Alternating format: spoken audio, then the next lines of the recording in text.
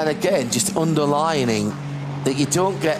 You know, when most people go to work, you sort of wander in, you put your jacket over the back of the chair. That's a very good point. I'll make myself a cup of coffee. Oh, and then you see Dave. Hello, Dave. How did you do at the weekend? Oh, yeah, I was... Quick chat by the water cooler. Yeah, have a cup of coffee. Mate, a cup of coffee, Dave, while I've got the kettle on. Ah, yeah, absolutely, mate. See the football scores? Yeah, absolutely.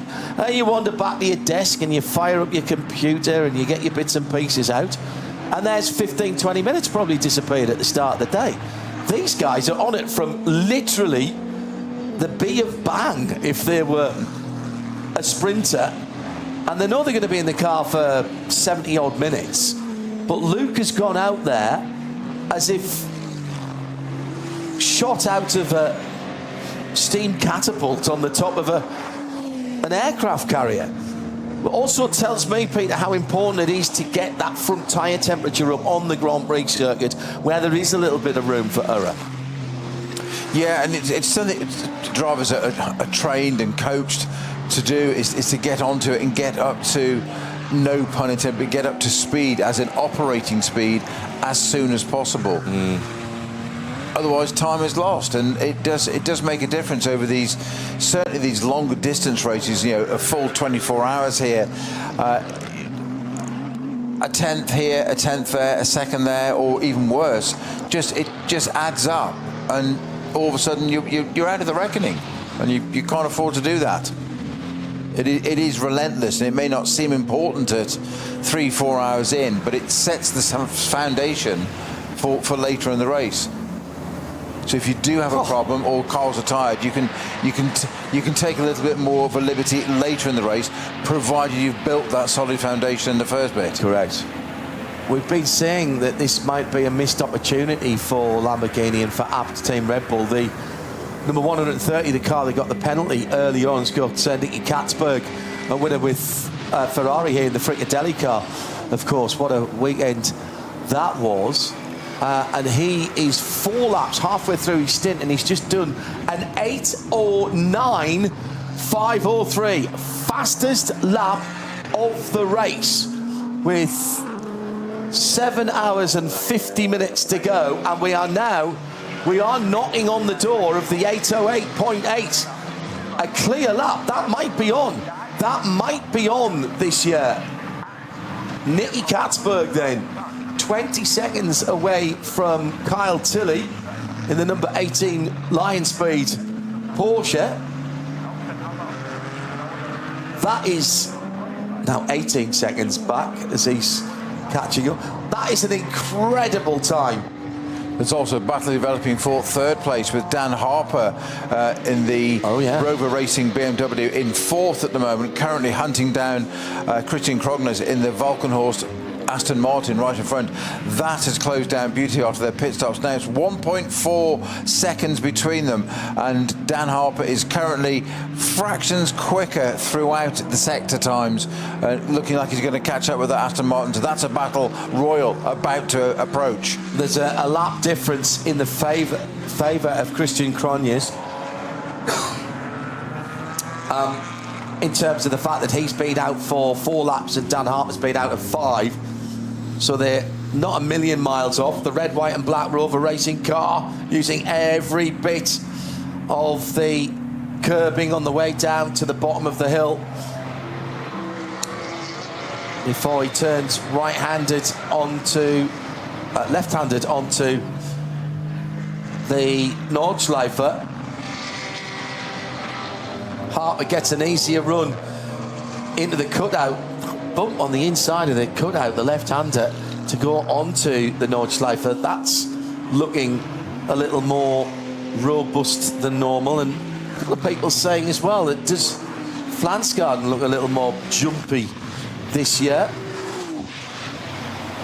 Hello to Glenn. I have my 56th birthday on the 19th of June and his 35th wedding anniversary in August.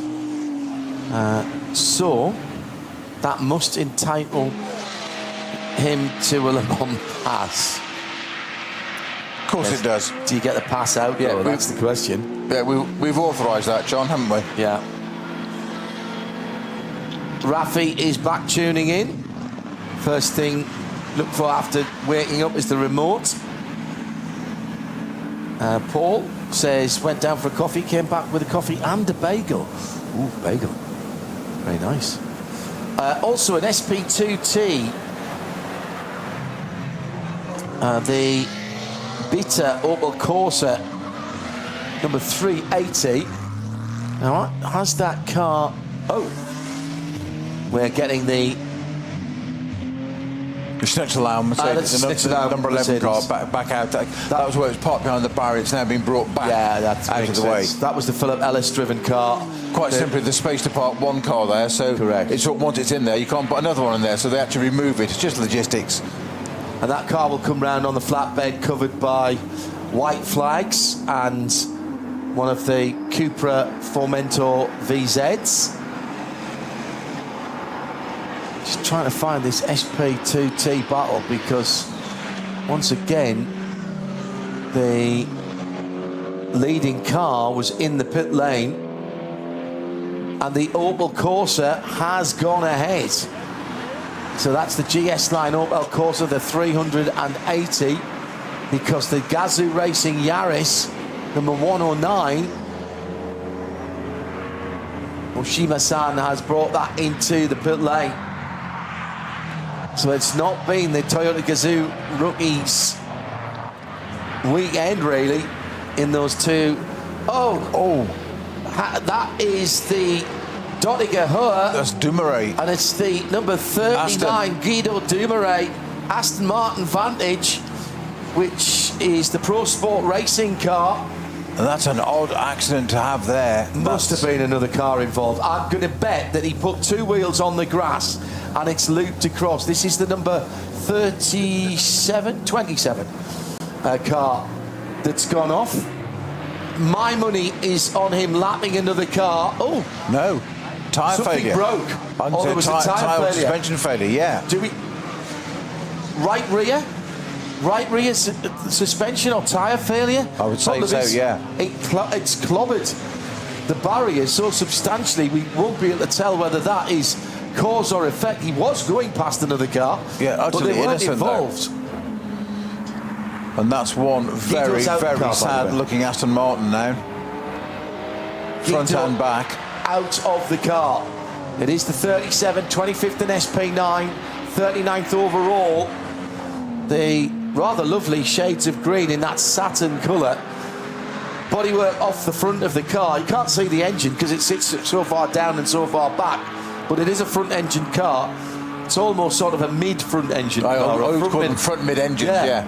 Well back behind the front wheel lines. And almost below, when the top of the wheels, the tyres are above the engine. Above the top of the engine. Ridiculous. It's unbelievable. How do they do that? I know. So that is a V8, of course. We can pick the bones out of this again. He was passing another car, but never got anywhere near it. Coming up to that little rise, and it starts to wiggle, and then it's gone. Yeah, you're absolutely right, John. Something in the rear is broken or a tyre's gone down. But I think it looks almost like a suspension failure. But so absolutely destroyed that car and giving us a code 60 onto almost the end of the Dottinger, hasn't it? And Fabi Schiller goes through and has lost a bit of time there because the leader was ahead of that accident. So that'll put more time. Not that much, but a good 5 seconds there lost by Fabi Schiller. Nothing to do with him. We saw it earlier on, didn't we, with the number 3 car that's leading now. It was... Who was it? It was Gilles Gounon. Gilles Gounon got stuck in behind the Dacia Logan, which didn't speed up to the 120k when it could do, and he lost better part of 20 seconds in a very short time indeed. So now 20 seconds between the two leaders. Toyo tyres in. Tim Sandler brought the car in. And another puncture. Left front for the VW Golf GTI Club Sport. That's another SP3T car, the number 10. And they've been going pretty well as well. Now this must have happened right at the start of the Grand Prix circuit, and he's doubled back into the pits. Smart move for the driver of the number 10. Those Golf Club Sports are very quick indeed around here. Did not go out onto the Nordschleife, rather sensibly doubled back in, so he's lost the first part of his lap. It was the Max Kreuzer racing car that we're talking about. That car is 4th in class, and next time around, the Asbest Racing Golf 7 GTI TCR, the number 800, that will, I think, take that position. Certainly they'll be back on the same lap. It's Tim's, that drops down. Didn't need a lot of fuel. 50th anniversary of GTI. Marshall's back out on the circuits. Cars slowed down well in advance of the incident for the Pro Sport Aston Martin. Opportunity for us to say thank you to our marshals again. Long night for them as well. Cold night for them. Plenty of layers of clothing, that's the key. That Aston is going to need, I don't even think that will tow, Peter. I think that's going to need a lift. Not in the slightest, no. Yeah. No, there isn't a wheel pointing in the right direction on it. I'm not sure if the right rear, if the... It looks like the tyre's still in one piece, actually. It does, but the angle of that wheel is completely wrong. I'm not sure if it actually collected the barrier, so it's a result of the accident damage. It caused an effect there, John, as to what that did, but it's taken the front end completely out of it, and that's a massive rebuild of any racing car, that is, when you get an impact that high, when it just pops left into the barrier. Just watching that little bit of footage back we saw of it, it just sort of, you say, it was almost like an instant deflation of tyre or suspension failure, because it just went left, right, and then just gathered momentum and it was in the wall. Totally innocent and nothing the driver could do, unfortunately. No. I mean, you're flat out there. You've been flat out for probably 15 seconds already. It's not a gear change spot there. No. So he would already be up into top gear, I think. I was just wondering if something... No, something at the rear's failed on that. Yeah. I just wondered if it was predicated by a gear change. Right, battle for a position, and it's a significant position on the Grand Prix circuit at the moment. The third on the box is being held by Christian Cronjes and the rest of the Valkenhorst Aston Martin racing team with the Vantage Evo. Doing a great job, because they didn't get the best balanced performance for this event. No, well, they were changed in between qualifying and the race. One of just a couple of cars to do so. Very unusually, actually. I think it's not a matter of if, though, for Dan Harbour. It's a matter of when, isn't it? He's there. He's right there, Dan Harbour, in the red, white and black, number 99. The AMGs didn't get anything. I know there were some reports about that. They were quite clearly incorrect. So either somebody read the wrong sheet or an old sheet or whatever, or were deliberately trying to stir things up, which there's been rather too much of that this weekend. If there's one thing I don't like about having Max Verstappen here, it's the polarisation of one or two people. If you don't want to come and watch and enjoy motor racing and endurance racing here and just celebrate the fact that we've got 3 Grand Prix drivers in the race, one of whom is a world champion. If you don't want to see anything good, if you want to pick fault on either side of that debate, then either shut up or don't bother watching, quite honestly. There's plenty of Formula One fans who are here, who are learning, who've asked nice questions, who've been greeted by the motorsport community, which are a great set of people, and we are inclusive in endurance racing. And I really hope that Max wants to come back and do some more races either here or in other major events. He's a Ford-powered driver in F1. Ford Racing have got some very exciting plans to come. I suspect he was almost in a Ford Mustang rather than the AMG. I feel the hand of Toto Wolff in that somewhere, and that might have been for completely different reasons, but that's just my speculation, doesn't it? Yeah, that's just my speculation. But if you don't want to just enjoy this whole experience, and as I say, there's fault on both sides, but it's very few people, I'm pleased to say. Please just don't try and rile people up. There's no point in it. We are all here.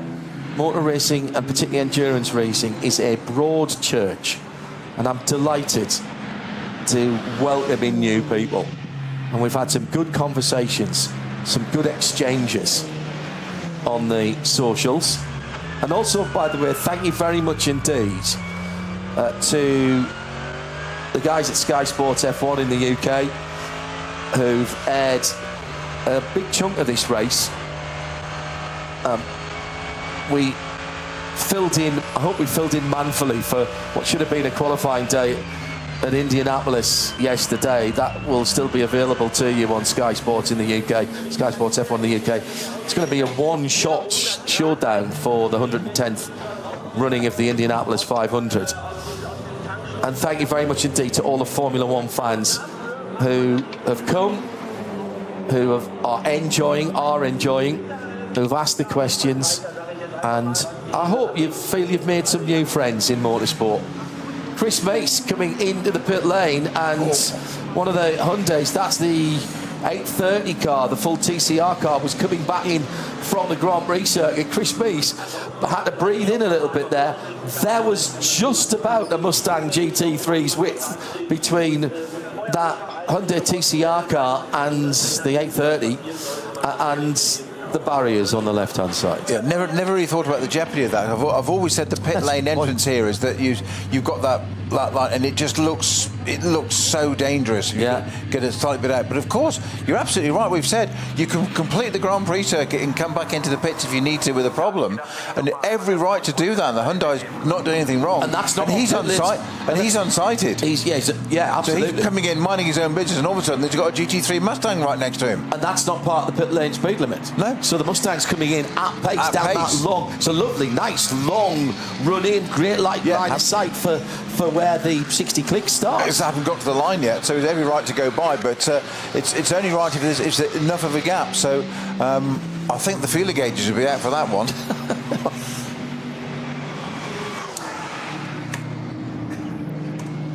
So Peter and I coming to the end of this little stint. Please don't quote me out of context and say I didn't like Max being here from what I've just said. Listen to exactly what I said about that. And again, welcome to all motorsport fans of whatever flavour. John, just look at this. Look at how close before we go off air and hand over to our next pit crew, as it were, or booth crew. Look at this between Dan Harper and Christian Grant and he's using that traffic. Dan Harper, a little look down there, trying to squeeze through the gap of the Aston Martin. He's trying to create. He hasn't quite yet done it, John.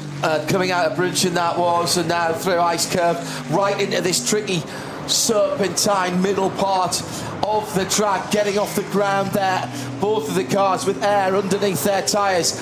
This is fast, this is very quick indeed. You're building speed and starting to drop downhill through Flansgaard and the Stefan Beloff S's, and it's come alive again. Just one lap between these two in terms of their pit stop strategy. So really, they are battling, and this is for third place.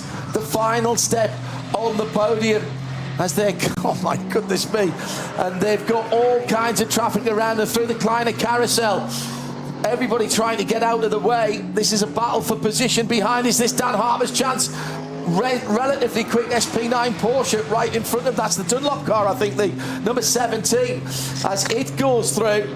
And now on to the long Donninger Hall. They got reasonably, I think they were reasonably sensibly placed as they came out, but Harper, I think, has been caught behind the other car, and now they're into the slow zone. Double waved yellows is 120, is 60. The single yellow was 120, and then the code 60. Yeah, golden opportunity to capitalise there on the dotting Hoer.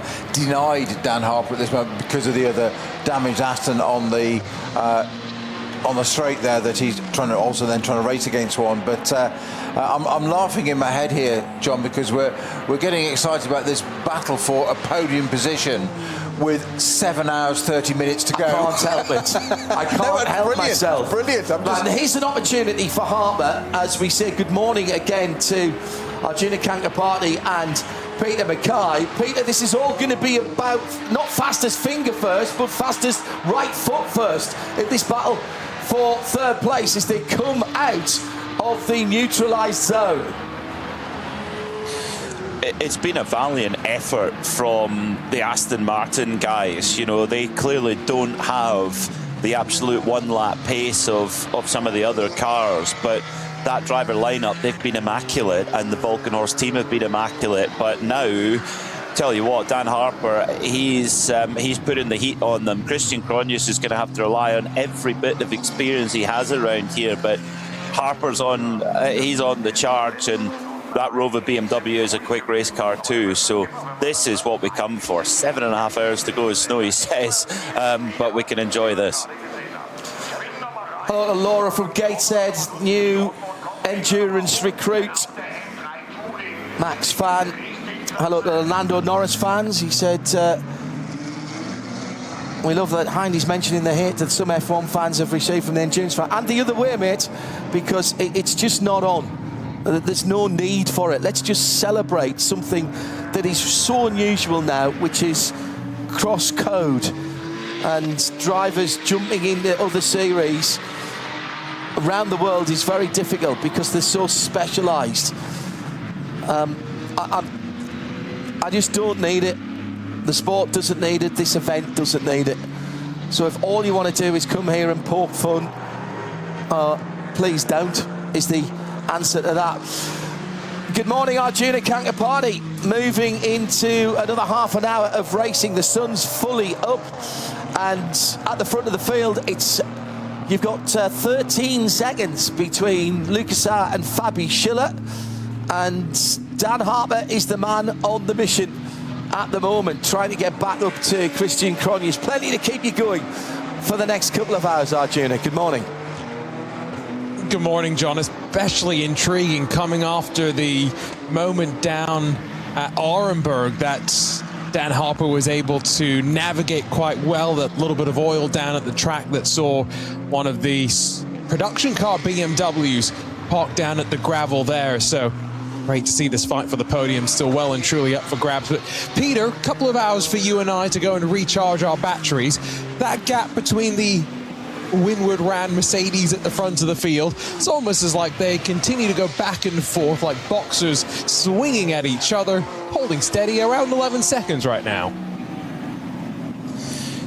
The gap is coming down. Fabian Schiller in the number 80 Ravenol car, the Windward AMG, he's on it, really trying to make the most of it. He's just taking a couple of seconds actually out of Lucas Sauer through Sector 7. This race is far from over. This is often where the pin has been pulled from the grenade, and when it starts to fizz, ready to explode at some point. And this is the first part of it, the battle for the podium. You can't give the guys in this Aston Martin enough of credit. They have clearly not got the one-lap pace, but showing you that execution goes a long way. And Christian Cronje is doing a superb job right now, keeping Dan Harper at bay. And you could actually say the same about that 99 Rover crew that Dan Harper drives with, that they've not had the ultimate pace, certainly of the Lamborghinis or the AMG, but they've kept the mistakes away. Speaking of AMGs, both the leading cars in for Windward, for Verstappen and for Ravenol. Lucas Sauer hits his mark in the pit lane. No rush, of course, because you've got that 3 minute 17 second minimum pit time. Lucas Sauer is going to stay on board by the looks of things, but we're going to see a change in the Ravenol car. This has been the order of things for several hours now. Fabian Schiller will get out, and you've got an embarrassment of riches in both of those cars in terms of drivers providing relief and a rest for the outgoing driver. In the number 80, you've got the choice of Maro Engel, Maxime Martin, Lucas Stoltz, all to get in there. I'm going to guess it was Lucas Stoltz, Arjuna, because he's a fairly lanky chap like you. I'm just waiting to see the helmet and maybe a couple of the details there that can help us out. We were talking about this in the night hours. You want to try and have drivers all of similar statures, but in the nature of endurance racing, you're not always going to find 4 drivers of identical proportions. A couple of minor things that the Windward crew were attending to on the front of the Mercedes AMG, lifted the bonnet and you saw the screwdrivers at play. I wonder if that was them just cleaning out the radiator. I did see through the night there was extra bits of tape being added, and that's what the Windward crew are doing to the number 3 Verstappen racing car. Don't need to have all the airflow in given the cool conditions that we have, so blocking off some of that radiator to help run the engine maybe at a slightly higher capacity. But one thing that I'm just thinking about, 7 hours to go, you know, these teams are now starting to strategize for their driver changes to the checkered flag. I look across at both Windward cards and I would say, Peter, and I don't think I'm going to get much argument from you here, I think Verstappen's the quickest this weekend amongst them all. And if I'm planning out for that number 3, I'm putting Max into the checkered flag in those last 2 hours. I agree, because particularly the last few stints during the night, the lap times don't lie. When Verstappen went in, when he was in his second stint, Maxime Martin got in the car and he pulled 20 seconds out of him in 8 laps. That's the difference. He has been a revelation. It's the ultimate experiment, isn't it? Because this is a question that you can discuss and you could argue about, but most of the time you never really get the answer. You'd say, you know, if an F1 world champion came into the Nürburgring 24-hour as a rookie, how would they get on? And you'd get a variety of different opinions. But what is unfolding, and this incredible debut from Max Verstappen, is proving actually that they are incredibly special, the drivers in the Formula One World Championship, but he, I think, is an even more special case. Problem for an Aston Martin, it's one of the SP10 cars, is ground to the halt at Ice Curve, just coming out of Brunchen. The car is pulled over at the left-hand side of the road. That will require intervention. No such problem for the SP9 Aston Martin, holding on to third place right now. Christian Cronjes in the 34 Vulcan horse car doing a superb job to keep Dan Harper at bay in that beautiful white and red Rover BMW. It's the 169 door Aston Martin that was pulled to a halt. Behind the wheel right now is Roland Waschkau. So hoping they'll be able to fire that car back up and continue rolling, not far away from the end of the lap, back towards the long 1.5 odd kilometer run. Still going to be interrupted though with the number 37 SP9 Aston Martin. Recovery work almost finished as this battle 1 lap later rages back for the third and final spot on the podium in SP9. I wonder now, if you are in the Dan Harper camp, how aggressive are you going to be, knowing that we've got a few of these slow zones, 2 around the track, 1 on the Dottinger, 1 at Brunchen, and plenty of traffic still that's interrupting these battles, Peter? Yeah, that's true. Actually, the Aston Martin has got going at 169.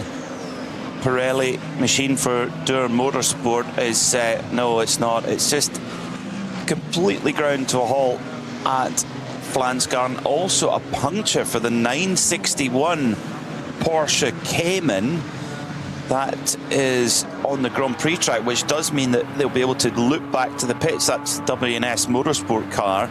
So lots of things happening, and the thing is, these things like punctures, Arjuna, there is no reason at all that they can happen to any car. Now, you know, the puncture gods do not care if you are an SP9 car or if you're a lower class car. And we've had lots of cases with, you know, fluids on the track as well, and goes before the night, during the night, and after the night as well. It's been a difficult race for some in terms of the slick conditions that they have been encountering. There was a portion of the night where we went a solid, I think, 2 and a bit hours where slow zones were just rotating around the track as down to pit lane for the BMW, as we see, I think that is another 8-lap stint for the number 99, so I think that's right on cue. Yep, it is indeed. Into the pits then, Rover BMW, who won so emphatically last year after that battle with the Manthey Grello car. Dan Harper looking like he's going to jump out. The white, blue and red helmet. He'll get out the way and swap over for Max Hesse, his long-standing teammate and flatmate, of course, just down the road. Of course, part of the BMW Junior setup, along with Neil Verhagen, and that program with that they put those 3 young men through an overall professional factory driver school, if you like, focused around racing right here at the Nürburgring. And it's given results here at the Nürburgring, but also all around the world. I think one of the most successful junior programs we've seen.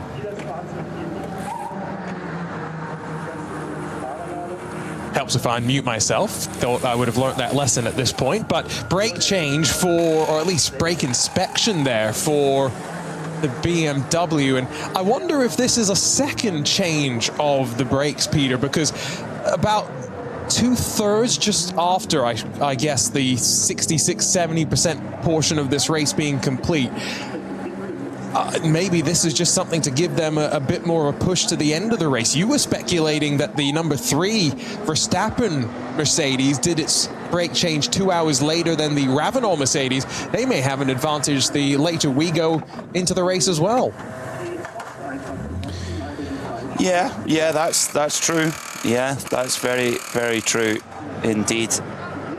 Of course, the minimum pit regulations here at the Nürburgring 24-hour mean that on the very last pit stop, the further into the race that you pit, or the closer to the checkered flag that you pit, the shorter your minimum pit time will be, and we'll keep a close watch on that. I know that Johnny Palmer's got the sliding scale table at the ready to take you to the finish. Thumbs up from Max Hesse on board the number 99 Rover BMW, ready to go. And now just waiting. We've seen different teams with different methods, but for the most part, it's an iPhone and some sort of countdown timer that they're using to send the cars off, because such is the pit stop time. You can get your actual service done before you really need to release yourself. And what you will see as well, the pit time includes your transit through pit lane. You're not going to see the team necessarily have to wait all the way to 0. They will far off and away, and as long as they cross the pit exit line beyond that mandatory pit time, it can be 1/10, it can be a couple of seconds. You decide how much threshold you want to give yourself. That seemed pretty close, but the BMW crew probably had it sorted out, and the Rover Racing BMW fires itself back onto track. Looking like it's going to be a long shot for Rover to defend their title this year. The number 1 car certainly will not, but with the sister car in the mix for a podium position, but it's going to take, you would imagine, a problem for both of the front-running Mercedes AMGs, and right now they're looking so impervious to the pressure. It was Lucas Stoltz who got on board the number 80 Ravenol Windward AMG GT3. The gap at the last timing point, 13.2 seconds between those two leading Mercedes. And look at Engstler for the pole-sitting number 84 Red Bull Team Lamborghini is up into 4th place. Now the pit cycle is still sort of filtering around, but they are looking very, very good. I mean, on track there is no one to touch them really in terms of pace. On outright pace, it's Nicky Katzberg, the number 130 car, 809.5, getting closer to that lap record. 808 flat, the overall race lap record set by Daniel Kylvitz in the Wochenspiegel Ferrari. I did notice a picture shared by RSL's very own Carla Velti with a picture of the Wochenspiegel special newspaper being delivered, the race day newspaper being delivered on this beautiful Sunday morning. I love picking up a copy of the Wochenspiegel at the Nürburgring 24h, although I need to practice my German for next year, Arjuna, so I can actually follow what they write in it. Okay, that would be a nice thing as well to have. But I love those. I love all the programs that get put together. And I did see a picture of, it might have been this year's program, but it included some of the DNLS results and some of the storylines that were happening there. So great to see the virtual side of the Nürburgring competition represented there as well. I just wanted to highlight the DNLS for a second because we've talked about Max plenty and the attention that he's brought to this 24 hours of the Nürburgring, but he also brought plenty of attention to the DNLS when he ran a couple of races there a handful of years ago. And part of the attention that he brought, Peter, was actually for those that run in the DNLS, do a couple of races successfully, stay out of trouble, most importantly, with the race control team that they have there. That actually means you only have to do one RCN race to get your B permit, which may not seem like a big thing in the grand scheme of things, but that's basically cutting the process in half, recognizing the importance of esports and sim racing for drivers coming into the either NLS or the 24-hour race as well. So it's really cool to see the things that Max has done across of Nürburgring, both virtually and in the real world as well. And I think that's a legacy that has far-reaching consequences, because there are tens of thousands of sim racers that race on the Nürburgring every single day. And isn't that a cool thing? And compete against others. And when you get to the top level of virtual motorsport in the digital Nürburgring Langstrecken series, which has, at the top category at least, a mandatory real-world driver that has to be in the team, that is a cool experience also. But, you know, if you're a sim racer and you're able to put together the package to go and do your Nürburgring permit for real and get involved and race in the Nürburgring Langstrecken series, if you can do so with less races, if you like, that then makes it easier financially for you to make that step. So that gap is that link is so important. We talk about it regularly. Already the Dottinger Ho is completely cleared after that massive shunt for the Dumoulin Aston Martin, which appeared to have either a tyre failure or a suspension failure right in the middle of the Dottinger Ho at around 250 kilometers an hour. Already the recovery team have cleared everything up and the Dottinger Ho is clear. Into the pits comes the third place Aston Martin. So the Aston Martin with a lap better strategy effectively. Why is that? Well, because if everything remains the same between now and the last pit stop of the race, if the Aston Martin pits a lap later, they will have a shorter minimum pit time for that last pit stop. So they have actually got a little bit of time in hand here to that Rover BMW. And the way that the times work out, it's basically roughly I'm trying to be very vague here because it will really depend on how aggressively they are working through traffic. Code 60s will play its part as well. But roughly, for every minute you can extend at the end of the race, you reduce your maximum pit stop time, I should say, for the final trip down the lane by 3 minutes. So if you're able to extend a lap here, that's close to 24 seconds that you will gain on pit lane alone. And so then, as much as these two were neck and neck before the BMW came down to pit lane, it's now got to find about 25 seconds is what we're learning here, Peter, with 7 hours and 9 minutes left on the clock. However, you could make an argument that the Rover car is looking very, very pacey indeed, although they haven't been able to put that one lap together. On the fastest lap times, it's the 18th quickest car. 8:15 is its best. In fact, not even as quick as the BMW M3 Touring. In fact, the M3 Touring is the quickest BMW overall in terms of the best lap set. So it's they haven't quite had the same pace that they had last year, where they were really the dominant car, but that's just the way it goes sometimes. Speaking of fastest laps of the race, the leader in Cup 2, the number 900 Black Falcon car, they've just set the fastest lap of their race, an 8:30. That is a seriously quick lap in a Porsche Cup car. Nowhere near the aerodynamic performance of the SP9 cars. Although that said, I tell you what, Arjuna, when the new evolution of the Porsche 911 Cup comes, I would think that the lap records in that class will tumble very quickly indeed, because that new evolution that's been racing in a few different championships this year in America and in the Porsche Super Cup, that new generation of Porsche 911 Cup will extend that pace even further. It's got all sorts of improvements, mainly at the front end, which really make the performance a lot closer to a regular GT3 car. And, we've seen that in the 4 championships that it's running right now: Carrera Cup North America, Deutschland, and Asia, as well as, of course, the Porsche Mobil 1 Super Cup.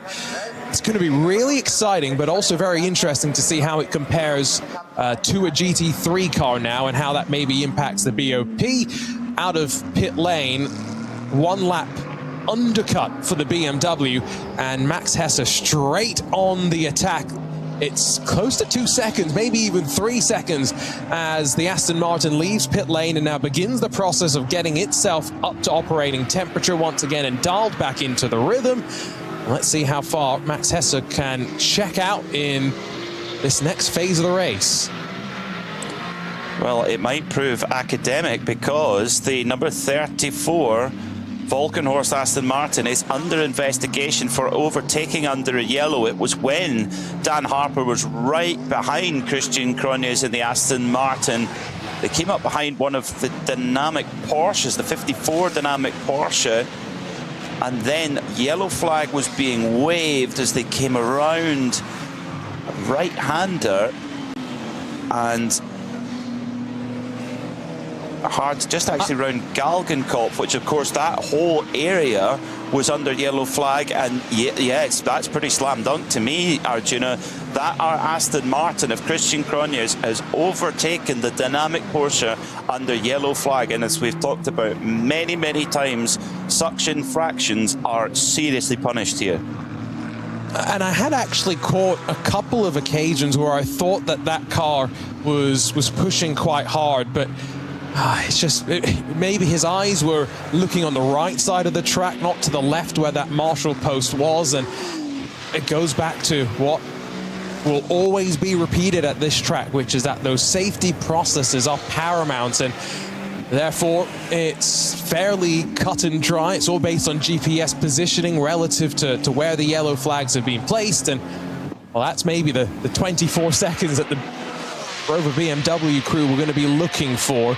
Although our team down on race control, fortunately, not having to take away a Nordschleife permit like they've already done this weekend. If you are too fast through those zones, if you're a bit too egregious in your infraction, it's no issue for the organizers to say, come back and start from scratch and go through the permitting processes once again. At the front of the field, the gap is piece by piece just starting to erode, with Lucas Stoltz being purposeful behind the wheel. Then 8:14.6 last time by, 8:16.8 last time by for Lucas Auer in the lead of the race. So the gap is down to 11.8 seconds. We're on for a battle here. I think over the course of the next couple of hours, Arjuna, we are going to see those two Windward cars back again together. And when they do, or if they do, come back together on track again, how is that handled? Can you, if that is the case, can you imagine the discussions behind the scenes between Verstappen Racing, between Windward and between Mercedes-AMG themselves at the corporate level? Wouldn't we love to have a fly on the wall in that room? Well, the truth serum would come in handy, that's for sure. Well, Fabian Schiller about 15 minutes ago did say that everything's going to plan.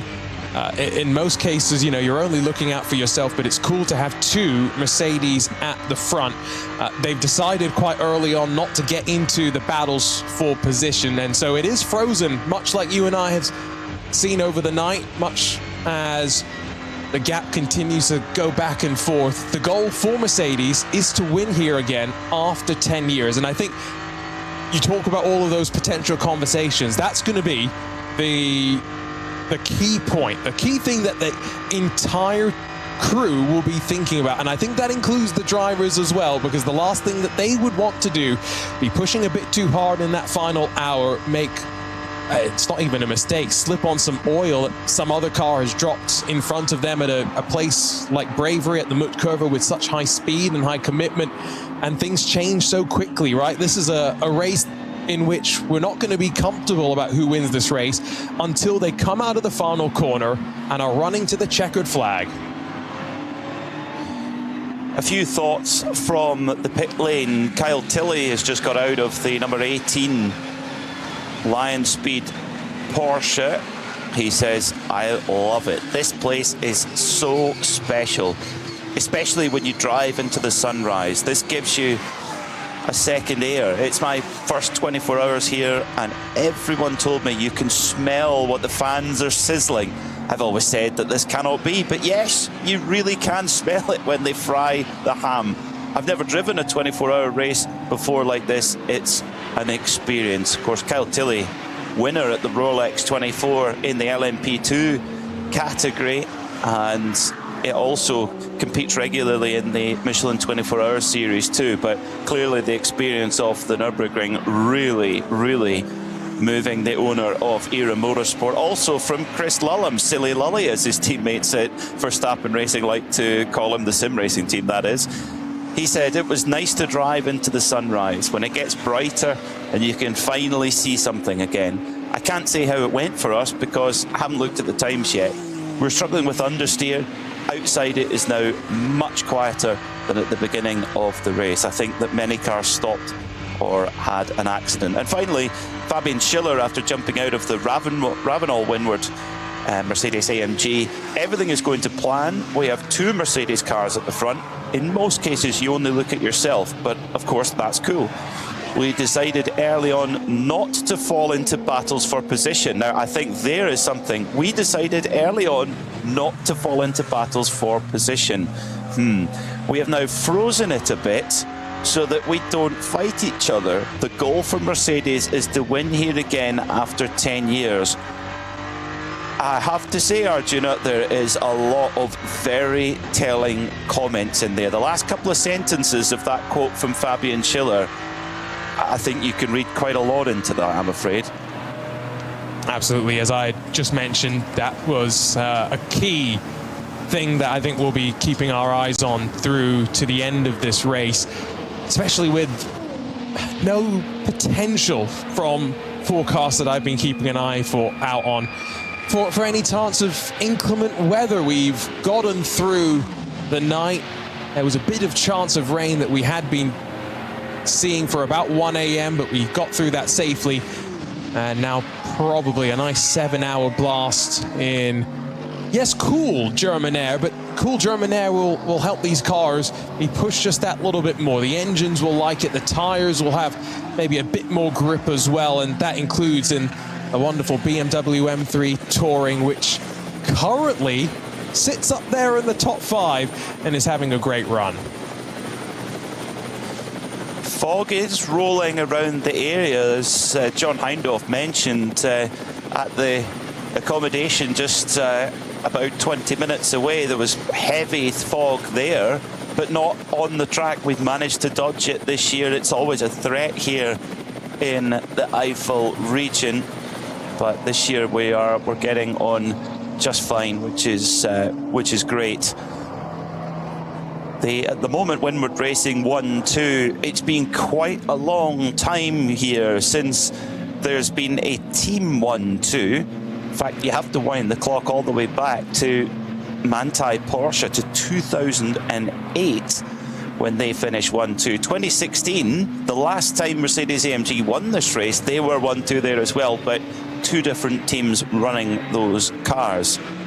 At the moment, everything is pointing towards a Mercedes-AMG 1-2, but the question is, which of those 2 cars will it be? And we've pondered the pace difference between the drivers in those cars, but I think overall, on balance, Arjuna, there is hardly anything to separate the 2 of them. And when you digest Fabian Schiller's comments in the pit lane a few moments ago, potentially there's a reason for that closeness. Exactly. No, we'll wait to see at the end how aggressive they want to go. But I think it's not just the fact that this is 10 years on from that last victory here, but I think the other part of it, Peter, is this is now part of the Intercontinental GT Challenges, working through traffic. The Rover Racing BMW through the Vidal chicane gets slightly pushed out wide. That's just the nature of racing sometimes. I don't think anyone put a foot wrong necessarily. It's cost Max Hesse some crucial track positioning right now. Drop back behind the dynamic GT Porsche, although very quickly the car that's a lap down drops himself back in. The Porsche Cayman a bit slow on the apex of the corner, and Max Hesse does a great job through the wet grass to hold on, Peter, and avoid spinning and getting that car bogged down. It's so dirty offline at the Vidal chicane. Max Hesse had to just adjust his line late, and that put him onto the marbles, and there was no chance of holding it, and then bounds over the grass. The rear is coming around. He holds it well before he's even on the grass, then jumps over. Well, BMW have turned the M4 GT3 into a estate car. Well, maybe next up it's the BMW M4 WRC. We'll just turn it into a rally car. I don't think there's anything that they can't do, but Max Hesse was giving it its first test there. Luckily, without any further incident, but that's the last thing you need. This is with the weather that there's been at the early point in the race, the wet times through the qualifying sessions, and the high amount of attrition we've had, the track is incredibly dirty after just over 17 hours of racing. So, if you're Windward Mercedes with 2 cars leading the race, every single corner, every single 50-50 moment in traffic is a potential banana skin to take away a victory. So that the pressure on the drivers is massive to negotiate these situations and to get to the end of the race without any further incident, because if they can do that, they will be rewarded with that 1-2. And Peter, I'll go back to what I was just saying about Intercontinental GT Challenge quickly before that BMW was pushed off the track. I think this race has taken on increased significance for the manufacturers, and that's also why the Mercedes 1-2 may not be tested too much, and that battle may not be too intense until the end of the race. Mercedes won at Bathurst, and so they take the championship lead into this round. Porsche second, BMW third, and Ferrari, by the way, all the way down in 8th position. It was not the easiest of runs at Bathurst. We've got the 24 Hours of Spa coming up, trips to Suzuka and Indianapolis later on in the year as well. But for the manufacturers, that's a championship that they very much want to win. Mercedes, the last time that they came out on top was back in 2023 as well. So these are all different factors that are going through those conversations that you referenced slightly earlier, and I think what Fabian Schiller was alluding to on pit lane as well. And don't underestimate the value corporately to each of the German brands when they walk into the boardroom on Monday morning. You can be sure that if there's a win, the sporting director or the motorsport director, if they're asked to report to the board, if you can walk in and say, we won the Nürburgring 24 at the weekend, the board will probably already known that because they'll see it on the television, but bringing that to the attention, it really means something. Corporately, the corporate pride of being able to say that you went to the Nürburgring and beat your domestic rivals. It is a very competitive car industry in Germany. Some great marks, you know, Mercedes AMG, BMW M, Porsche, etc., Audi, and so on. And if you can go there and grab a win, it really, really matters. Lucas Stoltz now coming across a little bit of traffic, but traffic with a bit of a difference. The number 24 Lion Speed Porsche, which Lauren Heinrich put in a very quick lap behind the wheel a little while ago to be the quickest of the Porsches in the race, 8:12.5. That's still 3 seconds off the fastest Lamborghini. In fact, the two Lamborghinis really pace-wise have been in a different world. The fastest Lamborghini, 8:09.5 with Nicky Katzberg. The closest are the Ferrari, which is out the race, 8:12.5, and Lauren Heinrich in the Lion Speed Porsche, 8:12.5. The quickest of the Fords, 8:12.9. The quickest AMG, only an 8:13.4. So actually, on outright pace, the Lamborghini is 4 seconds a lap faster than the AMG, the two AMGs, which are out front right now. I think there is also an element of how consistent these drivers are able to be. Now, Mirko Bortolotti, when he was in that number 84, I mean, rapid fire lap times that also coincided, it should be noted, Peter, with the lifting of quite a few slow zones and yellow flags that included a couple interspersed on the run out of Bergerac up towards the Muttkurve. So there were some lap times as slow as 8:50s on occasions just before Mirko jumped into the car, but he was flying. Nicky Katzberg has been flying as well. Not sure that the entirety of the lineup has had the same luck through traffic to put themselves in that position. I think obviously the fastest laps of the Mercedes reflecting the lack of effort that they've had to make through the morning, not needing through happy hour to really fight against the rest of their competition, because third on back is still very, very close at this point.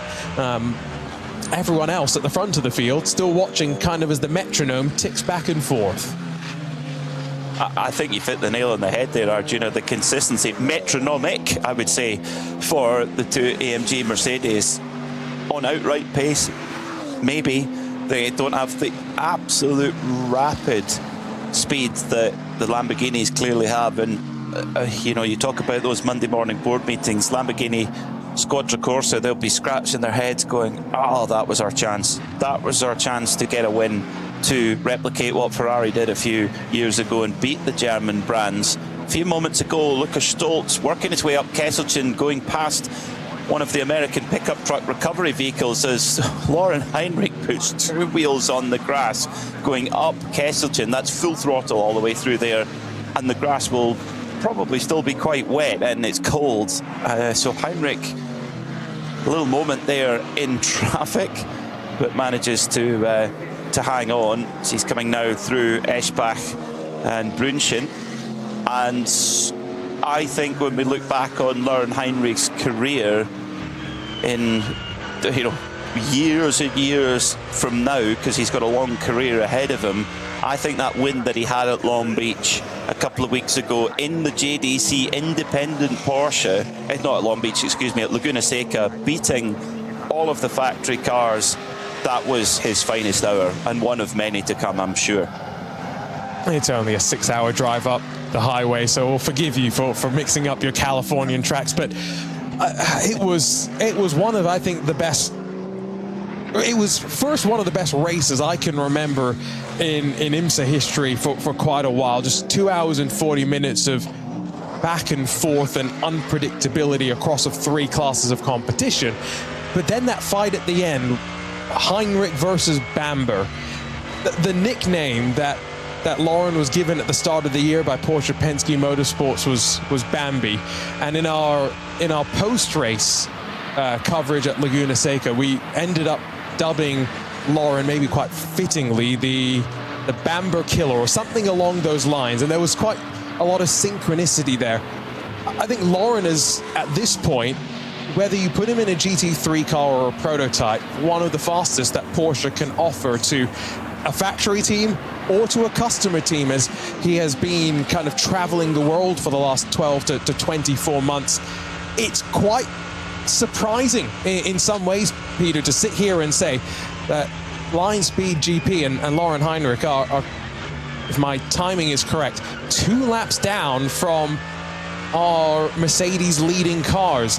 It's just, again, goes back to that metronomic consistency when there's been other teams struggling. That includes Line Speed not having everything go their own way. The 2 race leaders have been able to pick themselves out of any spots of trouble. I agree with you. I think Lauren, he is one of those guys that if you're a customer team, that's who you want to request, you could say. It's quite amazing, and I would think that he's going to be given the keys to the city in Savage, Minnesota, I think, where JDC Miller are based, because it will go down in legend after that performance at Laguna Seca. Unfortunately for the 169 Dur Aston Martin, the Pirelli branded machine, it's fairly undignified, parked up beside one of the many portaloos behind the barriers, which means that its day is over, unfortunately. What a pity. It must be agonizing. You get through the night, you beat all of that, you're nearly there, and then the car just grinds to a halt, nothing in your control, and that's it. It's endurance racing can be so cruel sometimes. Meanwhile, the number 99 BMW for Rover Racing has a bit of company in the form of the Lion Speed Porsche. Jake Hill getting a little bit of a teach behind Dan Harper in the BMW, excuse me, Max Hesse in the Rover BMW. In fact, almost going to make a move. Now, that's not for position, they are laps apart, but Jake Hill on his first Nürburgring 24 behind one of the top guys in Max Hesse. That Rover Racing lineup is stacked, by the way. It is really a top quality lineup of BMW talent, both slightly up and coming and established as well. Great opportunity for anyone to watch how one of those drivers works through traffic, works through the code 60 zones. And why do I say works through code 60 zones? Well, it's not just staying out of trouble, which one more driver has just had their permit revoked, by the way. That is the driver in the Gorian RT by Car Collection Porsche 911 SP9 Pro Am. Nathaniel Berthion becomes the 3rd driver, if memory serves, to find themselves out of this race. But Peter, you can gain time both into and out of code 60s. It's how aggressive can you be in slowing down and be right at that threshold? And then also leaving, how aggressive can you pick up the throttle and get back up to speed? And so those are all things that do very much differentiate the good from the great. So true. Yeah, maximising those in and out of Code 60s is a key part. I would say one of the most distinct examples of that in the past was when the year that actually that Scherer Audi won it 2 years ago, 2024, where we had quite a lot of interruption, unfortunately, with weather. But Frank Stippler in the Scherer Audi was behind a slower class car, but in a code 120, I think it was, and the car in front was not doing 120, it was doing more like 100. But of course, because they're under that code 120, you cannot overtake. And Frank Stippler, even over the sound of the 5.2 litre V10 behind him, he is screaming at the car in front. Of course, they can't hear him, but it's I'm sure it's on YouTube. Just type that general thought into YouTube, and that is the perfect example of it not being maximised. So and how on the limit the top SP9 guards are. They cannot afford to be off the pace at any moment. We're a little bit overdue for a class update, so why don't we look at how things are looking right now in SP9 and overall. It's Lucas Auer for Windward Racing in that Mercedes AMG GT3, the Verstappen number 3 car that leads by 13.9 seconds. In SPX and 4th overall, it's the BMW M4 GT3 Touring. Quite remarkable, based on the underpinnings of the BMW M4 GT3 and running at exactly the same weight and exactly the same turbo power. So before you say, it must be running way more power, it isn't. Mechanically underneath, it's the same. It's the body that makes the difference. Quite a job by not only the BMW M engineers, but the drivers and Yokohama, who provide the tyres for the car. Everyone in that operation has maximised every last detail, and you never ever know, they might just pinch a podium. That's on the cards with 6 hours and 43 minutes to go. Your leader in SP9 Pro-Am is the Black Falcon number 48 Porsche, which is driven by Dylan Pereira at the moment. Then in the Cup 2 category for Porsche Cup cars, it's the number 900 Black Falcon machine as the 84 Lamborghini, the rocket ship Lamborghini, has come into the pits for its next service. Driver staying on board at the moment. The leader in SP9 AM is Elliot Earhart for the Jutta Audi team car number 8 in 25th overall. Leader in Cup 3, the number 962. That is the W&S Motorsport Porsche Cayman. SP10 led by the Riller and Schnauk BMW M4 GT4 Evo, just ahead of the Hoffa Racing by Bonk Motorsport. Only half a minute between them at the moment, so it is close. 31 seconds at the moment, the gap in SP10. So that is game on, to say the very least. SP7 is led by Reiter Engineering and their number 91 Porsche 991 machine as the M3 Touring comes in for pit stop. Driver change going on. Ugo de Wilde getting out of that car. In SP4T, which was during the night a battle of the mechanics with the two leading cars in the garage, but it was the Subaru mechanics, the hard-working Japanese mechanics for STI, who have got that car back in the lead a few hours ago, and it is leading that class at the moment. In the BMW category, the car number 878 for SRS Team Sorg Rennsport, and a powerhouse of racing here at the Nürburgring Nordschleife. They lead that category at the moment. In the AT2 alternative fuels class, that's led by Ford Motors GmbH and their Porsche 911 GT3 Cup. In VT2 Heka for rear-wheel drive cars, that's Adrenaline Motorsport number 500. In V6, the Porsche Cayman S with a flat 6 engine in it, don't ask. Adrenaline Motorsport number 396 that lead that. Then, in the BMW 240i category, 3 cars all together on the overall timing.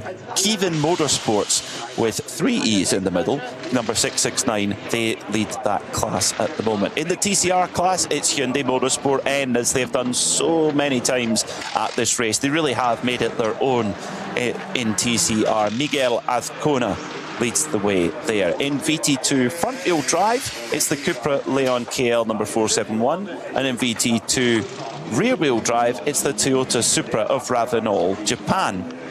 In V5, it's the Porsche Cayman of Adrenaline Motorsport that leads in that class, and SP3T, it's the Audi TTS Car 317. In SP Pro, it's the Manthey Racing Porsche 992 machine, 911 GT3 Cup in the pits at the moment, but leading in that category. Still, BMW 325i number 100 leads the way in that aforementioned class. 81 at the moment, Patrick Heusmann, Max Kreuzer Racing is at the front of that one. SP4 is led by the 152 BMW 325ci. SP8T at the moment is led by Dur Motorsport with their McLaren Artura Trophy, car number 59. SP2T is led by the Opel Corsa GS line. Now, important thing here is that car has Volker Streichek in the driver lineup, and if that car makes it to the finish in the lead of the class, Volker Streichek will equal the record for the most class wins in history at this prestigious event. 16 class wins if that little Opel Corsa can make it to the end. Any more classes to go? One more. SP3T, BMW 318Ti of E36 generation leads in the SP3 category. That is your class rundown. It's not just a book of stories, it's an entire library, this race, and that is why we love it. 159 cars started the race, many more still forging on, but it's Lucas Auer and Winward Racing who lead by 11.2 seconds. And one of the many stories diving down, you mentioned Volker Streichek. Well, he's not just in with a chance of tying that record, but he's also got the great chance, Peter, of racing one of the 2 BMW Z4s that's in the field. He's part of the WIS racing team powered by Koopman Racing number 40 as well. So pulling double duty, which there are a handful of drivers that have that opportunity, including someone else very lucky, Adam Adelson, who's lining up not just in one of our HWA Evos and the SPX class. No, he gets the drive in 2 of those great cars. Adam Adelson, a proper racer's racer. He's he joined the Wright Motorsport team a few years ago and loved racing with them so much that he bought the team and continues to race in the IMSA WeatherTech Championship with the team, and yeah, looking to take on the Nürburgring 24. And I mean, could you do it in a much cooler car than that? I don't think so. Into the pits, the number 24 Lion Speed Porsche after a fairly hair-raising moment for Lauren Heinrich. 2 wheels on the grass going up Kesselchen. All looking fairly standard pit service there. Car controller makes the universal spinning of the hand to say fire her up, get that 4.2 litre flat 6 ready to go. The turbocharged cars are allowed to leave their engine on during the pit stop if they wish. The naturally aspirated cars are not. They have to shut it off in the pits, and it fires up no problem at all. Ricardo Feller taking that car over. Ricardo, who won the race here a couple of years ago in an Audi. What a lineup. Lauren Heinrich hands over to Ricardo Feller. Lawrence Vantor, the 3rd member of the band, as it were. One of a handful of 3 driver lineups for this race. Most of our teams do end up with the 4 driver lineup, and yeah, it was just coming up out of Bergwerk. They'd passed one of the safety vehicles. Lauren had gone to the right side of the track, brings some of the grass and the dirt back on with him as they pass a silver and orange Audi TCR, but navigated through relatively safely, and light on fuel, maybe that helps him to avoid losing too much traction from sliding off the surface of the track itself. Few thoughts from the pit lane. Really interesting feedback from Marco Seyfried, who's driving in the number 30 Hankook competition car. Now, during the night, we spotted during one of their pit stops them taking a treaded tyre off the car in fully dry conditions and then putting slicks on. This comment from Marco maybe sheds a little bit of light on that. He said, I have to say I'm kind of lucky. I was allowed to take the start, I was allowed to go into the sunset, I was allowed into the sunrise. I think the main thing for our project is the amount of tyres that we will help to progress here. And we've now also tried out a few things in the race that we might not necessarily do now if it was purely about performance. The cold still caused us problems. We also have to do our homework. Nevertheless, we have slowly established ourselves here in the field. We make up positions from time to time, and maybe we'll manage to appear on the first screen in the end. Once I drove through an extreme cloud of smoke and thought, what's going on here again? But then I could tell from the smell that there was a hearty breakfast somewhere in the corner. Love it. Amazing. And not the first driver, by the way, that has mentioned that you can sniff the food being cooked up by the fans. It was Carl Tilley that had mentioned that he was smelling some of the sausages wafting, the aroma wafting out from the various spectator areas. He got very lucky. Drives the start, drives into sunset and sunrise. I mean, the only other thing basically missing is to drive at the finish of the race as well, but sounds like a slightly different race. That's, of course, the Hankook competition car, and you know, this being one of the few, and maybe the last major series in which there's open tire regulations, I'm trying to understand what benefit you would really get from testing an intermediate or even a wet tire. Whatever it was, it had grooves, that's for sure, but what you benefit from testing that on a GT3 car around the Nordschleife. But I'm sure there's plenty of data that they've been able to pick out from it, and I'm going to have to go and do some searching on that after this race, because now the curious side of me has been tickled. Well, think about it. You know, how many times do we see here at the Nürburgring 24-hour where there's maybe been rain and it's drying up, or it's going from dry to wet, and sometimes you're not on the perfect tyre. And in fact, very often you're not on the perfect tyre, and you have to compromise in certain parts. I mean, the 34 Volkenhorst Aston Martin got caught on pure slicks in the wet and had to tiptoe back. We've seen that several times over the years here, and it's brilliant data to know of how effectively the wrong tyre behaves in that situation and how resilient it is. And because Hankook, for them, they want to be supplying more teams with their tyres for NLS races, or indeed for the Nürburgring 24. So if that is the case, they have to advise their teams. If their teams are saying, what do you think? Can I put that tyre on? And they'll go, yes, we ran that tyre for 2 hours in the night at the 2026 Nürburgring 24-hour. Track temperature was this, ambient temperature was that, and therefore we advise yes or no. And that's exactly where the value is. And that's where, if you like, the really established brands have that edge of experience of what a certain tyre is going to do in a certain situation, and it's only really time on track. And there's testing and there's race, mileage, and race mileage I think has got to be worth double what test mileage is. That makes sense, and I guess that's also especially true for.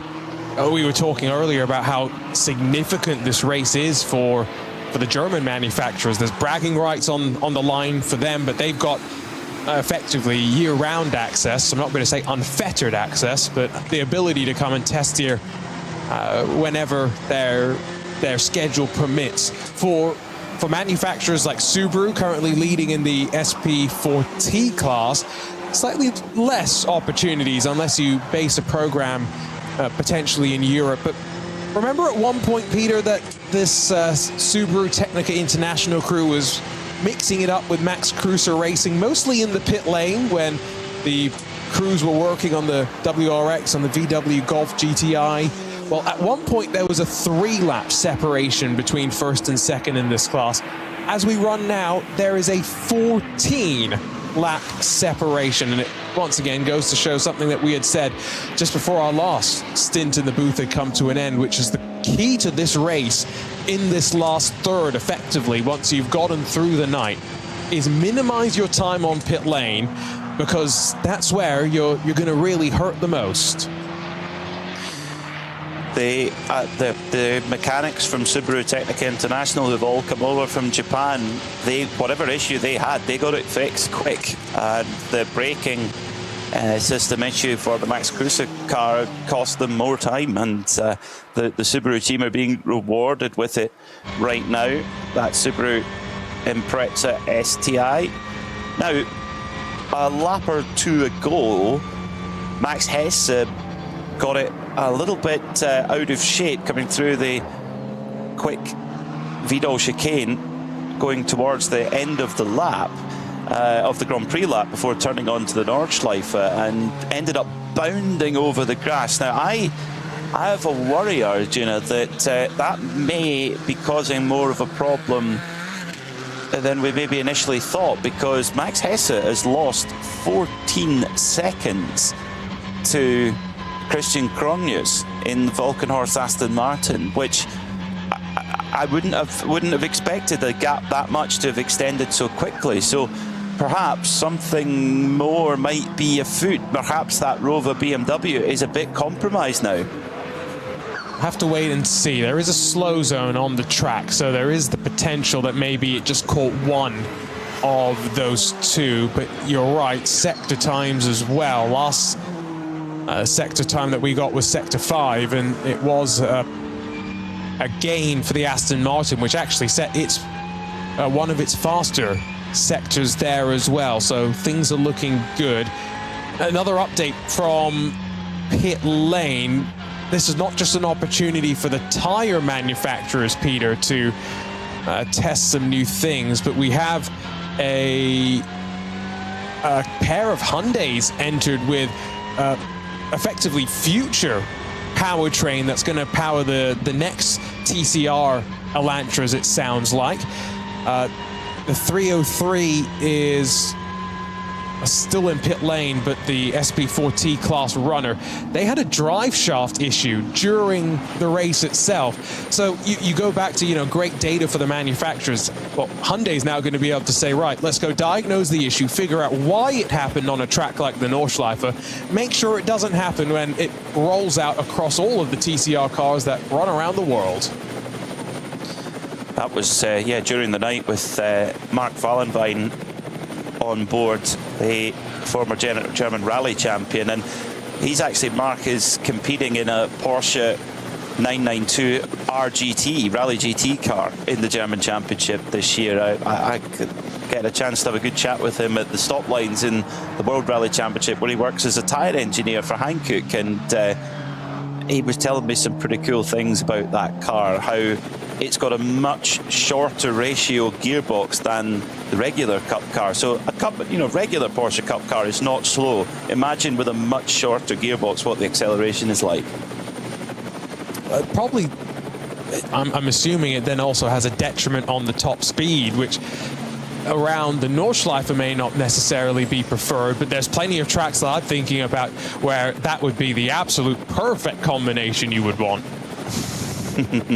Yeah, it's I think it can still do 200 kph, which is faster than a WRC car, and that's. But then probably the top speed of a 992 Cup is 280 kph. So it's the acceleration is massive. It's getting the power down on that car it could be the problem. So, but plenty of Porsche Cup cars in this category, in this race, as always, as there has been for so many generations here at the Nürburgring 24-hour. There's a whole class for them, which right now is led by Black Falcon and Team Liquimoly in second with their 902 car, and then Nick Saluski for Milner Motorsport is on the podium at the moment, third place in the number 918 machine.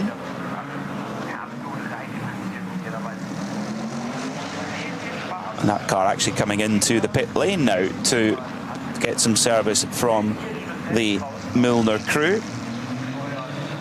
Busy event for them, Arjuna, with several Porsche Cup cars, but also having the 992 GT3R that they're running as well. I think there's 4 Milner entries across SP9, Cup 2, and even a Cup 3 entry as well. So probably a busy garage space for them. And a couple of things just to highlight if you're just joining us for the first time.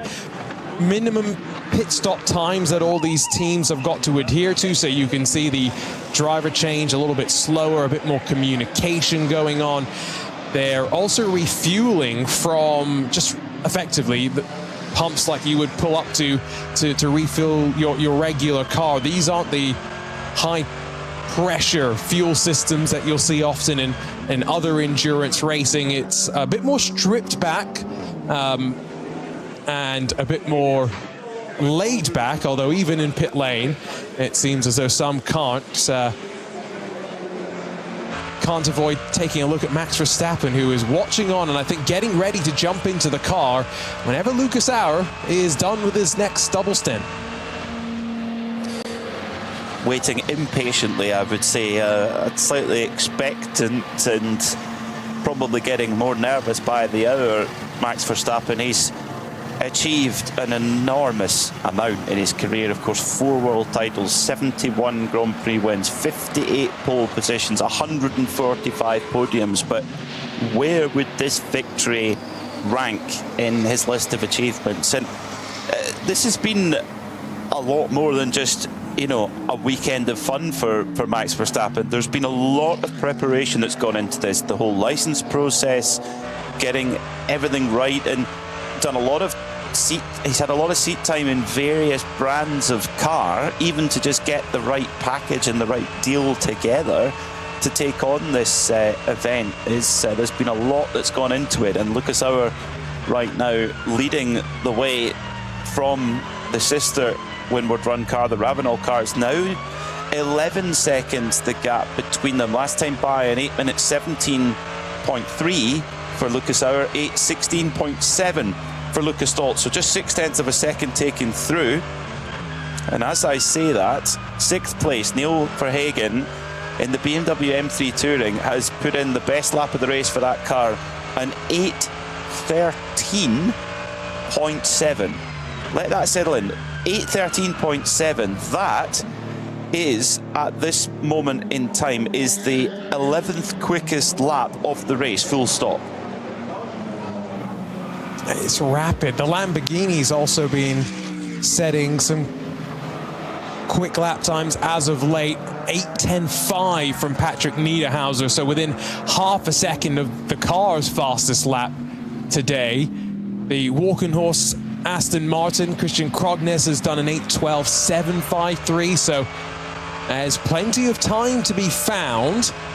Our race-leading pair still, though, punching in 8:16s and 8:17s, so not taking too many risks, keeping themselves out of danger. And I guess one thing that you don't really have an opportunity to clear up, because there is no full course cautions at a track like this, Peter, is offline. I can only imagine that the rubber, the debris that gets dragged back onto the track when there are covered cars maybe circulating back around, I can imagine that must not get cleaned up. So going offline here, especially the later we get into this race, it must get increasingly precarious for some of these cars to decide when to make their moves.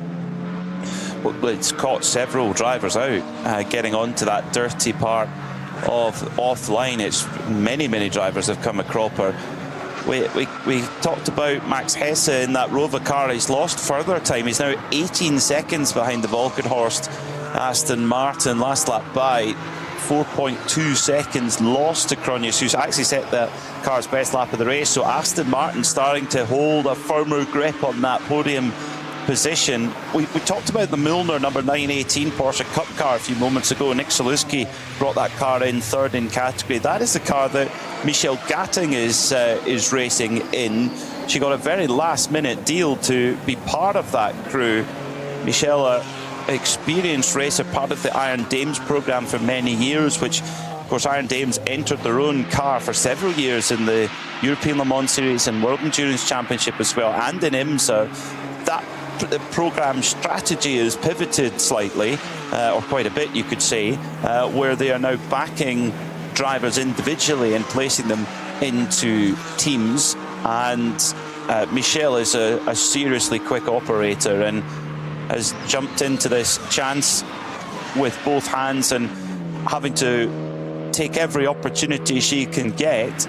And this is, I mean, a great team, good car, but a car she'd never driven before at this track. And what a challenge to be thrown into with the late notice deal, as you had mentioned. They're third in the Cup 2 class right now, taking the fight to the Black Falcon pair, running 1 and 2, so on for a very good effort as things stand right now. Go back, by the way, to what we were discussing just before, Peter, but yeah, the 8:12.753 from Christian Krognes that I called out, that's where I think the gap between the Aston Martin and the Rover Racing BMW has really grown from. I don't think that Max Hesser's really taken on any damage from sliding wide at the Vidal chicane. Instead, that Aston Martin setting its afterburners to maximum, and I think we're really seeing the maximum speed now of that car, with several other Aston Martin SB9s watching on from the sidelines. Been a difficult day for the manufacturer. Yeah, they've not really had the pace. I mean, coming out of the qualifying race weekends, the ideal lap time, by far the quickest machine coming out of that event was the number 3 Verstappen AMG. Their best lap time, or ideal lap time, if you put all their best sectors over the whole weekend together, they could do an 8:07.4. That was the absolute ultimate pace of the car. The Aston Martin was not even within 4 seconds of that. So they were not necessarily on the pace. It's been a relatively quiet race week, but you've mentioned a few times, Arjuna, consistency of lap times, and it's such an important aspect. You know, the AMGs, the 2 leading cars in this race, they are not the fastest on outright one-lap pace either, but you're so right, it's the consistency and the lack of mistakes that has kept them in the mix, and the reliability of these cars as well. The Mercedes AMG is a package that's so well known. You think of the millions of collective kilometers that these cars have over the course of the years and all the different customer hands they're in.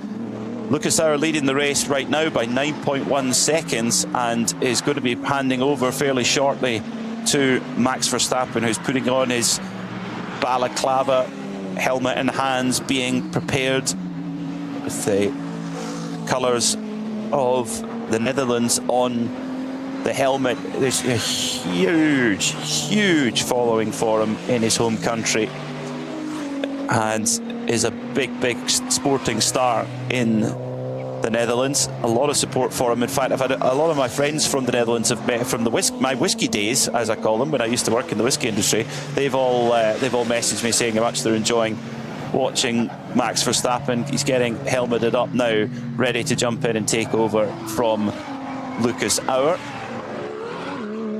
And they've been able we talked about his pace during the night, Arjuna. If he can bring that same pace out during the day, they could strengthen their grip on this race. Absolutely, and I would wager that coming in with 6 hours to go means that he won't actually finish this race off. He'll do a double stint, and that will be it for Max, but we'll see how things progress from there.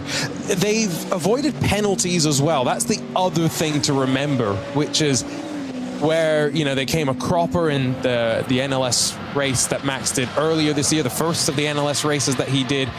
crossed the line in first, got the win taken away after one set of tyres used beyond the allocation, but that's a black and white set of rules.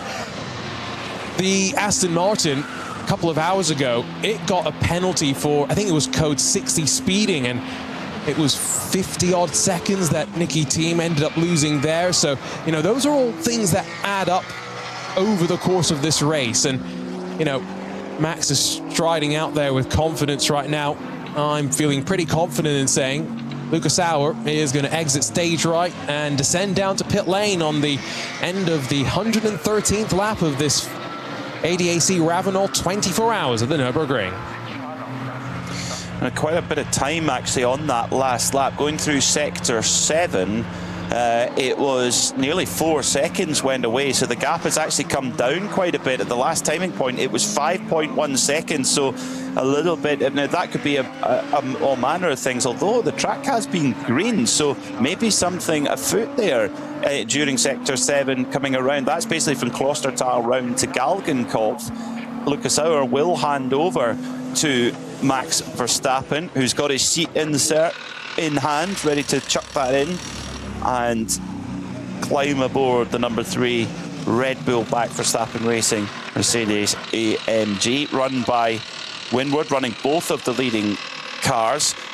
And we have a new fastest lap of the race. Patrick Niederhauser has just set, get this, an 8-minute 8.758 in that number 84 Team App Lamborghini. Quite remarkable. That's only 0.7 of a second off the race lap record. Are we, Arjuna Kankapadi, going to see that lap record, which someone said on these very airwaves, oh, that lap record from 2023, that's going to stay for years to come? I think it might have been me.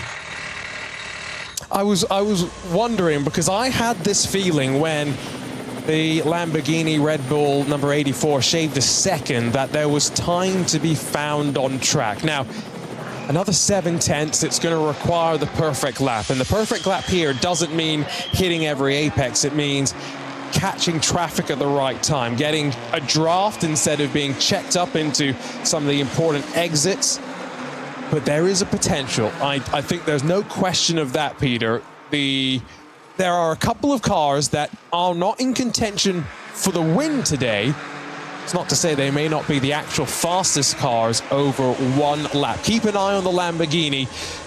Keep an eye as well. I think there is a bit more speed to be found in the second of the Lamborghinis, a bit further down the running order, which is 13th, Marco Mappelli at the wheel of the 130 right now. Well, you could, I guess, if you're out of the running for a good overall result, which you're right, the 130 Lamborghini for Team App isn't, you could make a point where to put a slightly more aggressive tyre on and go for a run and try and get that lap record. That's a storyline. That's something to take home from the event. But for the number 84 that's just set that fastest lap of the race, of Patrick Niederhauser, for them it's about getting on that podium, and they are getting closer and closer with every hour that passes, and all the pace that they're putting in. That's the kind of, should we say, the simultaneous story to the battle between the two AMG Mercedes at the front of the field. Max Verstappen on the move then in that number 3 Verstappen racing car. Lucas Stolt brought the number 80 Ravenol car in. We'll see who took that one out. Verstappen on to the track then in the lead of the motor race with just over 6 hours to go. Likely in for a double stint. May not get back in the car, but I just wonder if, depending how this double stint goes, that might be revised. Let's see. Lucas Stoltz does stay on board the Ravenol number 80 Winward Mercedes. A yellow flag being shown at the Ravenol corner. Marshall's post number 33.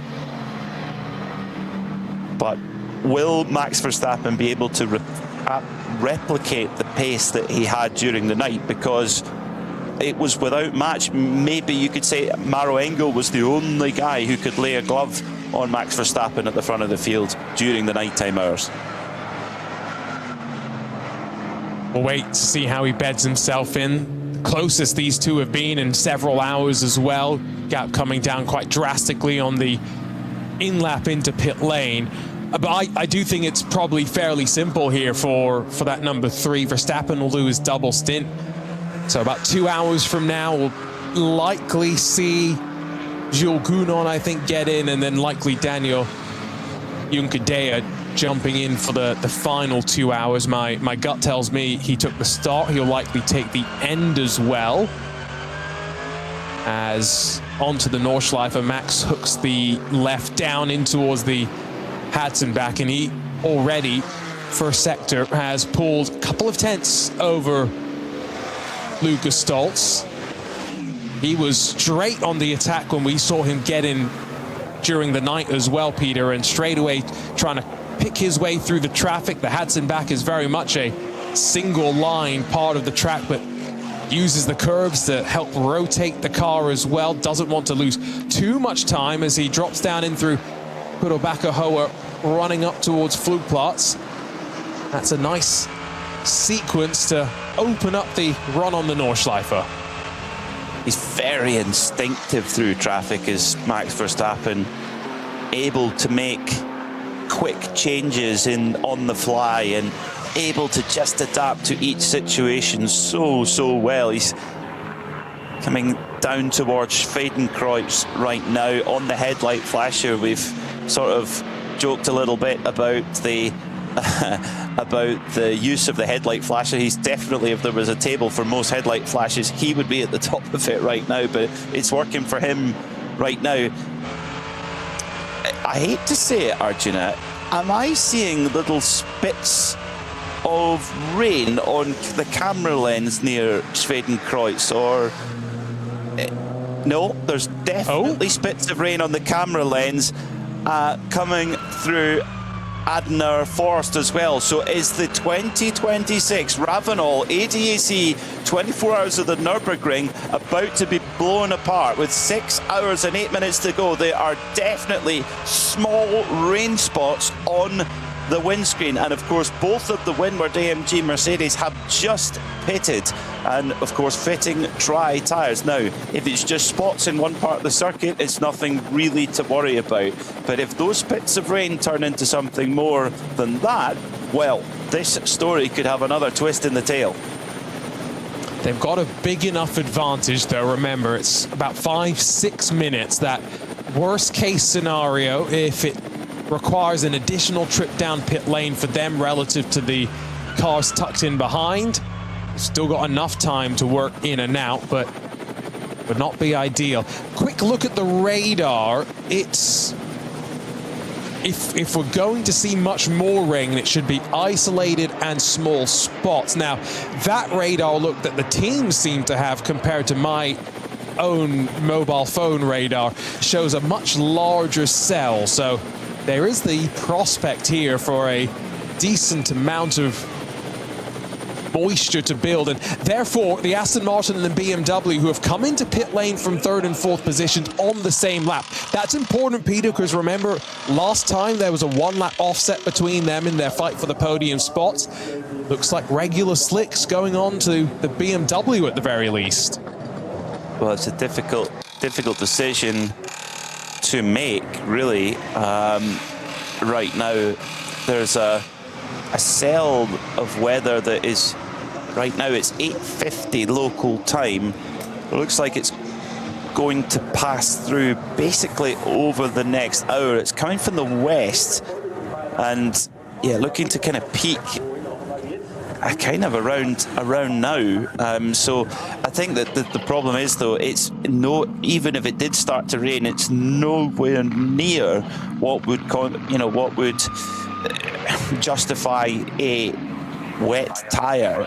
If you were maybe further down the order, you could perhaps roll the dice, maybe put a cut slick on, possibly. That is possible here. You are allowed to actually cut a pattern into a slick tire. Now, unlike the days where you could, get a a tire cutting knife out and do it yourself. That's not allowed. It has to be a pattern approved by a tire manufacturer and applied by the tire manufacturer. But that is an option. The cut slick, they've been used before at the start of the race. Then you have the drying wet that some of the manufacturers have. So right now it's got to be slicks, but the weather in the Eifel, it can change so quickly. And that's all those options. That's where the team working with the manufacturer becomes so important, because the difference between a cut slick and a drying wet, they'll both have grooves, but they'll be probably different in shape and size, potentially how much water they'll actually move. I say move, that's the wrong way to describe it, but help disperse as it runs through the tarmac.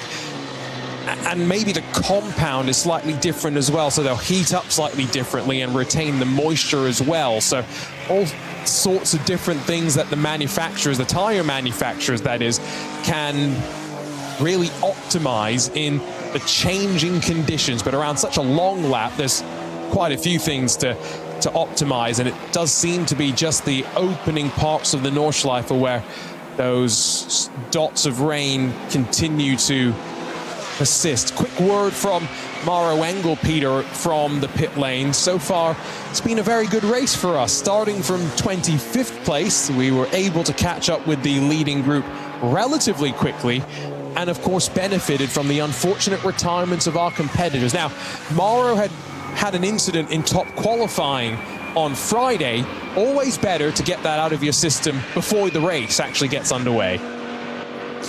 True, yeah, better to have it in the race. Coming into Schwedenkreuz, the number 85 Lamborghini coming into that area with those little spots of rain on the camera lenses at the side. It's just spitting with rain, spots of rain, which almost motorcyclists will know this one. The mental rain appears to be little spits and spots coming through Foxhole, which is quite rapid through there, going through the Foxhole, 275 kilometers an hour in a SP9 car. Not really where you want to be on slick tires and see spots of rain. The windscreen wiper is on at the front of the BMW M3 Touring of Neil Verhagen, and rain definitely starting to move on the windscreen of that car through the Foxhole, where you would normally be absolutely flat, 275 kph, and then up the hill towards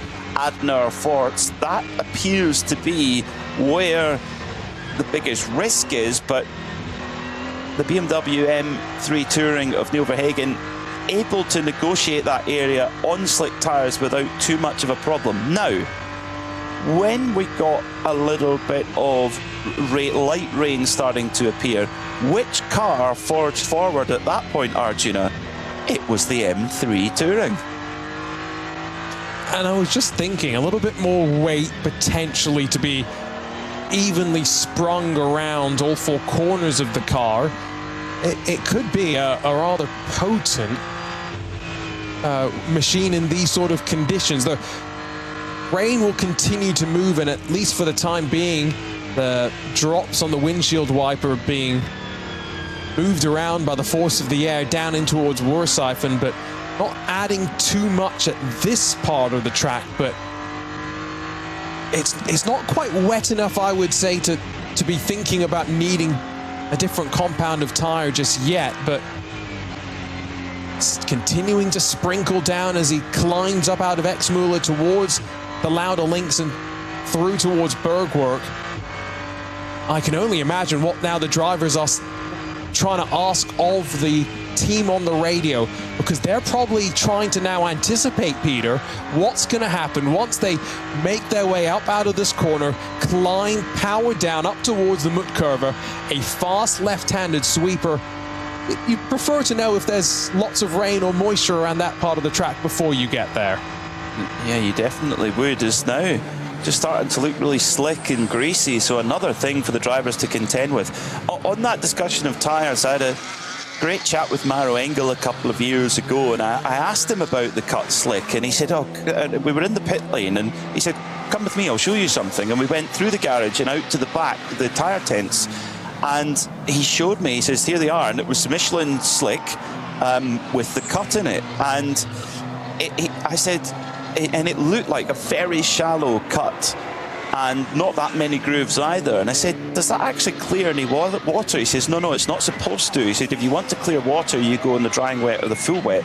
But he said, what it is potentially good for is if you've got damp patches, it just retains that little bit more temperature. So if you're on a slick and you go through a couple of damp patches, the tire temperature dramatically drops for that maybe short period of time, but it drops nonetheless. Whereas the cut slick actually maintains the temperature a little bit. So if it were to get worse, you could potentially run the rest. Now, whether it's the right tire or not, it's hard. It's hard to say. I mean, right now the Grand Prix track's completely dry. The sector times are looking good there. In fact, get this right. Sector 1, Sector 2 on the Grand Prix track. Max Verstappen, Sector 1, 0.3 of a second alone out of Lucas Stoltz. Sector 2, another 0.3 of a second. So on the 2 minutes or so of the Grand Prix track, he's taken 0.6 of a second. That is bolt-on lap time. But let's catch up with how things have gone so far in this one.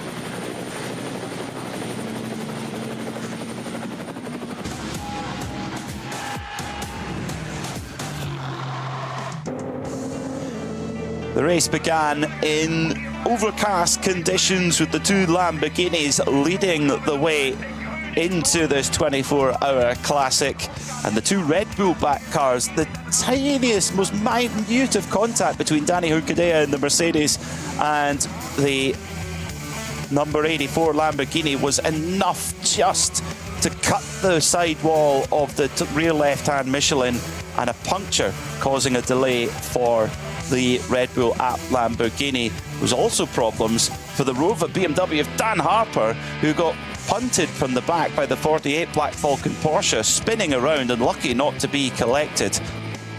In the early laps, the SP9s, as they often do, charging through the slower classes at breakneck speed and causing some hair-raising moments. Early on in the piece, Conrad Lamborghini, particularly with Maxi Paul at the wheel, doing some giant killing, taking on many of the top running cars. But one of the most dramatic moments early on was when Max Verstappen in the windward Mercedes, going over the crest through the Belle Fest, the front of the car lifted off, very, very nearly got fully airborne, nearly missed the barrier and somehow survived it.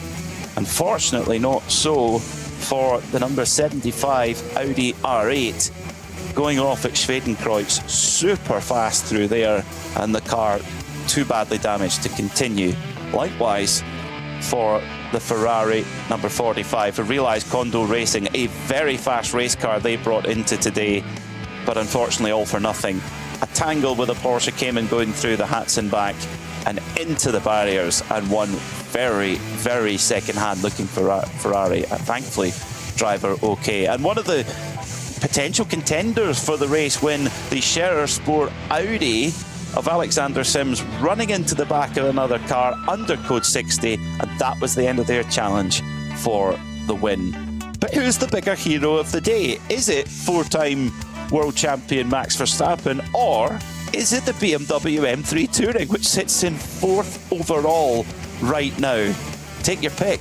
That's been the order of the day. That's what the 2026 Nürburgring 24-hour will be remembered for, when the four-time world champion of the Formula One world title came through, and a BMW estate car.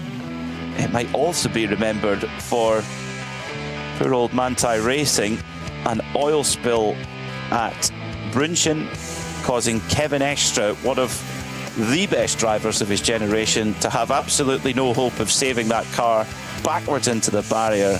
And it's another year of pain for the rapid Frenchman from Lyon. But he wasn't alone. Unfortunately, Arjun Maini, a serious competitor, also ending up in the wall as well. His HRT Ford Mustang destroyed. But a heroic run from the BMW M3 Touring, particularly in the hands of Connor Di Filippi, who, when things got wet, he got his sleeves rolled up and went past the Verstappen Racing Mercedes at high speed heading down towards Schwedenkreuz, making that move stick and putting on a show for the fans. Aston Martin, particularly the number 34 Volkenhorst car, they've kept out of trouble and running up on the podium.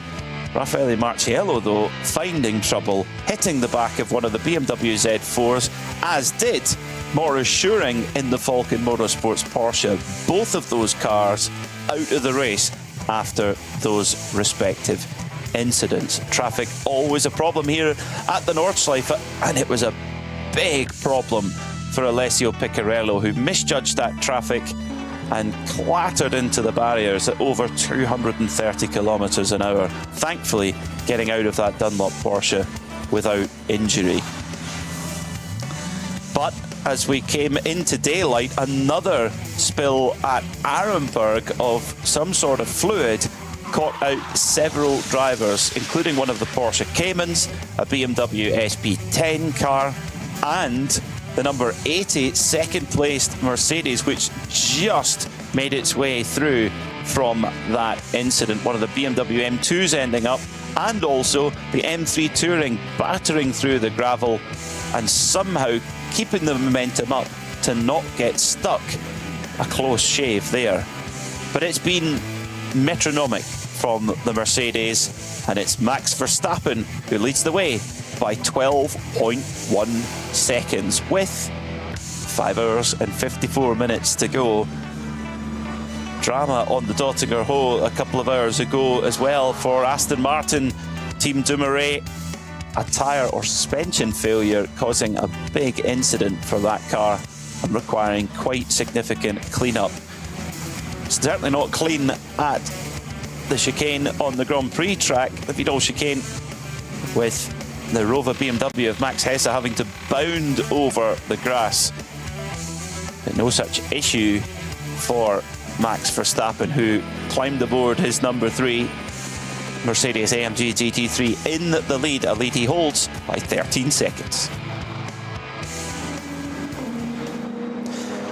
And drama here for the third-placed car, or previously third-placed car, Volkenhorst Motorsport, Arjuna, a 32-second time penalty. This was for passing under yellow. I'm not 100% sure, though, Peter, if this was what you and I had spotted earlier in the fight with the Rover Racing BMW, running down the right-hander at Galgenkopf, sweeping down towards the Dottinger and just maybe not seeing the yellow flag from the marshal post on the left-hand side.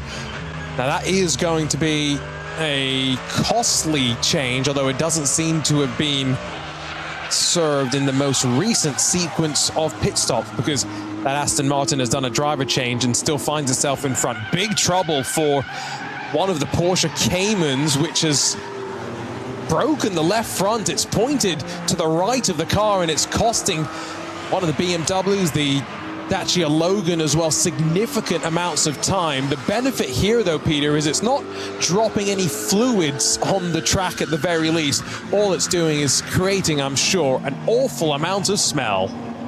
Oh, and a bad smell, I'm sure, on board the number 420 Porsche that's gone off the road in the SP7 category, has managed to get back going again, thankfully.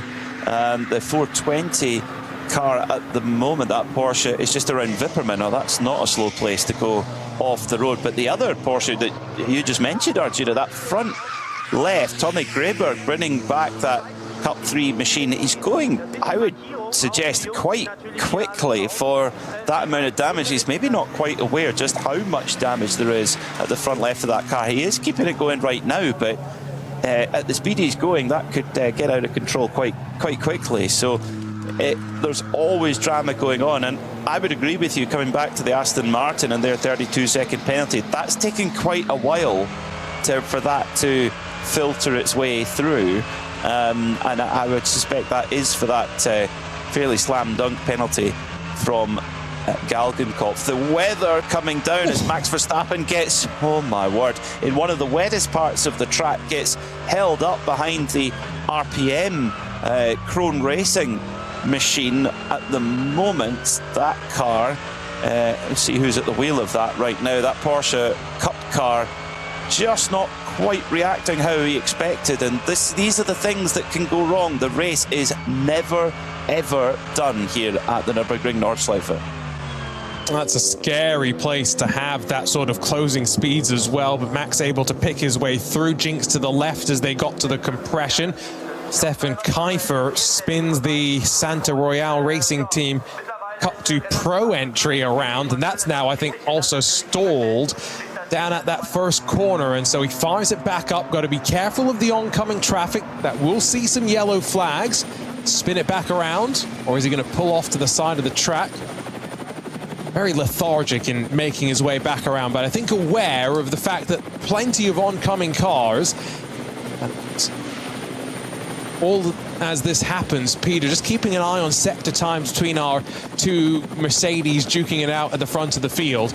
Verstappen's opened up the gap in these mixed conditions. He really does enjoy them. 7 seconds he's built up since leaving pit lane. It's quite remarkable. But do you know where Max Verstappen is making the majority of his time? On the Grand Prix track. You know, the Grand Prix track is often overlooked here, but it's still 2 minutes of an 8-minute or so lap. So you're talking 25%. And in Sector 1 alone last time, he took 9/10 of a second out of Lucas Stoltz. That matters. That's, as I said, bolt-on lap time. You have to work hard for lap time at every point of the circuit, but particularly on the Nordschleife. But if you can be really quick on the Grand Prix track, it makes more of a difference than you might otherwise think. Coming up towards the Moot curve is the 36 BMW Z4 GT3 with that glorious V8 engine in the front of it.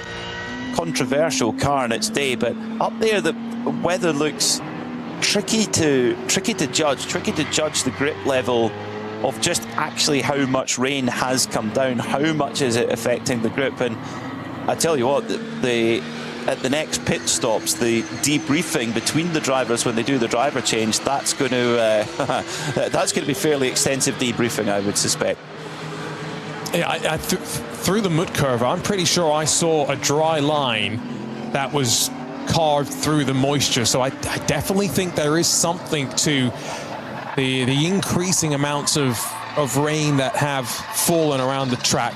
Now, the 949 SRS Team Sorg Rennsport Porsche, at one point the left front was pointed 45 degrees to the right, but eventually it destroyed enough of the suspension gubbins, I would assume, as it rubs against the arch of the car, that it seems to have worked itself straight once again. But really the crucial thing here is it shredded the tire and deposited all of that on the right side of the 1.5 kilometer straight on the Dottinger. And I think, Peter, you are correct. I'm not sure the driver was fully aware of just how bad the damage is there, but that car was leading in the Cup 3 AM class, and so I can understand the urgency from the driver to bring the car in, although it's straight into the garage. Well, there's going to be a lot of work for them to do to that car, and it will be quick. It might not be quick to do that. The mechanics having a chat with the many pit marshals that have to sort of coordinate the shared garages that everybody has to share. Even if you're four-time world champion Max Verstappen in the lead of this race, you have to share a garage with other cars. Some teams enter so many cars that they do get a garage to themselves, but you need to be entering at least 4 to get that privilege. The wipers on the across the windshield of the number 3 Verstappen Racing Windward AMG, not coming in for pit service, but so will try and survive on those slick tyres. Had a relatively, not quite so smooth run through there. 8:36 last time for Max Verstappen, but we'll compare that to Lucas Stoltz and see how the gap has changed. 8:37.1 for Stoltz, so the gap is up to 13.3 seconds. Verstappen's doing his job. Every time he's got in the car since midnight, he has extended the gap significantly over during his stint. And what more can you ask for, really? About a second quicker than Lucas Stoltz on the last lap, now that both have broken the timing beam. But like you say, he's doing the job that you need to do, and it's a slightly different situation. Yes, Formula One's a team sport. You've got everyone behind the scenes that makes the car possible in the first place, from design to production, engineering, and putting it all together. But now you are sharing the responsibility of piloting the car across the 24 hours. And again, Max has seen this in sim racing, including some of these varying conditions and rain. But it's the first time we've really got to see him here in a 24-hour race. And he's already said he loves this sort of racing, wants to do a bit more of it. And you'd asked me earlier, Peter, if we'll see more of Max in this sort of racing, and maybe what else are we going to see from him. And he's made it clear that if opportunities and schedules align in years to come, that all the 24-hour races will be on his agenda. So I have no doubt that repeat visits to the Green Hell will be on the cards for Max Verstappen. Well, let's all just hope that that schedules do allow, because no doubt it adds to what is a hugely compelling event. This has been a long time one of the most compelling sporting events in the world, and adding in a four-time Formula One world champion to the mix only increases that value.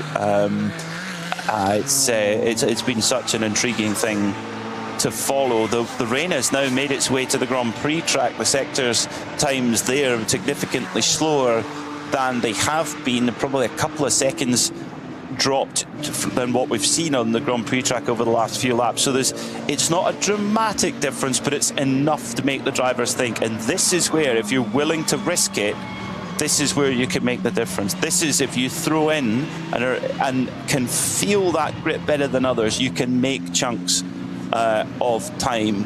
And how many times have we seen Max Verstappen do that in Formula One? Will he be able to do that and extend the gap further at the front of the field? Or do you get tentative in that situation? Do you think, oh, we've got a lead, not a big one, but we've got a lead. How much do you want to risk? That's the question. Or is this the point where Windwards get on the radio to both cars and say, guys, we've got an enormous lead. While we get this cell of weather, let's park the bus for a bit.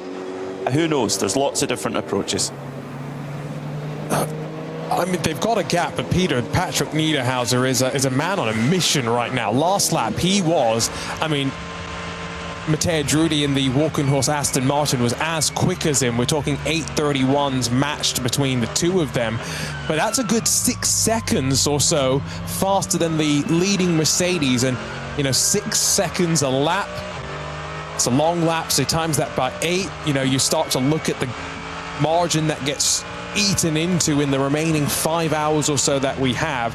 One or more small moments for the leaders, and that Lamborghini might not be totally out of it. So I don't think you can really be too complacent. And it goes back to what Fabian Schiller had said after jumping out of the car. The conversations have been had behind the scenes. There's no incentive for the two cars to fight as Mercedes try and win this race for the first time in 10 years and try and do it with a 1 and 2 as well. What a story that would be. Then it could be the first 1-2 for a single team since 2008, when Manthey Racing won with a 997 generation Porsche with Romain Dumas. And I remember that year Romain Dumas and Timo Bernhard taking a little bit of respite away from winning the American Le Mans series in the Porsche RS Spider LMP2 car, and just jumping into a 997 RSR to go and win the Nürburgring 24, and then back to work again in that to go and then win that ALMS championship that year. Manthey were the absolute steamrolling dominant force at the time, but times have changed, Arjuna. There's not really any one team that dominates anymore. feels a bit weird not having a Manthey car in contention at this point. But maybe with some focus shifting from Porsche's efforts in prototype racing, could that mean a bit of a revitalization of Manthey and maybe some of those drivers dipping into a bit more GT3 racing? Of course, there's already been some news about one of the Porsche drivers slightly switching their gears for next year and being part of the McLaren hypercar program. That's, of course, Lawrence Vanthoor, but it'll be very interesting to see how that Manthey operation rebounds from a tough Nürburgring 24.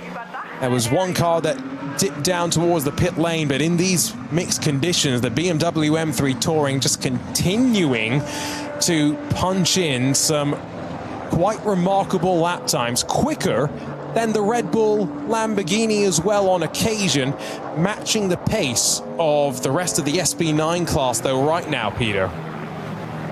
According to my weather radar, at the moment Adenau, which is where around Breitscheid, Exmühle, Lauda Links, etc., the weather cell is the rain of, it's not incredibly heavy rain right now, but the rain is at its most intense at that part of the track right now, but is moving through, and behind it is a lot more clear weather. So this drizzle that we're experiencing at the moment on the Grand Prix track, and a little bit more than drizzle out at certain points around the Nordschleife, it should actually pass through in the next 20 to 30 minutes or so. So at the moment, I think you've just got to last it out. If the rain was going to be on for a couple of hours, maybe you'd make a different tire call. But now I think you've just got to survive on the slicks. Which think of what that's like for the drivers. They're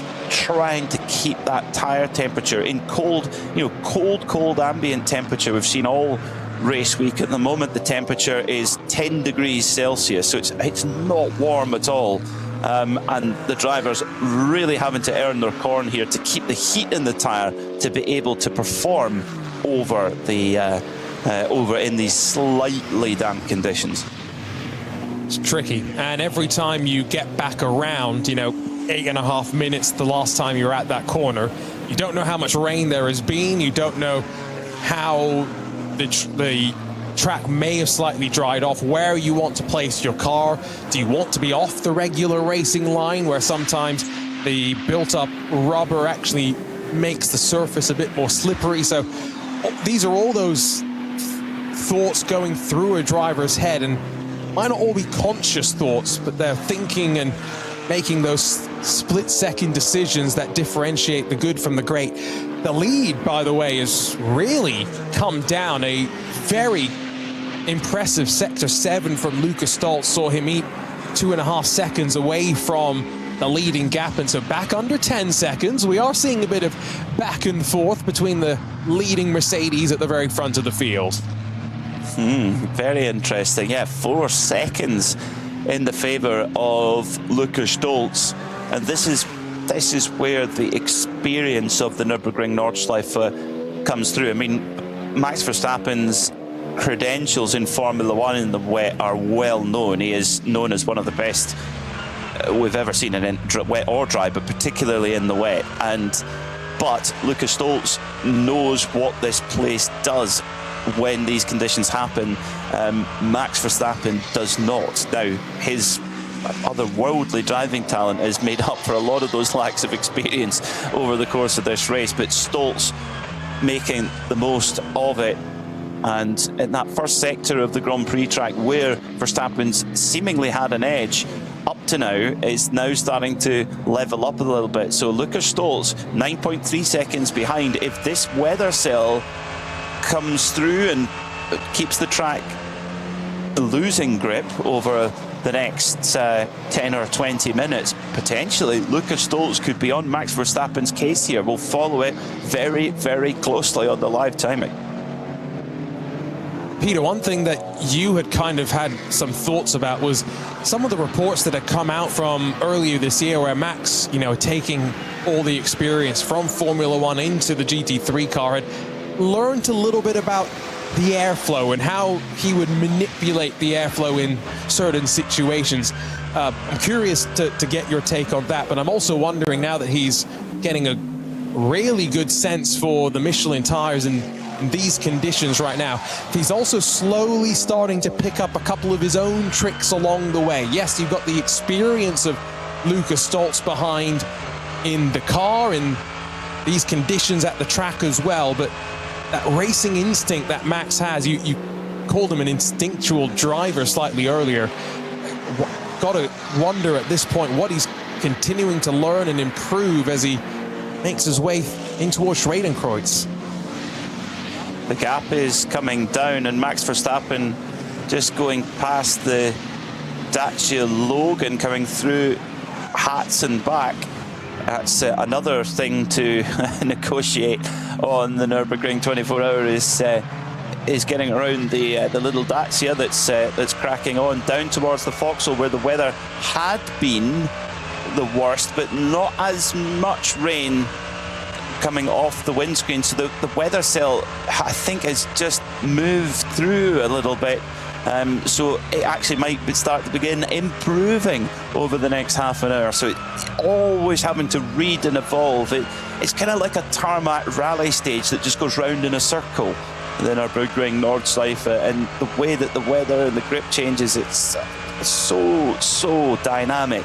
But what is also dynamic is the gap at the front of the field, because Lucas Stoltz at the last timing point has taken a little bit more time out again. 8.3 seconds is the gap right now in this battle for the 54th edition of the ADAC 24 hours of the Nürburgring. And we've had pretty perfect weather, I would say, for this 24-hour race. A couple of sprinkles of rain here and there, but no major interruptions from presence of fog.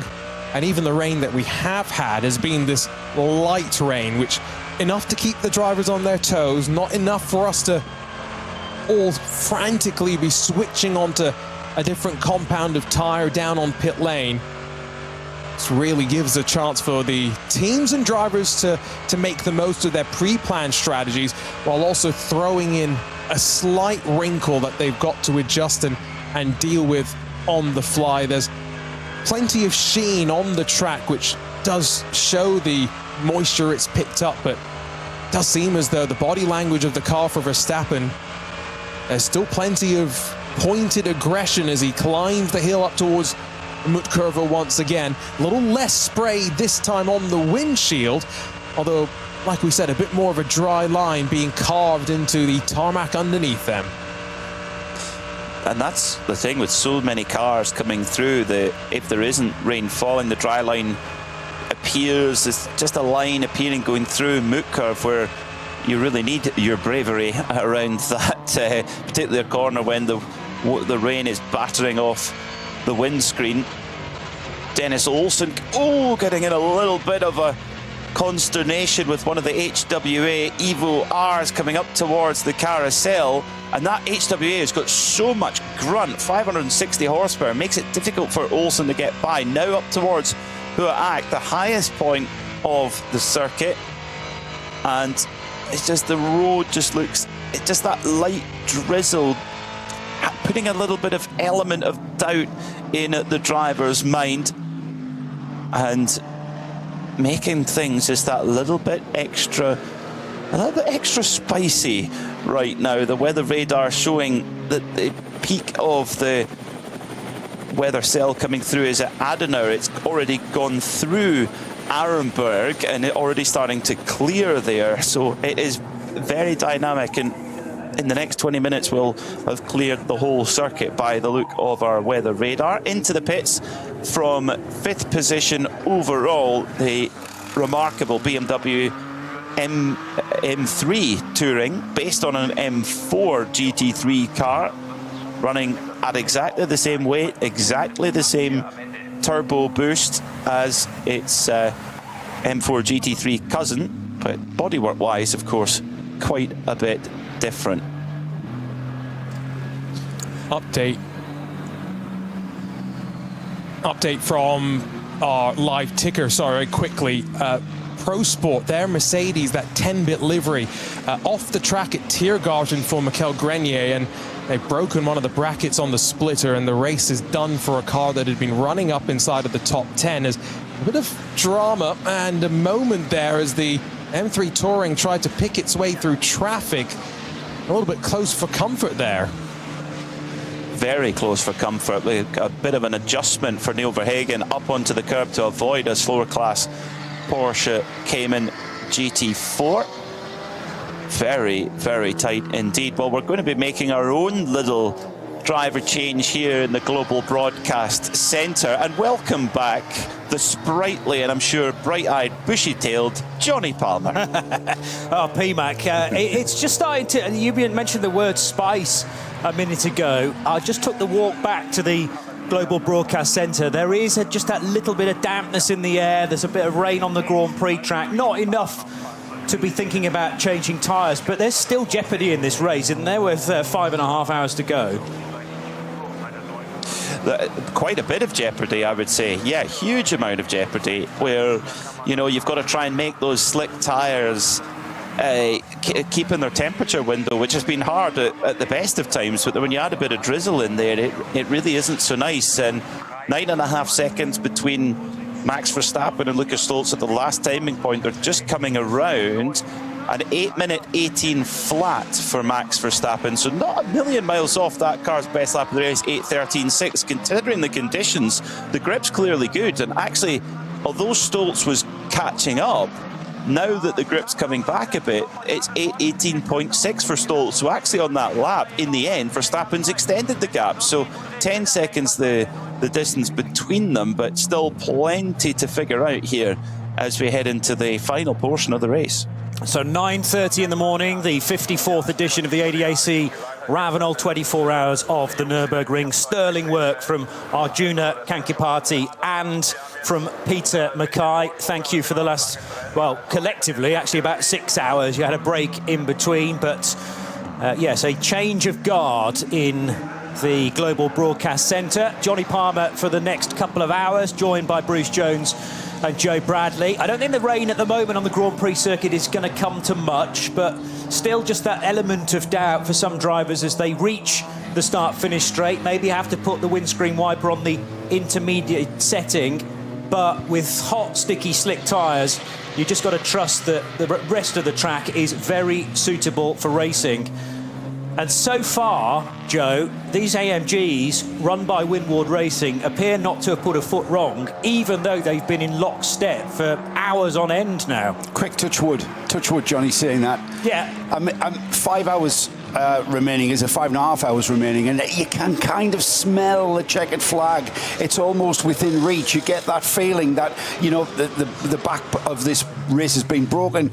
We are heading towards the checkered flag. However, you've got to then refocus the mind, because 5.5 hours is a long motor race and anything can happen. And especially considering, here is the technical forecast.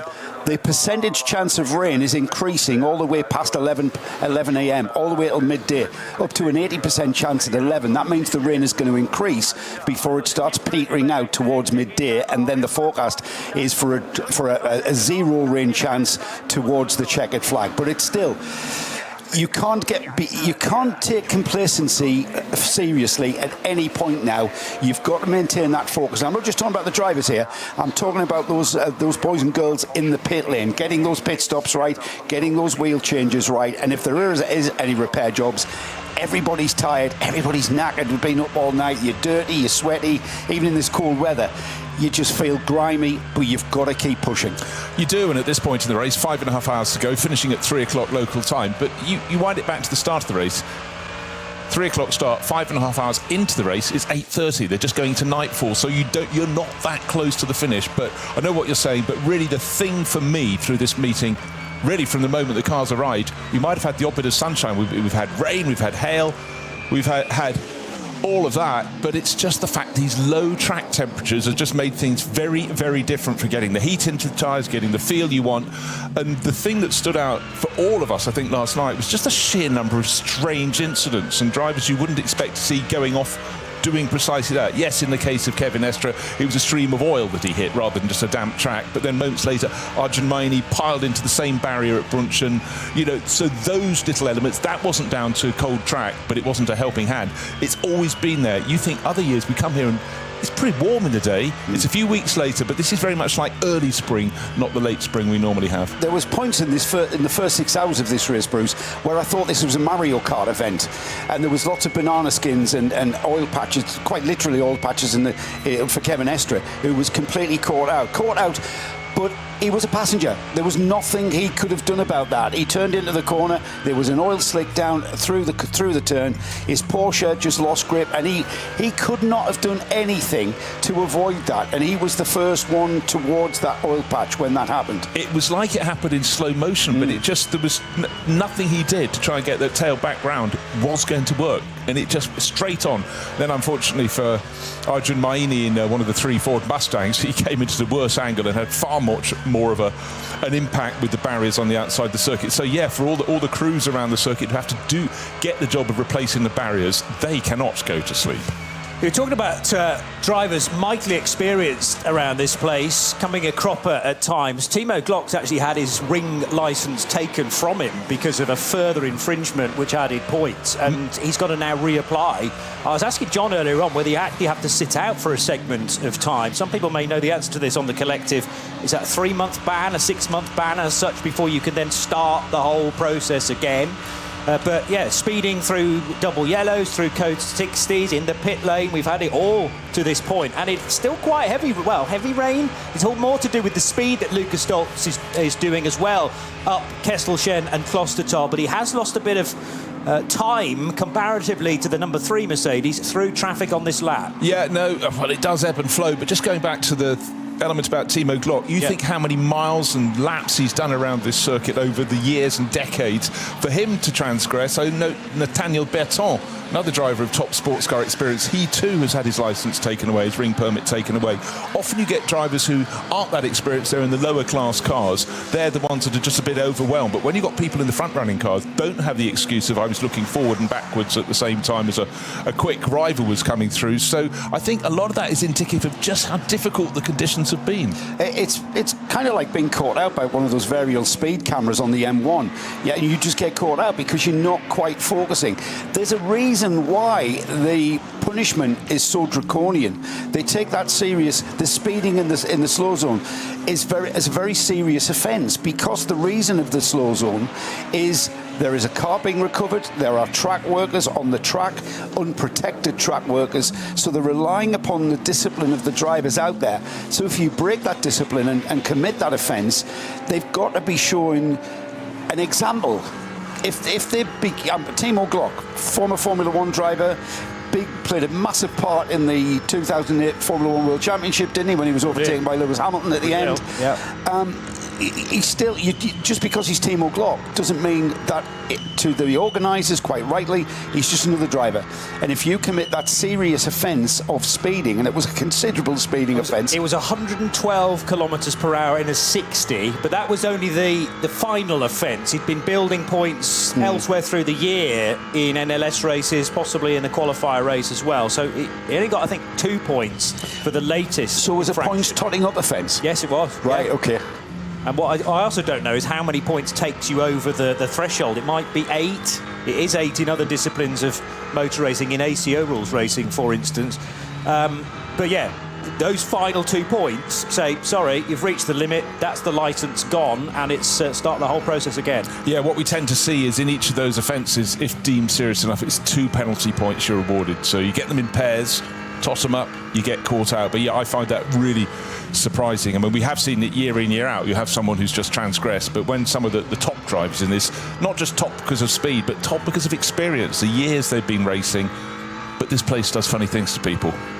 Makes me very happy, but it does funny things to people. It's a different place altogether. We still got drops of rain, light rain, that playing that psychological part in the driving seats of all of these cars. It's just a voyage of discovery. Every time you enter a braking area for a corner, we are on track, showing signs of the track getting a little bit wetter in places.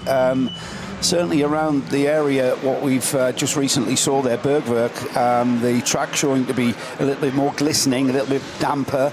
Maybe the rain is heavier the higher we get towards the high points on the circuits. But you've got variable track conditions all the way around this track. But if you have been or in any way experienced in racing at the Nürburgring, and let's face it, if you have got a license to do this race, then this is not your first appearance at the Nürburgring. No. And you will be used to finding where the grip is in these conditions which we see, because it is quite common for it to rain in the Eifel Mountains.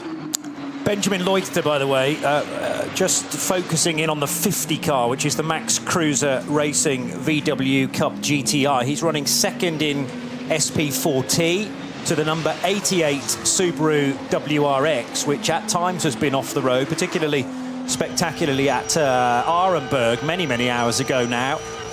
But actually Leuchter's closer to the SP4 leader. He runs in the turbocharged version of that class, but there's about a 6-minute gap now to the 152, which is the race leader in SP4, a BMW 325, and they are scrapping over 105th and 106th in the overall standings. We started this race yesterday at 3 o'clock with 159 cars, so only 2 short of the original entry list.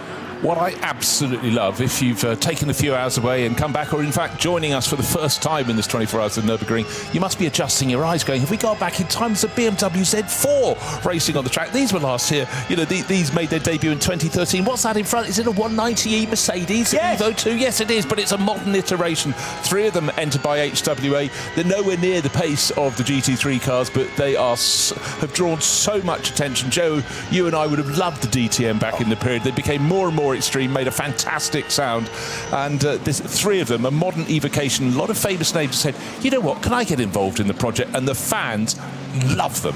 Well, we were treated to the sound of those DTM cars from period. Oh my in word. the historic support race, which Oh, was the historic touring car support race that took place on the Grand Prix track. They didn't go out onto the Nordschleife. And those engines just screaming past us, hurting your ears. It was fabulous to see, and the time machine took us back to those days when racing cars were loud and were quite visceral, really, is the way I would describe that. Quite visceral. You don't just hear it, you feel it as well. I mean, the whole thing about the DTM, they started with little wings, and every few years they just became more and more extreme, and then those unbelievable engines they put in. So, like all good forms of racing, they should never be put away. Just choose a championship for them to come out of play. Obviously, I do a lot of historic racing now, and that is very much the essence of all of that. And DTM was, before it went to GT spec, GT3 spec, fairly recently, those cars were prototypes. They were so far removed. The Audi A5 was so far removed from an Audi A5 that you and I would be able to go to the showroom and buy. They were a prototype racing car. Proper high-tech, high-spec prototype racing, the DTM, and very, very spectacular. A bit of a shame, really, but it just kind of unsustainable from the sense of cost. Well, it was. Budget-wise to do the series, just kind of, it overcame itself, didn't it? It did. Frankly, the catering bill was enormous, and it was fabulous as a journalist to go to, because you could pick your way through the paddock according to your whim. Do I want cake or do I want Italian coffee? No, brilliant days. But to me, you know, we've been in motorsport long enough to know that obviously it goes through cycles and things. I would love if we had cars that looked like saloons as the base shape. We know there aren't many of those on the road anymore, but you know, I look back at the days and you had interlopers. I remember being here in a meeting where it was snowing. Franz Klammer, of course, tip-top ski racer, the greatest man of the period, and he was posing on skis waiting for the snow to clear. It was Nürburgring, probably about June, I'd reckon. But they were lovely days. They still are now, but to me, I don't think the DTM offers anything we don't have here. You know, having gone to a GT3 format, but that's just the nature of the beast. You still need a leading championship, you know, based in the German region, and as well as the GT racing. But I would love if ever we could just leap back, and I think that's why people are so attracted to these HWA project cars. Yeah. All is not lost for fans of Grello. I realise I'm clutching at straws a little bit, but there is still the inverted Grello livery run by the 992 car, which is not an SP9 machine. It's Bjorn Griesemann at the wheel of this car currently, and it is in SP Pro, 83rd position. There aren't many SP Pro cars, though, in the entry. It might just be this one. Yes, it is.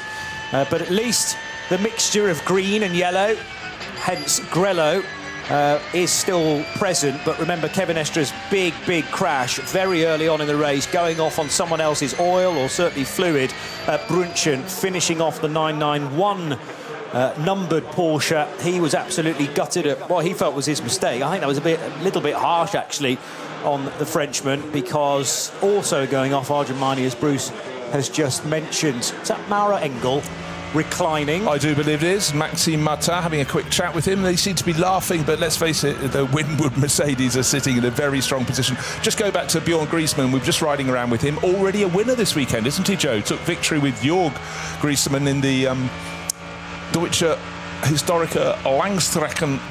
Well said, Bruce. Meisterschaft. No, I made a bit of a... I backed into that one. Historische. Yes. But Handbrake. at this time in the morning... DHLM. It's natty. It was fun. But anyhow, the brothers took victory in that just ahead of Mercedes. But of course, their Porsche is not in this race, but they're very much out there in a different car. The track's much the same. Now you're talking a 911 RSR as part of this race. Now that would be crazy, wouldn't it? How about an evocation of an island? Yeah, now, okay, stop it. Okay, we're losing. Yeah, we're deluded. Lack of sleep deprivation, delusion beginning to creep in for Bruce and I. The number 34 Walkenhorst Motorsport Aston Martin, it's been bobbing up and down, but they've had a really strong race, but a penalty not so long ago has hurt them big time. And again, they will come through the course this race. I'm just doubling back up. 34, it was under investigation, overtaking under yellow, referred to the stewards, and then penalty coming their way. So it cost them, I think, about 32 seconds.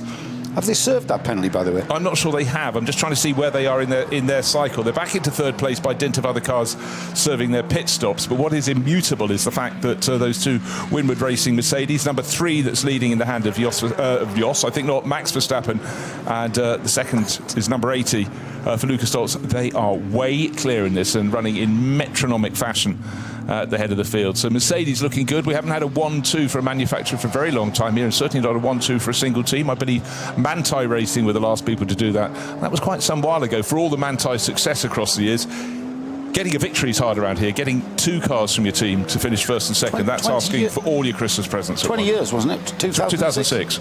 Yes. I just wasn't entirely confident to say it. That was a figure that came to mind.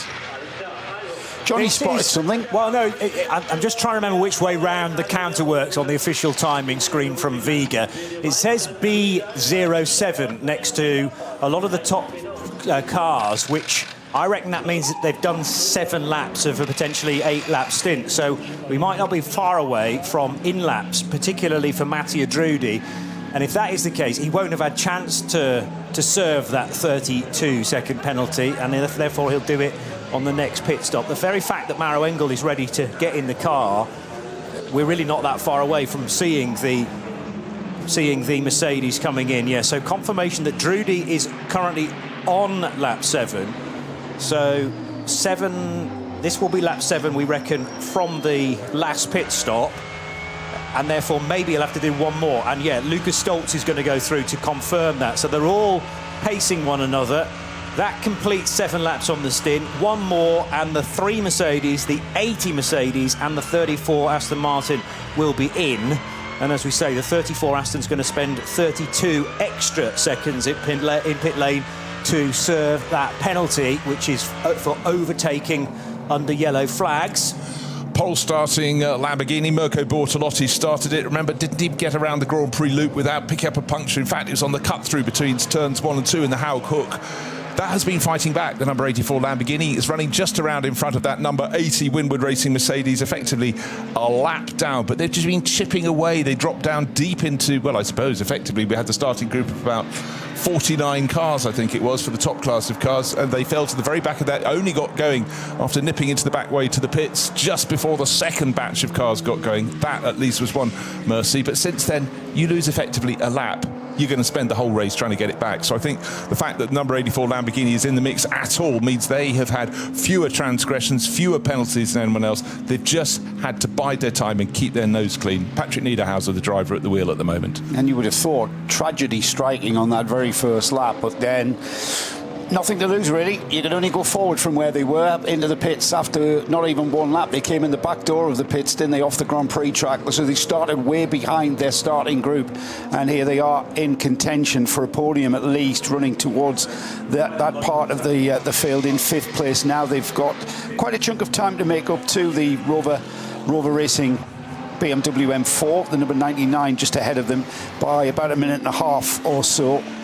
So a chunk of time before they start getting into contention, and then it's the Volkenhorst Aston Martin that we are not, it hasn't been confirmed whether or not that has served that 30-second penalty. That's going to close that gap towards 4th place to make that 3rd and final step podium place quite a tussle and quite open. One little element in their favour, very early in that first stint, having got a replacement left rear tyre, Mirko Bortolotti, it's a good thing I've only known him for about 15 years, whacked in an 8 minutes 11 second lap. That has been superseded. They've got down to 8 minutes and 8 seconds. I think the quickest of the rest, it was an 8 minutes 9 from, I wonder who did that time. It's the other Red Bull Team Abt car. It's the green one that started the outside the front row. We did see, didn't we, Johnny, at the start of the race, the straight line speed along the Dottingham for Lamborghinis. They were super, super slick, but round the rest of the circuit, they looked terribly loose. But with balance of performance, the lap time should be the same as the lap time of all the other manufacturers across the board and in also SP9. But certainly as a tool, if you want to be good along the straights, that does shake off people chasing you. But there is a lot of this track, all 25 kilometres, there is a lot of flat out straight pieces of track that aren't straight by definition. They are twisting and turning, but only slightly. Down to the Foxhole, for instance, the track goes left and right. However, you can pick a line straight through and you are flat chat. The run from where are we? The run from the Floodplats, over the Floodplats, come through the Floodplats, down towards Arenberg, and then down the Foxhole. And there is huge stretches of this track where you're absolutely optimised, flat out. After Bergwerk, and you go up the hill. That's not straight, but it is that's flat. Not straight, but it's absolutely flat chat. So if you've got a little bit of a performance advantage on straight line speed, it's not just the Dottingham Hole where you're going to gain that, it's other parts. Chunks of this lap time is gained on the slight kinks, the curves, the twists that are absolutely flat chat. Except those little kinks do mean if someone's chasing, there'll be a stricture. And so, but along the Dottingham, it's a straight line. It's a straight line until it gets to the corner. You know what I mean? At the end, where it kinks to the left. But that's the more natural place. But I tell you what, the first time I did a tourist lap around here, almost world standard, the person who was chasing me. But that run from Bergwerk through Kesselchen to Klostertal was the one that really, really opened my eyes to just how much speed you could carry. That's where Max Verstappen is right now, coming out of Bergwerk, still with rain in the air, so a quick blast of the windscreen wiper here and there, catching a Hyundai as part of one of these development cars with the pre-production engine that they're effectively testing here this weekend at the ring, and the VW Golf indicating left to present a clear way for the four-time Formula One world champion. Lifting there, because that's the tighter left that links Klostertal to Kesselchen. Then he has to properly get on the brakes because of the Porsche coming up ahead. On Stylestrecker in the distance, in fact right here as the race-leading Mercedes turns right. Now, this is an in-lap for Max Verstappen, as it will be for Lucas Stoltz in second and Mattia Drudi in the Valkenhorst Motorsport Aston Martin number 34, the yellow and black car. When these cars re-emerge from this next pit stop, we reckon there will be 4 more stints to the end of the race. That's 5 hours, but remember, a stint is a little bit more than an hour, maybe 65 minutes, plus about 5 minutes spent in the pit lane as well. So you can bridge that extra hour, theoretically, and believe it or not, teams are already back timing to 3 o'clock this afternoon. They're trying to work out how many more pit stops they've got to make. It'll be 4, including this next one, which is moments away. And after that, probably 4 full stints, with maybe the need here and there to do a bit of fuel save. It all depends on when the final lap happens, because in the old days, the checkered flag used to come out right at the end of the 24 hours and lock all the cars into position. But I had confirmation at the start of the weekend from Walter Hornung himself, no less. He's the race director of this event, and he says, no, this year again, we will wait for the race leader. So if the race leader crosses the line with seconds to spare, not that they'll do that, they'll just back off, of course, but if there's 5 seconds left on the clock, as the race leader crosses the line, there's going to be one more lap of this race. Let's just go through that, though. You're saying a stint length, if it can run to a typical 8 laps, is how long? 60 in terms of minutes. In terms of minutes? Yeah, 65, I'm going to say. 65 OK, minutes. so we've got just over 5 hours to go, 5 hours and 6 minutes. Pit stop coming up now. Is it not 5 more stops? This one, I guess if you're not counting this one, it's 4 more beyond, isn't it? 5 stints. Well, the theory elsewhere in this global broadcast centre is that after this pit stop, we'll only need 3 more. We'll see how we go with that. OK, obviously... There might be the need for a splash, but it's 3 more full fuel loads. But I still don't know where we're going to be in terms of the checkered flag. As I say, if that extra lap comes into the equation, then you throw the whole thing up in the air. I mean, obviously, to make life easy for the teams, you want them to be able to have a typical eight-lap stint that takes them right through to the finish. But if there's a splash and dash, you're quite right. I'm the optimist in the commentary box, and it's getting brighter here. Almost a modicum of sunshine on the start from the straight. That is not what my weather app is saying, Bruce. An 80% chance of rain all the way for the next hour before it peters out. And yes, let's not just consider that my weather app has been wrong all weekend, and indeed all week. It's still saying 80% chance. OK, but as Max Verstappen comes up the rise, Tiergarten, he's got the final couple of corners onto the start-finish straight, still using the windscreen wipers, so clearly as they leave Galgenkopf and get onto Dottingher, there is a little bit of splash. But here we come, just going past the commentary box on the left-hand side of the screen, just before the BMW M-Power bridge across the circuit. Max Verstappen's coming in, and that looks straight ahead. There's a little bit of brightness in the sky. Yeah, sky beginning to break here as Max Verstappen comes in. I take it, gentlemen, that he's due to get out of the car and give the car over. Well, no. I think he's doing a double. The only reason I know that is because when the other Mercedes changes driver, this Mercedes doesn't. So they do one driver change and keep the other driver on board. That kind of simplifies these two side-by-side pit stops. And the fact that Maro Engel is preparing himself, has been for a few laps now, and the Munich man wanders out into the apron, so he'll be taking over from Lucas Stoltz, whereas Max Verstappen will stay on board. And just let's remember, earlier in the race, through the night, Max Verstappen and Maro Engel got a little bit busy with each other. Certainly no course are given. They might be in neighbouring garages. They might both be entered with Winward Racing. But you know what? Even you might think they're teammates, but even in this, you look at all the success Maro Engel's had. He doesn't want someone to come into his patch and start beating him. So, like all good sportsmen, you've got to be competitive, and I admire that. And these are top-level, world-class GT drivers. And do you think, you're going to put... If you're going to bring in a full-time Formula One world champion, you're going to match yourself, you're going to gauge yourself against that guy, and you're going to want to beat him. And all of that inter-team rivalry, within reason, of course. The push without risk, Monica, comes to mind. But they want to beat this guy. They're lapped. They'll be looking at the sector times. They'll have been deciphering and analysing the sector times all week long and thinking, yep, I was quicker than him through there. I was quicker than him through there.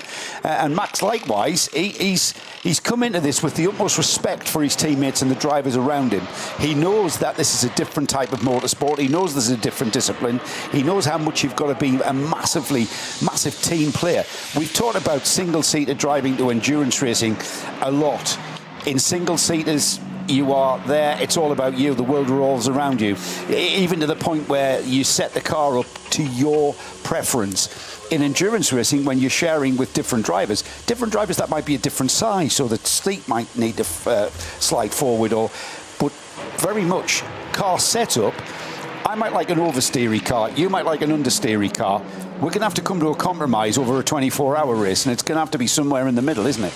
No, 100%. But like all good sportsmen, I love it actually when you see someone you think has retired, say from top-level tennis, and they play in a sort of exhibition tournament. It's not an exhibition for them. They're out there to win again.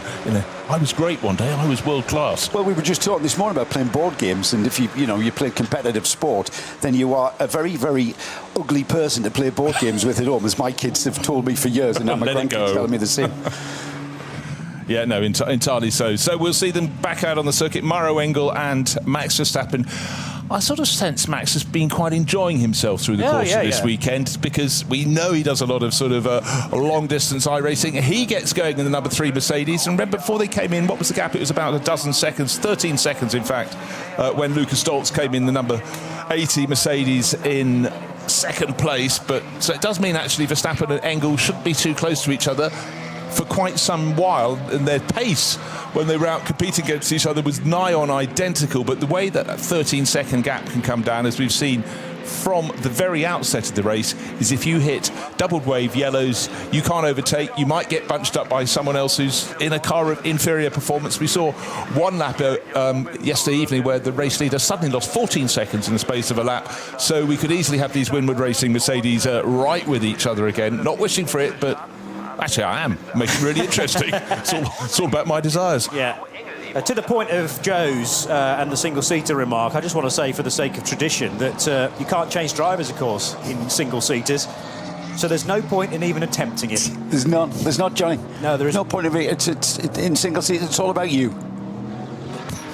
It's all on you. It's all on you. And of course, there's no endurance racing in single-seaters at all. Here comes the number 80 car down the hill into the Goodyear Carer. Still we're missing that light in the middle of the grille. I don't remember seeing the addition of that sort of rally-esque light last year, but they do look very, very cool, even in the daylight now. And the fact that one of those lights isn't working just shows that it's been abused through the course of the night, and I hope they don't fix that at any point. They haven't got the time to, frankly, even in the 3-minute and 17-second pit stop. So back out on track. That was a pit stop at the end of lap 122 for both of the Mercedes. So they'll be back in if all things are equal. And Paul Trustwell will say, well, very often they're not. But 130 laps is the next time I'd expect the Mercedes to come in. And the same goes for Mattia Drudi, although he's not yet done his equivalent pit stop. He's 6 minutes further back down the road compared to the number 3 car, still in the hands of Max Verstappen. There was a BMW on the Grand Prix track there trailing some sort of fluid, or maybe that was tyre smoke, as now through Galgenkopf goes Mattia Drudi in the Valkenhorst Motorsport Aston Martin. This again is an in-lap as he dodges to the right-hand side of a BMW, and the home stretch down the Dottinger Hoor. Hopefully for him, the Tiergarten will be relatively clear of traffic. As I say that, one of the production looking, although very, very sporty, prepared BMWs. That might have been the 240i class, in fact. So a flash of the lights required from the Aston Martin at Antonius Bucher. Can he clear the BMW in time? Oh, to the high side here will go. Yeah, and just about get through for the braking area. The whole reason that was important is that it makes his route into pit lane far easier. So in comes Drudi. Lap 122 done. It is 10 o'clock here in the Eifel for the 54th edition of the 24 Hours of the Nürburgring. And we're trying to put some love in the direction of the many different categories and classes in this race, as well as SP9. So here's Joe Bradley with our current class leaders. So current class leaders in Eurovision Song Contest style in reverse order. I think that's Eurovision Song Contest. I don't know where I got that from. In 150th place, we find the BMW 318 Ti. Or car 277, no team name. That's leading the SP3 class. That's like 4 guys, a toolbox on a picnic table. That's the way to go motor racing, in my view. They're in 150th, as I said. Next of our class leaders, just scanning the timing screens, moving further up the order, looking for number 1. The SP8T class leader is in 120th place. That's the number 59 Door Motorsport McLaren. That car is currently in the pits at the moment. So I'm not sure if that's going to take any further part, whether it'll be classified as that class leader. I'm not sure of the finishing rules, but maybe that'll lead us on to another conversation. Next up is the SP2T class. Again, no team name. They're in 112th position. Car 380, it's an Opel Corsa GS line, leading SP2T. And then we've got SP4, they're in 106th place. That's car 152, it's a BMW 325 Ci. Again, no team name there, just a bunch of guys who have brought a car out to race in this legendary event. We move through the order to find the AT1 class leader, and that's the Max Kreuzer Racing Audi R8. That's the GT3 Evo, the AT1 class, the alternative fuels class. 85th overall, Tom Coronel, touring car legend and sports car legend, in fact, at the wheel of the number 19 at the moment in that 85th overall, but leading AT1. BMW 325i class is the number 100. They're in 82nd place. In 80th place, not that far further on, is the SP Pro leader. That's the number 992. That's the Griezmann, we mentioned them, the Manthey Porsche, winning the historic support race the other day, the Griezmann car. In 69th place, we've got the 444 numbered VS class leader, the Korn Adrenaline Motorsport Porsche Cayman. Just ahead of them, the VT2 front-wheel drive class. They're in 68th place overall. That's car 474. It's a Volkswagen Golf GTI.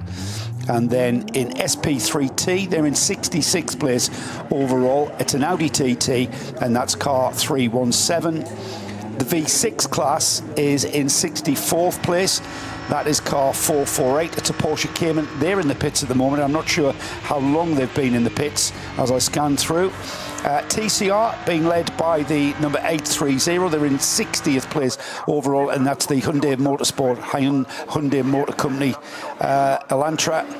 Mark Basseng at the wheel of that car at the moment. 58th place, and we've got the number 665 leading the BMW M240i class. That's the GT Tyres BMW.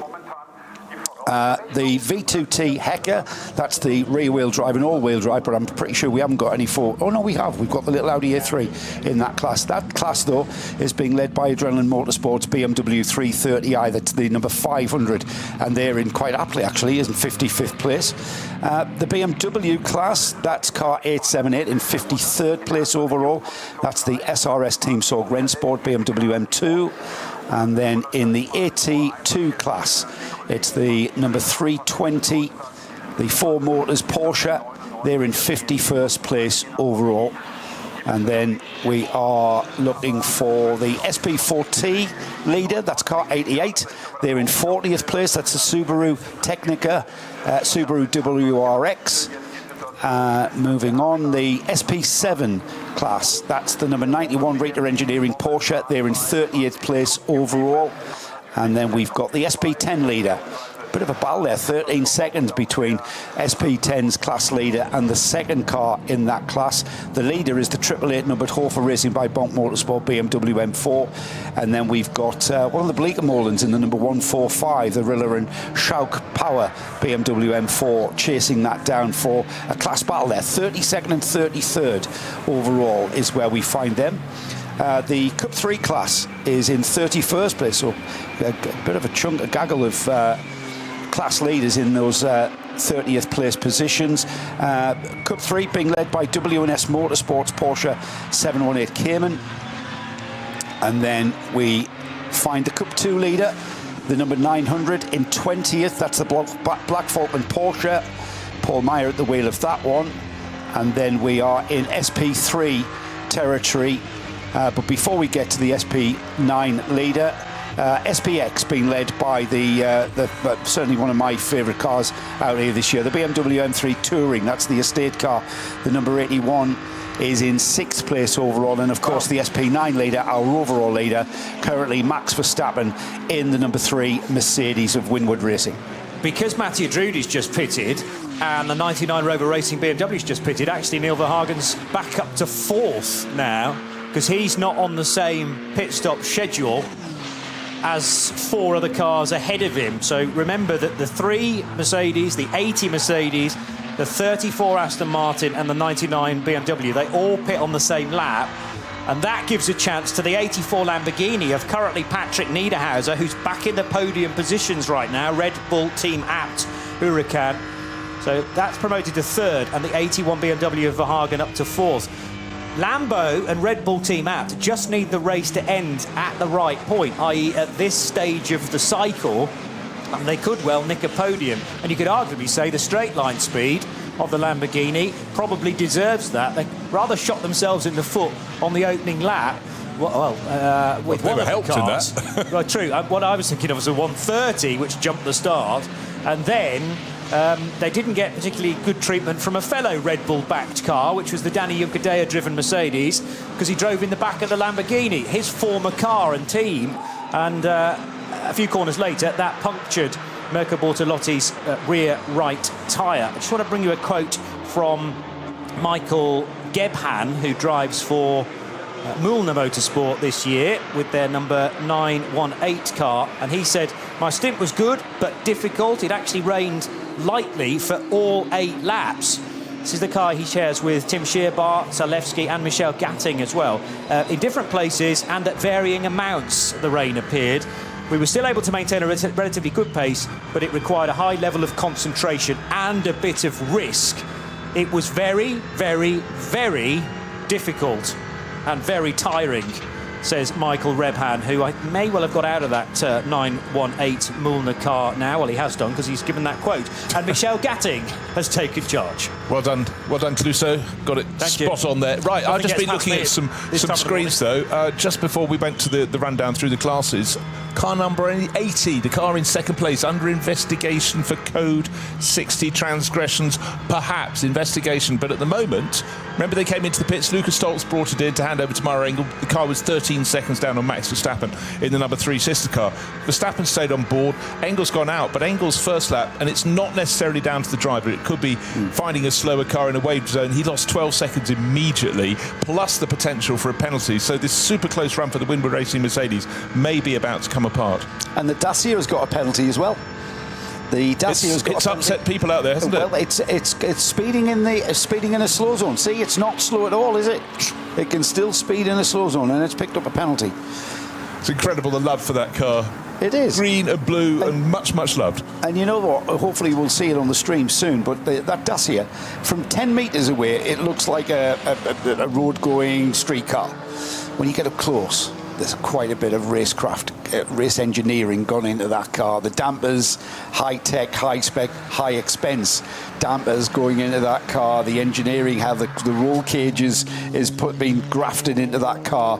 There's a lot of attention and a lot of very good engineering gone into that, and they've made a proper little race car out of that Dacia. They really have, and the number of sponsor stickers on suggests they need the sponsorship to make it improve its form. Right, the number 130 Lamborghini, Johnny was just talking about it. This is the one that's jumped the start, or more to the point, no, it didn't jump the lights, but it got its nose in front of the pole starting sister car, and the Scheffler car having a few repairs.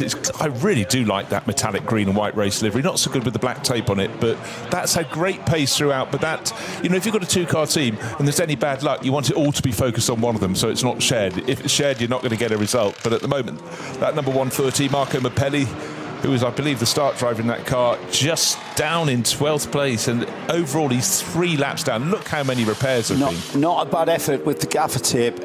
We like to see neat and tidy gaffer tape being adopted onto the car in a kind of a graphic way, but there's a little bit of untidiness there on the rear left quarter, where you've just got a bit of overlap there that looks a bit shoddy. Well, so I know it's doing its job. However, this is aesthetics, boys, as well. Attention to detail, making the car look good when you apply that gaffer tape. So I know the collective like to mark the use of gaffer tape, tang tape, call it what you will. I'm going to give that a 6, maybe. A 6? Well, I tell you what, someone gave it a 3 earlier. It was the nose of the number 3 Mercedes that did the damage to that right rear quarter. But since then it's been repaired. But yeah, 6 I think is fair. Maybe 6.5 out of 100. You've got it. I know it's done in a hurry, in a pit stop, but you know, mandated pit stop times allow you to be a little bit more, make the car look a little bit more prettier. But I'm a bit OCD really when it comes to applying gaffer tape to a broken race car. Fair call. There's the pencil drawn HWA.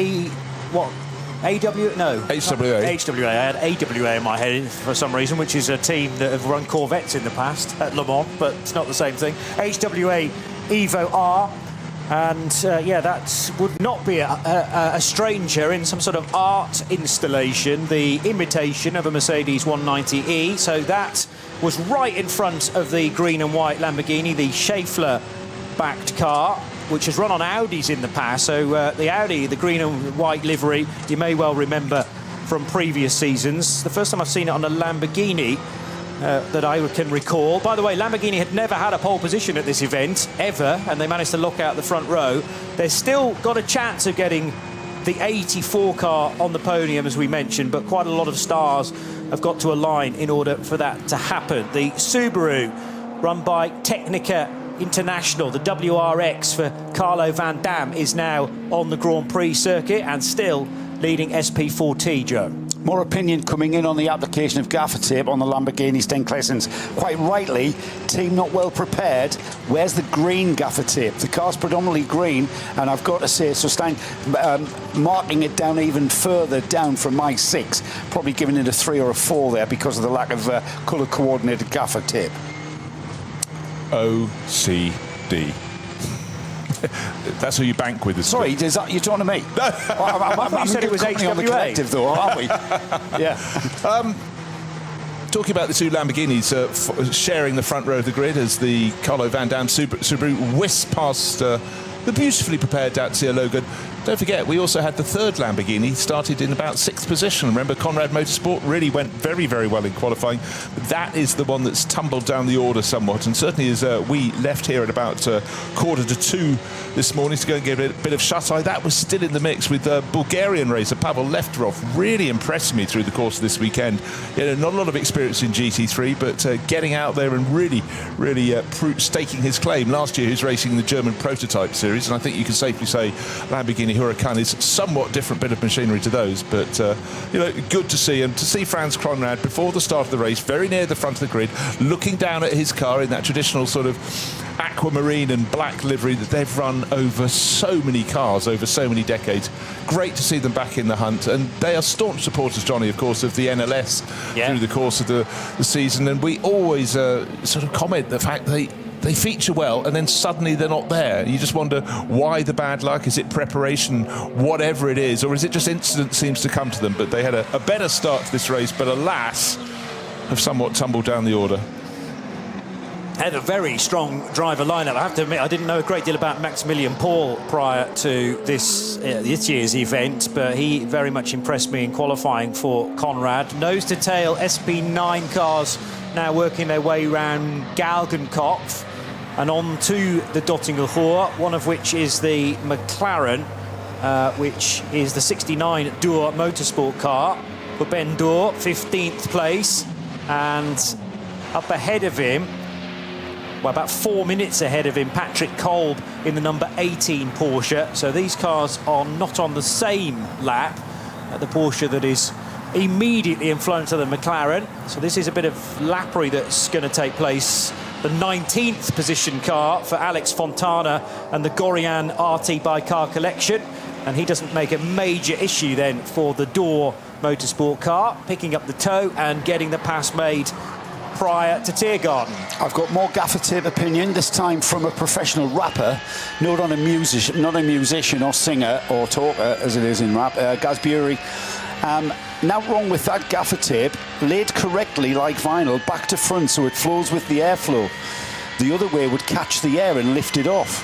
He's given it a 97 out of 100 because there's always room for improvement. Well, it's only marks out of 10, I'm afraid, Gaz, so I'm going to say that's a 9.5 from you, which is a bit, I think he's overmarked that because of the lack of colour and the lack of tidiness around the outer edges of the gaffer tape application. But he's given it full marks because of the consideration to the airflow. Okay.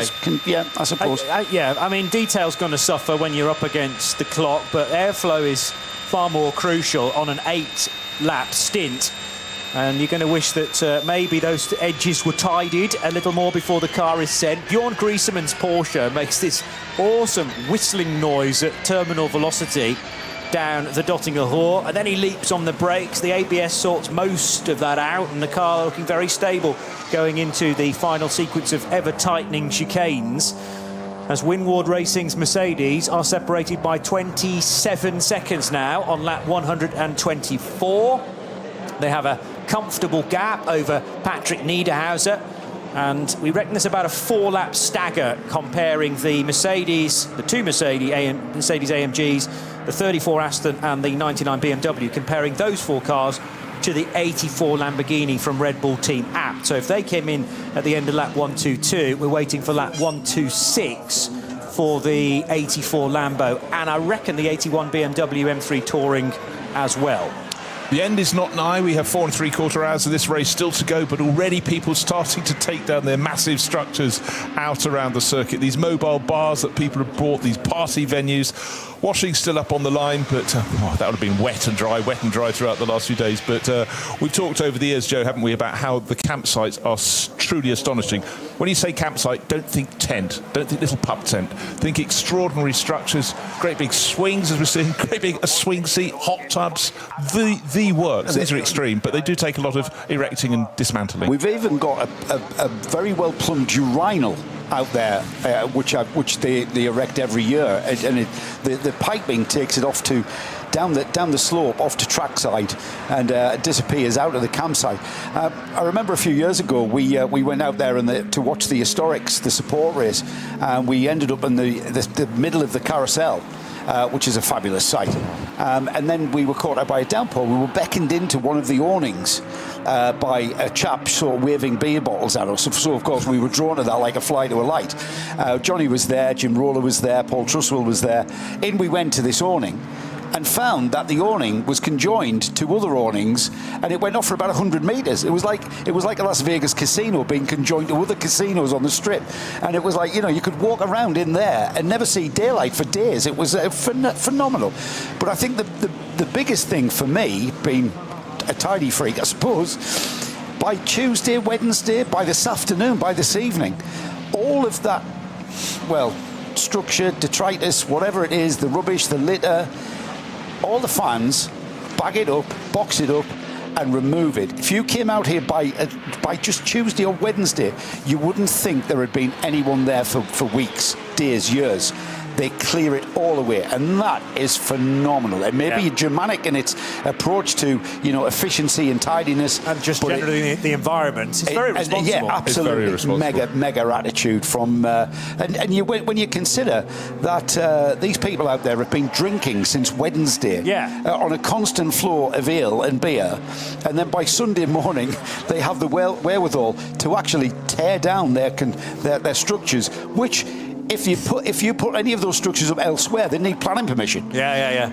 I'm gonna put in the fact that Fridays and Saturdays of this weekend, maybe that nature of being responsible wilts slightly. But it's a bank holiday weekend here, though, Johnny. When they are all sobering up on Sunday morning, the fact that they can fold everything down into a little box somehow, these massive speaker stacks reduce in size, they load them all up into vans and drive away, and like you say, the environment around the Nordschleife is left to the local wildlife, including the sheep. But the sheep have featured very heavily this year as they move around the field. Certainly some of the TV director quite likes the sort of almost bucolic setting, but the thing that gets me, and a lot of when you speak to drivers who've been here for the first time, particularly their first session where they're driving in the night through practice, is when they go out there and realise just how much light is coming from the campsites. But far more than that, of course, you've got flares and things going off to do a light show. It's the sound when they can hear the music booming out of these stacked speakers. They must be thinking, what?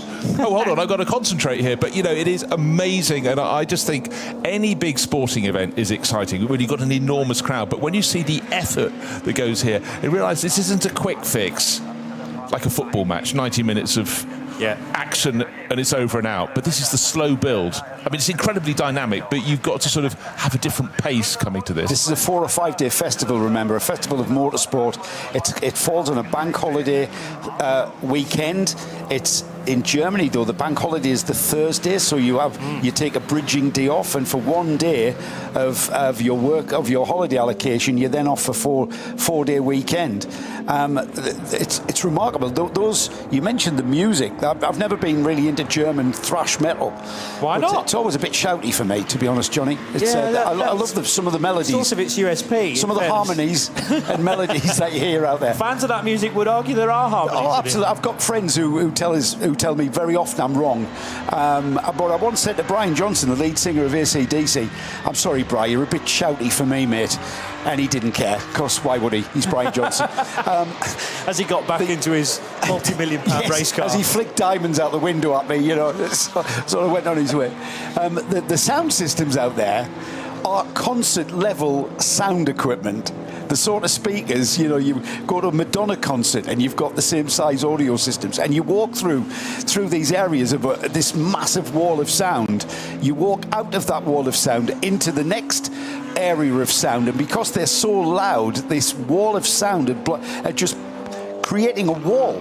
Yeah. A bridge between them. They fight and one another. They don't meld into each other though. They're so loud. They stop each other at the point where they're adjacent to one another. It's phenomenal. If you've enjoyed watching this and you're new to this form of motorsport, which we know we've got a lot of new fans out there who come into endurance racing through the former Formula One world champion, Mr. Verstappen, and it's great to have you here. There are other forms of motorsport, as you are now finding out. If you are the sort of person who likes to go to a motor race, you've got to come to this one, because this one is unique to any other. I can't think of another motorsport event that has the same kind of culture or ambience, atmosphere. Le Mans is possibly the closest, but it's so different. It is so different. I mean, if you're in a campsite at Le Mans, you're invariably not terribly close to the track. You're on the infield or out beyond. But here you can camp right on the banks, just beyond the spectator fencing. Other thing you haven't mentioned so much is the camaraderie of the fans. A lot of people will get the same pitch every year. They make mates over the years. You share beers, let the clean ones in your hot tub, whatever. It doesn't really matter. But you've hit on it. It's a festival. And then there's the sheer magnificence of the circuit. It's quite hard to move around, but you can, if you're organised, make a plan and go and watch at Brunchen or Her Act. You can come to, as you say, walk around the infield, go down towards the carousel. So many experiences to be had. Oh, did I mention the mud? And mud as well, so it really is a festival. So, but, you know, joking aside, plus history. This circuit is very nearly a century old. That is just something extraordinary. Good morning to the collective. James Atkinson mentions booming music, flares, swings, hot tubs, sheep. You don't get this at the snooker. But I do think you get it at the darts, though. I do think there's a great atmosphere at the darts. I am not into darts, but I've watched that on TV, and it draws you in, and I've thought, I wouldn't mind sitting there in fancy dress, swigging beer all day and watching that. Maybe one day I will, if you can get a ticket, that is. There is an image floating around at the moment, possibly amongst social media and amongst our collective as well, of, I'll say at the moment, one of the AMGs leaving pit lane, possibly a little short on its pit stop time, to the tune of 0.7 of a second. 0.7 of a second, but it's definitely crossing the white line, the timing loop, at the point where the clock reads a very small amount of change. Did you say which one there, Johnny? I didn't, because I don't want to at this stage, because we're not sure. It's not even being investigated. Okay, so if we get a message on the screen to say that it's being investigated, then I'll obviously draw more attention to that. The penalty, if there is one, is 30 seconds there or thereabouts, and then maybe the time that you didn't serve added to that, so they'll round it up to 1 second. But at 10:25, there is no indication that that's being looked at or under investigation. OK, well, which one would it be? The best place of the trio is car number 61. That's second in the SBX class, which, of course, is famously being led by one of the very front-running cars, that BMW M3 Touring 24H. It's the one driven by Lance David Arnold. It's the one that's sort of dark green livery, Parkside written on its flanks, turning right now into the first corner and then immediately having to go from right to left. Just to let you understand the performance of these HWA Evos, their fastest lap of that car is 8 minutes 42 seconds, and the very, very quickest time of anybody in the race is number 4 Red Bull Team Abt Lamborghini, and that does an 8 minutes and 8. So you're talking 30 plus seconds a lap, but they still look good. But then, of course, how many lap times are done on uninterrupted green flag laps? Just now we're seeing Max Verstappen having to go slow, going past a vehicle that's towing a car back towards the pits. It's ebb and flow with every single lap. And then, of course, through the course of this race and through the course of practice and qualifying, we've had rain. Little amount of rain, other times enormous amounts of rain, other times hail. So, to get a clear, perfect lap, it's hen's teeth. I think probably never across 24 hours. By the time we got round to lap 2, we were in traffic. We were in the third grid of cars, the smaller slower cars, less fast, let's say, rather than slower, were being lapped and had the leaders coming around upon them by the halfway round lap 2. And from that point on, you will never, ever, ever see an optimized lap. I think if you were to go through every single driver, whatever class that is, because if you're not in the faster class and you are overtaking, you're in a slower class and you are being overtaken, and that's going to put you offline. You're not going to be optimized through into the braking area, through the turn, and you're in a kind of a conventional track, in a kind of Formula One way, where you're eking out that very optimum corner speed, exit speed, culminating in a lap time. You think this place is a little bit different, because discretion is massively the better part of valor in a race like this, and especially so with 4.5 hours. 4.5 hours is a lot of time, and a lot of time for those microscopic decisions or microscopic times that you have to make these decisions. As you come across traffic, you can see the traffic ahead of you. You're going to time, you know where you are on the track. You can kind of gauge where you're going to overtake, and in this case we are zooming past quite an easy spot to overtake. Now we're heading towards that tight right-hander at the carousel. It's going to through a right-hander, then towards the tight right-hander at the carousel. Am I going to come upon that car in the carousel hairpin? Yeah. So you're kind of gauging that. Well, entirely, but there are an awful lot of parts around the, who knows how many corners. People used to say 172 corners on the Nürburgring Nordschleife. More than plenty, but there aren't that many points where you have a long line of sight to what's up ahead. And with your closing speed, as Max Verstappen has found, here he is leading this race. You could have a gaggle of 4 cars who are lapping, 3 minutes a lap slower than you. So they could be 4 corners ahead of you all together. You can't see them. Suddenly you've got that quartet and you've got to make the moves. But Max has been super, super positive in the way that Kevin Estre always has been. If there's half a gap, he's looking at it. If it's a full gap, he's through. And remember, Bruce, I think I mentioned this last night, in the darkness hours, you can't distinguish what that car is. You can see the car in the daylight. In the dark, it's just red lights. So you don't know whether it's a Dacia or a Zevo BMW or whatever. It might be a Porsche, a Cup car. It could be anything. And you've kind of just got to gauge the rate of progress you make towards it and what speed.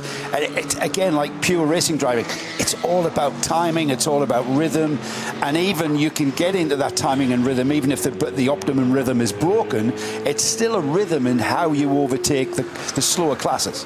Yeah, entirely so. And I haven't really talked too much recently about the gap between Max Verstappen leading the race and Mauro Engel, who's in second place. Remember, before the pit stops, they came in 13 seconds apart. On the first lap out, Mauro Engel lost another 13 seconds. That won't be down to his pace, because he's very much there or thereabouts with Max Verstappen. On this last lap, Max gained a second or so, but suddenly that doubling of the gap has just, Johnny, I'd suggest, given a little bit of a different dynamic to that lead battle. For most of the race, they've been within 10 seconds. Yeah, so it's half a minute currently, and things maybe within the team just starting to cool down a little bit, with 4.5 hours still to go. Will it be this stint plus 3 more? Will some cars need a splash along the way? We'll have to wait and see. And I think if we do get a little bit of rain, more persistent rain between now and the end of the race, that's obviously going to slow the pace a tad and maybe bridge that gap. If some teams are thinking so many stints plus a bit of a splash, if they can save the splash before 3 o'clock, that would obviously be the ideal situation, as Max Verstappen has some traffic in the distance down the Dottinger Hoor. Might think about clearing that before Antonius Bucher or the run into Tiergarten. No, he's not going to be close enough to it, in fact, so I don't think that's going to be a headache towards the end of the lap. The gap is 30 seconds back to Mauro Engel. And speaking of AMGs, we're delighted to welcome to the Global Broadcast Centre Philip Ellis from Schnitzelarm Racing. You're running in the Pro-Am division. How's it gone? Highs and lows in this year's race? A bit of both. A nice pause there. Yeah, a big pause. Unfortunately, we had a little issue a few hours ago, so I had one of the oil lines go. So we are effectively out of the race, but I just got a text message that the car went out again. Okay. With Kenneth in, since Kenneth hasn't been in the car yet. So We were Wow. like, well, we'll get it fixed, get it back out, and get him some laps in, and This is try to finish the race. Higher, by the way. Yes, yeah. Who's driven in Mount Filter Mercedes in the past, and Yeah, way too often. Way too often. I think, what was it, his 16th 24-hour here? here. Here, yeah. That's good So, going. How many have you done here? I think this is number 7 or 8. Okay. Somewhere around that. Yeah, I like the fact that you've sort of lost Yeah, count. yeah, as well. But you'll celebrate your 10th, I hope. Somebody will tell you. Somebody will tell me at AMG that this is my 10th, yes. I remember JMO Hartling having a bit of a moment in the wet down at Arenberg, Yep. and the car went through the gravel. I mean, could that have potentially been the oil line problem? Maybe. Difficult to tell. Maybe. It's really hard to tell. We don't really know how it happened or what could have caused it. There's no like damage on the car. Initially, we thought that it was like riding a curb too hard or something, that it hit the engine, which is usually the weak spot for our car. But yeah, it ended up being the oil line, which was a little confusing, to be fair. And I mean, luckily it happened in a good spot. It actually happened right here, coming onto the Nordschleife, so it was a slow corner where it burst. So at least we were safe, and the car didn't get some extra damage. Well, yeah, because temperatures are going to go off the scale if Yep. you're stuck on the Nordschleife somewhere with an oil leak. Correct. So we were lucky in that I actually did have a little spin because of it, because I'm running on my own oil. But no, everything turned out relatively okay, given the circumstance. And as I just heard, the car's back out with, must be Kenneth in the car, just to get the laps in as well and show off the car to the fans. What is your overriding image of this race thus far? Because it's unusually cold. To us, that seems to have produced some issues out on the track. People struggling to get heat in their tyres. Has been oil and gravel on the track, but has that been a major issue, or did you get on top of that quite quickly early on, thinking, OK, we know what to do. We'd love the track temperature to be another 10 degrees higher, but do you feel comfortable with the conditions? Actually, we struggle a lot with the tyres to get them in the right window. More the rain tyres and the slicks, but even the slicks, we couldn't really get them switched on the way we wanted. Remind me the tyre manufacturer that Switzerland runs on? The Goodyear.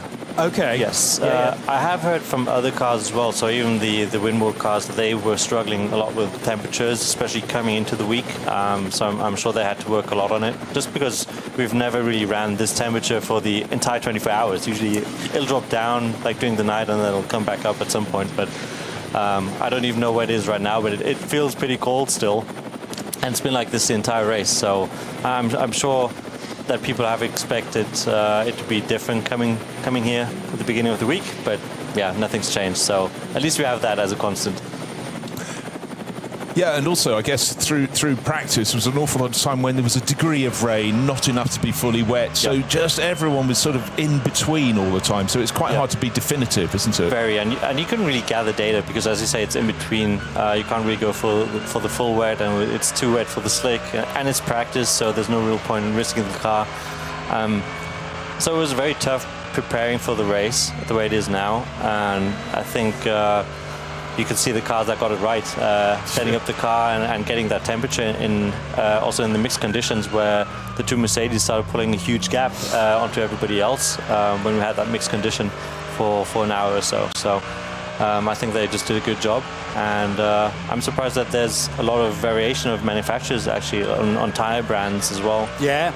Up in front. I was battling for a long time with the Aston Martin on Pirellis, for example, and I'm on the Goodyear, and I think we had one of the Hancooks even was fast at some point. So yeah, it's good fun, good challenge for everyone. But yeah. It is such a fascinating race from that perspective, though, isn't it? Because there's hardly any other championships or one-off events now that has this mixture of tyre manufacturer. I would so want this to continue in this way because it keeps us guessing, and you, I guess. For sure. Obviously, you always like to be on the brand that's the fastest at that point or that year. But no, it's good fun. It helps the tyres as well to be developed more. Since the Goodyear's been run in WEC, for example, the Michelin's been run in IMSA and so on. So it helps them as well. And it's just interesting to see where they make up the time. Like our tyre is much better on GP, but then we kind of fall off the moment we get onto the Nordschleife, and vice versa. The Michelin might not be as strong on the GP, but yeah, it's just interesting to see. It's another little aspect outside of the car brand. Now, this is a question that is sort of to do with racing, but we're looking at him now, Max Verstappen. Have you noticed much of a difference having him here this year? To be fair, coming in, no. The first couple of days, there was not as much of a difference as I think a lot of people expected. But now, yes, definitely. It was, especially around 2 or 3 a.m., it was much fuller than it usually is. Like in general, it's just full. It's super full. But have you found that people you know who aren't into racing are contacting you because they're more aware of the race, or not yet? Somewhat. I'm sure there's a lot of people that usually don't check in and watch this race have been checking in now through Max, which is great for us, I think, in general, and for the sport itself. Oh, for sure. To help it grow. And it's just good to see that Max is enjoying his time here as well. Well, he's doing what he wants, isn't he? Exactly. He's out there racing. I mean, he's a racing animal through and through, isn't he? Absolutely. Out of the car, he's doing iRacing. In the car, he wants to experience it all. Which, to me, as someone of many decades' experience in the sport, I think that's great. I think everyone should do. And we saw it for a while with Fernando Alonso when he sort of left Formula One. He went and competed at Le Mans. We loved having him at Le Mans because it's also he was just fresh to it, and then went over and won the Daytona 500. 500, I think not. That would be fun. For 24 hours. And again, when he was out of the car, I like that purity of someone who's a racer wanting to race. Yeah, and every time I see Max as well, he's getting out of the car with a smile on. Every time. Yeah. So, us too. It's great. Yeah, because he loves racing, and it doesn't have to be real racing either. It can be the digital stuff, and I know he got himself into a bit of hot water at a Grand Prix at Imola. Was that last year or year before, when he was also doing a 24-hour virtual race? Yeah. Prior to the Sunday race day. Can you tell us a little bit about the whole Schnitzelalm project? Because you've driven for these guys before. 2022, was it? Yes, I think 22, and I think I did one in 23. Just one race each in the NLS rounds as like preparation for them as well for the 24-hour that came later. But yeah, they are a super small team, basically a little family, and they have a junior group, so to speak. It's called the Young Driver Academy, where they try to help young drivers that have no budget to get into racing and help them out. Almost like a development thing then. Yes. Okay. So like I was on the car as a reference driver for Jamo and Giannis, who are both in that Young Driver Academy. And they're both silver rated. They're both silver, correct. Yeah. So they are young drivers, and the team in Schnitzelalm with Thomas Anger as the lead are trying to train them up to the drivers that they want them to be, to then potentially become pro. And long time ago, in 2013, I was basically the first one that did that through them. So I've known the team since 14 years now. Oh, wow. And I did that back in go-karts, actually. We crossed paths coincidentally in Mallorca, and just connected, and since then always been in contact, did some races together, and then even do races together now for other stuff. And I'll come over and help them out, or be the reference driver or reference guy, and to show that it does work, what Thomas thinks is true and how it should be done. And I think it's a great thing. He puts those guys to hard work in the shop, so it's not that they just arrive and drive. They have to put in a lot of work. James was actually building the car, wrapping the car, fixing the car. Oh, way, yes. Right, wow. So, for example, we did a damper change on Thursday, and he was the one changing the damper. So I like that. It's great. It's great. He knows way more than I do about the car.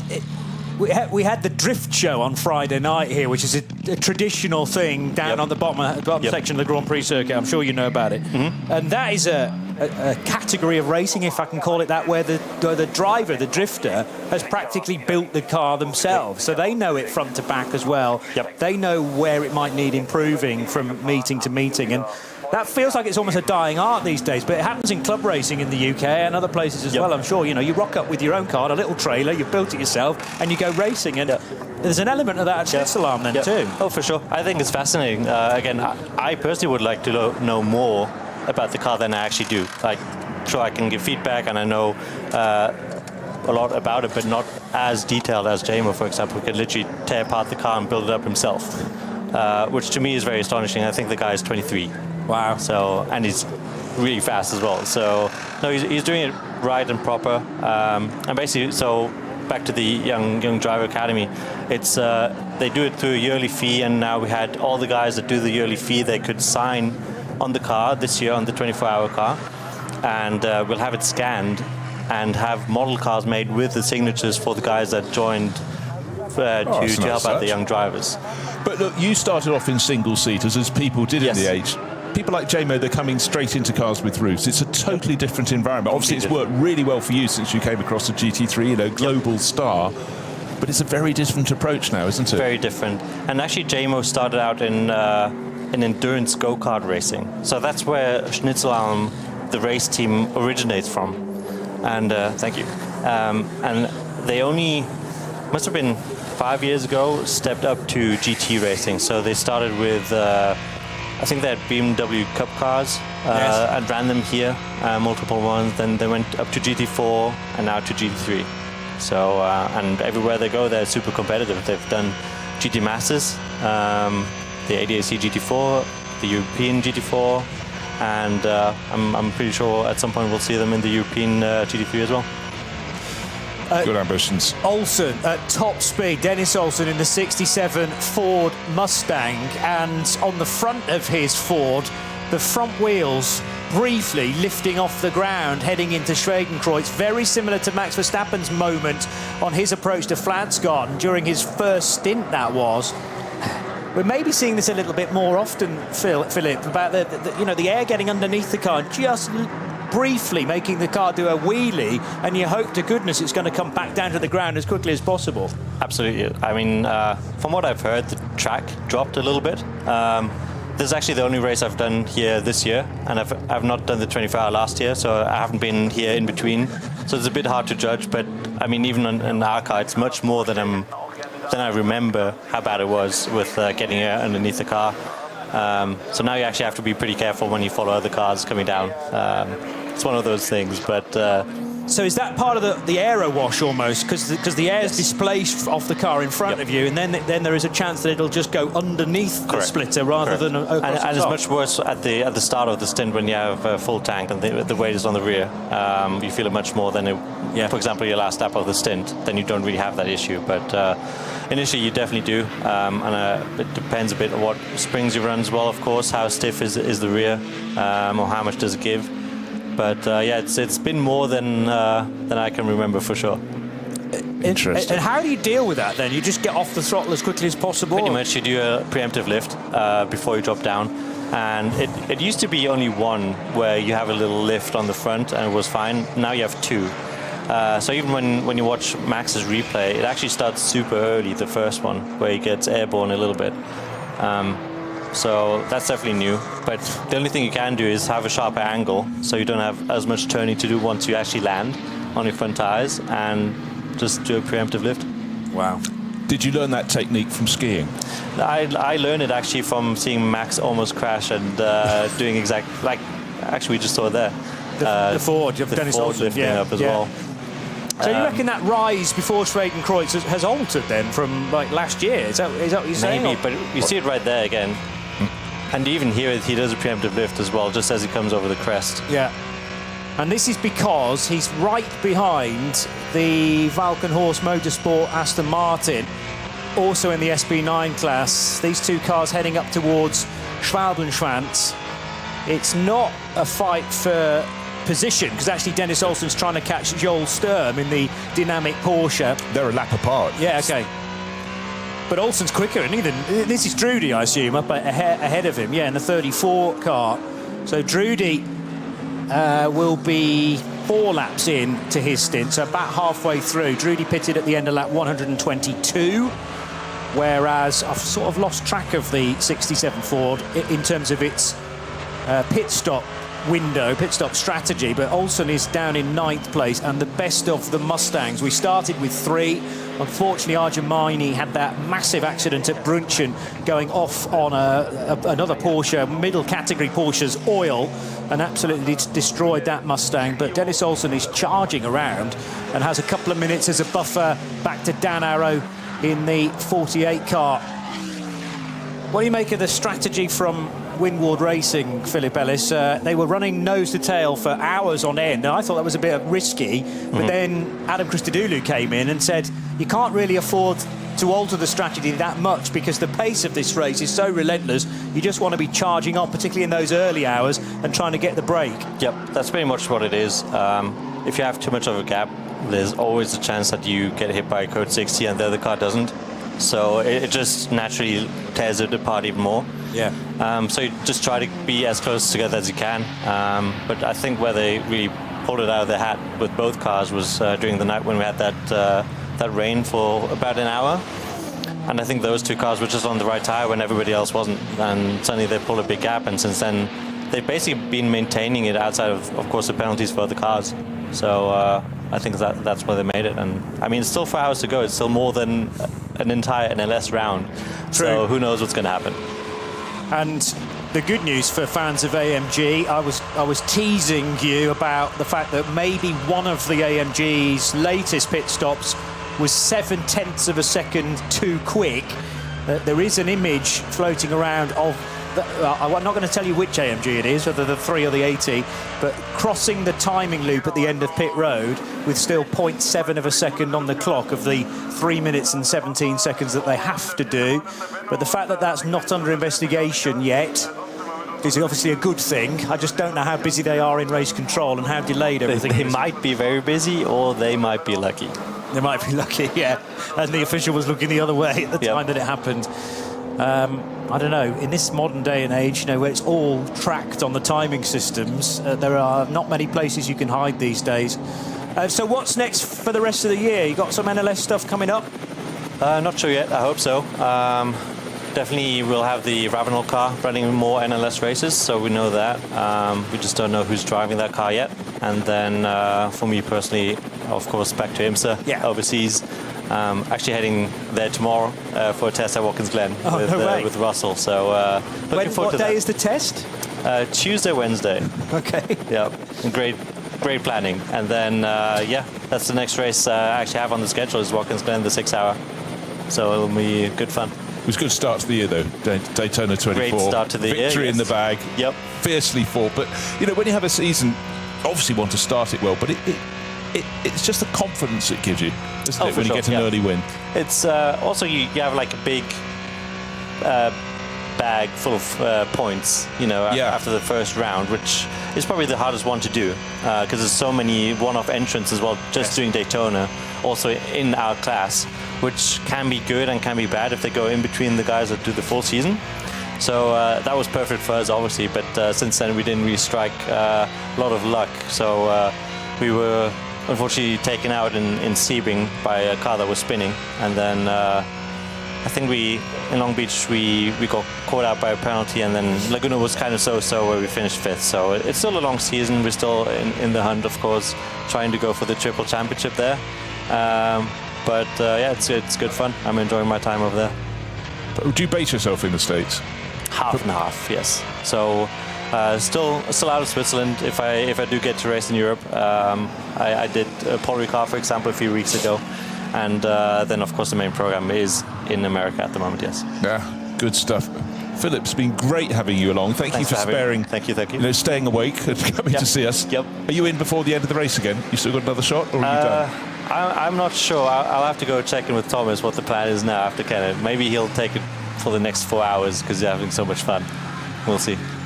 Well, I'm really sorry about the oil leak. That's kind of kiboshed any effort this year. But I didn't know a lot about the history of Schnitzelarm, so thank you for bringing that to my attention as well. Definitely. And we wish them all the best as a project moving forward. Philip Ellis, thank you so much for dropping by to the Global Broadcast Centre. You're tuned to the Radio Show Limited network of channels. Get in touch at RSL_studio on the socials using the hashtag RSLN24, and we are close to being 4 hours to go.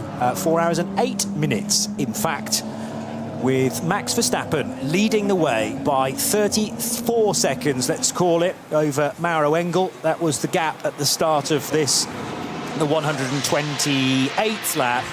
And whilst we were talking to Phil, we saw pit stops for the 84 Lamborghini for Red Bull Team Abt. They pitted after 126 laps. The same went for the 81 BMW M Motorsport M3 Touring. Conor Di Filippi taking that car over, and it returns to its more regular position of 6th place. Lawrence Vantor in the number 24 car. That car, according to the Lion Speed information stream, was carrying a little bit of damage, squeal of tyre, because one of the SP10 cars, BMW, is damaged as well. That sounded like it was understeering through Arenberg, and it's certainly missing or has a heavily damaged front left corner, headlight cracked, and it worked its way through Arenberg at still reasonable speed, but I'm not sure that all of the grip was there. Let me just get your latest on car 24. So yes, this was actually about 6 o'clock this morning. Oh, it went in the barrier, did it, the BMW, on Hatzenbach, when it was side by side with a Porsche. So that's what's taken a fair chunk out of the bonnet and the top of the front left wheel arch. But yes, about 6 o'clock this morning, the 24 Porsche was needing some tender loving care to repair slight damage, but nothing major, and they have managed to maintain their pitting every 8 laps since. Lawrence Vantor is now in 7th place in the 24 Lion Speed GP. Still that little bit of moisture floating around on the approach to Bergwerk, as Maro Engel, the 2nd placed AMG, has to go nice and tight to that high curb, and that's compromised his exit now along this crucial uphill climb through Klostertal and Kesselchen. Joe Bradley's back with us. Percentage-wise, weather forecast, we're at the height of the percentage chance of rain here, so the rain's not going to disappear quite yet, but it is going to start petering out as we get towards midday.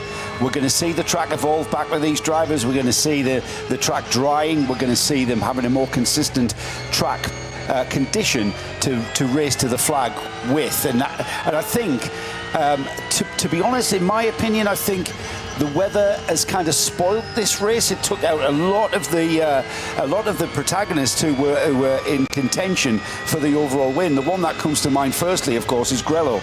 I know he went off on oil, but I think it was exacerbated by the fact that the oil was on a wet track, which spreads the oil. You can see the oil line on a dry track, right, and you stay off it. You couldn't tell. So the oil and water mix. Yeah, well, you just can't see it as well. You can't see where it is. It dilutes it. When you're on a dry track, you can see a trail of liquid. When you're on a wet track, the whole track's liquid. So he couldn't see. So he might have stood a better chance. And I just think, that those changeable, that crazy first 6 hours, like I said, it was like a Mario Kart event, wasn't it? It was crazy. We had cars flying off left, right and centre, just brought about by the weather. And sometimes the weather can make a race. This one has been kind of spoilt by it. One that wasn't weather related, and it was a strange one, was Alexander Sims into the back of, was it Jesse Krohn in the KCMG Mercedes on a restart or coming out of a Code 60? Well, we're due to find out about that, because I think we've got David Pittard coming in to join us, fellow driver with Jesse Krohn, who didn't really get much of a go in the race, but it was yes, there was a confusion. We haven't had the full clarity on it, but had the slow zone been cleared or whatever, who waved the green flag? But certainly we will find out a bit more. But again, that took out 2 of the front-running cars. Bear in mind that number 16 Audi had qualified 3rd. The number 47 Mercedes for KCMG was right up there as well. But these things can happen. But again, lots of penalties still coming through. By and large, though, the front-running cars have stayed clear. Hey, maybe that's why the front-running cars, Jones, answer your own questions. But certainly for the speed of sorting through all the penalties, the race stewards have an awful lot to consider. We get sort of thunderbursts of them when they suddenly get released. Now, staying out of the way is one thing. Staying off the track to stay out of the way is what the Dacia Logan just managed to do, but better safe than sorry. But then when someone goes off the track, of course, that brings dirt and other muck back onto the playing surface. But I don't know if that was just a simple mistake. Well, or something that just was untoward. Ice Curver has the name of that because of very much lack of traction, lack of grip, and slithering its way off the road and bringing a bit more muck onto it, the Dacia Logan. I talked about that Dacia Logan, and it looks like a road car, looks like a street car from 10 metres. Look at the camber on the front of that car. Look at how engineered that suspension and running gear is. Very expensive damper systems on there. Maybe even 15,000 euros a corner, those dampers, which I saw. That's how much engineering's gone into that. So it might, because it's been developed over years, hasn't it? Yeah. So they brought it here as more standard than it is. But actually, don't be fooled. Yes, it looks like a road-going a street version of a Dacia Logan, but you take the body panels off and you'll realise, oh, hang on a minute, this is a purebred racing car and it's built for the ring. A fun project, yes, but they are totally invested in a race finish here, and as high up as possible. Yeah, they're running 6th in the SB3T class, 116th overall, 2 laps behind the car they're chasing, which is the number 63 HWA project car, the Evo R. So you couldn't have 2 cars that were any more different than those 2, but that's the essence, and it always has been, of the Nürburgring 24 Hours. It started in 1970. This is the 54th running. We've had some wet ones, some dry ones, some hot ones, and of course the one a couple of years ago with all the mist. But the Dacia is something that's very much part of the party. And what I like is the fact it's a relatively contemporary car, but of course for years we had Volker Strycek with that Opel Manta that was firmly rooted in the late 1980s. And you know, we have a lot of historic races and it's now in those instead. But the Dacia Logan, far more contemporary and far more developed in so many ways. Verstappen continues to lead in a kind of metronomic way.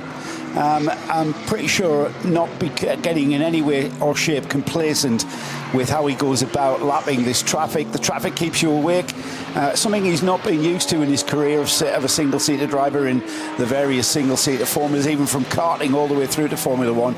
Mixed-class racing is a different way of going about racing, and we know how much he loves this challenge, arguably the most challenging motorsport event in the world of motorsport. And he continues to pick his way through. Now, he's getting towards the final stages of what is a double stint here. And I'm going to ask the question, and what's our opinion on whether, with 4 hours to go, he's going to be back in the car for the end, maybe, as a kind of a showcase finish, or is he going to leave it to his more experienced GT teammates? It's a hard call. It would be very nice to have him back in the car because of the photographs that are taken as the car potentially wins the race, but I don't know whether Winward, are they going to be swayed by the value in the publicity and the press releases, or do they just want to continue the rotation and stick to what they know? That's what I mean. That's why do it differently. Have him on the pit wall cheering a co-driver across the line. Then you've got his face, the checkered flag, all that celebration. That's another thing, of course, he can never do in Formula One. Of course, he's always in the car. And that teamwork element entirely showing through. So there's a couple of media opportunities there, isn't there, Bruce? I'll pop over and see them at coffee time. Give them a call. Yeah. Give Russell a call. I've got an idea, Russell. Two-edged sword this. In the car, massive media. Out of the car, on the pit wall, massive media. However, let's just add 4 hours of this race still to go. So we're ahead of ourselves. It's 1:11, so that'll mean 4 hours to go in a short moment or two. And Max Verstappen is on an in-lap, as is his teammate Maro Engel. This will tick off 130 laps here at the ring.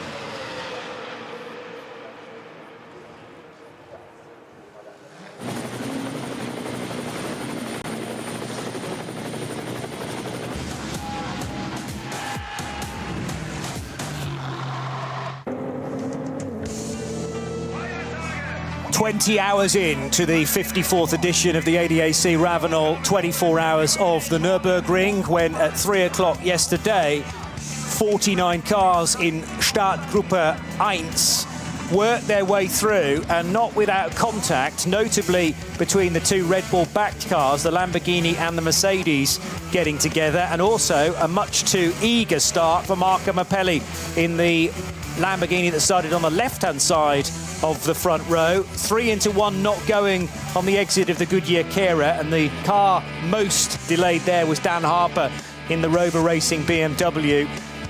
Quite a lot of negotiation required for different speeds of cars at the Caracciola carousel. The SP9's taking to the drainage ditch, but if you were at the back end of start Group 3, you needed to be well aware that there were SP9s coming through, and at some cases 5, 6, 7 line astern very early on in the race. 2 wheels off the ground for Max Verstappen, nearly put him in the fence during his opening stint when the car was very full of fuel. Great to have the insight recently from Philip Ellis, another AMG driver, to say when the cars are full of fuel and that tank at the back of the car can actually lift the front of these Mercedes. Something to watch for later on in the race for sure. A very violent off for the 75 Max Cruiser Racing Audi R8 LMS at Schwedenkreuz, one of the runners in the alternatively fueled class. And sadly, the early demise of the 45 Realize Kondo Racing Ferrari when Thierry Vermeulen caught the wrong side of a Porsche Cayman in the hats and back. That speared him eventually left, ripping the front of that Ferrari to smithereens, and it eventually came to rest on the right-hand side. Also, Alexander Sims coming out of a Code 60, tagging the back of the KCMG Mercedes, and that would ruin the Scherer Sport PHX entry for 2026. Bonnet rippled back across the windscreen. One of the real fan favourite cars this year has been the M3 Touring 24H car, and it, during the halfway house conditions, slithering and sliding its way around, but a four-time Formula One world champion seems to have got to grips with them very quickly indeed, with a roof again over his head and the need for the windscreen wipers, something he won't be used to from single-seater racing. Kevin Estre and the Grello car sadly didn't last long at all after it caught some oil that had been laid down by, ironically enough, another Porsche from one of the middle category cars. And maybe the wet track surface contributed to that as well, but the money end of that car, where the flat six fits, it was also destroyed. It will have wrecked the mountings of the gearbox and the engine bay, and not long afterwards, on the same oil patch, Arjun Maini, the talented Indian racer for Haupt Racing Team and their Ford Mustang project, piling into the Brunchen barrier as well. Jules Gounon in one of the Mercedes, together with Conor De Filippi, were side by side at Schwedenkreuz. Gounon having to get off the throttle because of a backmarking BMW that semi-blocked his way. The BMW driver was doing nothing wrong as Conor De Filippi swept around the outside, and around the very next corner he would pick off the 80 Ravenol back Mercedes as well. Two Mercs in the space of about 5 corners. 34 Valkenhorst Motorsport Aston Martin, still going very nicely indeed, but however, BMW getting caught a cropper by one of the older Z4s. That was Raffaele Marciello in the current GT3 car, the M4, and then Maurice Schuring up against the other BMW Z4 on the Dunlop tyres. Schuring going through a full rotation. This was a huge hit for Alessio Picariello in the 17 Dunlop shod Porsche as well. Two different, very different Porsches being run out of the same awning, if you like, at Schnabel Engineering. One the Falcon car, one the Dunlop car, which is new for 2026. But sadly, that car now out of the race. And then fun and games down at Arenberg at about the point where the sun was spectacularly setting yesterday evening. And still they came thundering their way down the hill and into the stones, bringing lots of gravel out onto the racetrack and causing a problem for some of the front runners, as around the outside of the Gorian RT car went the number 80 machine. Jens Klingmann in the M3 touring car would also go off-road, rally driving. Yes, it's an estate car, maybe used to campsites. Well, Klingmann almost found the campsite not far from Arenberg. This was a tyre failure for the 37 Aston Martin, dramatically spearing it to the left at pretty much full throttle. The Dumoulin prepared and in fact driven car, the number 37, which will take no further part. And at the end of the Grand Prix track, the 99 Rover Racing BMW was also slightly onto the grass, but it was neatly recovered.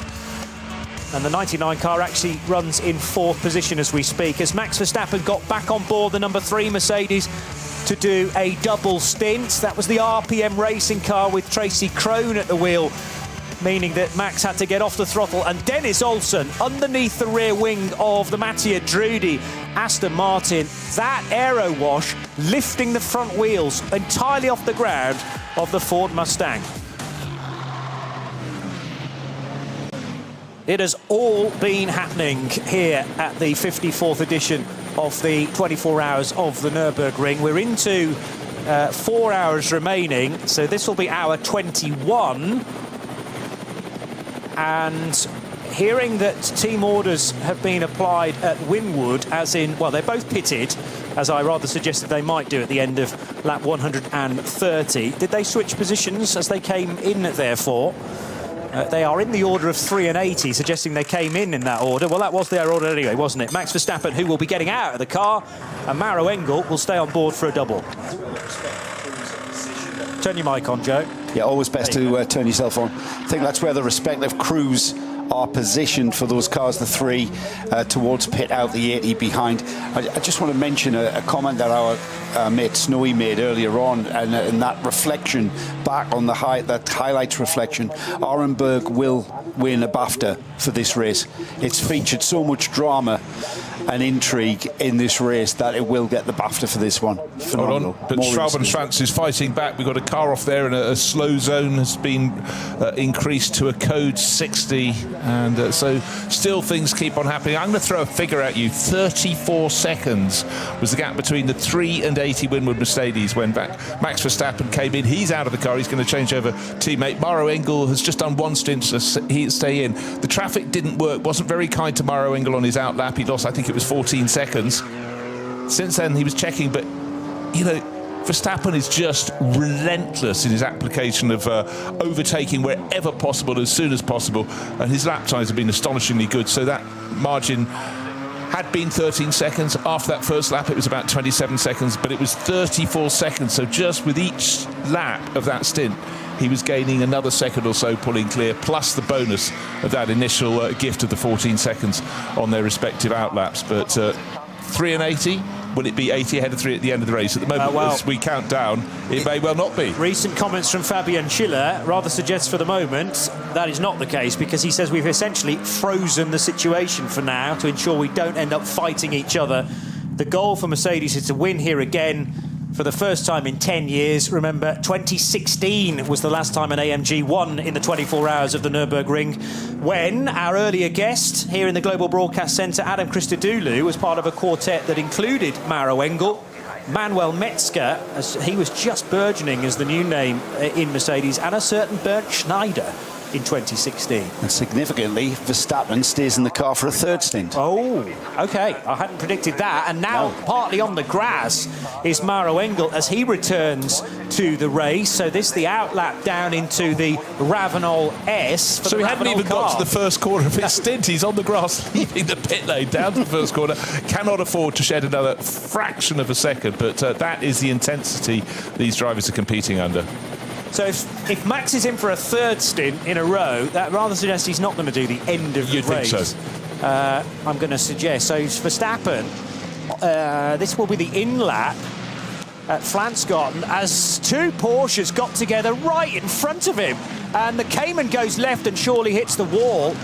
This is the approach to Stefan Beloff S and the Schwalben-Schwanz, but Max Verstappen was very nearly cleaned out by what has happened here between 2 Porsches. He read that situation perfectly as one of the SP9 cars went to the right-hand side of a Cayman, and I don't know which car is therefore off the road. Might have to revert to your tracker in a second, Joe, to fully identify who has been involved there. I'm sure it'll be on the ticker in due course as well, but my word, I hadn't realised it was such a harum-scarum in-lap for Max Verstappen, because I was describing what had happened in the previous 20 hours of this race. David Pittard joins us now from KCMG AMG, and you might be able to shed some light on an incident that I'm still trying to work my way through, frankly. It was many, many hours ago now, but it involved your car and Alexander Sims in the Shearer Sport PHX coming out of a code 60, and it looked like one car just piling into the back of another. But I mean, how did you see it? Good morning, first of all, yes, everyone. Sorry, I've thrown you a very tricky question. Yes. Yes. Cheers, Johnny. Appreciate that. All right, let's go back to basics. How are you? Yeah. I'm far too well rested for this point in a 24 hours, which is a shame. Well, yeah, it is. The race hadn't even got started for us, which is a big shame. So, yeah, I don't want to be that negative guy, but yeah, I'm still not 100% sure what happened. There was some miscommunication where there was an acceleration and then a deceleration, and that message didn't get through to the other car, and yeah, there was contact, and both cars were out of the road. Well, that's the thing. It was also a sort of self-inflicting penalty for the 16. Yeah. You normally assess blame. I would normally assess blame to the chasing car that has driven in the back of the other one, but I never really got a clear camera angle of it. And they were two cars that were right on the pace, it seems. Yeah, we had a really good first stint. I was really up for it, as always. I mean, yeah, good old Snowy. I got the old pit ball out of the first couple of laps, and we had a good old scrap.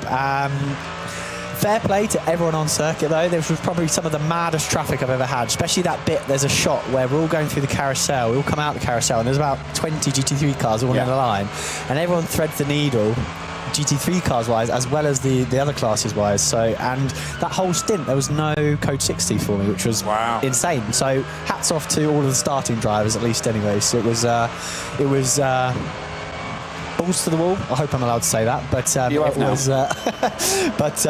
was all very well done. Remind me where you started in that grid, and how far did you get through top qualifying? P10, we pre-qualified, so from our NLS3 qualifying pace. So you were already in top qualifying 3 before the week began? Correct. So we had like no stress going into it. We just focused on race pace. We're sharing with Niri Fukuzumi and Norigamo as well, both Super GT drivers, professional drivers over in Japan, but quite new to this place. Gamo-san is a class winner back in 2013, I think it is. So he's slightly newer, but we could focus on giving those guys the track time. They had their first wet laps in that Q2 session when it absolutely chucked it down. So we did say that it's only going to get better than this, we promise. It doesn't get much worse than that. But no, they did a good job, and it was a shame not to give them more running over the race. You know, when you have pre-qualified like that, does that compromise the running that you do in the weekend in any way, or do you feel like you did all the miles that were necessary, particularly with those lesser experienced drivers?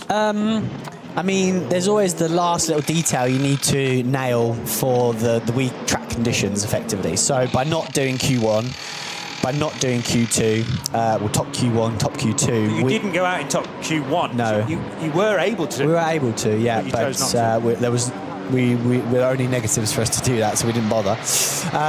But maybe you lose that last percentage of detail that you need to really nail top quali. But I mean, it's all for the glory, all for the ego, isn't it, at the end of the day? As long as we knew the worst we were going to start was P12, and that would enable us to go with the front group, which was all part of the plan. It was going quite well up until, it didn't.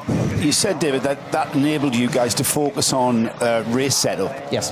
All right, we knew it was going to be cold and wet throughout this week, but just how different is the race setup? I mean, on a technical level, camber, caster, all of that sort of thing, in comparison to, say, coming into this event when it's a hot summer. Is there a massive difference with camber settings and toe? I'm a geek. I need to know this sort of stuff.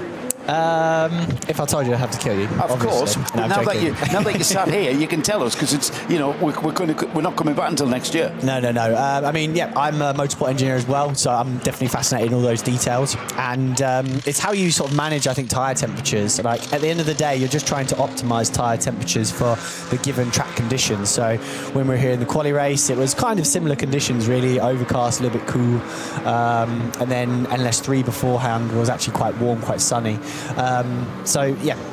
At the end of the day, you are varying those levels of camber to optimise the tyre. Potentially, on the colder days, you would put more camber on to then really work those inner edges, so the inner edges of the tyre are warmer for longer. Right. And then on the warmer days, maybe you need to spread that load over the tyre for a little bit longer, so you're flattening the tyre effectively to spread the load. So that would be a very simple explanation. Yeah. Well, it was adequate as well. And the other thing is, you guys didn't have to. You knew that you were through qualifying, so you didn't have to optimise a setup that would optimise a lap, if there is such a thing as an optimised lap around the North Line. So how different is the setup with regards to if you were having to qualify instead of already being there? Would the setup have been massively different, cambers, casters, etc.? I mean, a pointy car is generally a fast car. There is a trade-off to that, and obviously a trade-off at a Grand Prix circuit versus here at the Nordschleife. So, you could definitely get away with a slightly pointier car, slightly more aggressively set up, stiffer. that will extract all of the grip from that tyre, but it may not last the whole race. Every car works its tyre differently. So, for example, coming from the Aston Martin, we'd always start the stint with a oversteer balance, because we knew that the rears would then fade to then become we start with an understeer balance because the rears would fade to then become an oversteer balance, and you want to minimise the oversteer, especially around here, effectively. Whereas the Merc, you lose the fronts more, so then you have to like switch. You can prioritise the tyre when it comes in for 2 laps in top quali, or you can prioritise it for 8 laps where it's a consistent, drivable, comfortable. Because we've seen even just in the last few minutes, like, you're doing some very funny things at some very odd parts of the circuit to avoid something that's happening in front of you, of which you don't want the car on a knife edge, because then it might spit you off. That first 6 hours of this race is possibly the most nuts first 6 hours of any motor race I've ever witnessed. How difficult was it out there with regards to, you get into a rhythm, don't you? You get into the rhythm of the lap, you get into the rhythm of dealing with the traffic. But then when that rhythm is constantly truncated, surely the drivers out there were saying, not another one, not another one, and not another one, because we were literally code 60 after code 60, incident after incident. How difficult is it to refocus? I think you never... So we talk like in sport psychology about being in flow state, being in the zone. And I think actually for us racing drivers, we have it reasonably easy because you're constantly attentive. There's a very rare occasion in which you are in conscious thought, effectively. You mean you didn't notice the sundown, the beautiful sunset that we had? I don't know if you were in the car for that time. You don't notice any of that? No, not really. Yeah. I mean, no, because you're in a bit of a tunnel vision, really, yes, in those points. So, and I think even in a code 60, you're still optimising everything. So, like, how close am I on the limiters? Can I shortcut this corner? How many laps left to the stint? If there's less stint, if you're on your in-lap, you shortcut everywhere. You don't matter if there's loads of pickup on the tyre, but you know you could gain like half a second in those zones. You're constantly watching for the flags, because even though a lot of us have driven here for 10 plus years, there will still be a point where we'll just miss a flag signal. I think it was Neil Van Hagen in the touring one time. He stayed on the limiter, and Max saw it, and he lost a position as a result of it. And I think you're on tenterhooks the whole time, because you can't give up anything at any time, so you're constantly in flow state as a result of it. Max Verstappen did get out of the number 3 car, by the way. It took a little while for the timing to catch up. Right, okay. We expected a driver change after a double for the Dutchman, and indeed that's what happened. So Danny Juncadei has now got back into the number 3 Verstappen Racing Mercedes AMG. Danny started the race, remember. Maro Engels stayed on board for a double stint, so they're alternating their drive. Well, one car gets a driver change, the other one doesn't, in one pit stop, and then those roles are reversed 8 laps later. But they came in bang on time, 130 laps completed, so they'll be back in on 138. And thanks to a number of you on the collective who've put me right on that. Also from Davey Ovema, who is working for Lion Speed GP this week. He's just managed to get information on the attendance here this weekend. And Davey reckons 352,000 people. Now that might well be... Is that across the weekend, Johnny? Well, that's how the attendance since works. Thursday. So yes, Thursday, Friday, Saturday. Well, since Tuesday, but the meeting officially started, of course, on Thursday. But yes, campsites are open Sunday evening, I think, wasn't it? Monday morning. So for a full week's worth of camping too. And I suppose as soon as you're on site and into a campsite, then you are classified as an attendee, and that's then recorded for the 4 days of the meeting. 352,000 people. What I don't know is whether that's a record, but I really wouldn't be surprised if it is a record, because of the Max Verstappen draw. 280,000, I'm being told, is the former previous best, so that's been beaten by 70,000 people. Driving around, you just said you're in the zone, so you're not really noticing, but Can you see the crowds being busier than normal, and more about probably trying to get from point A to point B in the week before it? Has that been more difficult for you personally? Yeah, I mean, I had to go and shake the car down Monday morning, and I live in Adenau now, so there was gridlock traffic in both directions on Adenau High Street at 7:30 Monday morning. Was there really? Yeah, camper vans, trailers. I know the German word. Thank you. Motorhomes. What was the German word? Wohnmobil. You've been here too long, haven't you? I have. And yeah. You remember you are English, aren't you, David Pitter? Yeah, just about. Yes. Yeah. Oh no, the 130. 130 Lamborghini is stopped at, is that the exit of Galgenkopf? Yes. Onto the Dottinger Hoor. Good eyes. Yeah, it's years of doing NLS races in various weather conditions as well. So it has crawled out of the long right-hander, which is so crucial to a good lap time, to head onto the Dottinger Hoor. An absolute dejection down at Red Bull Team Apt. What do we need to do? Dejection. Yeah, I inadvertently dropped in a mega pun there. The race didn't start well with a jump start for Marco Mappelli, and that has just fallen apart now. The Lambos have had such a quick car down the straights, it seemed.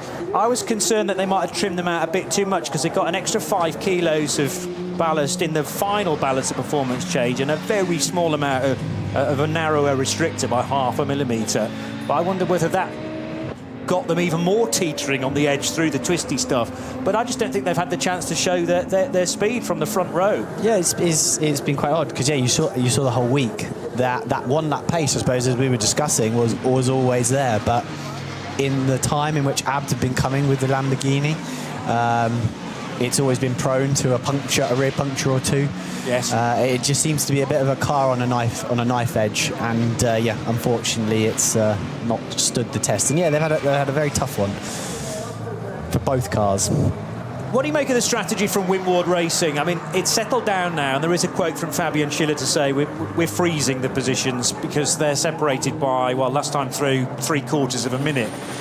But for many, many hours, they were running about a car length apart, and I was tearing my hair out thinking, I'm not even involved with Winward Racing, but they're going through traffic, and if it goes wrong for one, it's going to go wrong for the other. That feels high risk, but maybe it's not, if you're in the industry. Well, I think it's a blessing and a curse, isn't it, to have your two cars running 1-2, leading by 4, 5, 6 minutes, I think it's up to by now. But at that point, yeah, if you get struck with sudden showers on one side, there's no warning for either car, because they're just following each other. One car can't help the other by giving the other car half a lap's heads up, for example.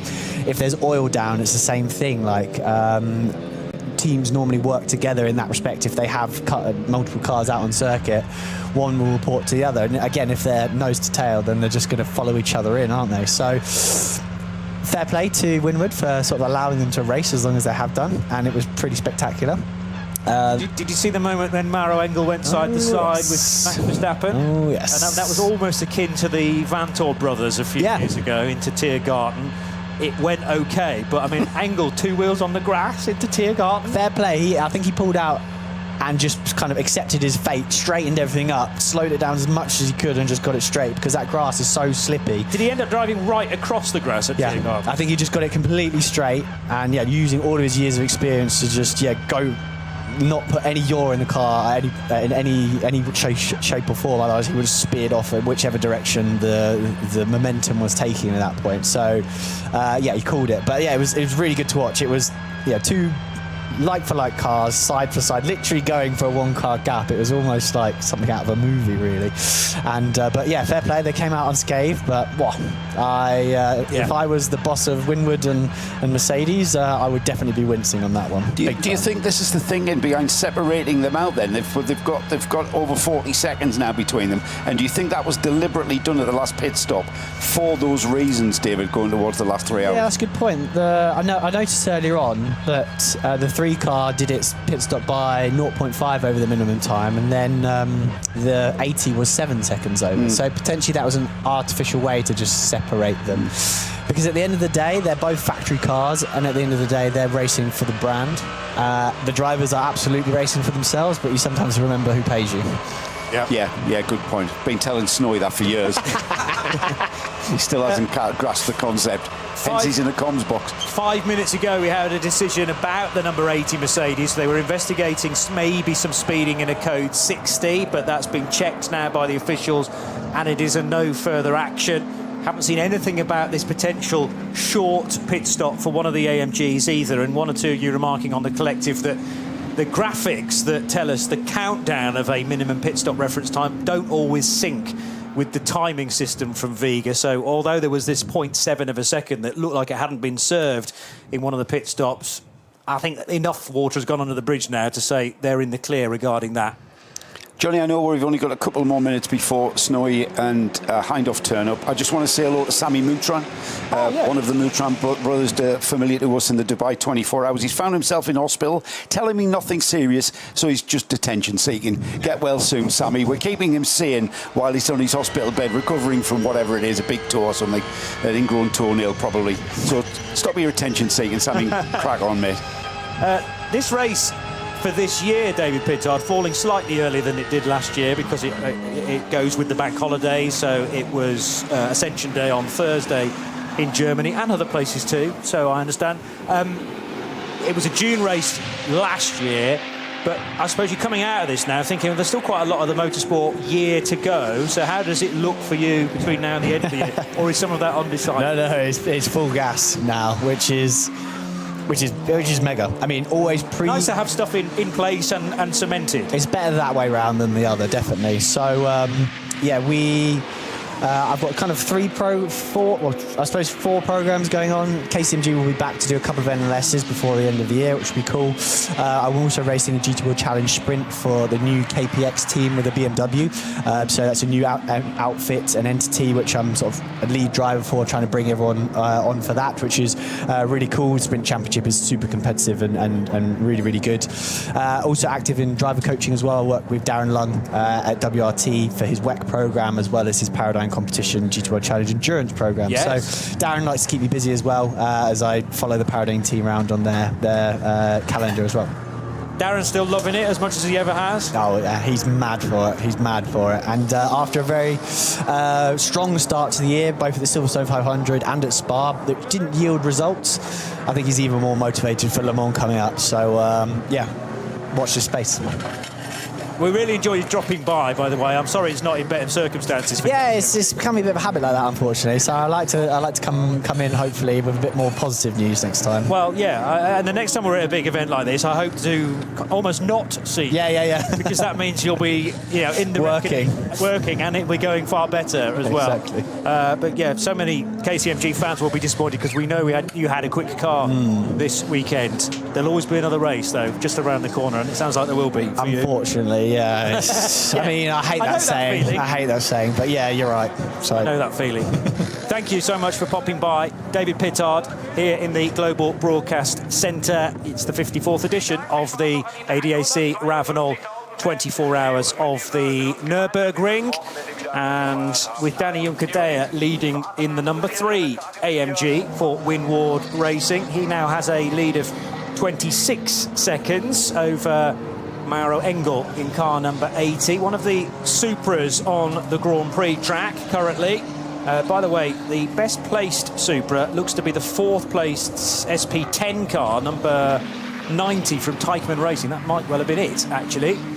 And the leader in VT2 for rear-wheel drive cars is the 500 car, which, remember, it's rear-wheel drive on it in its own category, and then front wheel and all-wheel drive in the other VT2 entry.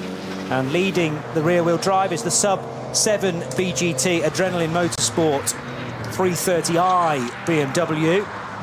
How's Cup 2 getting on? Because that's always close even into the final hours. 900, the Black Falcon team Porsche continues to lead from Team Liquimolly's number 902 car. That was in amongst the top 4 of start group 2, as now the Schaeffler-backed Lamborghini that suffered, it just looked like it kind of ground to a halt. I couldn't see a tyre down on the 130 Lamborghini at the start of the Dottinger Ruhr.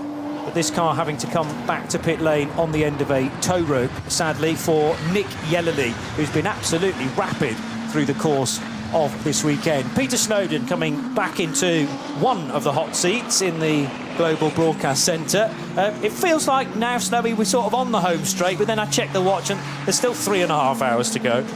So we're only half an hour into a normal NLS race to go, that's all.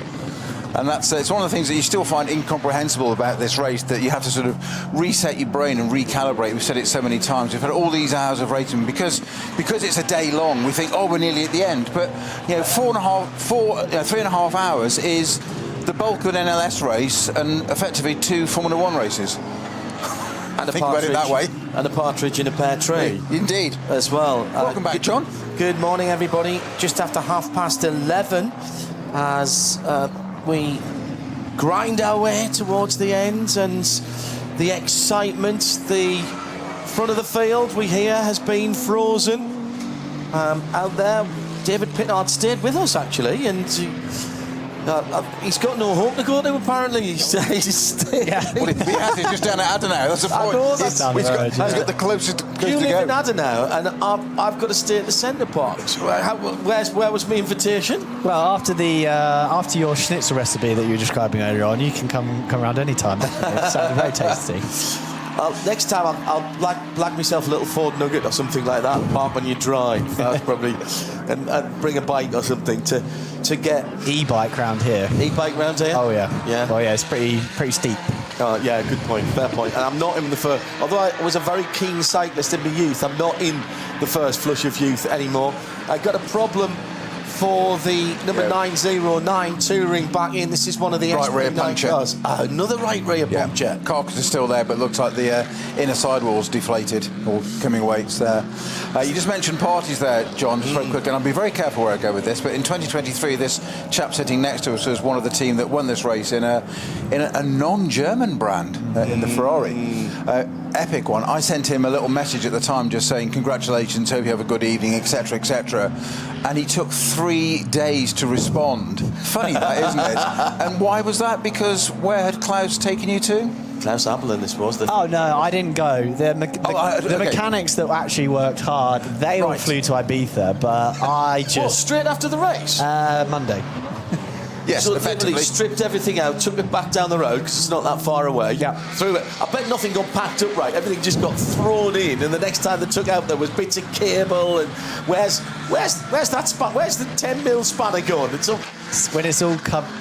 Yeah. When it's all covered in champagne, who cares, right? Yeah, Exactly. absolutely. The big story has been the BMW M Touring, and the gap at the front of the field is coming down as the number 80 is catching up. It was supposed to have been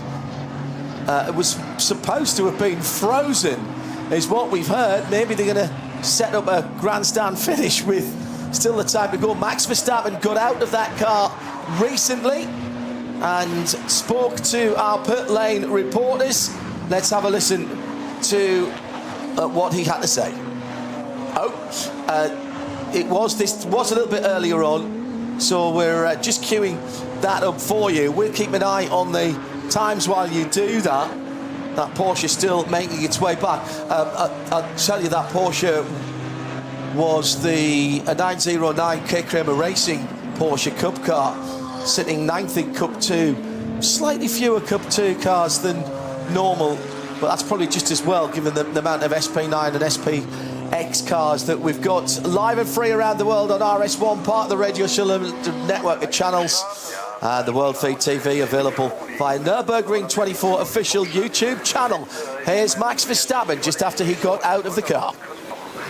Okay, so can you give us a short summary about the last stint you just drove?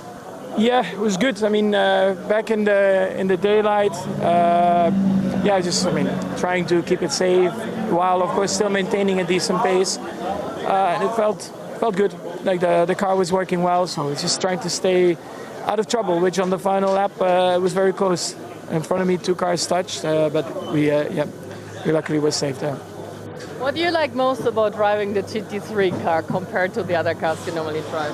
I think in general it's just the competition, the endurance style racing where you share with teammates. The 24-hour race here, the track is super challenging, so it's just the whole combo. The 24-hour race so far as you expected it to be, also for you and the team? So far we couldn't wish for it to go any better, but it's still a few hours to go, so we just need to really stay focused, and then we'll see where we end up. Are you already considering to come back next year to the 24-hour race? Did you fall in love with it? Of course, I mean, I will for sure try. It always depends a bit on my schedule, but let's first enjoy now. Thank you so much. That's an excellent Max Verstappen impression by Tim Sherbuth there from Merlin Motorsport.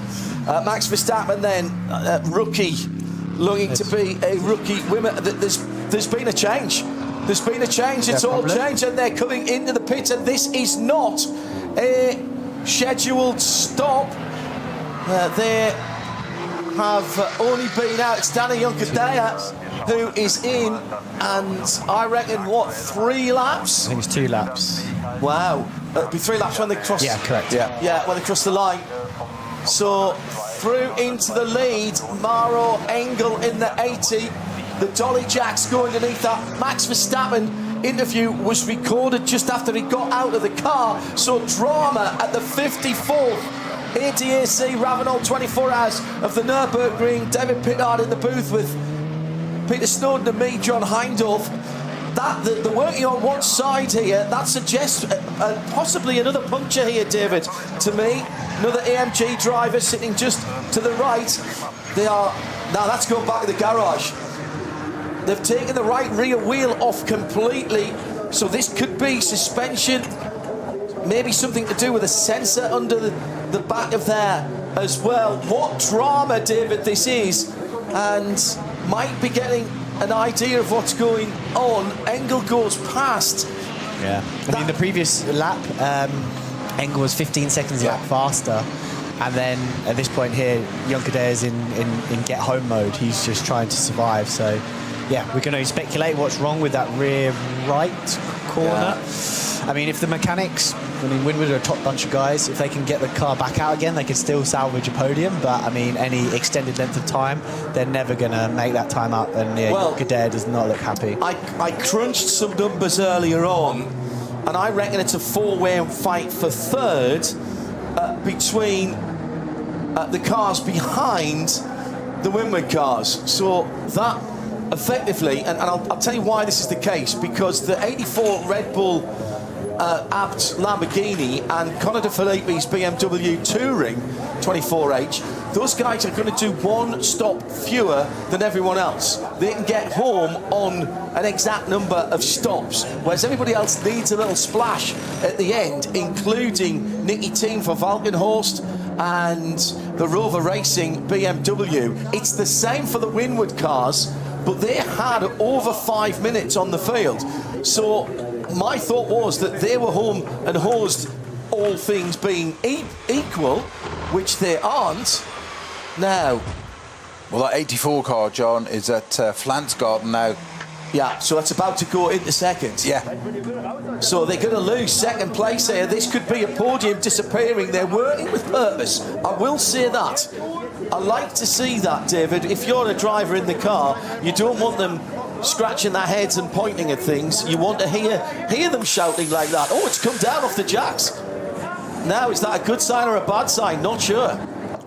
Yeah, I can only speculate. I mean, Danny, hopefully the team are keeping updated on the radio what's going on. It's going back on the higher jacks, so they call it the elephant feet, so they've really got to get underneath the back end of that car, yeah. So, yeah, it's potentially not going to be a big one. Is there anything particular under the right rear wheel arch, like a control unit or a drive belt for something on the for a pump or something on the back of the... I can only imagine it's drive shaft, the hub... They get a hammer around here, don't they? They really do. Because you're running over curbs, but you're also, I was talking to Max Martin earlier on, And he was saying we run up against a lot of curbs now that you can't ride because they're slightly steeper, and you actually use them to straighten the car up, which is why you often see little scuffs on the edge of the tyre, Snowy. The cameraman just gone right in there, and you could just see that's kind of qualified that which Davies just said. It's not brake which is on the disc. Obviously the caliper could work on there. He's got in on his back, right in, as if it's towards the inside of the drive shaft or something, which would suggest a joint or something there. If you don't know the architecture, the physiology, if you like, of these race cars, the engine is in the front of these cars. They're checking everything else as they go along. They've cleaned the windscreen, they've cleaned out all of the air intakes. They've lost second place now as Engsley's gone through in the Lamborghini. No, they haven't quite yet, but he must be close. Yeah, he's just coming to Tiergarten. Yeah. The engine in the front drives a gearbox which is not straight off the back of the engine as you would have on most road cars. The gearbox and the rear differential are all at the back of the car, and the drive shafts go right in to that. It's called a transaxle. It helps balance the weight of the car. The engine is pushed far back. There goes the Lamborghini across the line in front of us, and second place has gone for the number 3 Windward car. Next, it will be Conor De Filippi for BMW in the XPX leader. The car that was the April Fool joke. Well, nobody is laughing now. We are loving this car. Loving it. What a project this is. I know it's not your manufacturer, but you've got to give them a chapeau, haven't you? Well, they're my manufacturer in GT1 Challenge Sprint, and I think as any automotive fan, to make a fast touring is epic. Everyone loves a fast wagon. Absolutely. That's a T-shirt. I've been saying that all week. Yeah, he's got the merchandising right already, John. He's way ahead of the game. Right, Andreas Roos said that it would be top 10 of that car. It's actually top 5 now. This is coming down to the bridge at now. Oh dear. We can hear the onboard.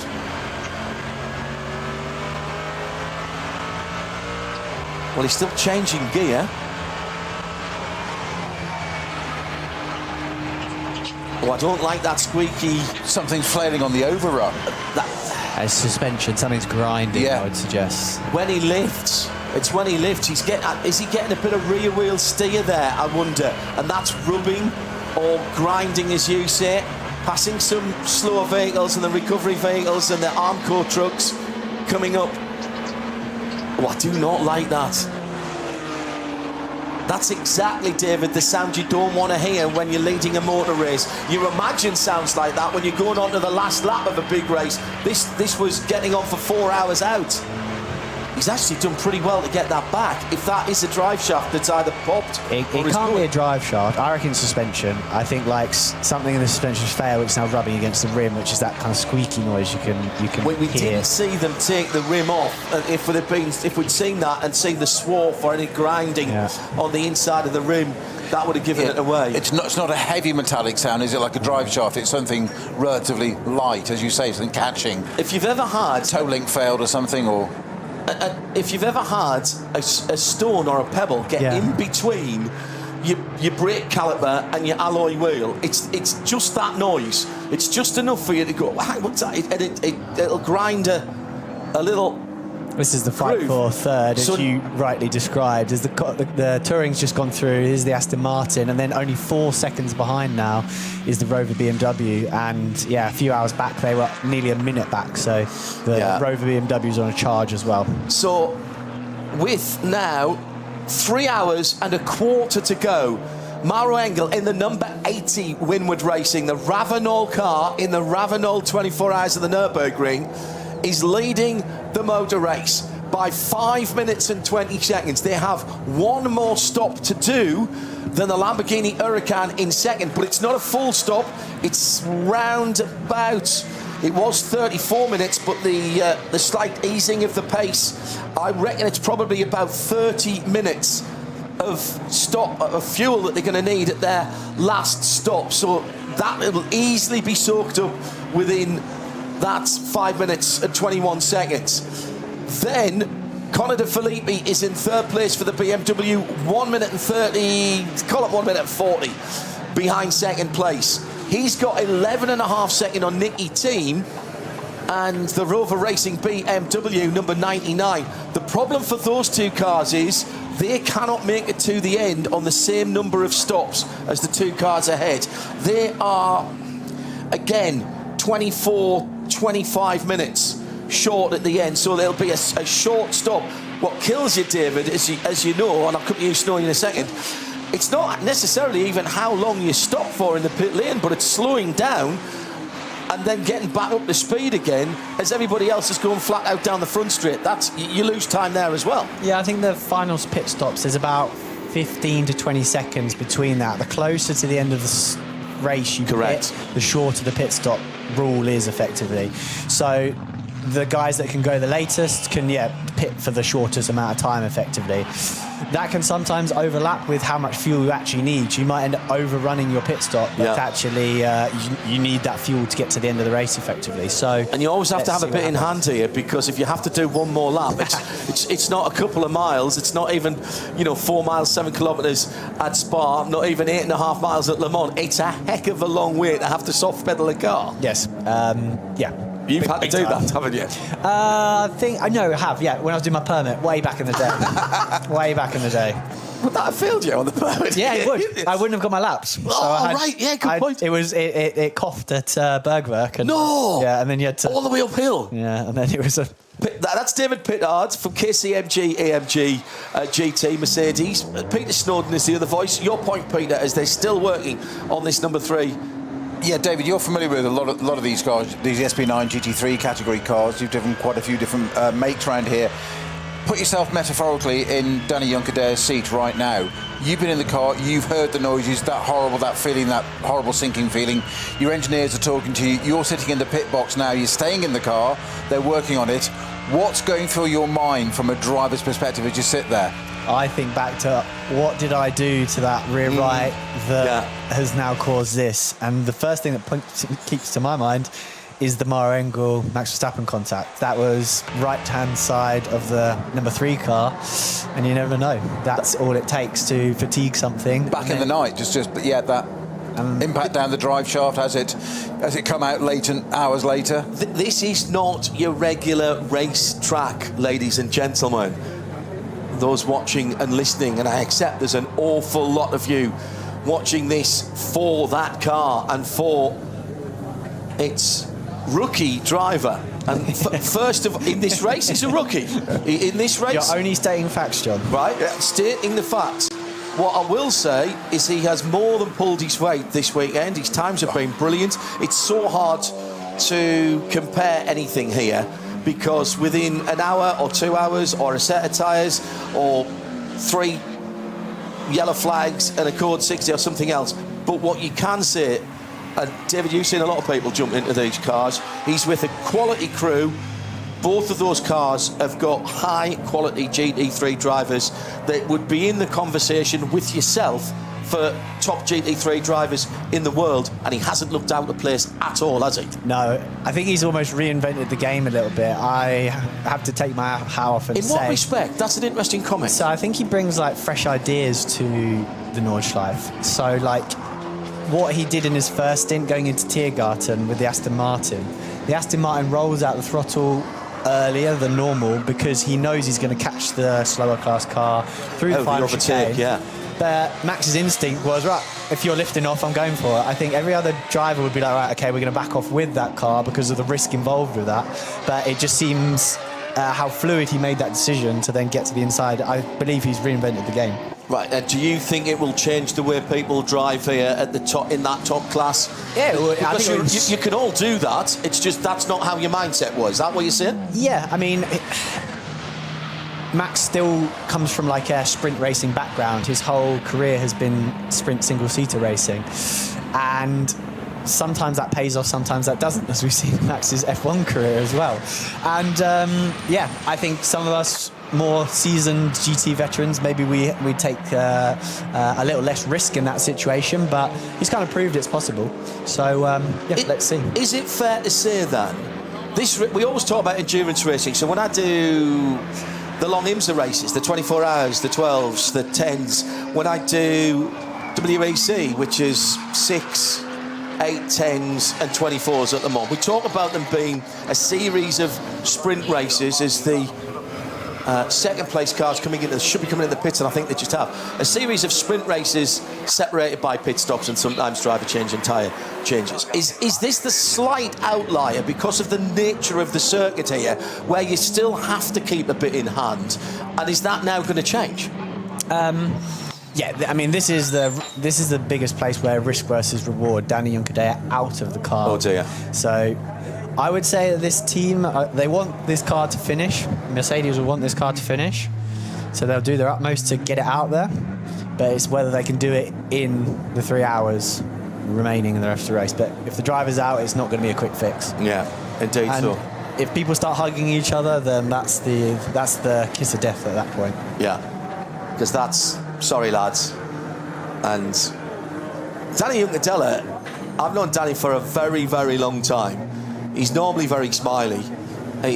Everybody has been pushing so hard, and for Winward Racing, for Bryce Ward, for Russell Ward, for Christian Hohenadel, and for the rest of the team here in Germany who've put this together with AMG. Remember, they've taken over this part of the AMG portfolio from GetSpeed, who are off doing other things. And this is their first 24 hours as well, Peter. And it almost feels a bit unfair. But that is the nature of this race. It's the reality, unfortunately, that this motor racing is tough, GT racing is tough, and this is the toughest race in that category. I've got a feeling that car is not going back out. No, I think you're right. I was intrigued, David, at your comments about Max and the Aston earlier on, and you're saying about the sort of, we've mentioned many a time during the show throughout the nearly 24 hours now, the 21 hours we've had or whatever, that it's finding that a driver's got to find that balance, whatever category, whatever class they're in, you've got to find that balance all the time of do I, don't I. We keep saying you've got to make split-second decisions, whether you're being approached, whether you're hunting or being hunted. And I think what you've said there is fascinating, is that in that kind of situation, Max has brought something like a different mentality. It's almost like send it, then sort it. But that's great if you've got the skill. Yeah. And I think you've got to have that. You can get overconfident, people that maybe not done. I think he does have that amazing level of ability to be able to put the car in situations, and we all go, oh, he's done it. Second and third in the pits on time. I'll come back to David Pittard at the moment. So Lamborghini, Lamborghini, Abt, Red Bull, and BMW. Conor Philippe's brought the SPX leader in, the BMW M3 Touring, the fast wagon in the Shell Helix colours. BMW on the crest of a wave at the moment, the Logan.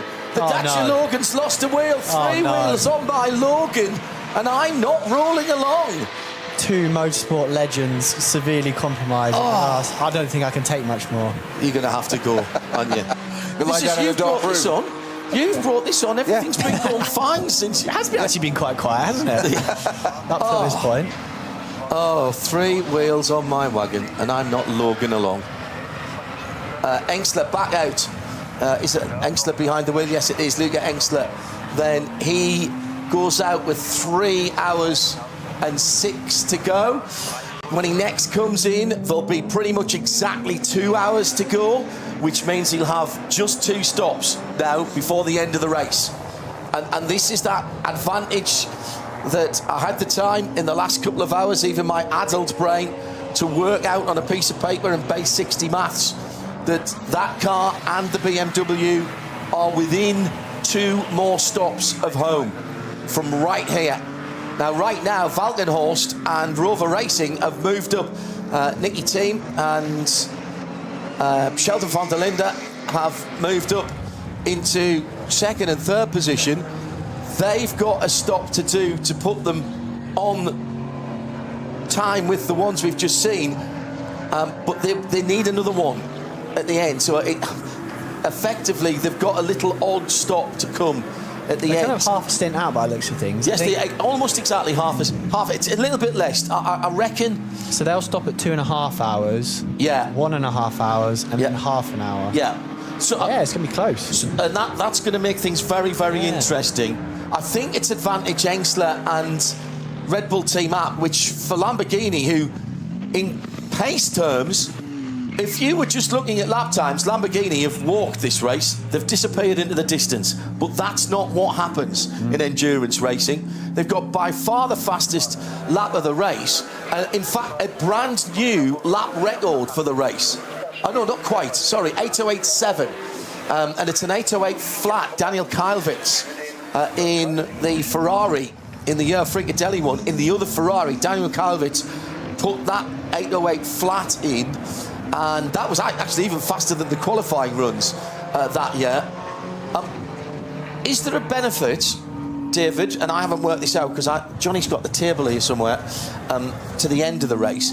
Do you go as far into that last 69 minutes as you can, or do you stop the moment you know you can get to the end? I mean, no, the closer to the end you can get. It's not like IMSA where like getting your final pit stop done early. You want to get your last pit stop done first. There's no reset. There's none of that.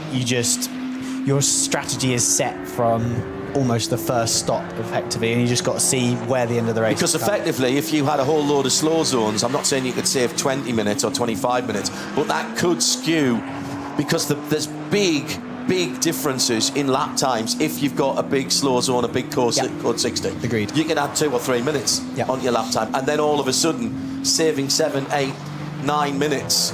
That's possibly only 3 laps. You might have saved 9 or 10 minutes. Mm-hmm. Yeah, that makes sense. So you keep going. You run to your fuel plan rather than your time or your tyre. Well, tyres you're changing every single time through, aren't you? Yeah. You were on the... What tyre manufacturer were you on? Michelin. You are Michelin, yeah. So what did you have here? We've had a lot of people asking, because this is so unusual that it's an open tyre formula, which is great. First of all, I know why that doesn't happen, and it's a cost thing, and it's like arms race, lots more spending, but it's great. But not only do you have a choice of tyre manufacturers, you have a much wider variety of tyres from your manufacturer than you would normally have. What choices have you had this weekend, and what decisions have you had to make? We've had starting with slick tyres. We have the cold Michelin, the medium, and the hot. Right. And they're all basically tailored to specific track temperatures. Right. So up to about 8 or 9 degrees track temperature is the cold tyre, which we were potentially used overnight, but we didn't get that far, so I can't actually tell you if we used that or not. Medium has a huge window where it starts from about 10 degrees up to 25, and then the hot goes beyond then, effectively. Then it gets really interesting with the wets and drying wets, and is that what drying wets is what we used to call intermediates? Intermediates, yeah. Because that's quite unusual nowadays to have an intermediate. There are not a lot of championships, and particularly not GT championships. In fact, a lot of GT championships don't even have a choice of compound for your slicks. So are those drying wets, those intermediates, are they pre-cut or pre-moulded with the sipes, or are they getting hand-cut, or a bit of both? I don't know if you've seen the Michelin hypercar tyres, but they look very similar to that, which actually looks like a road tyre. There's almost quite there's 3 grooves or a number of grooves on the inner edge. Then it's reasonably flat, slick on the outer edge. So I think as the grip comes, as the track dries and you roll over onto that outer edge, you have more slick available, more surface area, more grip. So there's some very intelligent thinking in those mixed conditions that have been put, and engineering that have been put into those tyres, which is always fascinating to try out. And we have a couple of compounds for those as well. And then a wet tyre, or a wet tyre and a monsoon tyre? No, the monsoon tyre. Well, the full wet is the full wet, basically. It's what we had to use on Thursday evening. And it wasn't going to get much wetter than that. You know, the tyre that I would have been using on Thursday night would have been the one on my road car to get out to the hotel. I was going to say a rubber ring, well, actually, that would have been... And a paddle. Yeah, exactly. The only tyre that I wanted in contact with the road was the one on my road car to get the heck out of it. Yeah. That was incredible. Matt Campbell in the Grello, which perished many hours ago in a bizarre, slow, lazy spin with Kevin Estra at the wheel at Brunshaw 2 after somebody had laid some contaminant down on the racetrack. Matt Campbell had to get a lap in because he was the reserve driver. So he didn't have a choice about not going out. He had to go around. I'm not sure what tyre it was on, but it was so wet it didn't make a blind bit of difference. I think he was on tick over for 3/4 of the lap. Did you see any of the onboard? I was watching the onboard and I used that as an argument not to go out at that point because I was due to go out at that time. And I said to my team, look at that, let's not go out. That's Matt Campbell in a Manthey Porsche who know this place better than anyone else, in a Porsche with a slight bias of weight over the driven wheels, and look at the way he's having to drive that. Exactly, yeah. I don't think he got out of second gear. It was tick over in second and third. No, I mean, the tricky situation with that is getting on throttle, you aquaplane, but the scarier situation is when you come off throttle and then you have the engine brake and aquaplane, and it's like pulling the handbrake on spontaneously, and that's, yeah, exactly. And then you're just sliding. You end up clutching in, which is like very unnatural thing to do. To get the wheels to start turning again. Just to let them roll rather than engine brakes. So. David Pittard, who's with us from KCMG Motorsport Group. Peter Snowden. That's an RSL scoop, I think, there. A racing driver, no less than Pitbull Pittard, a man that won this race outright 3 years ago, has just admitted, I don't want to drive a racing car around the Nordschleife in the 24-hour race. Well, I'm very brave of you to admit that, mate. It was in brilliant. It's this risk versus reward situation. A measured decision, of course. Well, what you didn't have to do was give the guys a harsh overnight to rebuild the car. Exactly that. You've already got enough work to go on. I was thinking about the guys. You two are good. You two are really good. I'm good. I'm good. This is where I do wish we had that studio cam to see your two faces looking at one another, winking like, we've got this. They believe us. It's fine. Sheldon van der Linde is on the charge. Yeah, well. This is where the best battles What else does he ever do? Yeah, when is he not? There's 7 minutes between Engel in the Winward Racing leading car and the Valkenhorst Aston Martin.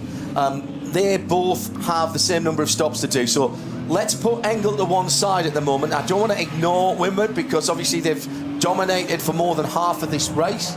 The number 3 car's dropping down outside the top 10 now with that right rear issue, suspension, whatever it is. So now the battle is for second and third place. The other 2 steps on the podium at the ADAC RAVENOL 24 hours of the Nürburgring. Valkenhorst Aston Martin, Nicky Team, no better man to have in if there's a fight because his Norse heritage will come to the fore and he will be wringing the neck of that car if he has to, and he'll have his elbows out for sure. Then you've got Sheldon van der Linde. Those 2 guys are on the same pit strategy and there are 5 seconds between them. 5 seconds between them is like basically it's Silverstone or any Grand Prix circuit. That's like being side by side round there. In here, in terms of the time difference. Yeah, over such a distance as well. That's what's so epic about endurance racing, isn't it? The margins are just so fine when you look at averages and things like that. And I think that the Lambo, you're right, is in the fight as well. If there's a 4-lap split between them, there's roughly 20 to 15 seconds difference for those stops. It's about a minute. Yeah. So at the moment, I reckon the Lambo, the Aston, and the BMW are going to be duking it out for best of the rest. I just think, unfortunately for the guys at BMW, oops, didn't want to do that, I'm getting tired. Just for the guys at BMW, I think that's just a little bit too far back to actually be in the fight, because they are, well, Engstler's, call it a minute and 17 behind second and a minute and 12, 13 behind third. Conor De Filippi is a little bit further back. He might... no, I think unless he's got some pace to play with. The good news is that they're on their 6th lap. They've got 2 more laps to go when they complete this one. But I think they can go full rich all the way to the end, whereas it will be an extra little splash in the pit lane. So those 4 cars are going to have a bit of a fight. What do we know about the Lamborghini Huracan? It's the fastest car on the track. Pole position, outside pole position. First time a Lamborghini's been on the front row, and he only locked out the front row for the start of the race yesterday. and that car's done an 8:08.7 against best times of 13s, 12s, 15s of the cars ahead of it. I mean, the extraordinary thing is that Rover Racing's BMW, the M4, its best lap is 7 seconds away from what the Lamborghini Huracan's done. Now, you're looking at perfect scenarios here, but that gives you, David Pittard, an idea. You wouldn't want to be at a 7-second disadvantage for one lap pace. You'd want to have that in your pocket, wouldn't you? Yes, but yeah, I reckon that BMW's got it. It's got something. I'm actually impressed that the M3 Touring has got a faster lap than the M4. Yeah. That to me, that's the start of the race if that stays like that. Yeah. Right now, David, before we let you can sit here as long as you like, but I want to ask you a question, and by all means, say, Hindhoff, I can't answer that, and why have you asked me, right? And this is about some testing that you've been doing with Toyota and the new car. It was your helmet I saw round here a little while ago doing a Thursday test. Is there anything you can tell me about that? Was it not you? Was it your helmet and somebody else was driving it? You can't tell me. Just tell me if you can't tell me. He's turned his back. That's your problem. Okay. You can't. That's no. You understand why I have to ask? Because I'm being asked as well, right? That's absolutely fine. Absolutely fine. We're not the sort of people who try and trip. This is not Meet the Press or Newsnight or anything like that. And I've known David too long to fall out with him. So, no chance of that, John. Well, thank you very much indeed. All right, Fred Vervies is also picking up the pace. 6th position for HRT Ford Racing tonight. I'm just going to ask David while we've got him here a potentially daft question, but it's always good to get a driver's angle.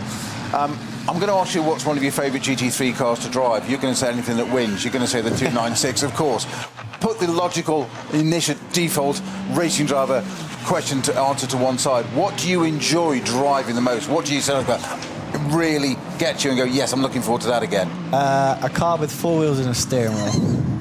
No, I'm joking. No, I'm not tied to any manufacturer, so I can be actually quite open to that one at the moment. Do they all have different characteristics? Oh, absolutely. Yeah. So, like front engine stuff, generally they will overload the front axle in the slower speed stuff, so they don't rotate as well as the mid-engine Lamborghinis, who are always super fast on the Grand Prix circuit when you look at the sectors, because listening to like Nicky Katzberg talk about it, he says, I just have neutral steer, I don't have to do anything, it just turns itself effectively. Traction control, don't need that. Like, it's super impressive like that. The Aston has one of the best TC systems because it needs it. The traction's not amazing. The Merc has a very simple TC system because it's got so much grip, it doesn't need a complicated system. So yeah, they all have their strengths and weaknesses. But to answer your question, Snowy, the car I enjoy the most is the Porsche. The screaming flat six, 9,000 RPM engine. No, so you've just ruined it because I hope you were going to Aston Martin this side of the booth and Porsche that side of the booth. So you know who pays you, don't you? Yeah, exactly. Back to that again. That final iteration of that flat six, which came out of the GTE car, so for almost 4.2 now they got that out now, and it's 4.187 or something like that. And I once asked one of the engineers, why is it not just 4.2? And there was an engine sitting there without the head on, and he went, have a look at that. And the gaps between the pistons were infinitesimally small. Crazy. You could not measure them. That's as much as they could take them out. Guys, we've got a great battle here. It's for 6th, but Vervies and Vanto in the line speed GP. That car's been quiet. That Porsche's been quiet. I expected to see that further up. It didn't have a perfect start to the week. They're coming through the neutralised zone, through the Kleine Carousel now, and up towards the Gallows Hill, the Galgenkopf, through this really tricky, looks easy on the track map, but it's a triple apex, effectively, triple pressure corner, you would call it in bobsleighing, and it's the last bit you've got to get right, David, to get the speed down on the Dottinger. At this point, yeah, you're now full gas for 2.6 kilometres. Thank you very much, TV caption, for saving me some embarrassment. But yeah, it's fight on. You look at the way Nicky's attacking the traffic at the moment. He is trying to keep the Mustang behind him because he knows that Sheldon van der Linde in the BMW is coming. If he can keep a rear gunner in the Ford there, that helps him.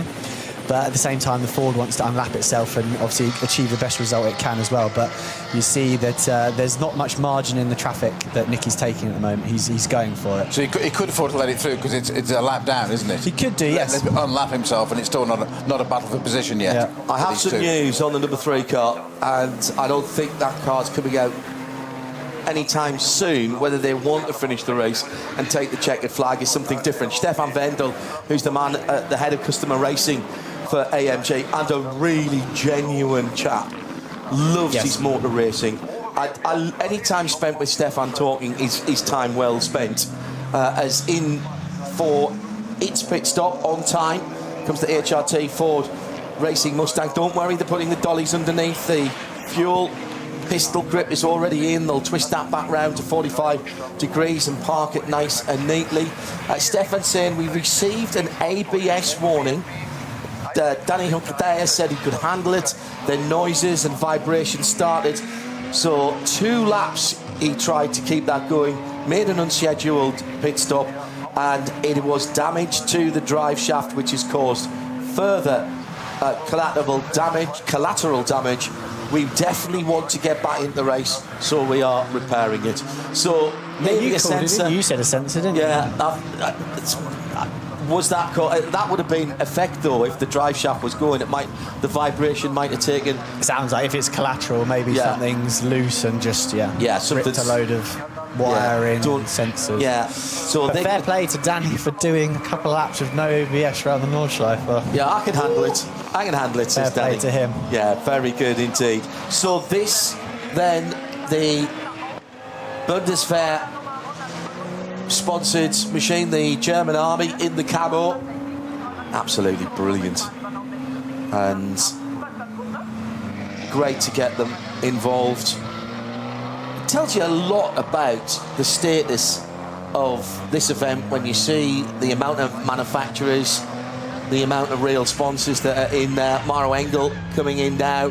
This is the leader, so he is almost a lap ahead then of that 67 of Frederik Vervisch. So this now has to be a very sensible pit stop. They will, I guarantee you, they will check everything on that car. They have time in hand, over 6 minutes in hand. 2/3 of a lap nearly here, around here. David, I am going to let you go this time. Thank you so much indeed. No worries. No, always good to chat. When do we see you Hopefully again? we can do it in better circumstances. Yeah, well, indeed. I will be at Le Mans with Darren in WRT, so Excellent. maybe I'll swing past there. Yeah, that'd be absolutely great. They've had a good start to the season with a win with Dan Harper in the other car, so that's really good. With the guys there, Tony McIntosh and Parker Thompson, wasn't it? Correct. From that, and I'm told Tony's got a different throwback livery for every car this year, and he's not saying what they are. So fantastic. I'm absolutely, what a character. I'm loving it. And of course, BMW won outright at WRC last weekend. So there's a bit of momentum there because I know that it's hypercar versus GT, but the rising tide lifts all ships. Yeah, well, everyone's motivated. Everyone's seen it happen. Everyone's seen it happen in-house, and they want to get that. I think Le Mans is about the only thing that WRT haven't won. They've won it in LMP2, but even in odd circumstances when they had a sensor fail when they should have had a 1-2 in LMP2, and if a year, I still can't talk to him. There's a steering wheel change on the lead car. Oh, good spot. But again, they've got the time. You do everything. Anything that's throwing up a fault code. Still 45 seconds but of the minimum pit stop time, but then they've still got 7 minutes on top of that. Anything that's showing up an error code, you're not just going to clear it at this point. You're going to search for it. It looks like it. Why would they do that, David? I don't know. I mean, that's quite a major thing. You don't change that during a race. Normally, this whole column's movable and adjustable. What's precautionary about that? There's not much software or there's hardware in terms of the basic stuff of changing gears, but the AMG wheel is so simple. There's not actually much on there at all. Is there a driver information system on that? Is there a screen? No, so that's in front of you. That's on the normal. It's so basic. Right, so it's gear change or radio button. Start button, flash button, drink button, and that's it. That's it. Yeah. Okay. I've just got one question I just wanted to ask David Wallicher, and then we will let you go. We've established you've driven lots of these lovely GT3 cars around here and other places. Lots of variety. What's your daily driver? My Seat Leon. There you go. There you go. So don't need anything special on the road when you drive these things. Well, exactly. My Seat Leon is very special. Very special. Well, yours is, of course, yes. It's got provenance, yes. Well, we've got a little Seat Ibiza as well, a little station wagon. It's great. Not a fast wagon, but it is a wagon.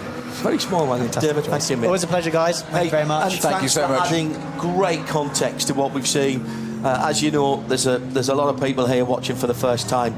You've given invaluable insight to people, and maybe you've grabbed a few fans. And obviously, you can follow David and the rest of the WRT BMW team at Le Mans via Radio Le Mans, and RS1 will be down there all week. And we even cover the test day as well. Might even come see you then. Yeah. Sounds good. Have a good one. Cheers, guys. Not got far to go home. And I'll be in the pits coming to annoy him anyway. Yeah, barbecue will be on later on. Indy qualifying tonight. What's your bit of that? Yeah. One and done tonight because it got rained off yesterday. John, that was a typical driver's response, yeah? Indy 500 qualifying site. Is it on? I'm not in the race, so why would I know about it? Good point. Good point. Well, let's just review what's been going on. An ABS and drive shaft problem for one of the two cars that's dominated more than half of the race, and the number 3 Winward Racing Mercedes AMG, the Verstappen.com racing car, with just under 4 hours to go. Danny Hunkerdyer tried to get it back, but the damage has been done. Not unsurprisingly, David made some very valuable points, but the one that got my interest there was the possibility, and it is speculation, we don't know, but the possibility of that late night contact between early morning contact. You're right. Sorry, between Max Verstappen when he was in the number 3 car and Mauro Engel in the number 80 car. That's now the two teammates. It was side on side. So, okay, if that's the cause, and we are speculating here. So there's lots of ifs here, I know. But if that were to be something that's collateral further down the line, how's the 80 getting on? What part of that car was damaged or not in that incident? Well, Fabi Schiller will be finding out as he goes out now. These races are seldom won by the fastest car. Talking to some of my Australian colleagues earlier on, and Jackie Warnock made a very, very good point on one of the socials. This place, Le Mans, Bathurst and Mount Panorama, it's almost as if the circuit has its own personality, and we say sometimes Bathurst chooses, the mountain chooses, and the Nürburgring has a personality, has a character like that. Jochen from Frozen Speed is back with us. What drama we've had. What sort of a night did you have? I had a great night. It's become rare over the last years that I'm able to do all my wished for night photography, and there was no interruption this night, and I got my hoped for shots with the long exposure at Weersdijk. Ah, nice. Yeah, and then at Carousel as well. That's just special.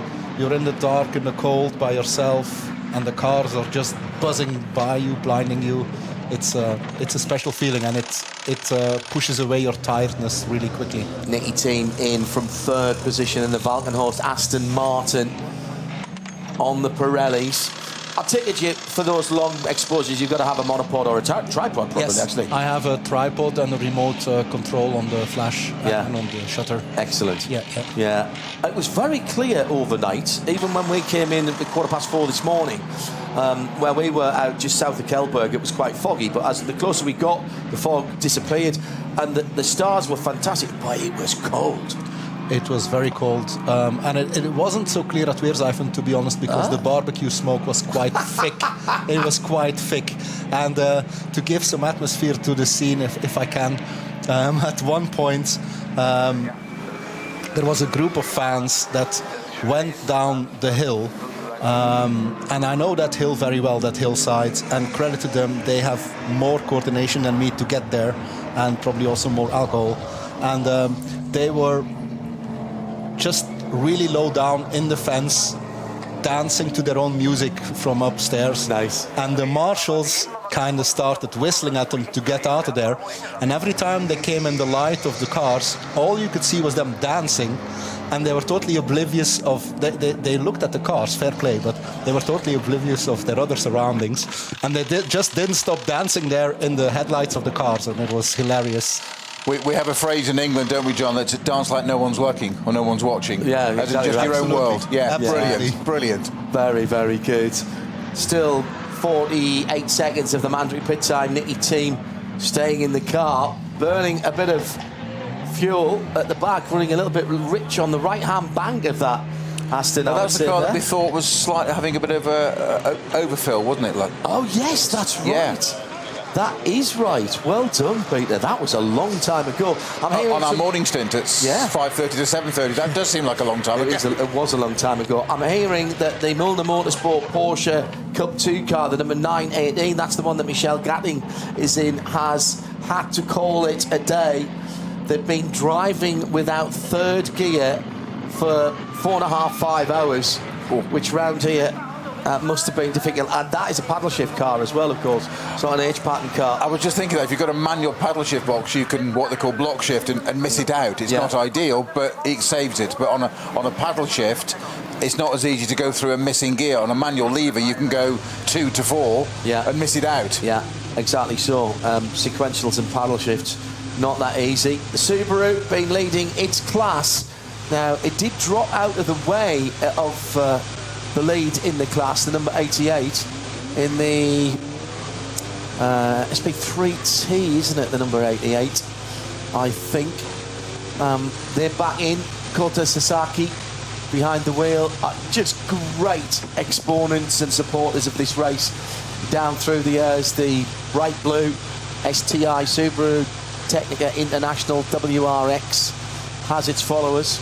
Yeah, I've got a fun detail on that car. I saw on one of the photos it's got a lot of Japanese writing on the bumper traditionally, and I put that through Google Translate, and it turns out to be the names of all the dealerships of Subaru in Japan, which I think is really cool. Yeah, I'm not super cool. I'm not 100% sure they have it again this year, but I suspect they do. That is they definitely brilliant. had it last year. I love the little details like that. It's those wee stories that really make the difference. The reverse Grello, more green than yellow, is the 992. This is the SP Pro car, and the Greisman fuels machine. Manthey. Well, there's nothing much you can say about Manthey around here. They were actually in 2006 the last team to get a 1-2 finish. In 2016, the last time AMG won, it was 2 AMGs, but they weren't the same team. Olaf and subsequently his son running that and could barely get much closer. There's a few local teams here, but they're from just up the road. Always used to just drive the cars down, never even put them in the trailer, put a flashing amber beacon on the top, and get a little police escort to come down early in the week. So the B195 Tribute, the Bitburger car, doesn't it work really well? It does work on the really McLaren. Well. Yes. It's done by Berserk Design, who does great liveries since a long time at the Nordschleife. Oh, no, we got a fire.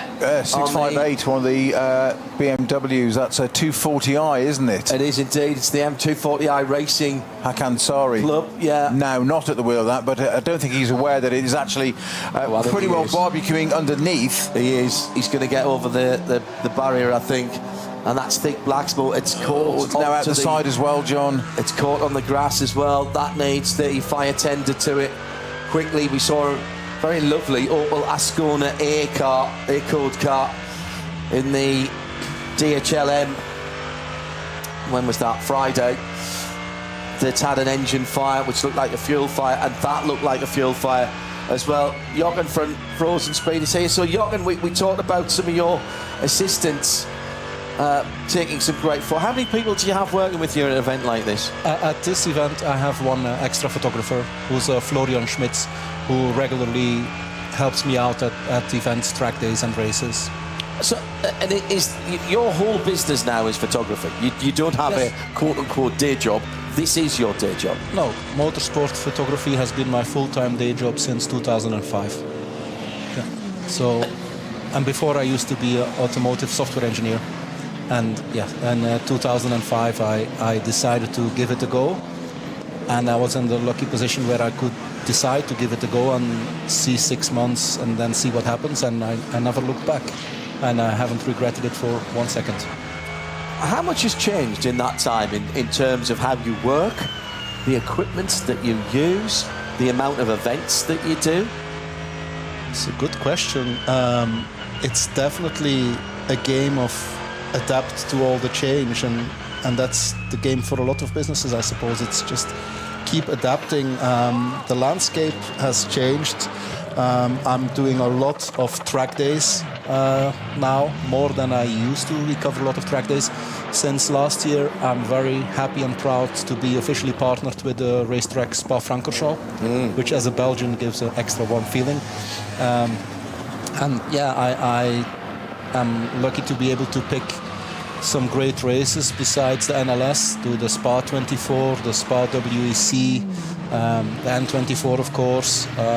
I'm lucky to be invited by Goodwood regularly to shoot for them at their fantastic events. 2008, by the way, I knew that. I just said the wrong thing. 2008 for the last 1-2 team finish. It was still Manthey. Well, the fire is out on that BMW. Drivers left. We've got one of the intervention vehicles there as well, and that is coming up to the end of the lap. Only a short tow into the pit lane.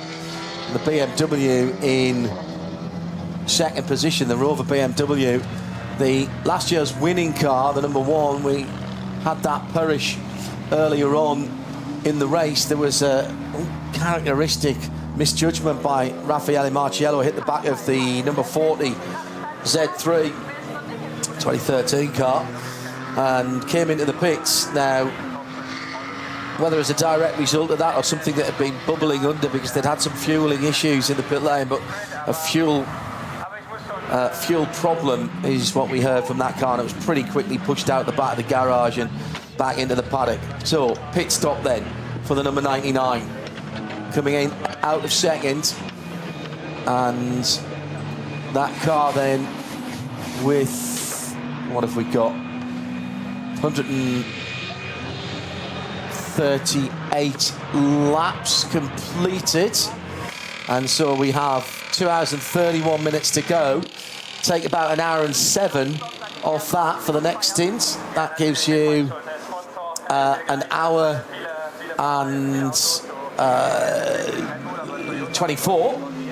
Take an hour and 7 off that, and that gives you let me see, gives you 18 minutes, doesn't it? 17, 18 minutes, so they're just short.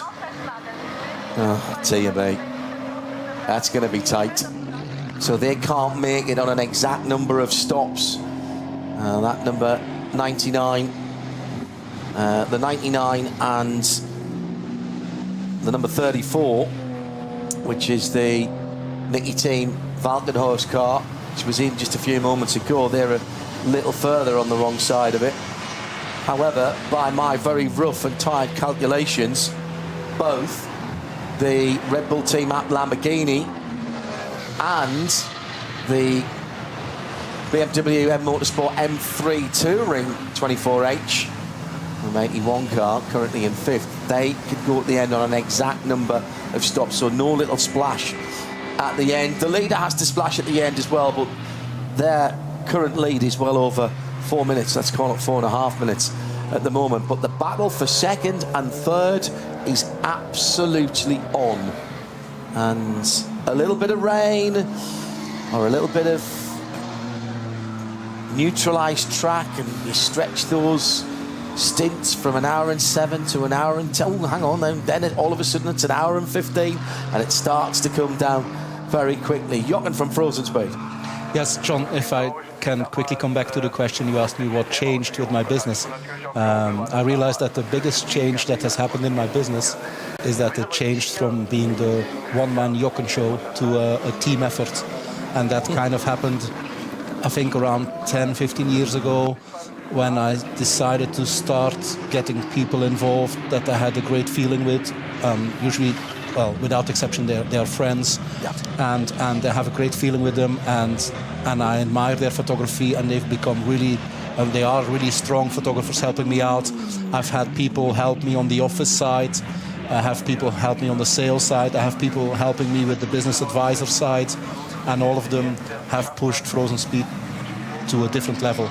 Yeah. And that's the biggest change, that it's not the one-man show anymore. That's quite brave, isn't it? We went through the same thing. Oh, here's the rain. Excellent. And let's just roll the dice. And we've rolled a 6, so let's draw a chance card. Coming down through the Stefan Belloff is Fabian Schiller, now leader of the race on slick tyres. It's not heavy rain, but it's more than a little bit of mist in the air. I think all small businesses, all one-man shows, or as it was with even I for Radio Schulman, it was, you know, the two of us. You get to a point where you've got to decide, do we stay where we are or do we expand? But then if we expand, we can't do everything ourselves. And that's quite scary, isn't it? It definitely was. But when you go out of your comfort zone, that's when you get the best results, I think. Also with creativity. Yeah, it was scary, but it's only paid off. It was without a doubt the right decision. And you still enjoy it? You're still an enthusiast for not only what you do with the photography, but for motorsport in general? Absolutely, yes. I love motorsport, and being at events like this, it just gives you that buzz. I wish you could see the smile on Jochen's face at the moment. What's the next job for you? What's the next gig? We have track days at Spa again with RSR Spa. Oh, yes. Yeah. Very, very well established and well known set of people. That company's been doing track days here as well, actually. Yes. And they've got a fantastic reputation. So effectively, you're there potentially taking pictures for the people who are on the track days, and they can come and order pictures from you. Yes, we have a team of 3 photographers at the event and someone on the sales desk, which more often than not is me nowadays. And we take photos of all the cars, and you can, when you book the track day, you can pre-order the photo package, or you can just wander by in the morning or in the evening and check out your photos and take them with you then and there. Brilliant. And that's technology, that has changed. Absolutely, yes. The instant delivery and the instant delivery for social media and all those things that's key, and that you have to adapt to. So when you look back to, as you said, the one-man Jochen show, how many times have you changed lenses? Good glass lasts forever, yes. But camera backs have changed a lot in that time. How many different iterations of bodies of cameras have you been through? Oh, well, I started with a Minolta A2, which was a fake DSLR, but it was great because it simulated the functionality of a DSLR, and I learned everything with that. And then I bought a Nikon D200, which was the best body at the time for motorsport. Then I went to the D300, then I think it was 310, then the D800, which was a fantastic camera. The D810 was an improvement. The D850 was a fantastic camera. I still love that camera. Then I went to the first Nikon mirrorless, the big one, which didn't work at all. Oh, really? No, that was not ready for motorsport photography. I had to give it back at a loss. And then I switched to Sony mirrorless, I had then that in the backpack, which was good, the A9, but also wasn't perfect. None of them are, but it wasn't totally fulfilling. And then finally I switched to Nikon Z9. Oh. So now the mirrorless. The only negative comment about that camera I have is it's too heavy, but it's a brilliant camera. If you have 2 of those in your backpack with the big lenses, you know about it. Well, coming from someone who, back in the days of film, used to shoot with Canon, and Canon by name, Canon by nature, they were always heavy cameras, but shooting rally, as I used to do in those days, if you banged them off a tree by accident, you knew they were going to be okay. Yes, that's important. Some of the polycarbonate bodies that were coming out around those times, I'm talking quite a long time ago, I had A1s with motor drives, and shooting film, as I said, that dates me rather, and they could take a bit of a hit in those days. Good little cameras. Jochen? Yes, and the last camera I bought last year, I treated myself to a Leica Q3, which is lighter than the Z9, and it's a great camera. It's very focused in application, but it's a great camera. What it does is portrait shots, pit lane shots, yes, and it definitely brings something extra there as well. But like someone who likes guitars, if you like cameras, you've got to at some stage have a Leica, haven't you? You almost have to. It's like having a Fender Strat or a Fender Telecaster or a Les Paul Standard or whatever as a guitar player. Eventually you've got to own it, at least for a while. Now that I have one, I have to agree. It's a very impractical camera. The design, the ergonomics are not good in my opinion, but it does bring something extra. It does produce some special images for sure. Good luck. Good to see you. As I said when we spoke yesterday, good to see you looking well. Thank you so much for having me. It's always a pleasure, Jochen, you know that. As you can imagine, I feel a lot less in my element behind the microphone than behind the camera. But I got some really very kind words from all the listeners yesterday, and I'm grateful for that. And I got a lot of photography questions, which I will do my best to answer after the event. Oh, smashing. And to finish, I want to give a big shout out to the Radio Show Limited team. You guys really lift this epic event to another level, and that's all the fans and we by Trackside. It's really a big joy. And I want to make a special note about the Nordschleife level of expertise of the whole team, which without exception is really at a really high level. The only other, and I know that comes only with big dedication, it's not easy. The only other commentator I see at that level of Nordschleife expertise is Oli Martini, and he grew up here, so you know. That's massive. Yeah. Thank you. Well, thank you very much it's indeed. It's a pleasure. Thank you for having me. Always what we do is try to convey our enthusiasm and our love for this event, and one of the real blue ribbon events around the world, and also try to bring people up to that level as well. And there's an awful lot of people who haven't seen this event watching and listening this weekend, and I hope we've been able to convey some of the really different qualities that this brings. This is not your average endurance race. It is a one-off, and it's loved and sometimes hated in equal measure by the people that come here. But it's a hard mistress, this place. It's not Le Mans, it's not Daytona, it's not Spa, it's not any of the other 24-hour races. And thank goodness for that, because variety is the spice of life, Snowy. Can I just add one thing in sort of finishing, Jochen? In not your native tongue, you are far better behind the microphone than I would ever be behind the camera. So rest assured, you're doing a brilliant job on both sides. Cheers, mate. Good to see you again. Likewise. See you later in the year. That's Jochen from Frozen Speed. Look it up. The website is there. He's taking questions, apparently. He'll be busy with processing his pictures next week. Just whilst we finish with Jochen there, we've got the BSL Racing Porsche Cayman from the Cup 3 class. That's number 977 off into the gravel at the end of the pit straight, i.e. turn 1, and that's right up against the barriers. That's the first time we've seen somebody stuck there. We used to see a whole load of people in there, didn't we? But that's because it's got all the way across the gravel. So whether it's had a brake failure or something to get that far across. 977? 977, yes. BSL Racing 718 Cayman GT4 Club Sport Type 982 for you Porsche aficionados, which I know you are, John. I just want to get in. Only because it says on the screen. I didn't know that. Very good. Well, they've pulled it out now with very well done. John Deere.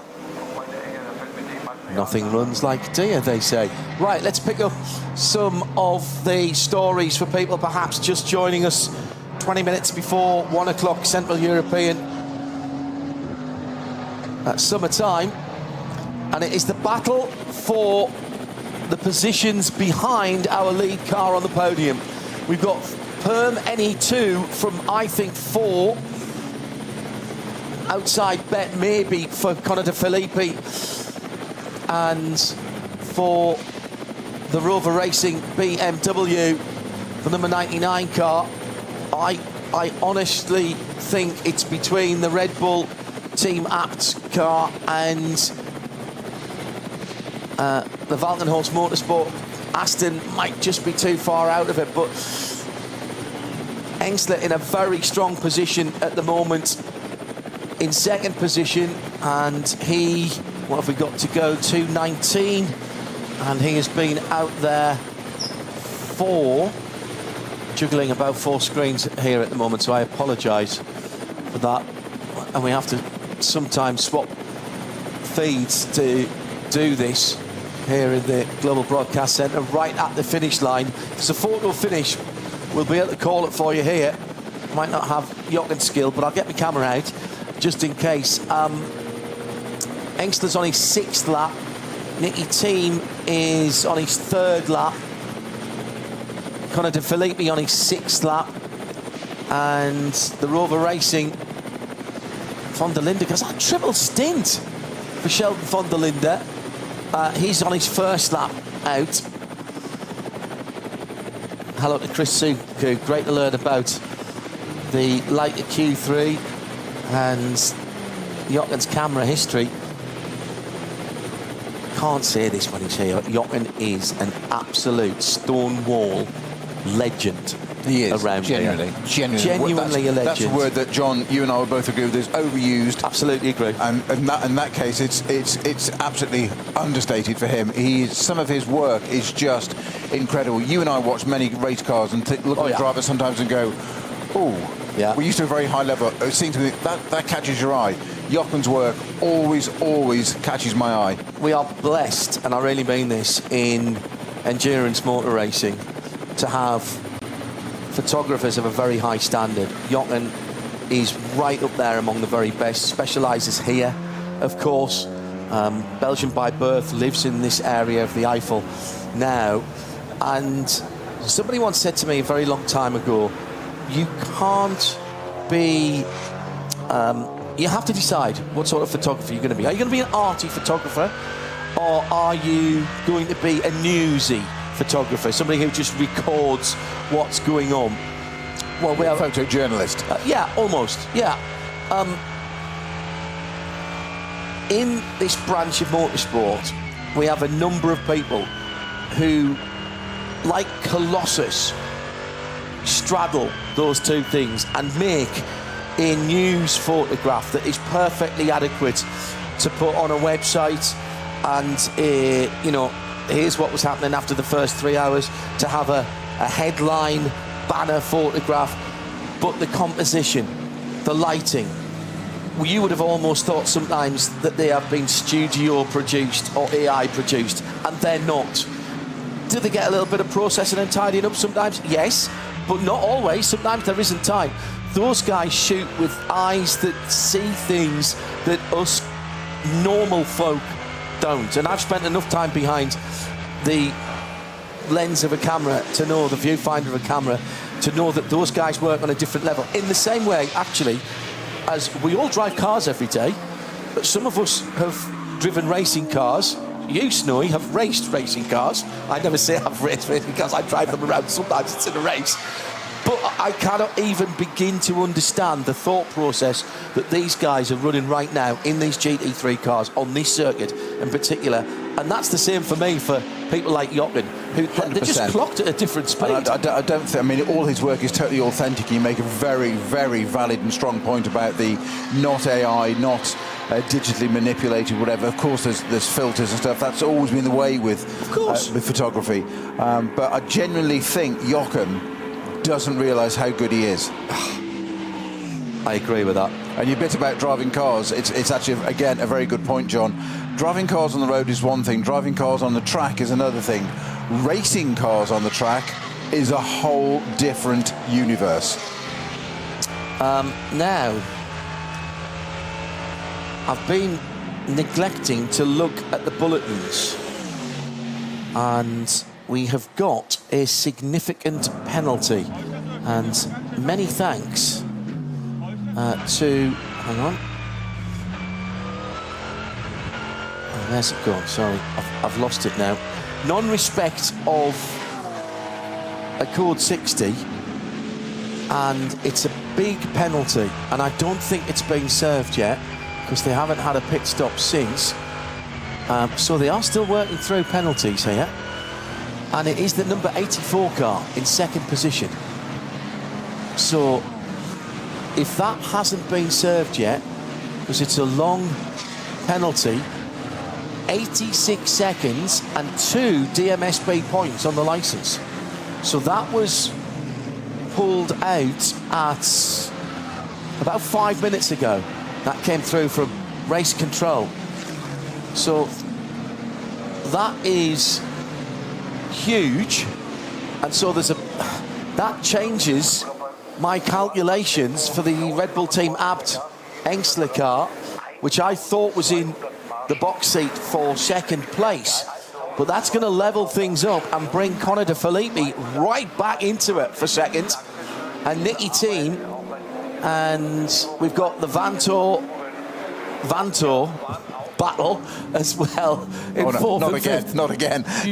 Yeah, John, just take stock of what you've just said. That brings Connor De Filippi back into the battle for second position. Yeah. When we had Andreas Rusin here, we were saying to him that you said a decent result for this April Fool project a year on, etc. We know it's not a joke, but what it became, how it evolved, would be a top 10 finish. And he just looked at you and totally calmly said, no, top 5. Yeah. Didn't bat an eyelid. It's now potential for being second place. One of the things I do love about this is you've said, John, quite a few times this weekend that with the advent of certain people in this race who's not having the best race at the moment, but it's brought a whole new fan base, etc. to it. I'm amazed at how quickly people absorb information. I've just been sent a message, and you're going to bear with this, you're going to laugh on this.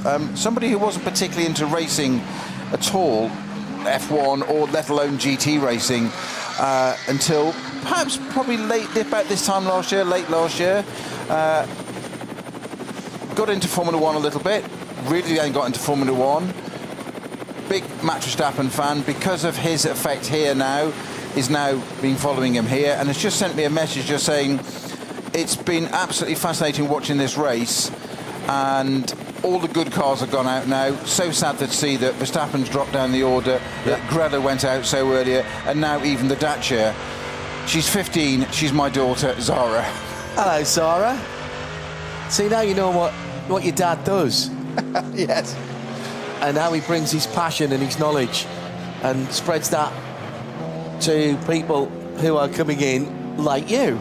Yeah. So, I know you're not, I know, you're 15, you're not supposed to listen to what your dad says. It's your job description. I absolutely know that. But thank you. She should be doing her homework anyway. Yeah.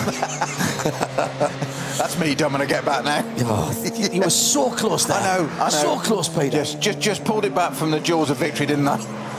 It was Luca Engsler, 116 kilometres an hour in a code 60. So it was Engsler who was clocked. That was in his earlier stint, so the offence was an hour or so ago, in fact a little over that, till the decision was being made, race control going through them. That changes the whole look at the top of the timing screen. Fabi Schiller quite happily just carrying on, and he'll do what he needs to do. He's got a 3 minutes 30 second lead. And now what's been going on with Fred Vervisch as he comes up behind the BMW wagon. That's the 8th place number 67 Ford unlapping itself from that car. Or has Connor De Filippi got a problem? I don't think he has. It's 8:25 last time around. So there's some dampness out on the circuit. I daren't even say this, Peter, but I'm going to have to say it. Oh, here we go. We've got to play this with a straight bat and tell everybody what's going on. The weather here has not followed the weather prediction apps, the radar or anything since the end of really Thursday night, Friday morning. And this race was meant to have had rain from yesterday afternoon, yesterday evening, overnight. The weather normally comes, bad weather normally comes from down at the first corner. If you remember when the German Grand Prix was here and Winkelhock was on pole position and the rain swept up like a curtain up the grid and actually had to delay the start, didn't they? And looking down there at the moment, the clouds are gathering. We do get pop-up storms here because of the height in the Eifel region, and they are a bit dark and threatening. It's not as if they're carrying baseball bats and speaking in gruff accents quite yet, but the clouds... All right, mate. The clouds... Meant to get you. ...are there. You will notice, by the way, that around the circuit there are far fewer fans of the, whatever it was, we said 352,000 that have been here this week. People have journeys to go back to. They are dismantling their viewing platforms, tents, spa baths. And no, I'm not joking. No. Heated jacuzzis, speaker hot stacks, tubs, dry ice, discos, the we've seen it whole all. 9 yards, absolutely. They're being dismantled. Rubbish is being collected and put into bin bags. They will go to collection points and people are making their way home.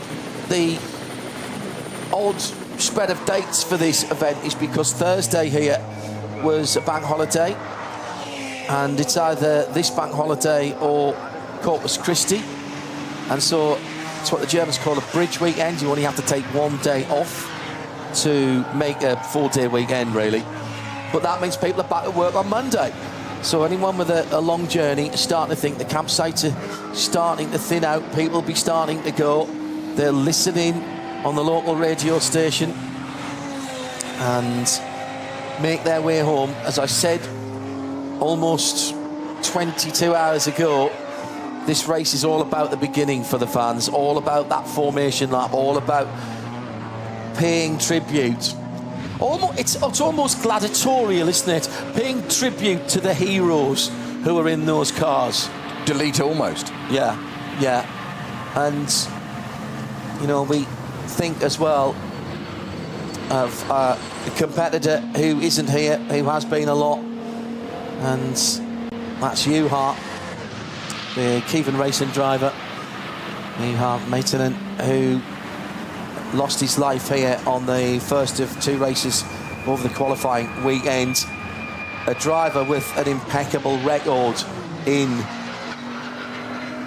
Nürburgring racing.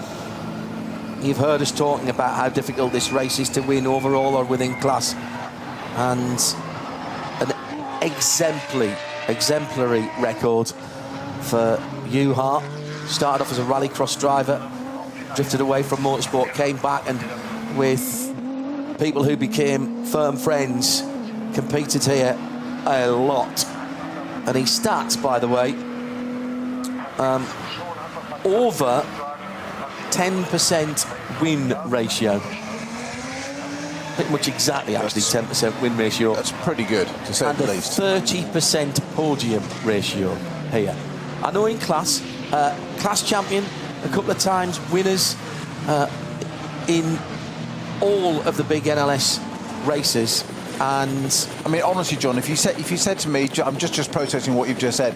If you'd said to me, for the amount of races that he did, or anybody did around here, but his number, if you'd got a 10% finishing record, correct, you'd have gone like, oh, well played. Yeah, that's good. 10% win. A 30% podium record is... It's 29 point something. I've rounded it up, right? Okay. But honestly, not by very much.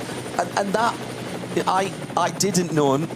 Jochen knew him a little bit, Jochen from Frozen Speed.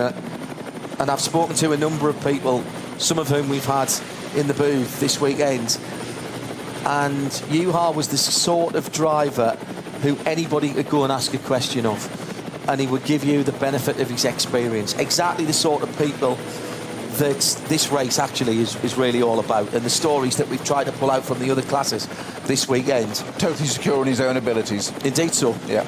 Indeed so. And he would have loved this race. He would have loved to have been a part of this race with the Kievan guys. And we think of them, we think of Juha's family, but this has been a good way to want him. It really has. Coming in now to the last 2 hours then, Snowy, 352,000 visitors over the event. It's thinning out now. Do not think what you're seeing or hearing in the terms of the cheering and the clapping that perhaps isn't happening. It was earlier on, because of what I've told you about people having to make their way home. And you said about making the way home is there's many things that you could put you could get a hat and put a whole load of little bits of paper written on things that astound you about the Nürburgring this weekend, the whole event, on, off the track and everything. One of the things that just always gets me is we travel the world. We're very privileged and lucky to go to different events. You've mentioned Le Mans, 24 hours, other races, all the race series that we cover with you, John, in RSL. And there's something about a race circuit at the end when it's all over. Yeah. But one of the things that often gets you is the amount of litter that's left behind when a race meeting's finished, yeah? Normally, I'd say yes. That's exactly my point. Not here. Not here. We've got 352,000 this year, did you say, a new record?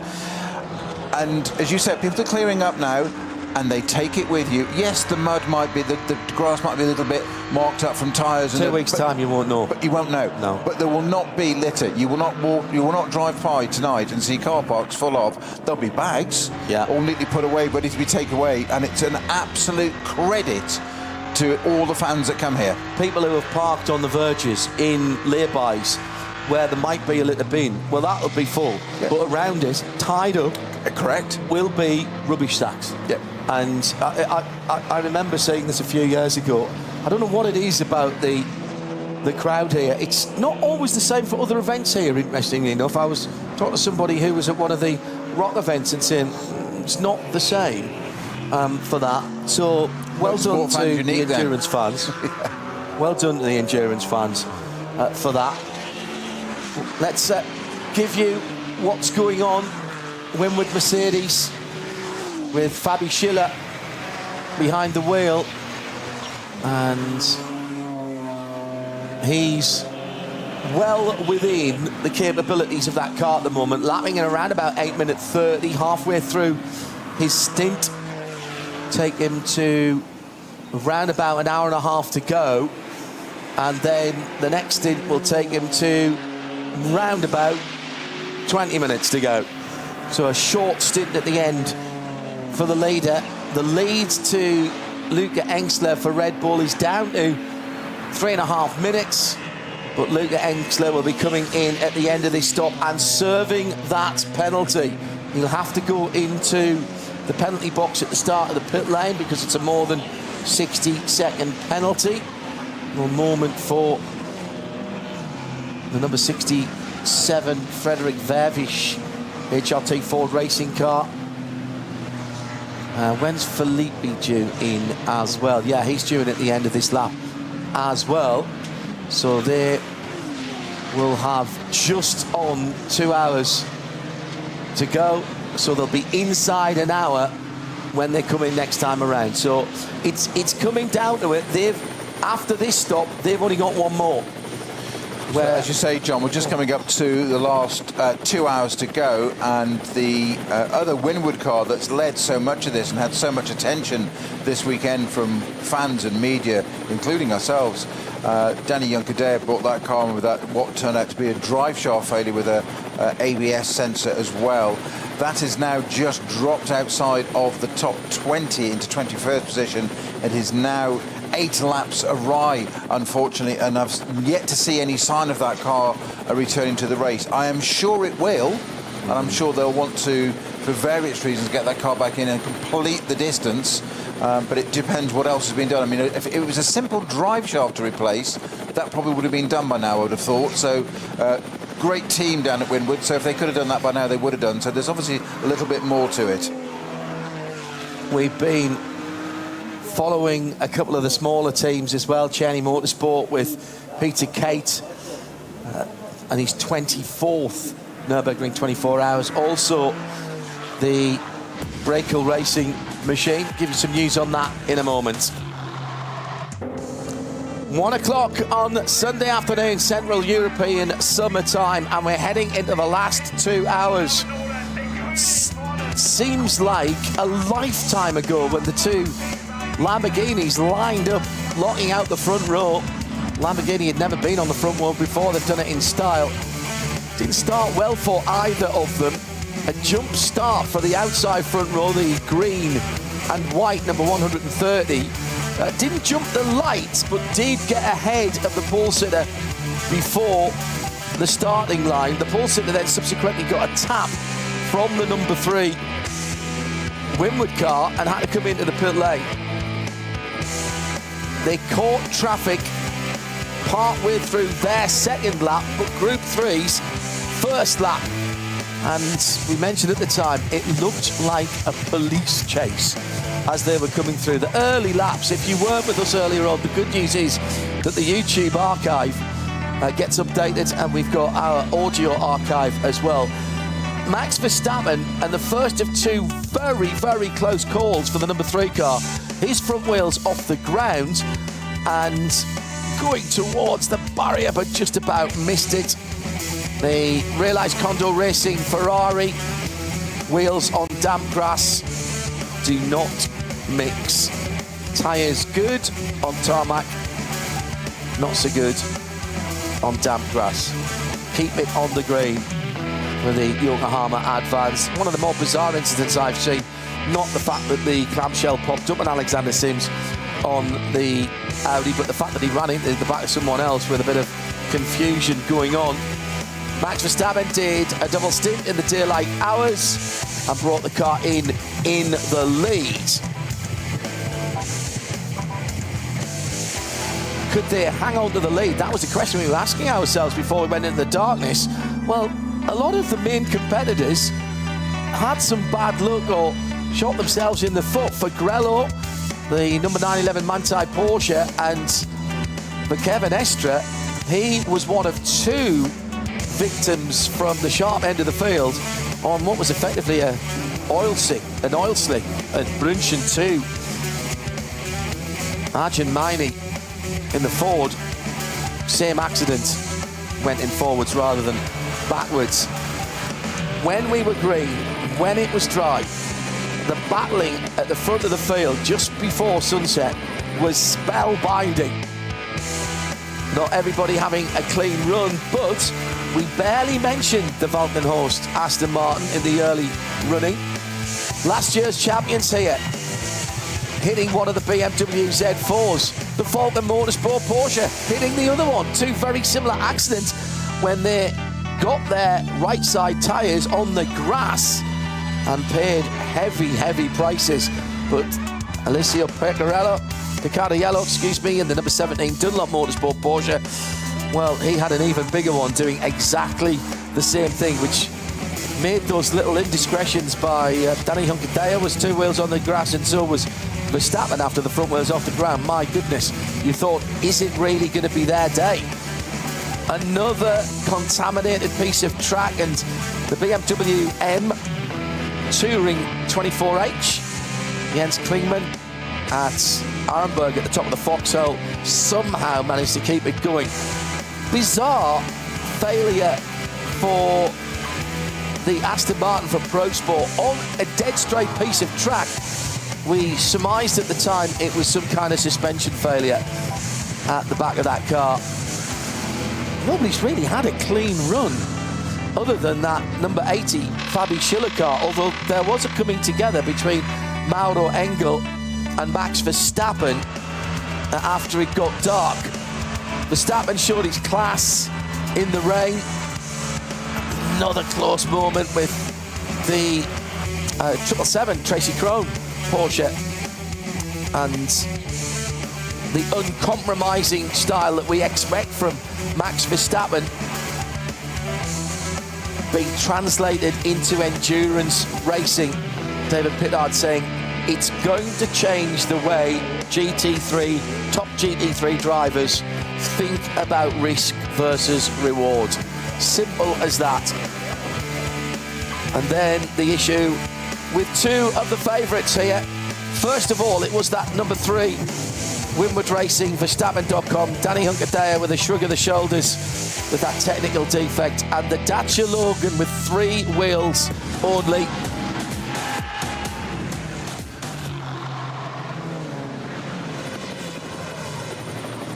So with just under 2 hours to go, 1 minute 55, let's call it.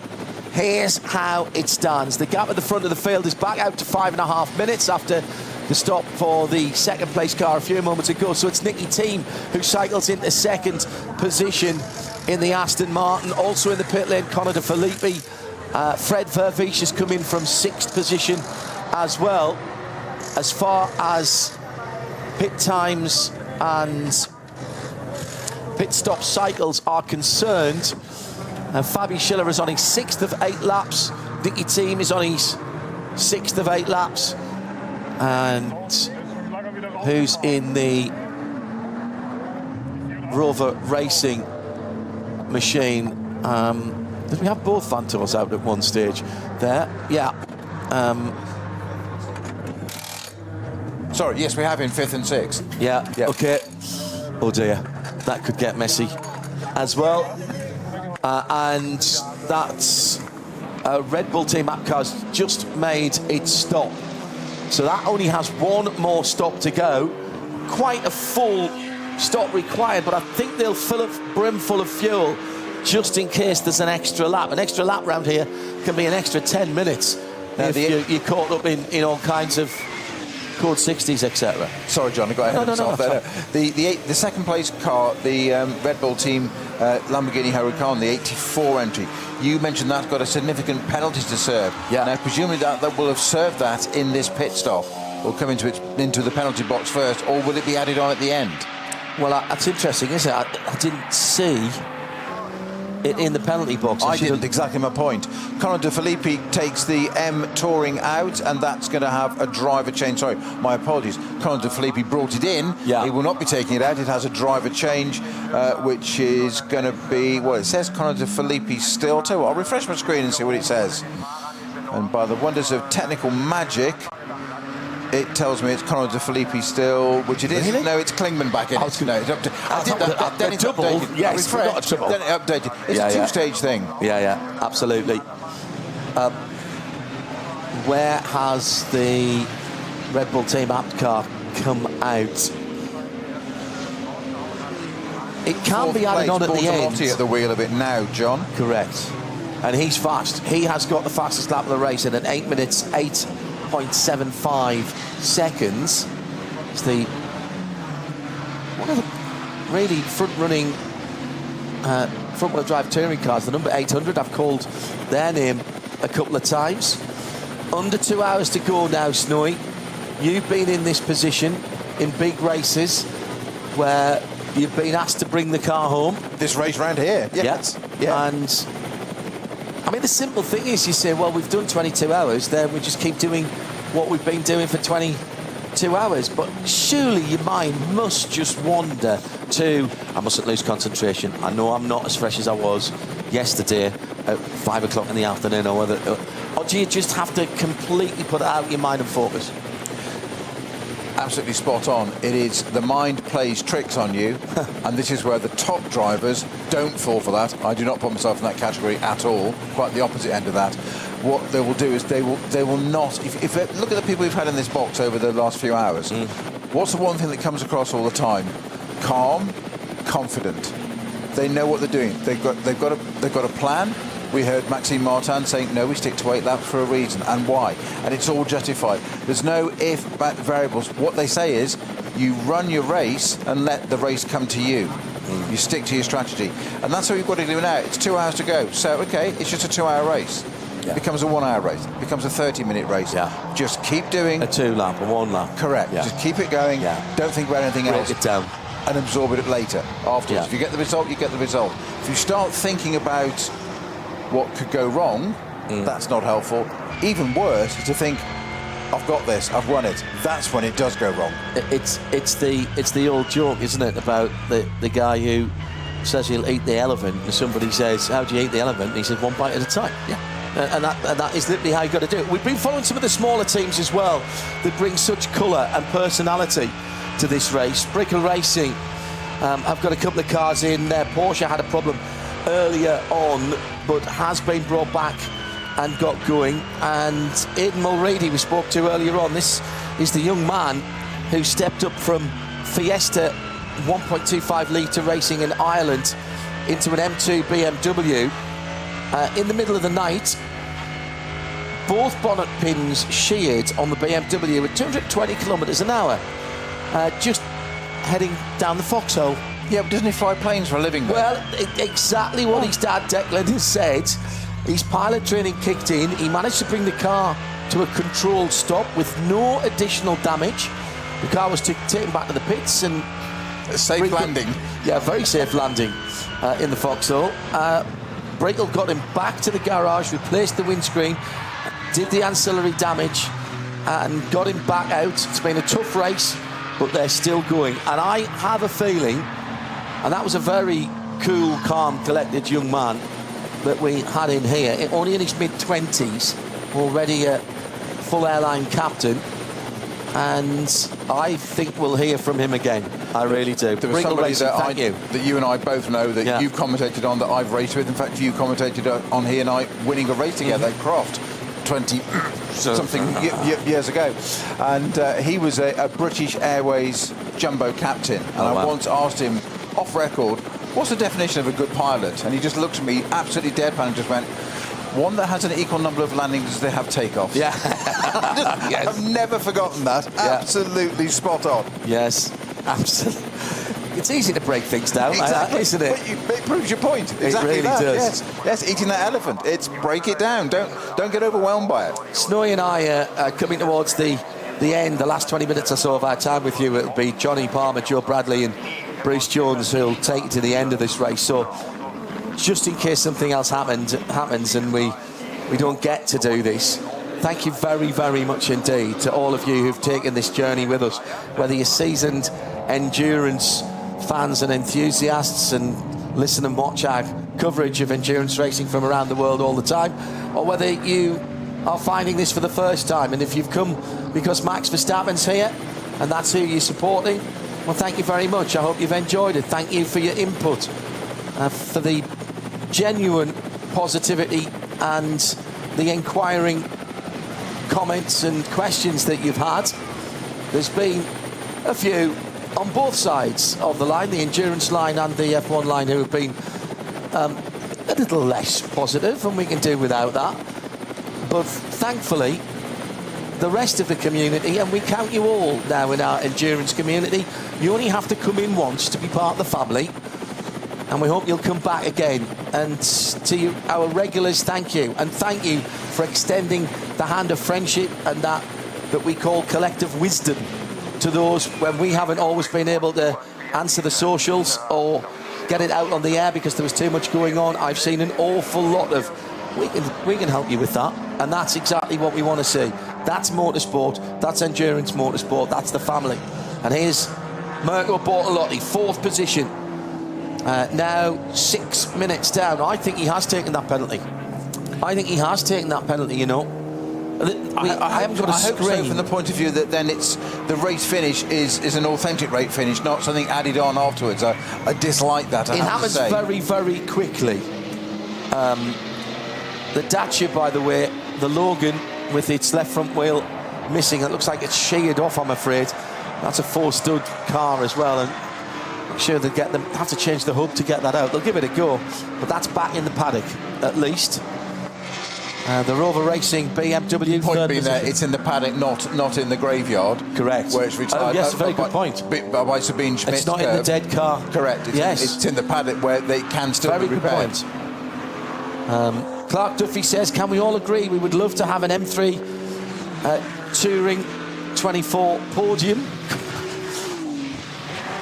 I'm sorry, take a deep breath and say it with me. What do we all love? We all love a fast wagon. And I've just been absolutely entranced by that project.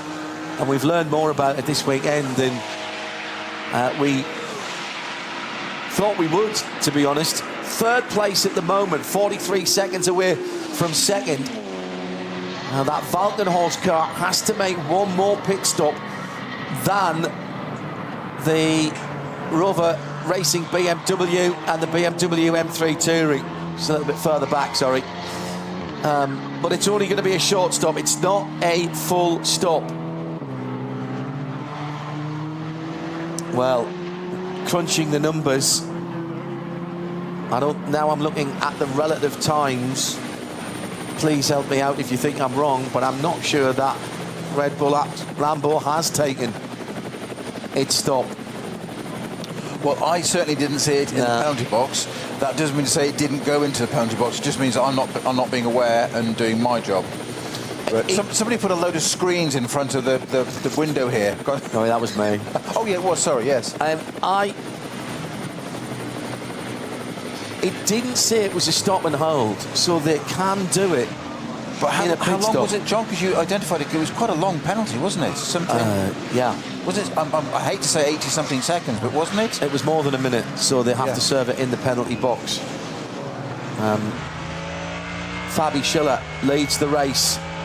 Had a steering wheel change at the last stop, or actually the stop before last, and whatever that was for, they haven't felt the need to do it again. Just thought we asked David Pittard what that was being. He said it's very, very simple on there. Yeah. There's not a lot to it, so another thing to do. There's no.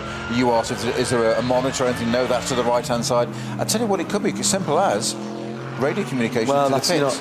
If it's interfering or crackling. The buttons are drink, radio, headlamp flash. That was high tech when I was racing. Sure. You were lucky to have a pit limiter.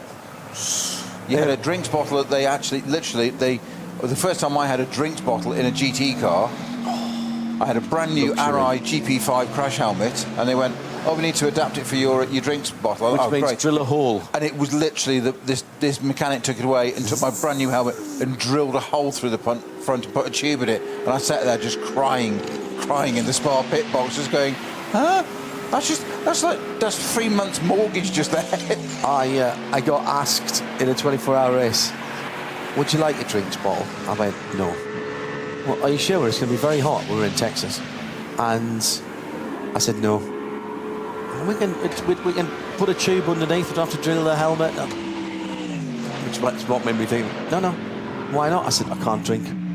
When I'm concentrating too hard on the driving part, I would forget to do it, or it would go all over, or I would forget the way to suck the tube properly or whatever, because I just don't have any mental capacity left. I'm driving a GT4 car.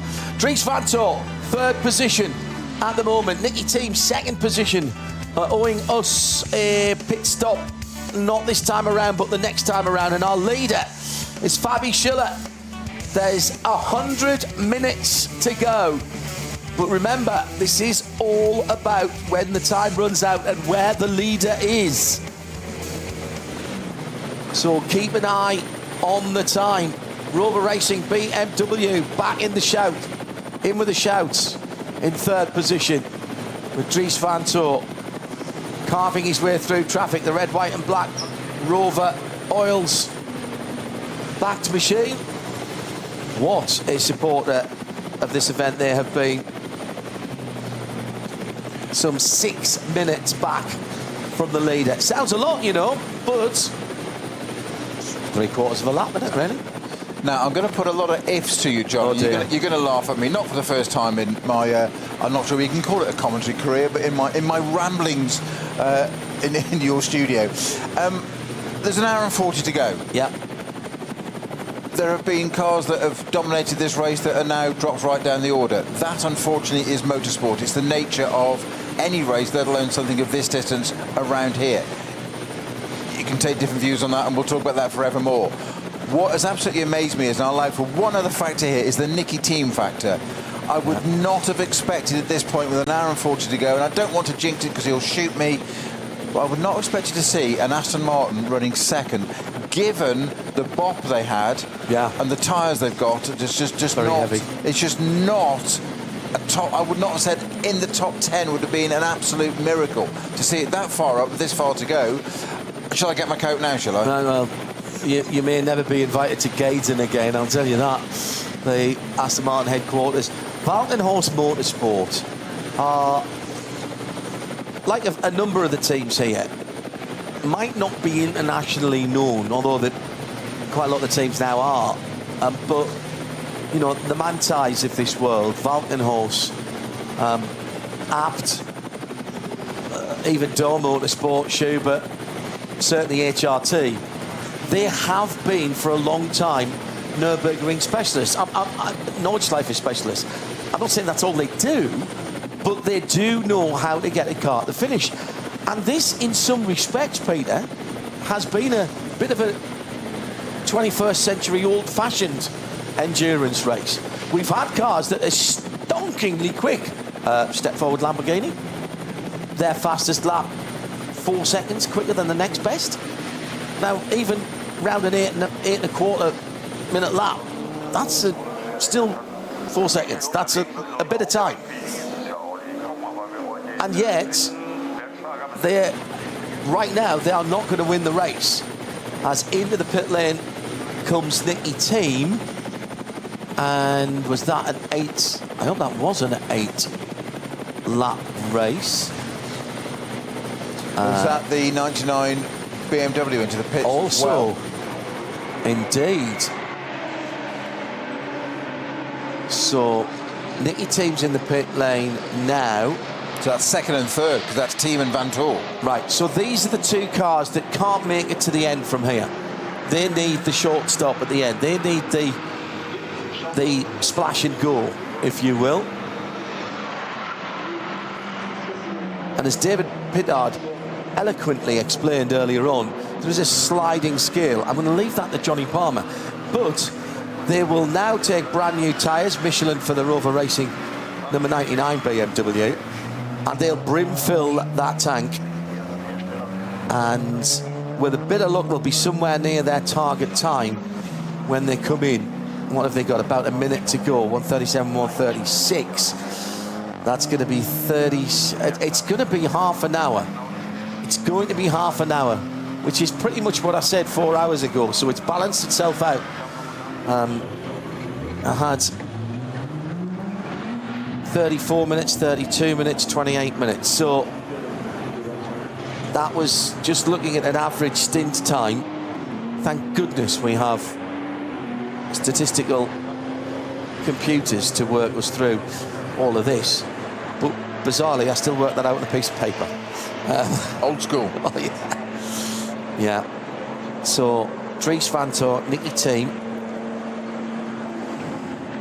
Johnny Palmer, who's got all the numbers, puts on the screen in front of me as he's in our ready room. Pitting with 30 minutes to go is about a minute and 45 pit stop. Plus the slow down and speed up.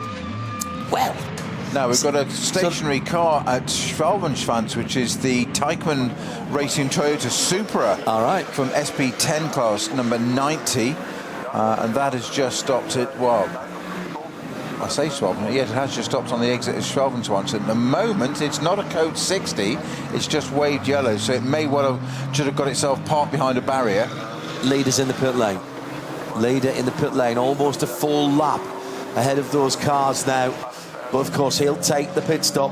He can't get home from here. Again, round about 30 minutes. So 1:45 is the number that we've got with about half an hour to go. Will be the scratch time, if you will, in the pit lane, the mandatory time in the pit lane. That's from pit in to pit out. They'll probably be able to get done what they want to do. It'll be a question of 2 or 4 tyres, perhaps, but they'll also lose a little bit of time slowing down and speeding up. So the Red Bull team app Lamborghini Huracan, which will stop in about 35 minutes with about an hour to go, needs to come in. That'll be a slightly longer stop, and actually longer still because they've got that penalty, unless they're just going to run till the end. Jens Klingmann is 2 minutes and 21 behind the leader. That's not what we're looking for. It is 35 seconds behind Vantor. That weird noise was not me eating my lunch. That was fabulous. That was a tear off on the windscreen. And still, the rain we were expecting has not arrived. Not in any great gobs of precipitation, at least. And for those new to this form of racing, you've just described a tear-off on the windscreen. You have your windscreen, which probably isn't glass anyway these days. No, you have layers on top of it of very thin film. It's not like cling film, it's much thicker, obviously, but not dissimilar.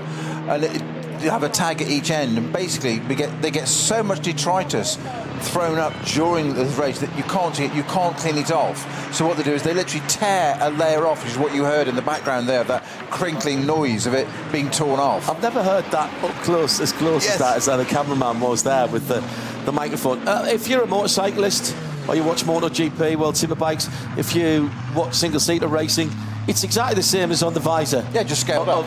Exactly. Of the helmet, just, 20 times bigger, 40 times, 100 times, whatever it is. The skill is putting them on. Not getting bubbles in them, but then block your view, exactly. Yes, air bubbles trapped in it. And the other skill is the companies that make them to make sure they are optically correct. Rolling, the leader, out of the pit lane. One more short stop to go. An hour and 33. As he leaves the pit lane, they can do about an hour and 7. So that's going to leave them 26 minutes short of the checkered flag. But I think they're okay. I think they can soak up that additional pit stop without too much problem. The real scrap is for second and third. The last 2 steps on the box. And there are 4 contenders. The Red Bull team at Lamborghini, notwithstanding that long penalty they've got. The Valkenhorst Aston Martin, currently with Luca Trudi behind the wheel. Johnny Palmer's arriving with pages of calculations for stops, times, laps, etc. So I'm going to leave that to him. Excellent. Well done, Mr. Palmer. We've got Dries Vanthoor in the Rover Racing BMW and Jens Klingmann in 5th. Second through to 5th, which is the BMW M3 Touring. I think another 2 minutes further back is just too far for Laurent Heinrich in the number 24 Lion Speed car. But if somebody stumbles, then it could be that there's an opportunity. Snowy, what a race. It's been a genuine honour to watch this one, hasn't it? From start to end, I mean, it couldn't have got more frenetic at the start. The first 2, 3, 4 hours, I didn't think you could pack that much into it. It was unbelievable. Some of the losses and incidents we had, some of the major runners like the Manthey Grello Porsche. I didn't think that would, you don't want those cars going out, but it's just the amount that went out early on and some of the stuff that happened was quite extraordinary. But we do have a little way to go yet. Quite a decent length of an ordinary race, but you just never know. We're joined by Bruce Jones. Hello, Bruce. And it's my time to say goodbye for this bit, apart from the very, very end. Bring it home, boys. Yeah, Bruce Jones. Good morning, good afternoon. Here we are. What happened? I left the commentary booth just after 11:30, walked over to the media centre, and then just happened to see something on the screen. There's that number 3 Mercedes sitting in its pit garage. You left us in charge of a motor race that was going very nicely.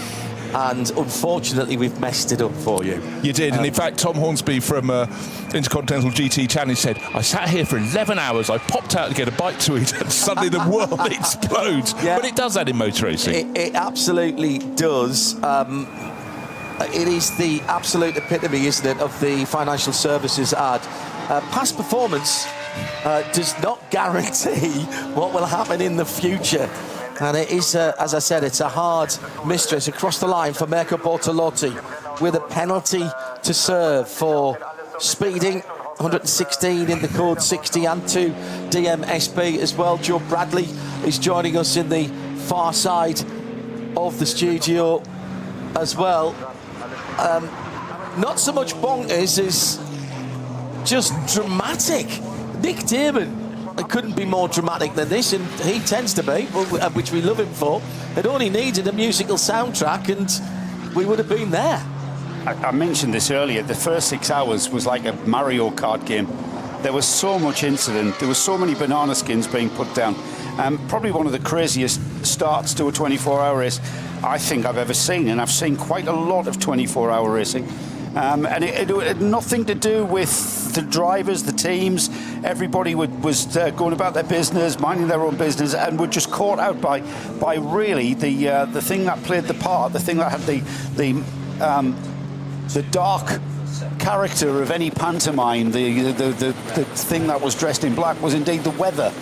Because we've been talking about the weather all week since we got here. We knew the weather was going to play its part. It certainly played its part at the beginning of this race. Thankfully, though, Bruce, I think its part has been played. It's gone off now. It hasn't got any other lines to play in this script. Yeah, I just remember we came here and it was already very much colder than normal. I mean, much colder. We were seeing temperatures of 3 degrees overnight, whereas if this race sometimes is a couple of weeks later, it feels like summer. This one hasn't. That's been a massive factor. But just coming into the race, I looked ahead at my weather app, and for every single one of the 24 hours, there was the potential for rain. And yet, by the time we got to yesterday evening, they started saying it's going to be raining between 7 and 9 o'clock. It actually came marginally earlier, and then dry through the night. I thought that is a very, very different equation. But it was what shaped this race was what went on in the first couple of hours, and then it continued shaping the race for the first 6 hours. That point, we're just going into darkness. And then we suddenly had the steamroller, the Winwood Racing steamroller, and that was still running. We all went away, had a little bit of kip overnight, or lying down with our head on a pillow, and then had one each actually. But you know, coming back to the circuit this morning, it was still the 2 Winwood Racing Mercedes, number 3 and number 80, steamrolling the opposition. The opposition that had proved they could be just as fast, if not faster. And then the application of penalties. That's what's changed it this morning. And then, of course, the number 3 Mercedes parking up in the garage to be fixed. And, of course, that sort of thing that the number 3 encountered, a mechanical problem, you know, fundamentally, after all it is out there that we're watching, that we are so passionate about, is just chunks of metal going round and round, up and down, and things can break. I mean, I know attrition plays less of a part in modern motor racing, and even in modern endurance motor racing, it plays less of a part. The technology is better than 20, 30 years ago by far. The engineering, the technology that we see on these cars. However, it can still play a part, and I would suggest, Bruce, that it's not quite over yet. We've still got just under 90 minutes of this race remaining. So 90 minutes, you know, that's a Formula 1 Grand Prix distance, where, you know, we get drama and intrigue and controversy. This race is not quite over. There is, and it'll never will be until we fully see that checkered flag. I take you back to the 2016 Le Mans 24 hours. Toyota, one more lap to go, pulls up in front of its pit on trackside. And you were lining up to do the post-race victory interview with the Toyota team, and suddenly there was a curveball, and I was up on a balcony above the track. I wasn't commentating at that stage of the race. I'd finished. You could hear the sharp intake of breath, and everyone's suddenly checking whatever device they have to go, did that really happen, what we're just seeing? And then the odyssey around that final lap. Poor Kazuki Nakajima. I stood there when that happened, and the atmosphere, everyone, nobody spoke to one another. They didn't look, they just kept looking at the TV screen as if it wasn't really happening. And then I scuttled off to Porsche, because they then took over the lead, and they had a box of T-shirts out saying Le Mans 2016 champions, and they were putting them on. And then the team manager came along and went, take them off, have some dignity. They're our competitors that has happened to. Have some dignity. And I thought that was the atmosphere, Bruce, the tension. This race is like that insofar as endurance racing's like that. The tiredness kicks in, the emotion kicks in. You're going to see emotion at the end of this race that you maybe have not seen before if you are new to endurance racing. If this is your first Nürburgring 24 hours, you know, you're going to see literally grown men cry in pleasure, let alone... I mean, entirely. But between now and then, I'm still constantly looking at a screen that has the penalty times. The one that's got me was Luca Engster, the guy who claimed pole position for Red Bull Team Abt. He dropped the ball. He's transgressed to 90 seconds. This is for the car that fought back, having got a puncture even before they got the on the Nordschleife on the opening lap of the race and dropped right to the back of the pack. And all night, it's been chipping away. The number 84 Lamborghini, Mirko Bortolotti, is at the wheel now. He was the driver who was clipped by the number 3 Mercedes to pick up that puncture, and now a penalty for transgressing. We've had people transgressing in slow zones, in code 60s and faster ones, but some of the transgressions have been enough for drivers to have their ring permit removed because they've accumulated so many penalty points through the course of the race. Sometimes you get speeding in the pit lane, sometimes you get people undercutting their own minimum pit stop time, but some of the transgressions unfortunately haven't been... Ooh! I was doing 31 miles an hour in a 30 zone. This was 116 kilometers an hour, not in a code in a 120 zone, in a 60k zone. So it really is a massive blunder. But for a team that spent, you know, the best part of 22 hours now fighting its way back into the mix, that is a hammer blow. Hammer blow for the number 84 Lamborghini. He's sitting in second place at the moment, but I know we'll have to work out shortly how far down that will drop them. But if it hadn't been for the puncture, Johnny Palmer, Mirko Bortolotti's car would have been in the mix the whole way through, quite plainly with the Mercedes, the Winward Racing Mercedes, and then we'd have seen the speed that the Lamborghinis had along the Döttinger Höhe and in the other fast parts of the circuit. Not so good, much twitchier. Who were we talking to earlier? Was it Philip Ellis talking about how the Lamborghinis have a tendency to go well but pick up punctures? It was David Pitto. It was Pitto, wasn't it? Yeah, because we've seen that a lot in the NLS. The thing we were denied was the Lamborghinis also formation flying, like the AMGs have been doing lap after lap after lap. I mean, I know they've been separated now because of, well, initially they were separated because according to Fabian Schiller, they were 45 seconds apart, they were locked into position. And then there's the massive drama for the number 3 AMG, which takes it out of the race. But could Lamborghini have played a similar game, you know, switching their spots first to second just to race one another into a supreme pace? They were teetering on the edge through the twists and turns of Sector 7 for sure, but there was not a car to match them down the Döttinger Höhe. And of course the jump start from Apelli kiboshed that from the off, then the puncture at the end of the Grand Prix lap for the pole-sitting car. And for Lamborghini fans of the race, pretty much a dream result ruined on the spot. How far can this 84 car get? It might have been harder for the Lamborghinis to emulate the Winward Mercedes. Their performance advantage is most definitely was evident in a straight line. Their speed down the Döttinger Höhe, their speed down the long stretches of flat-out motor racing that goes on the Nordschleife, even though you are going through turns and kinks, there's still a flat-out section. Maybe the cars weren't as comfortably balanced in the twisty bits for those cars to be able to do that sort of formation flying. But yeah, I think, you know what, at the end of any race you kind of look back to incurring penalties, whether or not how much time you lost in the pits, add that to your race time, or take that off your race time, I should say, and you'll see where you potentially would have come, which doesn't really help. And I've never really ever done that in any of my races to see where I could have came, you know, team-wise or driving. You never do that. You're just going to rub salt in the wound, to be honest. The two GR Yaris's, Toyotas obviously, have emerged probably deliberately out of pit lane now together. This one driven by Maurizio. It's an all-Japanese lineup, including Daisuke Toyoda and Hiroyuki Ishiura as well. So some fabulous photograph opportunities for Toyota and the Gazoo Rookie Racing squad as they head through Flugplatz now. And brilliant sunshine at 22:02 in the afternoon. So we're inside the final 90 minutes. And when we get to 69 minutes remaining, this is where the pit stop reference time switches to the number of minutes to go to the checkered flag. Not necessarily to the end of the race, of course, because, yes, we're counting down 6 minutes, 5 minutes, 4 minutes, 3 minutes, 2 minutes, 1 minute to go. But where's the race leader at that point, and how many extra minutes are we going to have to that point? But this reference time is all mapped to exactly 3 p.m. You were speculating as to what the gap is between first and second, Bruce. So Stoltz in the number 80 is 2 minutes 53, might as well call that 2 minutes 54, ahead of the Bortolotti Lamborghini. That's the number 84, first and second. So just under 3 minutes. Now, a 3-minute gap on a conventional track would be a lap and a half potentially. Not so at the Nordschleife. That's just a third of the lap around, maybe. Yeah, but just remember what I was talking about. The number 84 Lamborghini has got an 86-second penalty for speeding in a code 60 and penalty points as well. But the main thing, add 86 seconds on, that puts it as 4.25 minutes or thereabouts. And as well as they've been driving Bortolotti and the gang, that ain't going to help them, I'm afraid.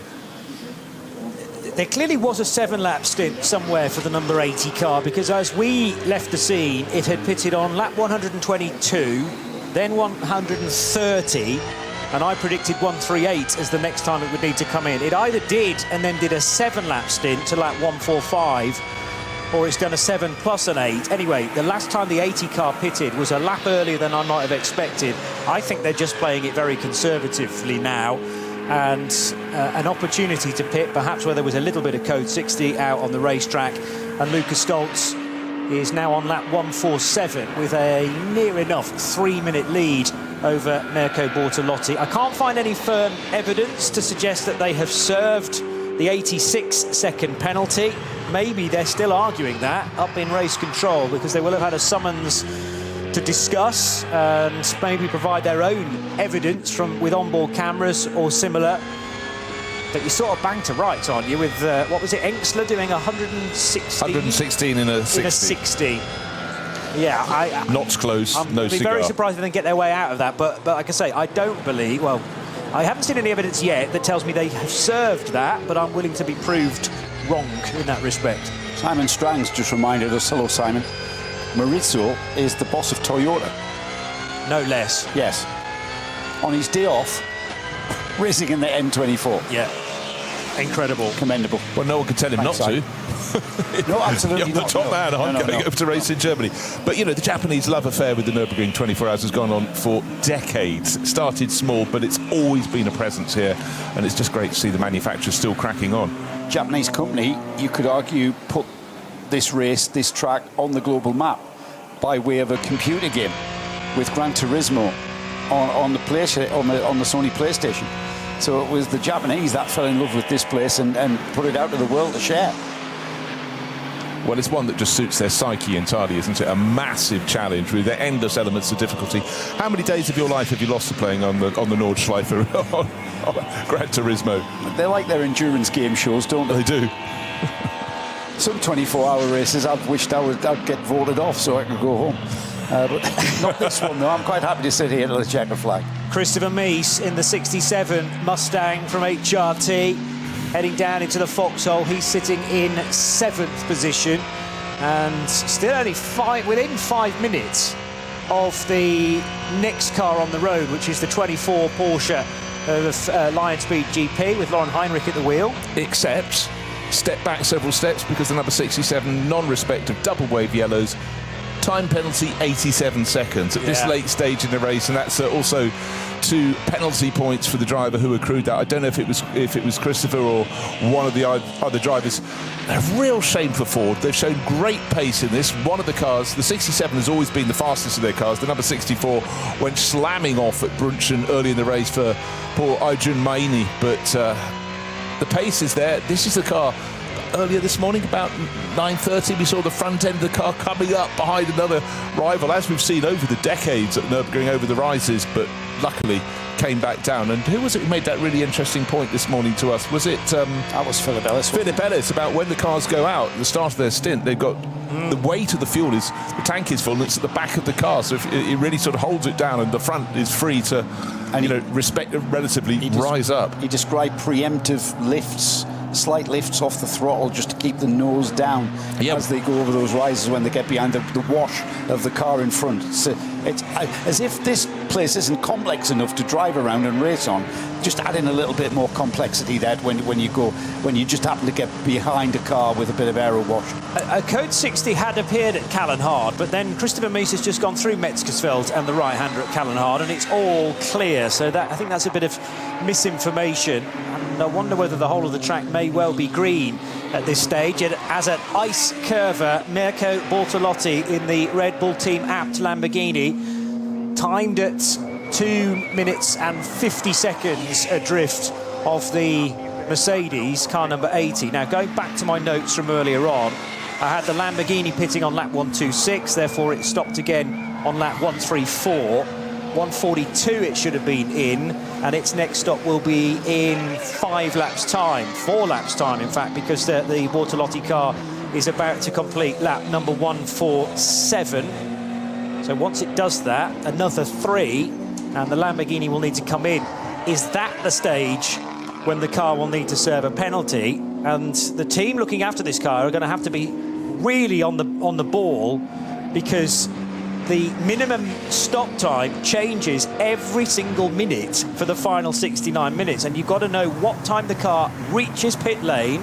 It's in whole minutes, so I think rounded up to the nearest minute. But if you pit, for instance, with 30 minutes to go, you've got to be in the pits for 1 minute and 47 seconds. 25 minutes to go is 93 seconds, but it changes with every single minute that is elapsing between now and the end of the race. We're not quite in that phase, but we will be in 5 minutes' time. I think the thing is that a similar rule is used in the Nürburgring Langstrecken Series race, but they're only 4 hours long, so you know if you pit early and get a quick first pit stop, you're going to be pitting further from the end of the race there for your final pit stop, therefore have a longer pit stop. But you can remember what happened at the start. But, you know, here we are with you know, approaching the end of 24 hours and trying to remember what happened in the first part of the race. It's a tricky business. Yeah. There's a lot going on, hasn't there? I can't, frankly. I remember the big shunts, unfortunately, for Kevin Estre and for Arjun Maini. And Alessio Picariello had a monster crash as well in the night in the number 17 Dunlop Motorsport Porsche. There are some very badly damaged GT3 cars that may need to be being raced quite soon. Is there not a prologue at Spa in the coming week for the Spa 24 hours? Tuesday or Wednesday? I think you're right. Yeah, I think it's very, very soon. So if you plan to take a GT3 car from here to there and it's in bits, you're going to have to get on the phone and find a replacement. It's relentless, isn't it, the season? European motorsport season, endurance season, that is, kicking up underway. We've got, when is Spa this year before Le Mans? No. All right, it's just the prologue. That's last year we had these on consecutive weekends: Le Mans, Nürburgring, Spa. This time the order's completely shuffled with gaps in between. Just remember though, the top GT3 drivers like Lucas Stoltz, we're looking at him at the moment in the race leading number 80 Winward Racing Team Ravenol Mercedes. They could be anywhere on the planet pretty much racing GT3 cars, contracted to Mercedes. Could be appearing, for example, in GT World Challenge Asia, could be GT World Challenge Australia, GT World Challenge America. They could also be International GT Open, national championships like British GT. They clock up the air miles, trust me, Joe. Philip Ellis on the way to Watkins Glen for a test for the 6 hours. For Tuesday and Wednesday. In the American series, the IMSA series. The Intercontinental GT Challenge, 5 races, of which this is round 2. So we started with the Maguire's Bathurst 12-hour on the 15th of February. This is the second round. Third race is the end of June for the CrowdStrike 24 Hours of Spa across the 27th and 28th of June. But practice sessions begin on the Thursday, the 25th. Then the Suzuka 1,000 kilometres, which is the second weekend of September. And the Indianapolis 8-hour, presented by AWS, is the 8th, 9th and 10th of October. And then, of course, there are 2 of those races form part of other championships, like the GT World Challenge Europe and the GT World Challenge America. You've got to remember which mode you're in through the course of the GT3 year. Right, confirmation. Thank you very much, Emma Spearing. The prologue for the CrowdStrike 24 Hours of Spa next week, 19th and 20th of May. So some teams have to take more than a sponge and bucket of hot water, won't they, to get their cars back ship shape for that. But 19th, that is Tuesday and Wednesday. Shall we wave as we go past on the way back? I mean, it may... In fact, I'm going there on Thursday, having been back home in the UK. We can get some stories ahead of the race at the end of June. to be honest, it makes sense, because what is the drive from here to Spa? 90 minutes? Yeah, thereabouts. So many of the GT3 drivers are here anyway, with hopefully cars that are still straight. So why not just piggyback the test days, the prologue days, and extend the weekend yet further? And of course, you mentioned the drivers, Johnny. More importantly, the trucks are here to transport the cars and all the kit and equipment for the teams to operate on that two-day test at Spa-Francorchamps. Different countries, same cars, different beers. It's what's not to like. True enough. And also 2 epic circuits. You know, coming off this, which just never fails. Number of races I've done here or commentating from abroad, you just got to love it. I could sit all day watching onboard laps because you're still trying to vaguely learn. And then Spa-Francorchamps, again, one of the classic circuits. That, of course, is an all GT3 race, and it's just the figures are huge. Just a few weeks ago, we had, of course, last weekend, wasn't it, Johnny? We were commentating on it, Spa-Francorchamps World Endurance Championship, and they had over 100,000 spectators. We've had over 320,000, was it, here over the course, or 340,000 here, the Nürburgring, and the CrowdStrike 24 Hours of Spa is going to be another belting time. You know, these are great days in racing at the moment, and for me, this element of Max Verstappen going, I don't want to only do Formula One, which I'm not enjoying desperately at the moment, but I want to come and do the classic races. I absolutely love that. Well, and he's got on. I know. Just shown how good he is. 352,000 people. 352,000. Wow, we're heading towards 400,000. I was going to say, Max Verstappen is the sort of guy who will definitely be taking the racing line in the supermarket with his supermarket trolley through the cold meats into the tin stuff and onto the bakery, and will probably be shaving some time off his lap time as he picks which loaf of sourdough he wants. It's rude not to, isn't it? No question. Life should be like that. He's a racer. and he's mixed it up with these high-level professional GT endurance drivers, and did not look out of place at any part of this. Been phenomenal to watch him. The 2 GR Yaris are about to be caught by Mattia Drudi in the third-placed Aston Martin Vantage from Valkenhorst, and also Mattia's got a Porsche, Pirelli-shod Porsche, immediately in front of him at Adenauer Forst. So the Toyotas do the gentlemanly thing there. They are still formation flying from possibly their last pit stop. They might have to come in for just a quick blast of fuel to get them to the finish. But we now have 69 minutes of the race to go, about to be 68. So we are now into this second document where the maximum amount of time you spend in the pit lane is 3.5 minutes. The shortest time, if you come in with 1 minute to go, you only need to spend 28 seconds in the pit lane. But there's this massive sliding scale of, as I say, every single minute has a different amount of time. And I'm expecting the 80 Mercedes to need some more fuel on lap 153 as if the pattern is playing out. As I say, the last stint may well have only been 7 laps. And are they just trying to shorten slightly each of these final stints, because it just makes it more of a rhythm to keep to? They're not having to push like crazy though here, Bruce, because you know you'd very much enjoy going into the final hour of a 24-hour race with a lead of over 2.5 minutes from your nearest rival. Absolutely you do. And many a race here, it's been, you know, absolutely neck and neck racing into the final hour, and therefore your scope for adapting your tactics is really removed. You've got to be either proactive, reactive to someone who's immediately around you. Then, of course, there are the moments where if someone's close enough and you get the wrong side of a yellow flag zone that gets lifted before they get there, suddenly what looks like a comfortable lead. And we've seen the very fastest cars through no fault of their own losing 14 seconds to arrive just on 1 lap. That was before we got to sunset last night. So you can't rest on your laurels, but with a 2 and a bit minute lead and the knowledge that the car in second place, the number 84 Lamborghini from Red Bull Team Labs, has got a penalty coming up of, what was it, 87 seconds. Surely you're safe. But then again, 3 hours ago, surely the number 3 Mercedes from Winward Racing, the car that Max Verstappen has driven so well with Danny Juncadella and the gang, surely that was heading to victory. And then it came in for what we thought might be a vaguely standard pit stop. He went back out with Danny Juncadella. Next time in the pits was far too soon, and suddenly the rug was pulled out from under its feet. So for Max Verstappen, Jules Gounod, Lucas Ayer and Danny Juncker. The day was good, the night was fantastic, and then this day, the Sunday, not so good. It's 24-hour racing. There's some intense conversation going on down at Red Bull Team Apt, surely concerning the 84 car. It was mainly team members chatting amongst themselves rather than an event official in there. But I still wonder whether this penalty hanging over the 84 is waiting to be served. It's still going to stay out. When am I expecting the Lamborghini to next need to pit? That was the completion of lap 148. So it'll do 2 more laps from this point, and then we'll see it in for some fuel. And 2 more laps from here is 16 minutes, so that will be its final pit stop. But the massive question is, does it also have to serve a penalty that's almost 90 seconds in addition to the time prescribed in the regulations? Down the hill goes Bortolotti into the Padgett left-hand corner, and then down the hill.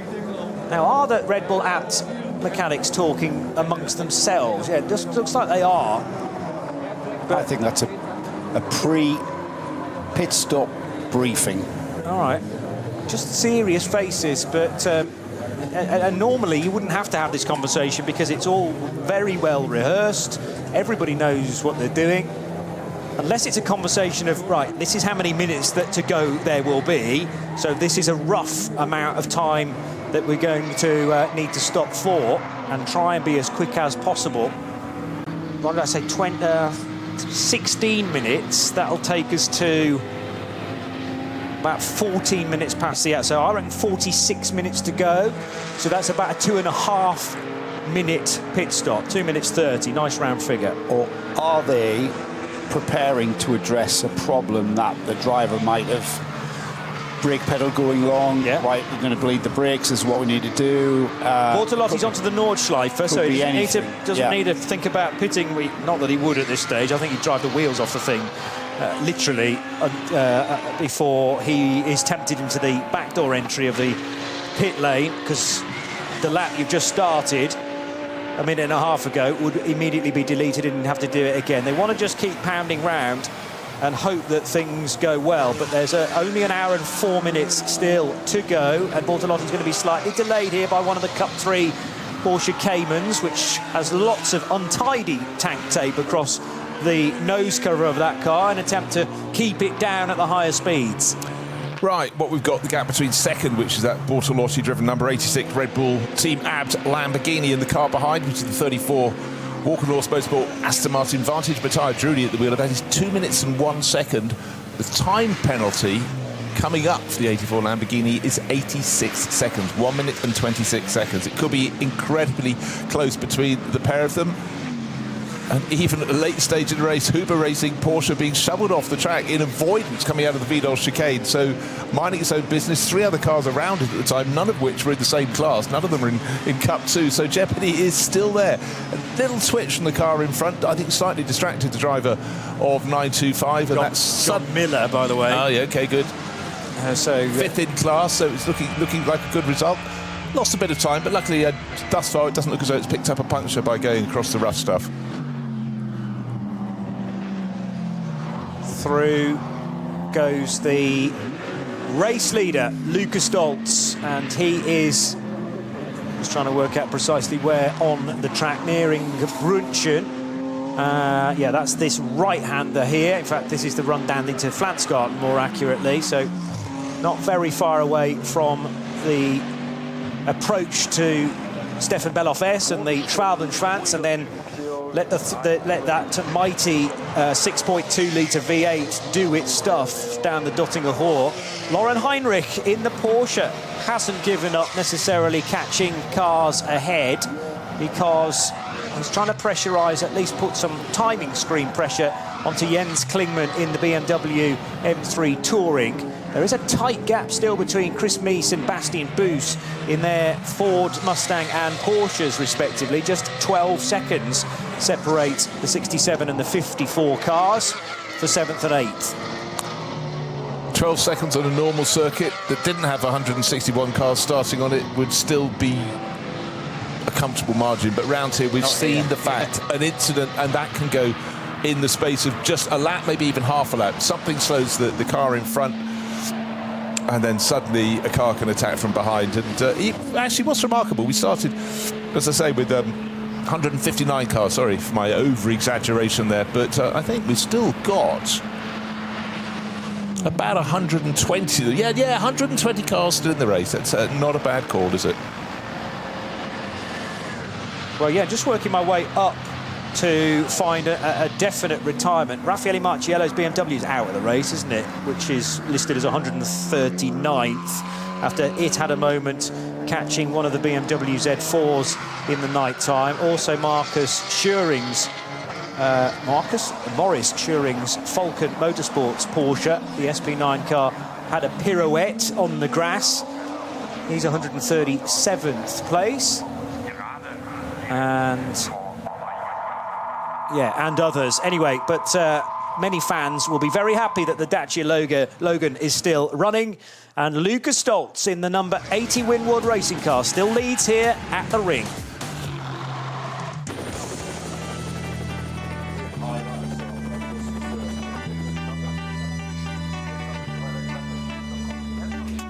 If you weren't around almost 24 hours ago, 23 to be exact, then a huge crowd assembled both here at the grandstand area of the Grand Prix Strecke, but then in the massive campsites around the Nürburgring, which house huge structures, camper vans, marquees, and then the start-finish straight, which was flooded with the cars that would be starting in Startgruppe 1. And remember, an open starting grid to members of the public to get very, very close to the various cars on very different rubber as well. Fans able to meet drivers before we actually got going, those drivers that weren't selected for the opening stints, of course. The flares going off, creating visibility problems, and how close can you stand to the edge of the track at Hatzenbach? Very reminiscent of a Finnish rally stage. But everybody would be put to a safe location in time for the racing laps, as so many different flares and also the barbecues as well, adding to the smoke prior to the 3 o'clock start on Saturday of the 54th edition of the ADAC RAVENOL 24 hours of the Nürburgring. And things got very busy very quickly, with cars jinking out of line ahead of the lights going out, but Marco Mappelli way too eager. David Pittard's in the middle of this, by the way, in the blue and white KCMG Mercedes, starting from 10th spot, and he did gain 1 or 2 positions up alongside one of the Ford Mustangs. Marco Mappelli's green and white Lamborghini going way too early versus its teammate from the front row. So actually that green car should have been in second place, but was leading over the start line and would be penalised heavily. Then the pincer movement, which was most damaging for the BMW on the outside line of Dan Harper. It really didn't take too long for the leaders in SP9 to catch the tail-enders in the final of 3 start groups, and just getting through was Marco Mappelli bending the door mirrors back. Kevin Estre wasted no time at all in forcing his way by Maximilian Paul at Ice Curver, but Paul would have his revenge, using the toe from Grello and down the inside before Antonius Bucher to get the position back again. Looking in front at Max Verstappen, who ran wide after 2 wheels lifted off the road of his Mercedes. He put that straight out of his mind, though, with a fairly forceful overtake on Christian Engelhardt, but judged as fair by the race officials, doing that at Sabine Schmidt's curve. And the M Touring BMW, a real favourite to this point. Unfortunately for Thierry Vermeulen, who'd recently taken over the realised Ferrari from starting driver Thomas Neubauer, off into the barrier very heavily indeed after he chose the wrong side to go of a Cup 3 Porsche, destroying the front of that 296, and we wouldn't see that again, nor would we see Alexander Sims's Audi R8 LMS. A little too eager perhaps coming out of a Code 60, drilling the rear of the KCMG Mercedes and also wrecking the front of the Audi R8. Max Verstappen in fairly early on actually as a second stint run, and he would do a double. Very happy with his work and just chuffed on his weekend off to be having fun here at the Nürburgring. Now, how many fans here wanted to see a Grello victory? That hope was ended with Kevin Estra's spin on oil from another Porsche, and he desperately tried to get it back, but whacking the barrier with the rear of the car. And also almost involved was Dennis Olsen's 67 Ford Mustang, which slithered and slid its way past the wreck of Kevin Estra's Porsche. He would be out on the spot and going home. And then Arjun Maini arrived on the scene in the 64 Ford Mustang. That was a heap of bolts and bits, sadly, after heavy contact with the barrier. Conor De Filippi ganging up on the two Windward Racing AMGs. This was yesterday evening, but the M3 Touring 24-hour to the high side of the Verstappen Racing Mercedes after Jules Gounon got a bit boxed in amongst traffic. He would pick off the 80 Mercedes as well around the very next corner. And then the two Mercedes going side by side through Schwedenkreuz. A brave overtake to the outside for Luki Auer on Fabian Schiller, which he just about pulled off in time for Arenberg, but there was still drizzle in the air. There was an awesome sunset at 9 o'clock last night, with rain pounding down at the same time. Raffaele Marciello in the defending champion car, three-quarters of its lineup, but that was out of the race, as was Maurice Schuring in the 44 Falcon Motorsports car. Both of those SP9 top runners catching different BMW Z4s, and whether they were indecisive or the BMWs were stuck in the middle of the road, tough to say, but it accounted for both of those, as did this incident with Alessio Picariello's Dunlop Motorsport car hitting the barrier hard at Bergwerk. Then, after a long night and a matter of survival, the early morning mist posed problems for a few. Jens Klingmann would be off in the gravel at Arenberg in the M3 Touring again. But the estate model, no stranger to the odd campsite here and there in a street-going version, did manage to get out of the stones. Horrible moment to witness for the 37 Aston Martin, the Dumoulin prepared and indeed driven Aston, which suffered a right rear tyre failure, firing it left at high speed on the Dottinger Hohe and violently into the barrier. Grass tracking its way through the Vidal chicane and out the other side. The other, and now sole surviving, Rover Racing BMW, as driver changes were being done every other stint. Max Verstappen going back on board the number 3 Team Verstappen Racing car. It was all going fine up until this point, but Verstappen then had to go to the right and to the left. Wasn't sure where Tracy Crone was going to go next in the RPM racing car, but did eventually get through. And that was down into the foxhole and Adenauer Forst.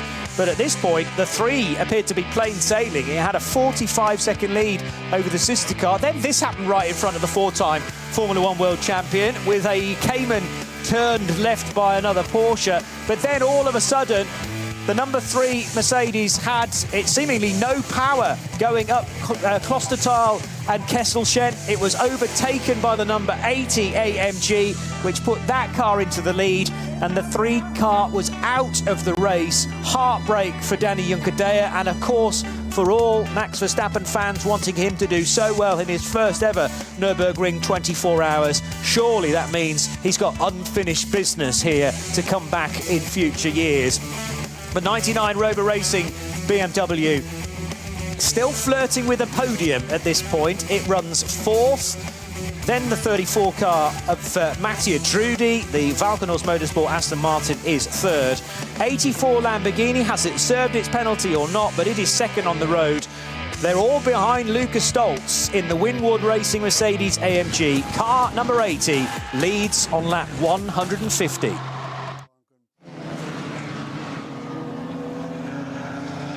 Eight minutes past 2. Conditions more or less perfect. We have quite a lot of cloud cover around the Eiffel, but thankfully, well, as I peer out of the commentary box, no rain in the immediate vicinity of the commentary position. And the lead is 2 minutes and 37 seconds for Lucas Stoltz in his number 80 car. And at this lap, I'm going to expect the 80 car in at the completion of this in the next 3 laps, but this should see the 84 Lamborghini reaching the end of an 8-lap stint, Mirko Bortolotti. I reckon he'll be into pit lane to do his final stop in the next...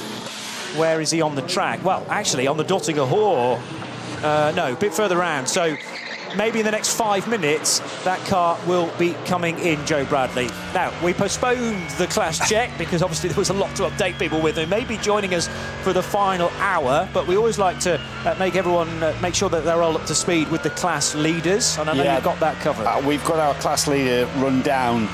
Just going to give you who is leading each class with less than an hour to go to the flag. We're going to start down the order. SP3 class is currently 150th overall in the running. It's car 277. It's driven by Michael Harris from Southampton. It's a BMW 318 Ti. And then we go up the order to find our next class leader, which is the SP8T class. It's car 59. It's in 124th place. It's the Dar Motorsport McLaren that we've just seen in the pits, actually. That was a nice bit of synergy there. Further up the field overall, in 110th place, we've got the number 380. That's the SP2T leader. That's an Opel Corsa GS. That is in that position in SP2T. Leading SP4, it's the number 152. It's a BMW 325 Ci, no team name. It is currently 107th in the running overall. And then further up the field, we go to find our next class leader, which is the number 100. It's in 78th place overall. It's a BMW 325i class, and it is the number 1 BMW 325. No, sorry, it's the number 100 currently in that class lead. Further along, we've got the TCR leader, and that is the number 89. It's a Volkswagen Golf GTI. No team name for that one, and not far behind it is the second car in TCR. So that's a class battle, 37-second gap going towards the flag in the last 50 minutes or so. So TCR not over. They're currently 74th and 75th in the overall running order. Tom Coronel is still showing at the wheel of the number 19. That's leading the AT1 class. That's the Max Cruiser Racing Audi R8. And then in the V5 class, car 444 in 70th overall, it's the Adrenaline Motorsport Porsche Cayman. In first place in VT2 front wheel category, car 474, it's in 66th place overall. It's a Volkswagen Golf GTI, again, no team name. SP3T has the Audi TT, car 317, leading. SP Pro, the number 992, it's in 63rd overall. It's a Manthey Porsche. And then leading V6 in 50th place overall, it's car 448, and that is a Porsche Cayman. Again, no team name associated to that.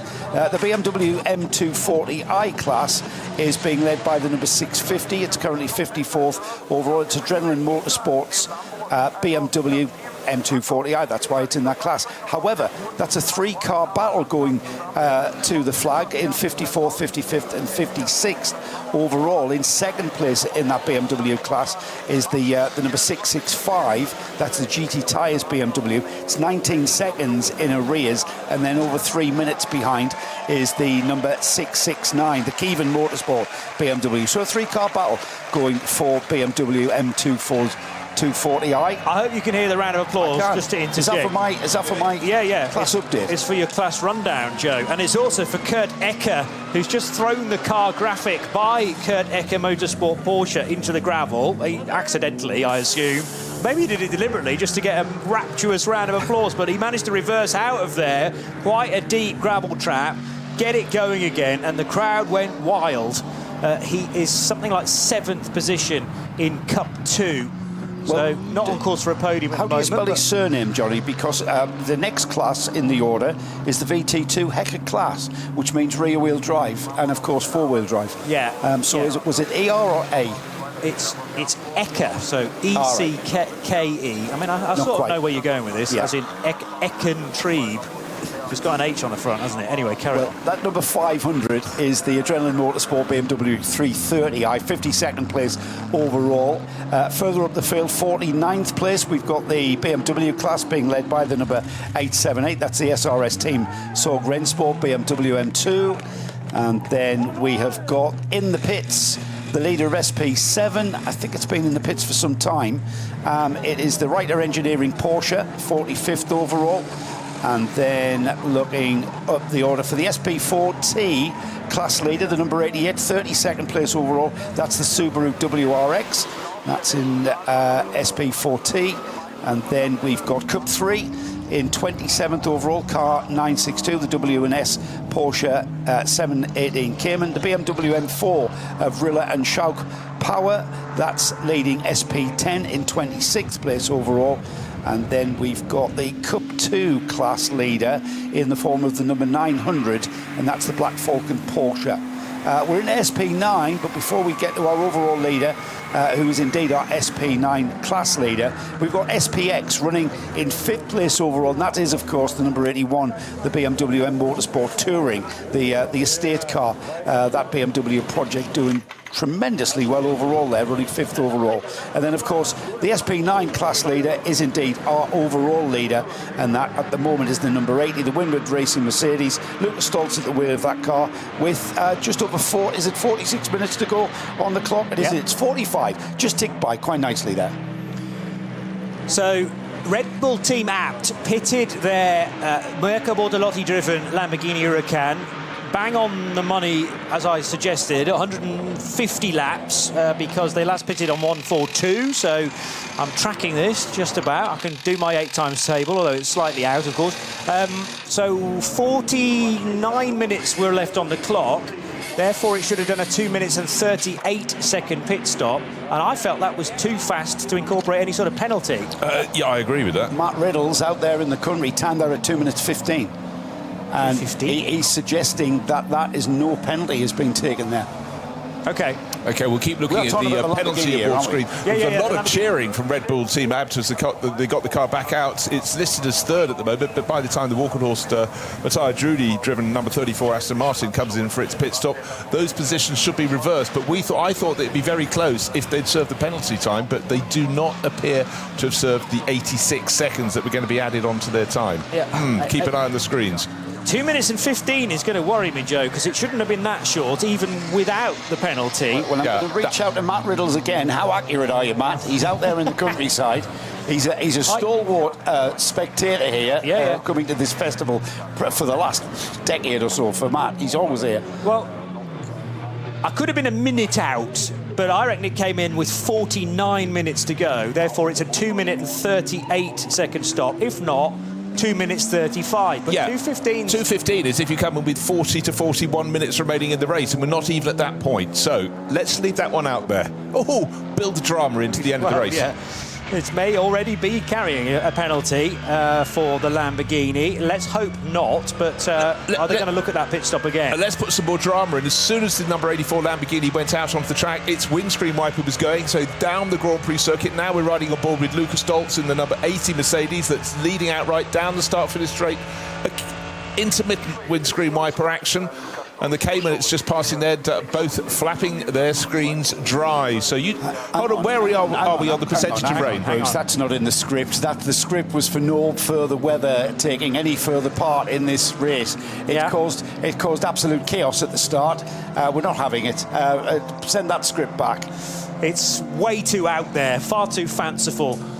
But it's the Nürburgring and it's the 24 hours, and it always has a sting in the tail. Just ask one half of Winward Racing. They still lead, but now Lucas Stoltz is having to have the windscreen wipers on a pretty regular setting. Right, here's a little thing. Martin Pearson on a WhatsApp group saying Abt Lambo might be protesting the penalty like Grello did last year. Another theory, are they allowed to serve that penalty in the pits during the at the final stop, in the final hour? Or does it get added on at the end? Yeah, there is that. No, that's that other element. But let's see. It could well be that they're fighting it, not physically, but up in the control tower, speaking to the race stewards. But definitely a little thing that's just going to keep them on their toes. Don't relax yet, boys and girls out there, because the rain is becoming a little heavier. Not enough really for umbrellas, but certainly enough for screens that are already pretty dirty after 23 and a half hours of being out on the track. And it's it's just going to add another little element. It's whether or not the rain comes. We've actually got a bit of heat into the track temps now, so the tyres are well up to operating temperature. If the rain comes enough to start taking that tyre temp away from these cars at certain parts of the track, that's when it starts taking an effect. Yes, the wipers are going. That means they have got that psychological rain, but whether it's having any effect on the field as the cars turn into the corner, that's the first time. You go on the brakes, the car locks up, or does it lock up? You've got an ABS setting on these cars, remember, certainly on the GT3 cars, but it's how you can kind of feel the grip through the steering. And right now, I'm not seeing any of those cars going on to what I would call a wet line, where you go off the more rubbered, conventional textbook racing line. They're not doing that now, so there's plenty of grip there. Where this we're watching on the stream, the Mercedes, the Windward car, seems to be running this lap as he would do. But it's raining at Hatzenbach as well now, and I don't think it's significant enough to be creating spray from cars in front. But I do notice there are 3 or 4 running nose to tail that Lucas Stoltz is surely going to be catching. Maybe the other side of Arenberg. He's going through the double right-hander at Flugplatz now. This is still full throttle, but the windscreen wiper does need to be on this setting. It's coming down at a fair rate of knots. Meanwhile, Mattia Drudi, all 4 wheels off at Flansgarten. He's pushing like crazy here. Drudi in the currently second-placed Aston Martin. Now, 150 laps, 51 laps completed for the Aston. That, therefore, I've yet to update my the pattern of pit stops, but I reckon the next time this car will need to stop is 154. So about to complete number 151. 3 more laps to go, and it will need some fuel because 8, 16, 24. Yeah, it's going to need about half an hour's worth of fuel, probably. No, not that much. Maybe 10 minutes of fuel. This is quite close. I need to... No, I know. I can just see the crease in your brow. Right, we've got 39 minutes remaining on the clock, but don't forget, if the race leader comes through at 23 hours, 59 minutes and 40 seconds still to go, that means they all have to do another lap. And for some, the embarrassment of being stuck at Adenauer Bridge because you've run out of fuel because you've just short calculated. So I think for all the teams, they have to put in pretty close to an extra lap's worth of fuel on those tanks, and we've been taking a look at how much fuel's been going on aboard. For a lot of them, it's a full tank to the end, and therefore it's about 100 litres, 95, 100 litres of fuel. And just remember, these aren't quick fill. These are from a pistol grip, petrol station style nozzle. So you don't want to put any extra fuel in, but you sort of need to. So they've really got to work out, where is the race leading car likely, when is it going to get to the finish line, will there be a further lap? And at the moment the lead is gargantuan for the number 80 Windward Racing Mercedes. They don't have to worry about anything too much, but what they do have to worry about is how much fuel to put in at their final stop, but they've got things under control. Yeah, so the Mercedes, because it's got such a lead, is going to come into pit lane with way more minutes left on the clock compared to the Aston Martin, so that gap's going to come down for Mattia Drudi. But as he completes lap 151, according to my calculation, 3 more laps. That's 8, 16, 24 minutes from now. So it's going to be about 15 minutes or so that Mattia Drudi is going to have fuel for. And 15 minutes is about a minute's worth of a stop. Whereas when's the Mercedes going to come in and lose a bit of time? But the thing is, it's a 4.5 minute advantage, so even if it lost 2 minutes of that, it's not going to be a major drama for the Lucas Stoltz driven Mercedes.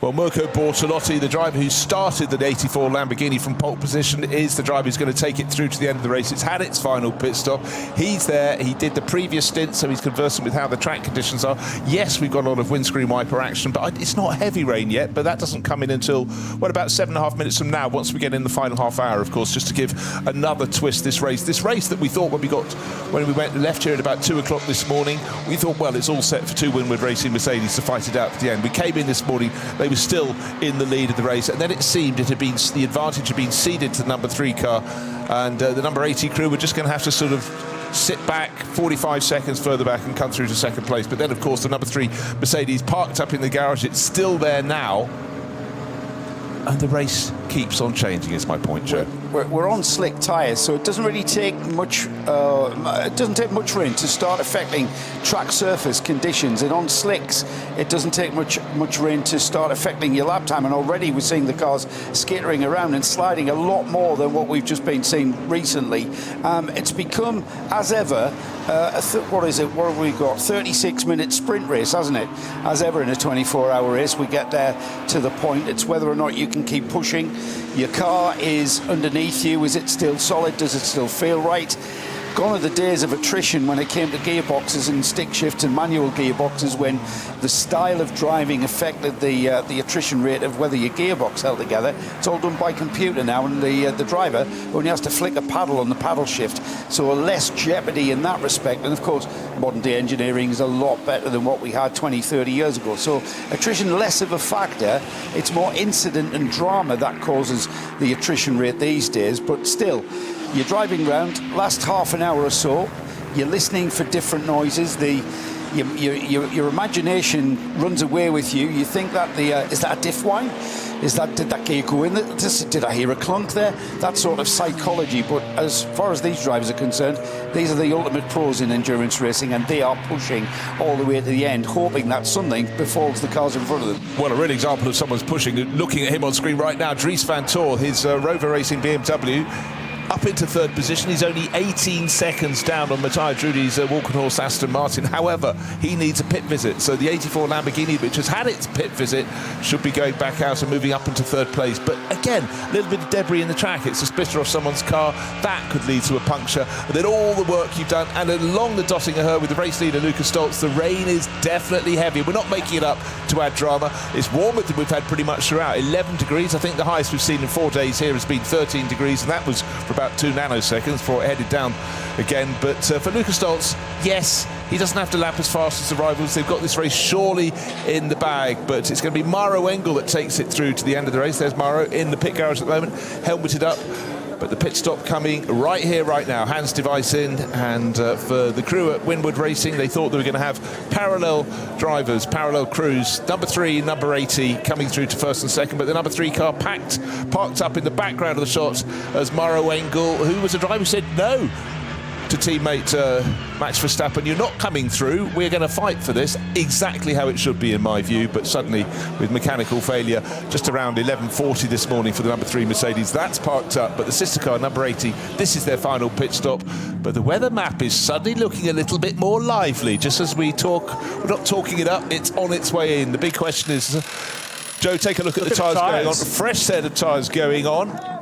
Now, that doesn't look like a full wet. It doesn't. It's an intermediate tyre. Yeah, and very clever tread pattern as well, with 3 stripes around the tyre, but then the outer edge has these lateral slats to it, or lateral grooves. The car came in, let's give them the benefit of the doubt, with 34 minutes of the race to go, so that is basically a 2-minute pit stop, hence the reason why they're rushing, and actually different tyres now. Different tyres. The car. Okay, they took off slicks. They came out with the sort of what looked like wet tyres, but we think are intermediates. Now they've got cut slicks. Would you call those cut slicks? Yeah, I would call that a cut slick. So that's how marginal it is, how much rain is coming. And they guessed one way, and they suddenly thought, literally, someone in the garage going, no, I'm looking at the weather app. It's changing in front of my face. The weather map, the clouds coming in, not clouds, the rain clouds. Still raining in the pit lane. Well, this could be super marginal. But again, this is a short stop. I should make a shorter stint, because it's only 7 laps rather than the 8. So are they wanting to actually have a bit more time to play with? Have they pitted in another 8 minutes time? You're looking at more like a 90-second stop rather than the 2 minutes. So I think this is just buying themselves a bit of time. 4.5 minutes is the leading margin over Mattia Drudy. The engine is refired, so that's a big sigh of relief. And away goes new driver Maro Engel, who did look to be getting the hands device and the helmet on at fairly last minute. I thought, he's got another lap yet. Yeah, I think he did too, because definitely you normally see people got the helmets on, but it's when the hands device goes on, you know they're just absolutely getting ready. And I think they called that in, and thus there was the confusion. The first set of tyres were ready for him to come in the following lap, and then they said, no, you're coming in now. And then they quickly had to get the other ones out of the tyre ovens at the back and bring them forward. But sitting on a comfortable lead, and it's going to be really quite a story to see how they can progress from here through to the end of the race. Can they keep it on the island? It's not fully wet yet, but certainly with those windscreen wipers on full speed down the Dottinger Höhe, there is some rain in the air, and it could yet have a twist. But I would say for Winward Racing, that was sort of just management of the situation. They weren't too pressured. Might as well do belts and braces. Well, discretion, the better part of valor by not going to full slicks. Or their weather app is a lot better than mine. I've already thrown mine out the door because it's useless. It's rubbish. It's in 10% chance of rain, where we can clearly see it's wrong. There is rain coming out of the sky. It's a light rain, yes, but it is having an effect to the point where Lucas Stoltz has gone under cut slicks in that leading number 80. Well, Stoltz was losing time to certainly the previous lap he'd done, and also the previous sector times for Mattia Drudi and Dries Vanthoor in the 99 BMW. Mirko Bortolotti pitted after 146 laps, wasn't it? No, 150 laps. So if we get to 158, he'll need to come in again, but I don't think we will. The end of the race will come before the Lamborghini needs to head down pit road. So the next question is, with what Winward Racing will hope is the final stop and the correct choice of tyre, and remember, you're having to choose a tyre that is good across the piece of a 25-kilometre circuit. This track has a massive footprint as it travels from village to a small town and another village, and then loops back again down the Dottinger Höhe, parallel with a main public road. And in the end, Winward didn't have much time to be fully committed to their tyre choice, really relying on the information that Lucas Stoltz could feed back to them, probably on the in-lap, and Maro Engel chosen as the man to just have the feel for this out-lap. Mattia Drudi, this will complete lap 152 for the Aston Martin, and he's going to come in now as well. So this again is, let's have a look, 34 car. Yeah, it's about 2 laps earlier than I was expecting.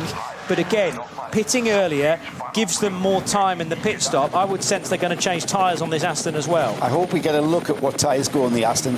What the cut slicks do, it gives you the grip performance of a slick tyre. However, the grooves allow you to get rid of the water. The water that is squeezed off the track from underneath the flat, bald tread of the slick tyre gets into the groove, so you dissipate the water out of your path. So that enables the tyre to bite into the tarmac and kind of in a molecular scientific way. The molecules of the tyre grip onto the molecules of the tarmac. That's pretty much how it works under a microscope scientifically. And those grooves allow that water to dissipate and get out of the way. The number 3 Mercedes is going to finish the race, or at least come out and attempt to do so, because helmet on, driver in. This is the car that's been sitting in the pit garage for, where are we now?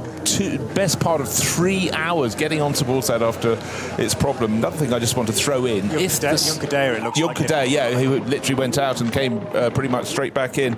Just a little some stats I can throw at you. If the number 80 Winward Racing Mercedes with goes on to finish this race with Maro Engel out to do that final stint, he took victory at the start of this year, again with Maxime Martin, down at Bathurst in the 12 hours, won that from 29th on the grid. Yesterday they started 25th on the grid. So don't give up, children, if your car's not at the sharp end for these long distance races. It hasn't happened yet, but you have to say that Maro Engel and the gang have got this one, almost at their fingertips. Lucas Stoltz, Fabian Schiller and Maxime Martin. Now the big question is, to me, that penalty, the time penalty that was hanging over the number 84 Lamborghini, the Red Bull team apt entry, we don't think they served it. Can we do it after the end of the race? We've also got speculation that they have. And I've lost it now off my screen. Thanks, Joe. Yeah. Sort of thing I do. Away goes the Aston Martin, away goes the BMW. I'll hold back on active drivers just in case there have been changes there.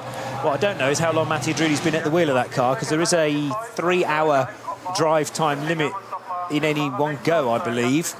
But I'm sure those at Valkenhorst Motorsport had worked out how many hours there were to go when they put, as he's known in the team, the Italian stallion in car number 34, and likewise for Dries Vanthoor. So Mirko Bortolotti moves up to second position now. And this 84 car, if there is still a penalty hanging over it, clearly they're taking the Grello approach from 2025 and say, well, we'll finish where we finish and then argue the toss afterwards as to whether we can get a podium result or not. And I tell you what, either side of their pit stop has been Mirko Bortolotti in the car, and he's been appreciably quicker than the other cars around him, the other drivers around him. The only other person who's been sort of close to matching those times has been Matthias Drudy in the Walkenhorst Motorsport Aston Martin. Aston Martin feeling very comfortable. They're heading towards their best result here. 20 years of trying, and anything above fourth is the best result ever. And at the moment, you have to say they're heading, or are they, to third place overall? Or indeed, will it be second? Because we've still got that penalty to be served, as far as we understand, for the 84 Lamborghini that's holding down second place overall. There is also the other element, still in the pits though, with a seemingly a slightly longer pit stop, is the fourth place Rover Racing number 99 BMW. Dries Van Tor was really getting up to pace in that just towards the end of his stint. So 4 cars really in the overall mix. Next one down is Jens Klingmann. That's in the famous BMW M3 Touring 24H. That's the touring, the estate model BMW, in a different class, but still just hot on their heels. Keep an eye out on track and keep an eye on the attitude of the cars as they get up towards the carousel end of the circuit. Brian Fenton reporting rain heavier up there. Ooh. So there has been an incident at the carousel, which is now cleared, but the yellow flags at Marshall posts 143 and 144 as Danny Juncadella is sitting in the number 3 Verstappen Racing Mercedes AMG, ready to get going again. And here it is, tippy-toe stuff for Mauro Engel, and this is at Brunchen on his cut slick tyres for the number 80 car, but he's having to really be careful going through ice curva, which is slippery at the best of times. So he's already gone through the carousel, and now the marshals are warning Mauro that there's potential change of surface ahead of him with the red and yellow striped flags. Goes through Flansgarten. There's some traffic up ahead as well, which in itself will be struggling for grip. As now on towards the Stefan Beloff S, and Schwalbenschwanz looks slightly better from a rainfall point of view now, so he survived the danger for this lap, but we've still got 25 minutes to go. This is a race that we thought was going to be peppered with rain throughout. We've had remarkably little rain, but it's always added to the jeopardy. Track conditions warmer than they have been for the vast majority of this race, and that may just help the drivers. But just remember, for this crew, they didn't know which set of tyres to put on, which type of tyres to put on. We saw one decision being made and then countermanded. Then we went to these cut slicks. Was it the right choice? Oh dear, we've got someone parked at the side of the circuit smoking away. One of the cut 2 Porsches there, and will that lead to a slow zone? Because that's sitting just off the edge of the track. My concern is that that car is on fire, and it's coming from the engine end of the Porsche as well, so the marshals will have to get to that very quickly. Has it been in the wall to cause the fire, or is there another issue? I'm getting word that that's actually Max Verstappen in the car. Yes, that's correct. Okay. It is. We saw him get in. It looks way more like Danny Juncadella. Yeah, much whiter on the helmet. Can't see the red and blue on the flank because anyway, of the tint on the window. The live event, an official ticker telling us that Max Verstappen's getting back in the car, but to me, that was the outgoing driver, Danny Juncadella. We will find out just as soon as the car returns to the racetrack. So the mystery of the number 84 penalty, Robin Bills has... he obviously seen the screen that I did, and I haven't just dreamt it. It said that the 84 is to serve the 86-second penalty after the race. So that's what I thought I dreamt. But no, Robin confirms that I didn't. I actually saw that. Yeah. And the fire is gathering pace at Brunchen. So this, unfortunately, is a race car going up in smoke. The driver is out and sitting on the top of the bank, so we don't have to worry about said driver. Now, what happened for the Pirelli-shod Porsche? Did it clatter into the barrier? It had already got this... Oh, no, it did go into the barrier at very, very high speed. Brunchen strikes again. 55 it is, and that car immediately catching fire then for that entry from... It's up at Brunchen as well. Brunchen, just coming out of Brunchen. Dynamic GT, and it might be a are your timing screens still working? Because mine's decided to have a final 20-minute meltdown. I'm wondering if that's cause or effect, because cars these days don't tend to burst into flames when they hit barriers, but whether or not that's maybe an oil pipe union that's snapped and broken as the car has gone off, and because of this spray of oil, and then the oil has taken a had.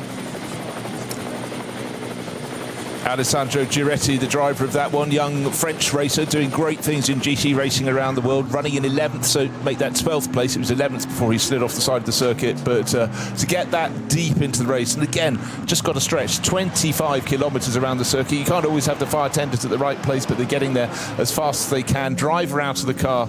I think your point about it going off on its own oil is a very, very prescient one there, Joe, because it wasn't that wet or slippery. I mean, we've had the rain, but the fact that the top teams are quite happy to go out on cut slicks means they don't think there's too much.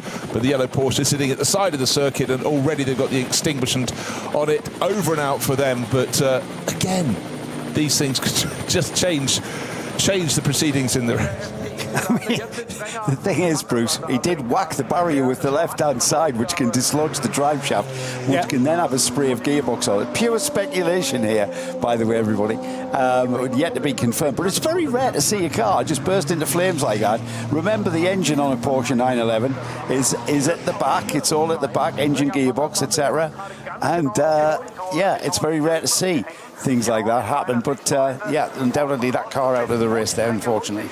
And Alessandro Giretti making a very quick exit. What a real shame for him and for Michele Beretta, Joel Sturm and Loic Hartog sharing the dynamic GT Porsche. They almost got to the end of the race with their Evo 26 GT3R, and I have to check the regulations to find out whether they've done enough of a percentage of the race to still be classified. It's not like Le Mans here, where you have to cross the finish line in order to be a finisher, as per the results. Obviously, it'll be laps down. It was laps down anyway, having completed 149. The race leader now going on to lap 154, as Nicky Team is already handing out the sweets, perhaps in celebration of a podium.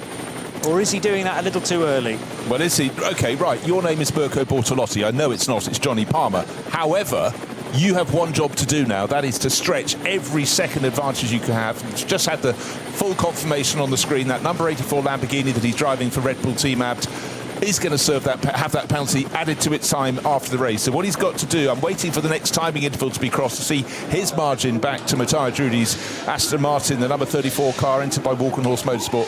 When we get to the next timing interval, hopefully we can tell you, has he got 86-second advantage, or has he got a 3-minute advantage, or a 1 minute 50? We'll find out. From Simon Strang at Aston Martin, it's been 20 years since the Aston Martin brand debuted at the Nürburgring 24 hours. Anything above 4th place is a best result ever. Well, they're on course at the moment for a 3rd. Previous record is 10 class victories, 33 podium appearances, including those wins within categories, but never an overall podium. The best previous result was for an SP9T win, so a class win in SP9T, 2018, and they were 4th overall with the Vantage V12 GT3, which had Darren Turner, Nicky Team, Maxime Martin, and Marco Bortolotti? No, Aston driver. Sorensen. Marco Sorensen? Yeah, Marco yeah. Sorensen. See, Strangy puts messages in with the first names of everybody, and my memories, of course, a lot of those drivers aren't in this race this year. Well, I've kind of got into a mould of the 2026 running. You didn't get enough sleep, Johnny. Well, that's true. You're a 16-hour-a-day boy. I'm a 16-year-old. You are in disguise, yeah. 16-hour day. That rain's looking even heavier out there through those sweeps just out of Bergwerk. Yeah, but the absolute conundrum at the moment is we just need to define that gap. 86 seconds to be added to Mirko Bortolotti's time. He cannot back off, because I'm just waiting.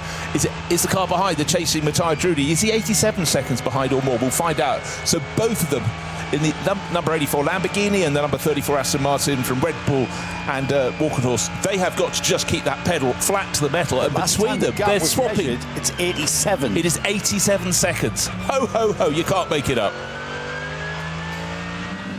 The other thing to remark is that we here at the Radio Show Limited network of channels love bringing this race to you annually, wherever it fits in the motorsport calendar, and this is now 20 years consecutively that we've been able to bring this race to you. In the early days with a lot of help from Aston Martin Racing, and they've always been huge enthusiasts of what we do, with thanks to David King in previous years providing hospitality for us, and now on the world feed.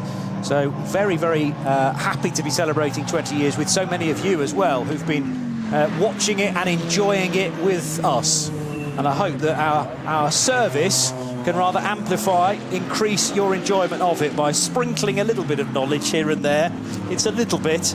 It's what we call alternative knowledge. Something We like give that, it a good yeah. crack. Right, the gap between first and second, the number 80 Mauro Engel-driven Winward Racing Mercedes, just going around another lap. He's just under 2.5 minutes clear. However, just remember that figure, 86 seconds, and he has to slow down. He hasn't got a problem coming up to Brunchen, but they're all going to have to pass it. But just think, if you've had to come past, the car is then cleared up, and the person who's chasing you has got the green flag wave, they can go past with more vim and vigour than you can. But the gap between second and third is 87.6 seconds. The extra tyre being added to the car in second, the 84 Lamborghini, is 8.6 seconds. So what's left on the clock?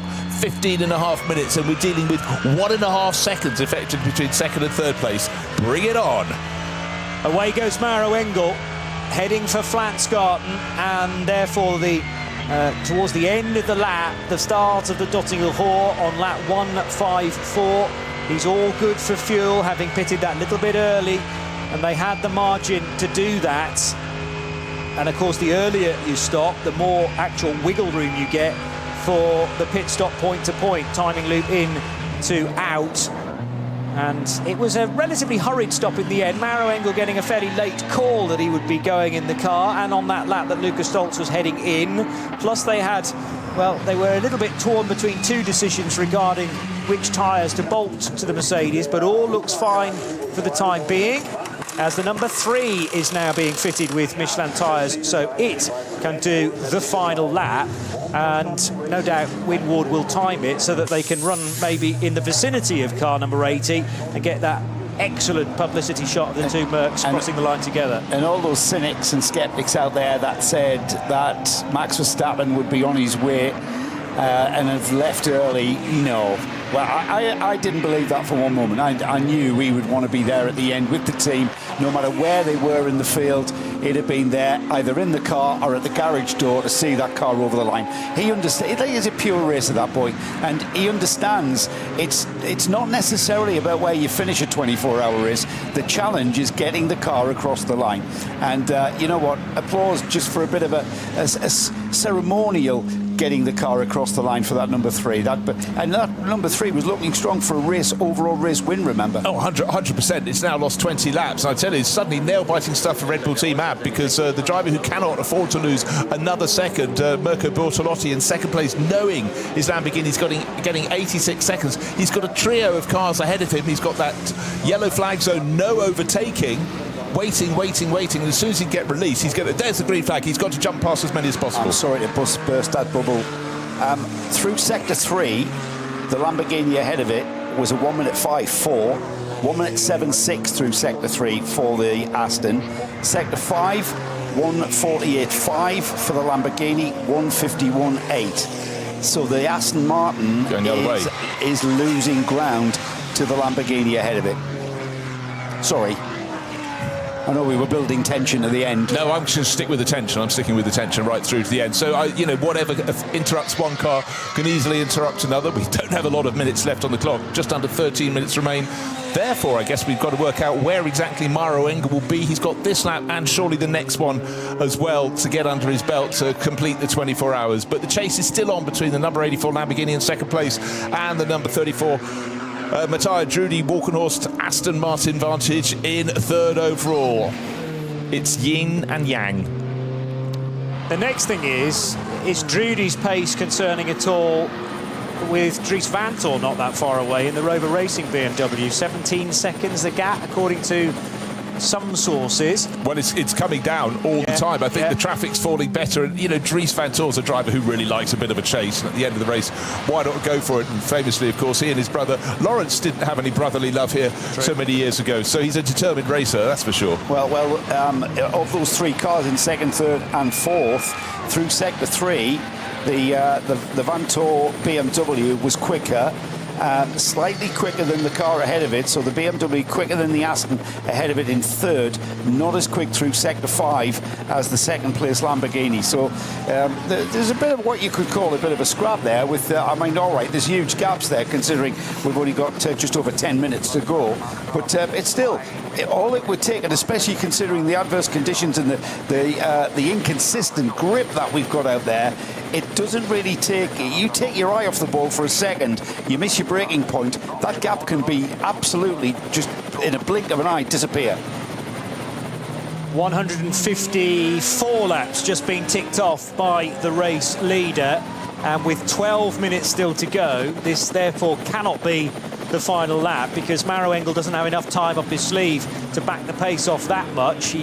12 minutes that would need to be as a lap to ensure he crosses the line at 3. So it's going to be round this time and then one more, as the Lamborghini of Bortolotti was delayed slightly up alongside. In fact, was there contact with the Renazzo Cayman? There certainly was. That day-glow yellow Porsche battling with a Mühlner Motorsport car. I don't think those two Porsches were on the same lap, in fact, but one of the Mühlner Cup 2 cars. Breathe in, Mirko Bortolotti and Red Bull team apt.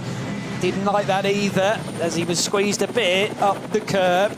Over the line in a moment or two will go Mattia Drudi, and then we'll get another snapshot on this gap between 34 Aston third and the 99 Rover Racing BMW, eager to snatch a podium very late on in the piece. We're starting the penultimate lap for car 34 Drudi. And it's so difficult with that 7th timing sector taking them a very, very long time. You wait and wait and wait for them to come through it, and when they do get through, the difference between them, when I say them, I mean the 84 Lamborghini and the chasing Rover Racing, Walkenhorst Aston Martin, absolutely down to hundredths of seconds. Still rain speckles on the camera lenses. Windscreen wipers going. It's just there, but it's that rain of the mind in many ways, isn't it, Joe? Easy for us to say in the commentary box. Yeah, absolutely. There's the Lamborghini struggling for grip out on track as well, just coming towards the... it's just completed the lap, hasn't it? Just over 2 minutes, 2 minutes and 8 seconds now behind the leading Mercedes.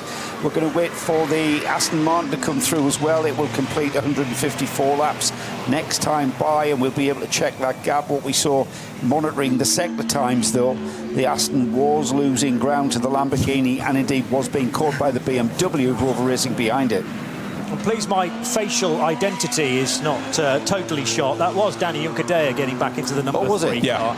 And he's gone back out for the final 50 minutes. It would have been the dream, don't get me wrong.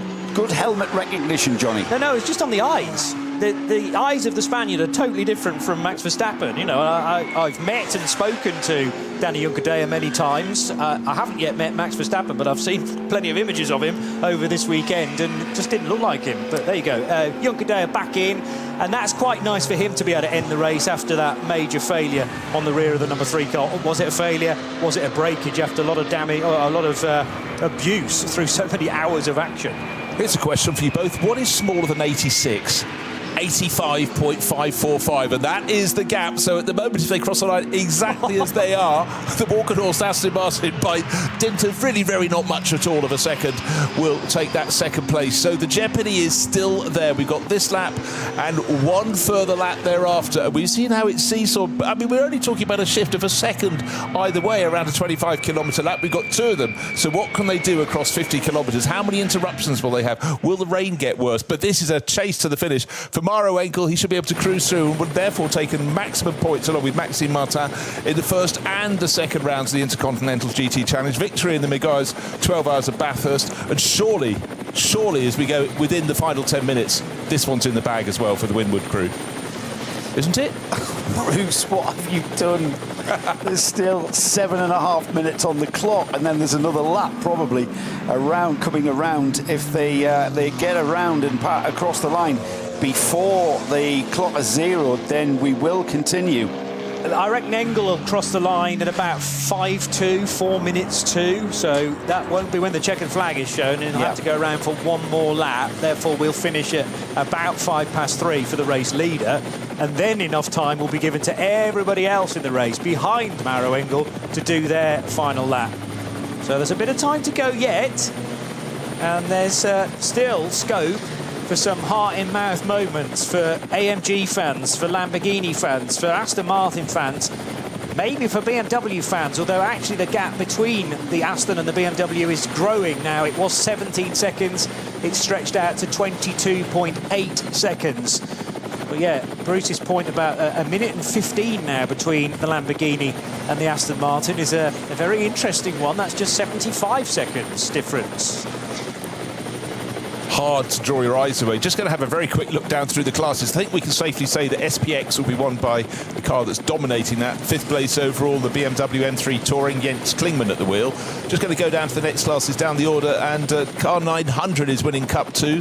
That's the Porsche 911 GT3 Cup class. That's a Black Falcon team by a margin of plenty, 8 minutes. I think that one's in the bag.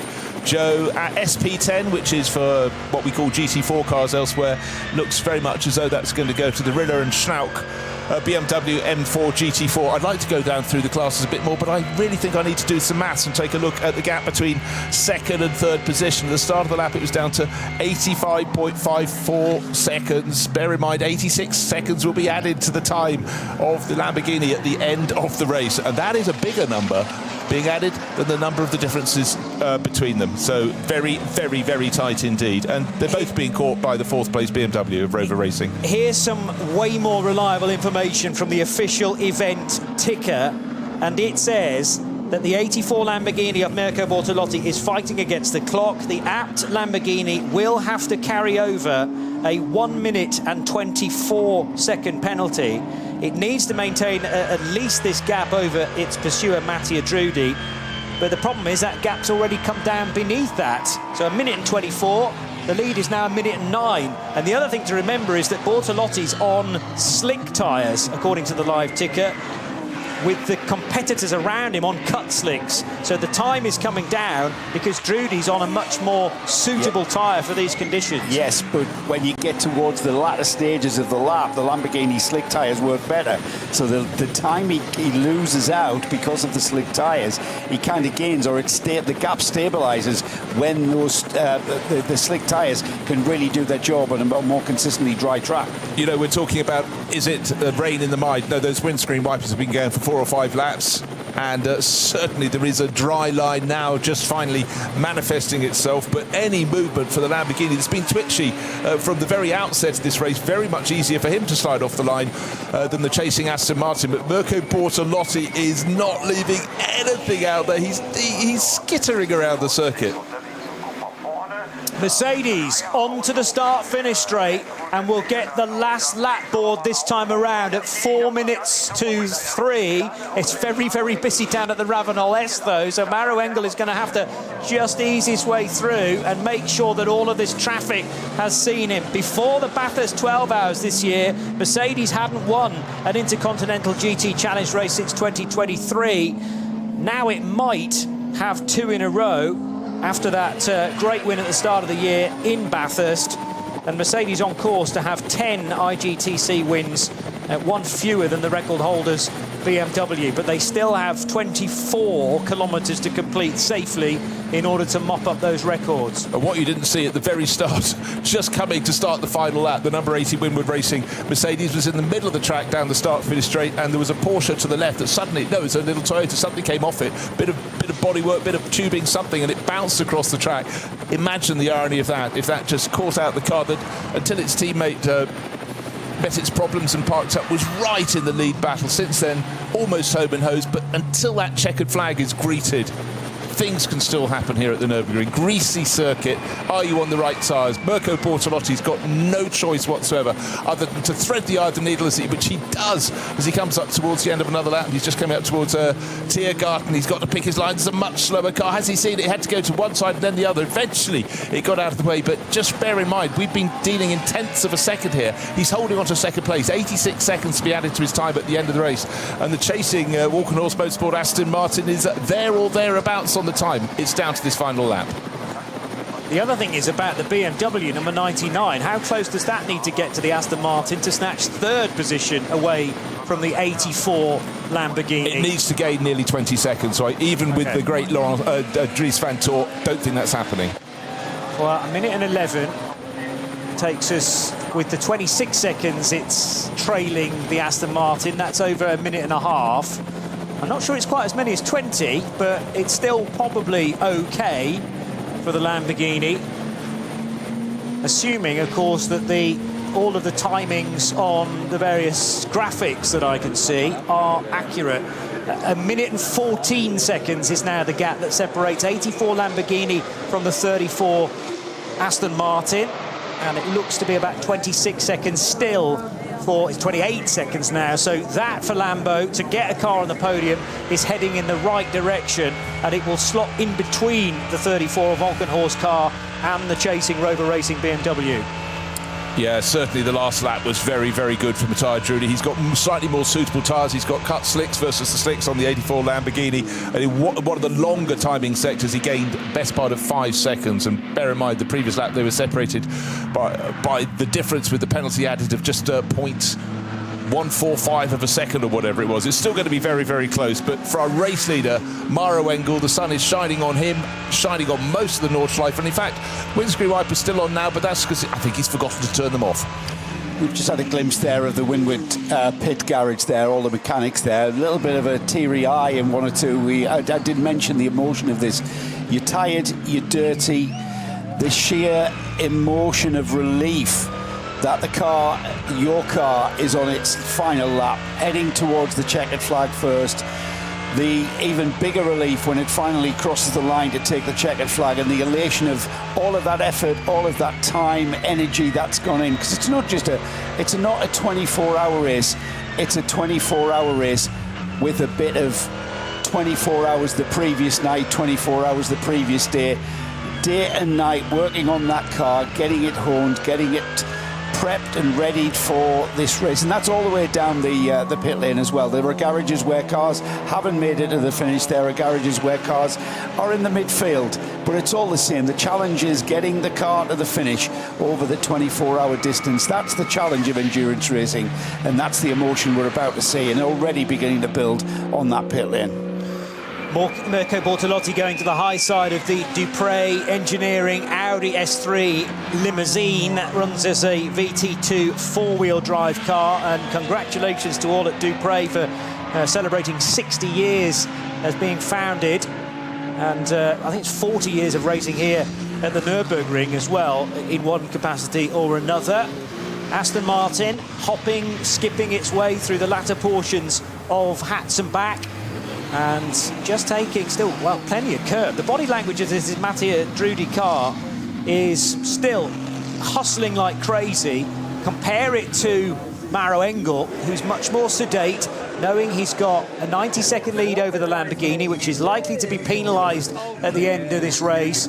So the Aston Martin will move into second, and the BMW is still a bit too distant.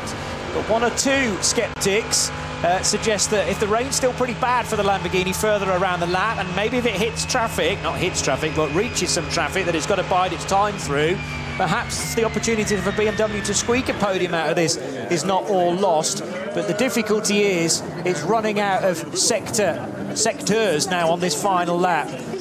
So it'll be a 156 lap affair through so many changeable conditions, but amazingly the race was able to continue all the way through the night without the need for full neutralisation, and that despite there being quite a lot of low-hanging fog early this morning. And many of us thought, well, maybe the visibility between the marshal posts wasn't going to be sufficient like last year, but actually it has been absolutely fine here in the Eifel. However, this is where I was about to say the rain has started to hit, but that's all to do with smoke. Still flares, the odd barbecue for a late Sunday lunch.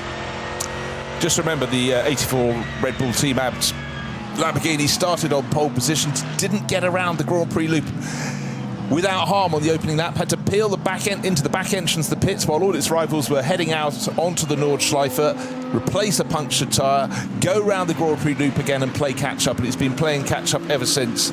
And looks at Schnitzelam bit, Mercedes coming quite slowly there. It looks as their valiant effort to get up to second place is going to be spiked. Needed to be clear by 86 seconds going on to the final lap. In the end, it was only 72, and around this lap on the ever greasier circuit, smoke in the air, a little bit of rain in the air, but certainly greasy, wet surface for all the drivers out on the track. I'm afraid the valiant effort for them may yet have second place turning to third. I think we can almost bank on that. And may yet have third turning to fourth. And I would say for this valiant comeback that started, 23 hours and 55 minutes ago, they deserve a spot on the podium. Will they be denied? I don't know. And look how hard he's still pushing in that Lamborghini. He has to. Because anything can happen. He's got to push all the way at the flag. You can't just decide that this is over. It's never over until it's over, and we're going to see Bertolotti trying to gain ground and secure a second place on the podium. It's no mean feat to finish in the first three in any kind of endurance race, but Bertolotti wants to consolidate that. Yes, he might have settled for the fact that he's never going to catch Maro Engel in the number 80 now. That Mercedes well up the road by 1 minute and 43 seconds at the last count, but he has got Drudy in the Aston Martin bearing down him, and his team will be telling him that as well, Bruce. They'll be monitoring the sector times and monitoring that gap, so that's why we're seeing Mirko Bortolotti, very experienced driver. He's been in these high pressured situations, so he knows exactly what he's got to do, and it's very, very high pressure considering that part of this Nordschleife is indeed damp and wet and it can like a magnet draw you to those barriers if you get it slightly wrong, just slightly. But just as he was coming to the trickiest parts of the circuit, the sort of Her Acht and then the Brunch and beyond, he suddenly got not one, but two, but three, but five cars in the gaggle ahead of them, and he really had to go, I'm coming through, come what may. Now, when he catches them one or two at a time, that's sort of okay for him into the carousel. Sorry, I got him ahead of himself around the lap, because certainly coming towards, the clock has passed 24 hours, and our race leader, Maro Engel, is heading for his first win here. He's along the dotting her, his first win here, let me finish the sentence, since 2016. Be Mercedes' first win since 2016. A brand loyalty is something I admire thoroughly, but you don't get kept on by these manufacturers if you're not up to the salt, and he absolutely is. I mean, he has had so many successes for the Winward Racing crew. They just get stronger year on year. A car limping home along the Dottinger Her, but is it our race leader? No, it isn't, because the blue and gold number 80 sweeps into the final sequence of corners. Johnny, the victory is theirs. The special thing about 10 years ago for AMG was that Maro Engel overtook Christian Hohenadel on the final lap of that race. AMG have had to wait a decade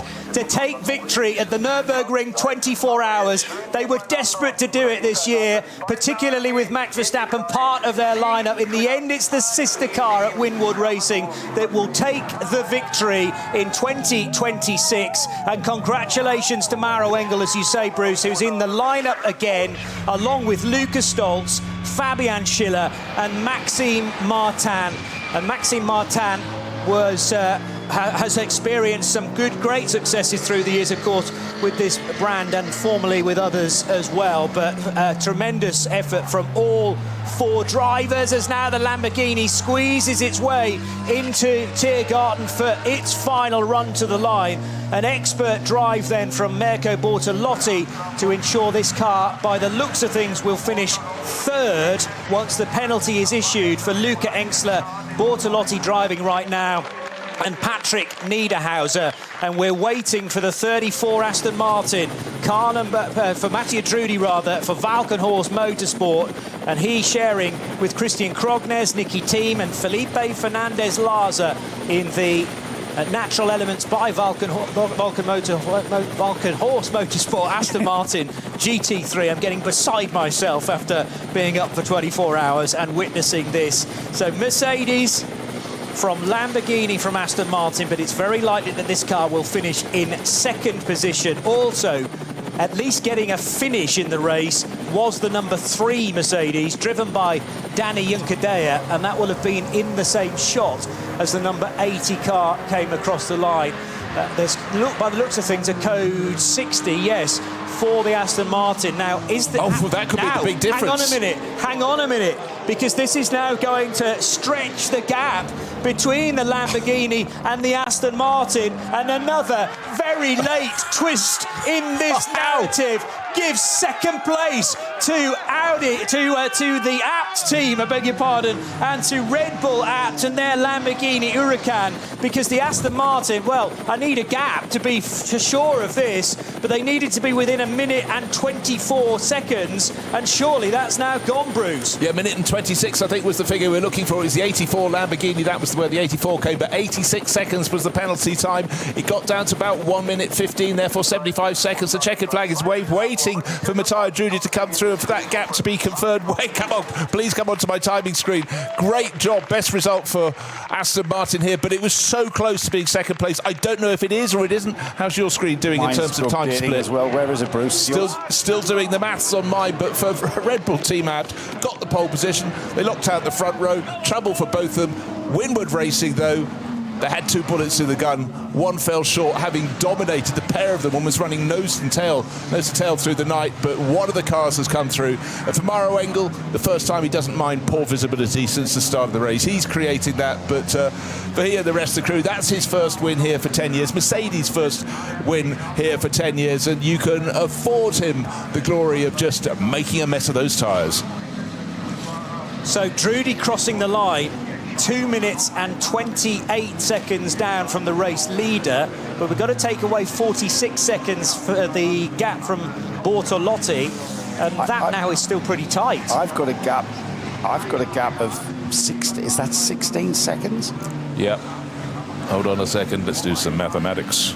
Well, the way that the Red Bull team Abt Lamborghini guys are celebrating, they think they've done enough to finish in second position. They thought that all was lost, and well, not all was lost. They were going to get a podium once that 1 minute and 24 second. It was 100. I reckon it. Yeah, it was 102 seconds. 16 seconds is the margin. I think they've taken it by. Yes, indeed, confirmed 16.4 seconds with the penalty applied. The penalty that really that confused me in my sleep-deprived state. They've taken that position in second place by 16 seconds over the Aston Martin. No prizes for, or I think a big round of applause for trying and pushing all the way. But we had Bertolotti pushing to keep that gap. He fully understood that there was a penalty in the air, and he kept pushing. And great race, a great podium that. Jens Klingmann is going to bring this awesome BMW M3 Touring 24H home in 5th position overall. It runs as an SPX category car, but behind the Engel Mercedes, the Bortolotti Lamborghini, the Drudi Aston Martin and Dries Van Toy in his BMW, Jens Klingmann makes it 2 BMWs in the top 5. And you can hear the reaction of the fans that have been following its conquest of this race for Jens Klingmann and others in car number 81.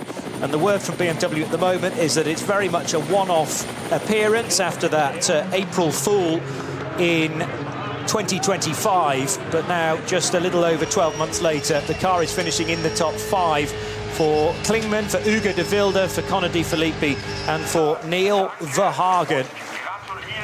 Still trying to get to grips with precisely what happened on that final run down the Dottinger Hoor. So Bortolotti's run through was clear. Then a car had broken down on the grass verge to drivers left on the latter portion of the Dottinger Hoor, delaying the Aston Martin. And remember, Drudi was trying to stay within 1 minute and 24, and he could not do it. Here are the celebrations, though. Maro Engel knows how this feels, but he's got to think back 10 years ago when he shared with Ben Schneider and Adam Christodoulou and Manuel Metzger, 3 different co-drivers, this time in Mercedes number 80, as Lucas Stoltz, Fabian Schiller and Maxime Martin join the finishing driver Engel on the bonnet of the car. And the celebrations at Winwood and particularly at AMG Mercedes are going to continue into the night. And you do have to feel, though it's the best result for Aston Martin yet thus far in the Nürburgring 24 hours, you've got to say, pipped at the post. I mean, they nearly had that one in the bag. The slow zone on the Dottinger cost them second place overall, but also bear in mind they had the first retirement of the race. They lost the sister car, number 35, after just 3 laps, so they'd almost recovered a great result. It is still a great result, but for this crew up on the, well, oh dear, near injury for Maxime Martin, nearly falls off the roof of the winning car. In the background of the shot, you'll see Marco Bortolotti, I'm sure, popping out of his Lamborghini. He had one job to do in those closing laps, Joe, and that was just not lose a nanosecond. And here, coming to halt in third place overall, the Aston Martin. And we saw just how close to the limit he was in that Lamborghini, the car slithering underneath him. But he got the job done. He kept on the track. It's so easy to lose it on a damp track on slick tyres. But Marco Bortolotti, very experienced driver, and he was able to do the job. We've come to expect an exciting Nürburgring 24 hours. Racing over 24 hours is usually as exciting as this. We've had some amazing grandstand finishes, certain reference there for people of a certain age. But I've still got to reflect back on the first 6 hours. Was probably the most bonkers first 6 hours of a 24-hour race I've ever seen. The rate of incident was just quite ridiculous. If you put that to a producer for a drama or a fictional race script, the producer would fire it back at you and say, no, that's not realistic. It's never going to happen like that. It was like there was a sniper. He goes, I'll take out half of the top 10, which they precisely did in the opening hours of the race. 5 of the top 10 starters hit trouble. And for Matteo Drudi, I feel so sorry. He pushed so hard, but actually still a great result for Walk on Horse Motorsport. But Mirko, just look at that. Just yeah, he did a great job. Yes, they didn't take the win, but it's quite an achievement there. They've got to be happy with that, though, surely. They've got to be. They can't be disgruntled with that. I mean, considering how long this race has been, and to be as close as that and pushing as hard as that after that amount of time, they've got to be satisfied with that. Remember that car at the end of the Grand Prix lap of the first lap of the race, was having to come into pit lane with a punctured tyre. Luca Engster was just electric on Friday in top qualifying 3 to post Lamborghini's first ever pole position in the history of this event. And he, along with Bortolotti and Patrick Niederhauser, I'd love to see Patrick's times as well through the course of the race. I think he did quite a lot of night running. Just the 3 drivers up against teams with 4 either side of them on the podium, but track time means, you know, because you're only cycling 3 drivers through, they're getting a lot more experience of the track and in lots of different conditions. But the thing is, we're not party to the soap opera going on behind that Lamborghini door. First time we've ever had a Lamborghini lockout on the front row of the grid here at the Nürburgring for this race. They had it. They knew they had the quickest race car around this racetrack. The quickest race car across 24 hours has been proved not to be the case. The way that the Winward team went about it with their Mercedes has proved to be the better winning formula, and they've actually won it. But the disappointment that I can kind of see in the body language of that Lamborghini team is perhaps that. Yeah, I mean, when your comeback drive starts after just, effectively 10 seconds after the start of the race, a contact, and you're chasing the whole way through, and then to have that chase to finish, in all honesty, I think they truly deserved that second place. But yes, it could have been victory, but victory did go to Mauro Engel and the gang in the 80 Winward Racing Mercedes. I've just spotted, as Mauro Engel was crossing the line, moments before he did reach the control line and the checkered flag, there was a BMW stopped on the start-finish straight that he had to avoid. Winward Racing and AMG were trying to get both of their cars in the photo as they crossed the line. But yeah, BMW that they've had to get by safely. And I don't quite know, it was probably waiting for the race leader maybe, so that it could finish its lap there and then. That might be looked at by the officials, because it wasn't ideal for Mauro Engel, nor Danny Juncadella, who'd been put back into the number 3 Verstappen Racing car to make sure that it gets a finish. And the 2 cars look like they finish 1-2. That's how they ran for so many hours overnight and into this morning, before that problem on the rear, which, did we ever establish whether that was a drive shaft on the 3 car or a suspension problem? Lack of power anyway going up the Klostertal and Kesselchen run and into the carousel. But that was the beauty of having another Winward Racing Mercedes running consistently with the number 3. One had a major problem, the other one was there to take the race lead and then stretch its legs over the chasing Lamborghini, Aston Martin, and the two BMWs, the M4 and the M3 Touring. And I think it's safe to say, Johnny, that GT3 racing, the top class here, is alive and kicking. Look at the manufacturer variety at the top. Mercedes, from Lamborghini, from Aston Martin, from BMW. BMW having a second bite at the cherry with the car that won SPX in 5th overall, because that was the Touring 24H. The best of the Porsches down in 6th, and a Ford Mustang in 7th. So several different makes, shapes of cars in the top 7 positions. Shall we have a look at the class leaders? Oh, indeed, they've turned into class winners, haven't they? Pretty much the whole field across the line now as we get towards our podium celebration here. So not far down the order, in 19th place, let me just confirm that, in 19th place overall is the Cup 2 class winner. It's the Black Falcon car, the number 900, that wins Cup 2. Further down in 25th overall, the SP10 class winner is the number 145. That's the Rilla and Shark BMW M4. Just behind it on the road is the Cup 3 class winner, the number 962. That's the W&S Motorsport Porsche Cayman. And then in 32nd overall, SP4T has been won by the Subaru Technica Subaru WRX. That is car 88. Further down in the order is the AT2 class winner in 41st place. That's the number 320. It's the Ford Motors Porsche 911 GT3 Cup car. And further down is 45th. Just going to go to the overall. Just do the top 10, Joe, because the 80 Winward Racing Mercedes wins the race from the 84 Lamborghini, which was penalised at the flag by 1 minute and 24 seconds. But because the Aston Martin was delayed on the Dottinger Hoor, the 34 car still finishes in third. Ahead of the 99 Rover Racing BMW, the 81 M3 Touring 24H car, so winning SPX, but in the top 5 overall. Ahead of, in 6th place, Lauren Heinrichs Porsche, the best placed 911 GT3R. Ford Mustang in the top 7, with Chris Mees closing that one out in number 67. The 54 Porsche from Dynamic GT. Then the 77 BMW M4 of Philip Eng to complete, and Dylan Pereira brought the Loesch Motorsport 48 Porsche to 10th position. And excellent news for all fans, Dacia, because the Logan has completed the 24 hours. It's just gone across the line. Car number 300, finishing in 120th position. So, Joe, you were taking us through the class winners, and if you're looking out for a particular car and enjoying our coverage in sound and vision, then look out for it on the graphics. But we want to make sure that those that have won categories get their rightful reward. So here's Joe with a bit more. Yeah, we're further down the order. 45th overall is our SP7 winner, Reiter Engineering's Porsche. Car 91. In the BMW class, the SRS team Sorg Rensport BMW M2, that is car 878. They were 46th overall. And then in the V2 Hecker, that's the rear-wheel drive, four-wheel drive VT2 class, car 500 in 52nd overall. That's the Adrenaline Motorsport BMW 330i. Just behind them on the road is the BMW M240i class winner.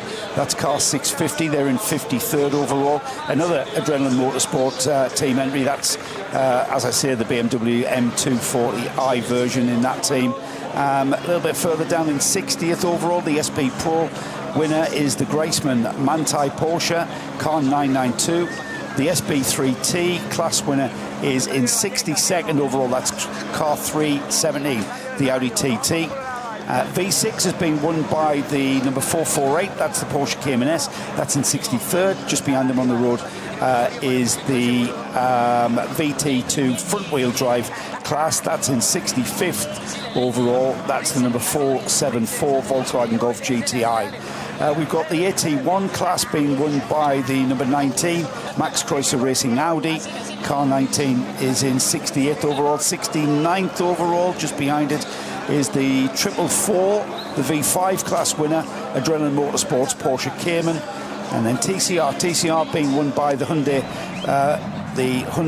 of the number 830. They're in 72nd overall. And BMW 325i class down in 79th overall. That is the number 100 BMW 325i. I think we've got one class left, Johnny, if I can find it. It is indeed SP4. They're in 104th place overall. It's car 152, and that's the BMW 325 CI. That's one more to go. That's the final class winner is in 124th place overall. It is the SP8 class winner, car 59, Dura Motorsports McLaren, and that's pretty much rounds all of our class winners up. Thank you, Joe. Found another one. SP3. Be quick. Down in 150th, and that is the number 277 BMW, Michael Harris from Southampton, a British driver. Valkenhurst Motorsport then finish in third position. Christian Krognes, Mattia Drudi, Nicky T and Felipe Fernandez. Larza, the 84 trio finished second, but it is Winwood Racing. Here's the national anthem.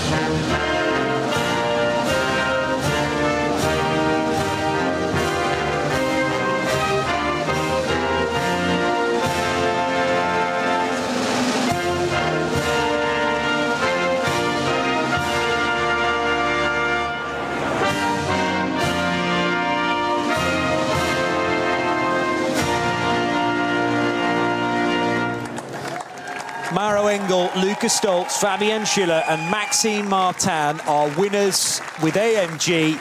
The first time that this huge German manufacturer have taken victory in this massive German race for 10 years, when Maro Engel was also part of an otherwise different quartet. And that was quite a bit more dramatic, as I described in the final few laps of that final race, Bruce, because there was maybe the option for Hohenadel to slow down in 2016 and take the victory, but the problem was the pressure that Maro Engel was putting on him forced him onto an extra lap. I seem to remember that it was rather the wrong tyres for the lead car at the time, Christian Hohenadel, and even before the end of the Grand Prix section of the closing lap, Engel had managed to squeeze ahead. But that was arguably an even better result for AMG in 2016, because they finished first, second, third and fourth. If you can, you should. But this was a race cut from very, very different cloth.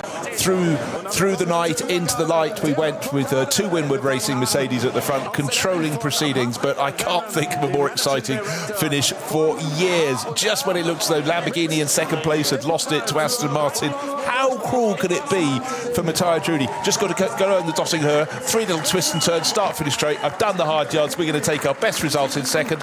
Slow zone. Loses that second place. Awful. It was very close, but that is Aston Martin's best ever finish in the Nürburgring 24 hours. Christian Krognes, Mattia Drudi, Nicky Team, an absolute Aston Martin legend there, the guy with the brown beard and the blonde hair, son of Kurt Team, of course, and Felipe Fernandez-Laza. That's the driver lineup to give Aston Martin their best ever result here at the Nürburgring. So a bit of history being witnessed here by us, boys. Yeah, and it could have, of course, been one better for Aston, were it not for absolutely terrible luck on that Dottinger final straight to the start-finish line, where a car needed to be recovered and the code 60 was in place, just delaying Mattia Drudi that little bit too much, so that he could sneak into second position once the penalty to the Lamborghini was issued. We thought we had a top three and the right order as well, and typical of the ring to change that about by one position in the dying stages. 99 BMW, not a bad return after winning in 2025 to finish just off the podium. The far bigger story, I would suggest, from the Bavarian brand is the fact that they got their M3 Touring 24H car to the finish.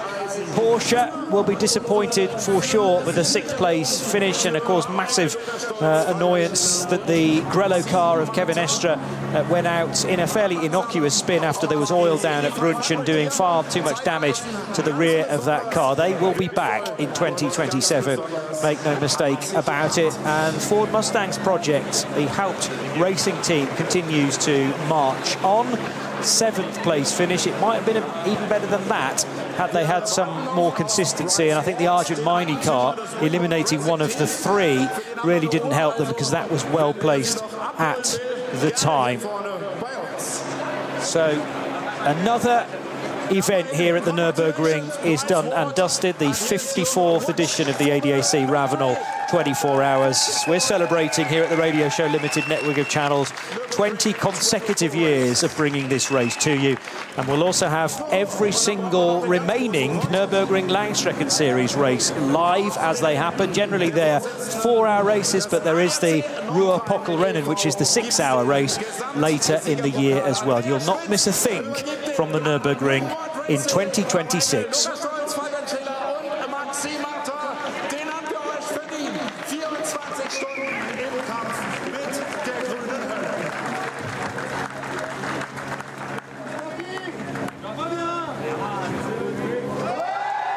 There it is, the lifting of the Nürburgring 24-hour trophy with Ravenol.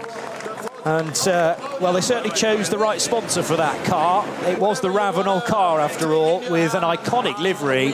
I can see that working perfectly for future models being sold down at the Tankstelle, Joe. Yeah. Might have to get that one in our collection. Yeah, get that year. one in the collection. Yeah, absolutely. It goes up high on the list, doesn't it, as a race winner? Great looking livery on those cars as well. I really like the we had that situation where we had the 2 Winward cars controlling in a controlled manner, circulating at the front of the field.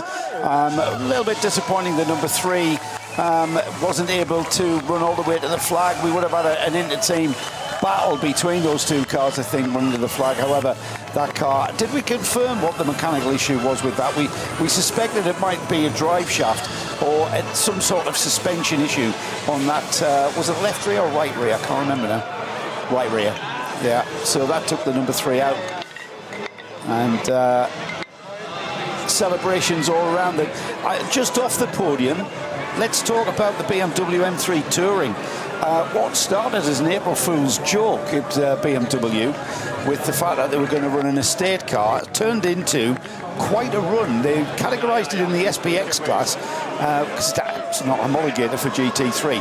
It ran to 5th place overall and really did push the major contenders at the front of the GT3 field. So round of applause, I think, to Jens Klingmann, who took the win, took the car across the line to 5th. Ugo de Wilde, Conor de Philippi and Neil Verhagen. They had quite a ball competitively in that estate BMW.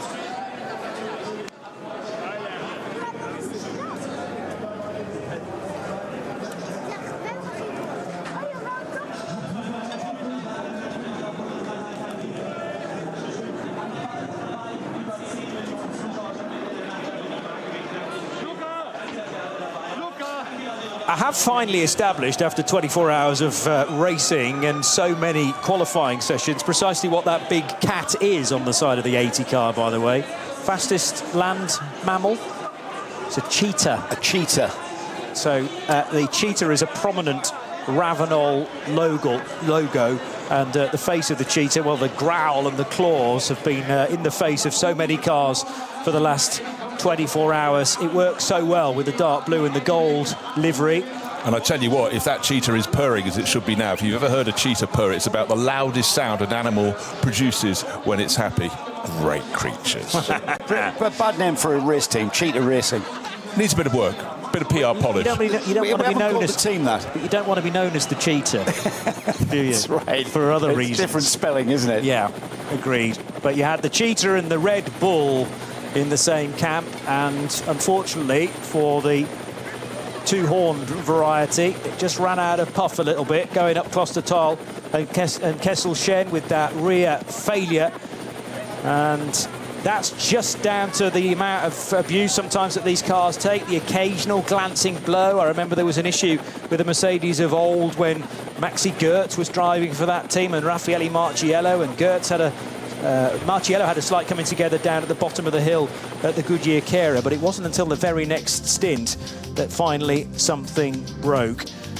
So Valkenhorst Motorsport thought that they might be able to muscle a third position away from the 84 Lamborghini Huracan once the penalty was issued for the Italian squad, or the German run squad, Team Abt, of course, but with the Italian car. However, that hold-up on the Dottinger Hohe means the Aston finishes third, the Lamborghini second, and the Cheetah smiling at the end of the weekend for Team Ravenol, and the AMG car number 80 crossing the line despite the heart-in-mouth moment presented with a virtually stopped touring car on the main straight. But the fire in Maro Engel's belly was not going to be extinguished 10 years on from his victory at this place after a much shorter race, in actual fact. We reached 156 laps this year, which was only 6 shy of the distance record, which was set 3 years ago. And that was the famous year with the Fricadelli Racing Team taking victory with their Ferrari. It is another German marque that wins. 2023 was a standout in that respect. So we've had Audi, we've had BMW, we've had Mercedes winning in the last 3 years. Porsche due one. The last time they were victorious was 2021, but certainly Mercedes were the biggest overdue runners and absolutely destroying the rear Michelin tyres, Maro Engel. You're not allowed to do something like this at Le Mans. The donuts, very conveniently, in the AMG arena, right in front of that Mercedes grandstand, but I think it's actively encouraged at somewhere like this. I think it's laid for that very reason, not just for runoff purposes. Yeah, true enough. There's a drag strip here. There are so many different motorsport facilities at the Nürburgring. And it's kind of never quiet, this place. But the behaviour of Maro Engel post-checkered flag would not have been out of place on Friday night at the bottom of the Grand Prix circuit for the drift show. How many points would you have given him for that one then, Johnny? Maybe not quite the maximum of 100. But a few, just for entertaining the fans, and he had no idea in which direction he was facing at the end of all that, with all the tyre smoke surrounding him. I hope the tyre engineer wasn't expecting to take any data off that last set that went on the car. No chance. No chance. Well, the rain didn't ease off for the final hour. We did get that small weather system blowing through and presenting initially a problem on the Grand Prix track, and then in the higher places of Klostertal and Kesselchen.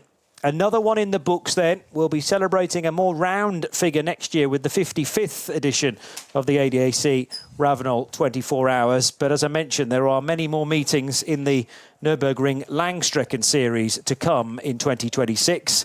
And we will have all of those dates moving forward.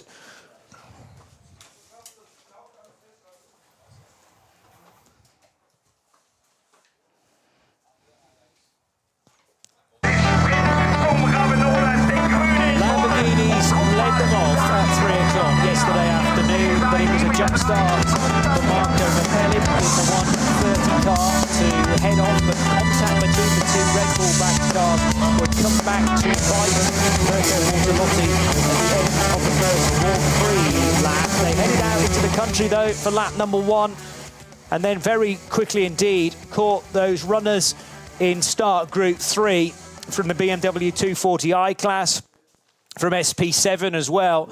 And the overtakes were coming thick and fast, including for Christian Engelhardt, who got his own back on Kevin Estre very early on during Max Verstappen's possibly opening lap, maybe his second for his first stint. He was nearly in the wall and did very, very well to contain the speed of that car after the front wheels lifted off the ground. The same could not be said, though, for Thierry Vermeulen in the realised Kondo Racing Ferrari, going to the high side of one of the Cup 3 Caymans, clattering into it, and then boom, into the Armco barrier, pushing that back by several feet. And the Ferrari 296 of Realize was out. That was one of the pre-qualified cars for top qualifying 3. Alexander Sims clattered into the back of the KCMG Mercedes of Jesse Krohn as they were both exiting a code 60.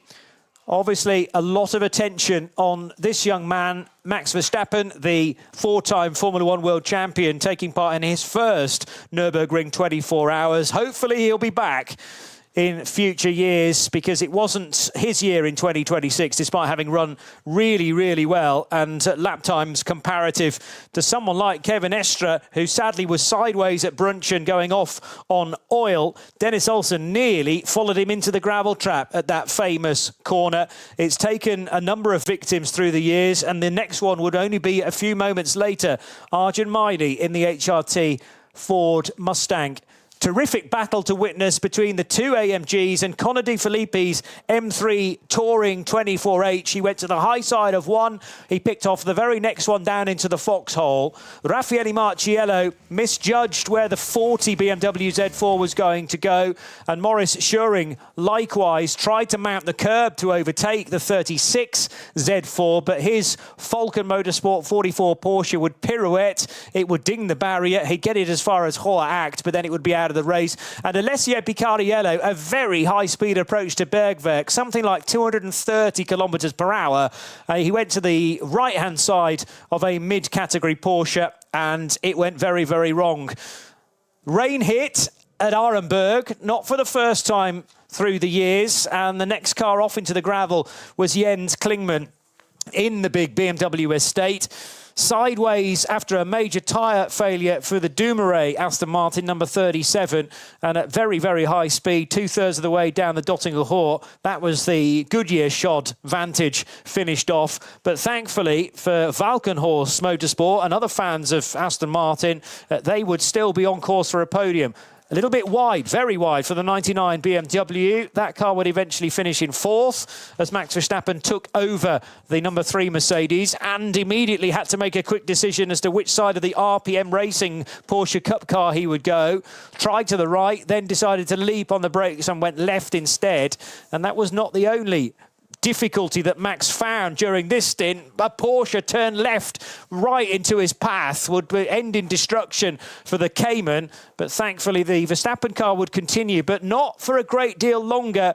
A major issue on the rear right for Danny Juncadella in the Verstappen Racing car. Would see the car go to the finish, but something like 20 laps down. Dacia Logan, 3 wheels on the wagon. It would need to be towed back, but it did get a race finish. Then, for Alessandro Giretti in the dynamic Porsche, a dramatic fire at Brunchen. And that was after contact with the barrier, but whether the fire would have happened anyway, maybe there was an oil leak in that car. 84 Lamborghini, given a penalty late on, it decided not to serve that in the race, and instead it was added to the race time, which might have given second place to Aston Martin, were they not delayed for the final time down the Dottinger Hoor. So Aston finished 3rd. Lamborghini do finish 2nd from pole position. That's the Team Apt crew going crazy at that news. But after a 10-year wait, AMG are back on the top step of the podium here at the Nürburgring 24 hours with Ravenol, and it's the Ravenol sponsored car that takes victory. Congratulations to Mauro Engel, who brings the car home together with teammates Luca Stoltz, Fabian Schiller and Maxime Martin, lifting the famous Ravenol 24-hour trophy as the champagne is sprayed. We hope you've enjoyed our coverage. If you're a first-timer to this race, please come back in 2027. Don't forget about our coverage of the domestic rounds of the Nürburgring Langstrecken Series as well. Thanks to all of the team across the piece. And we will see you next year right here on the Radio Show Limited network of channels for the 55th edition of the ADAC 24 hours of the Nürburgring. It's AMG that take the win. Bye-bye.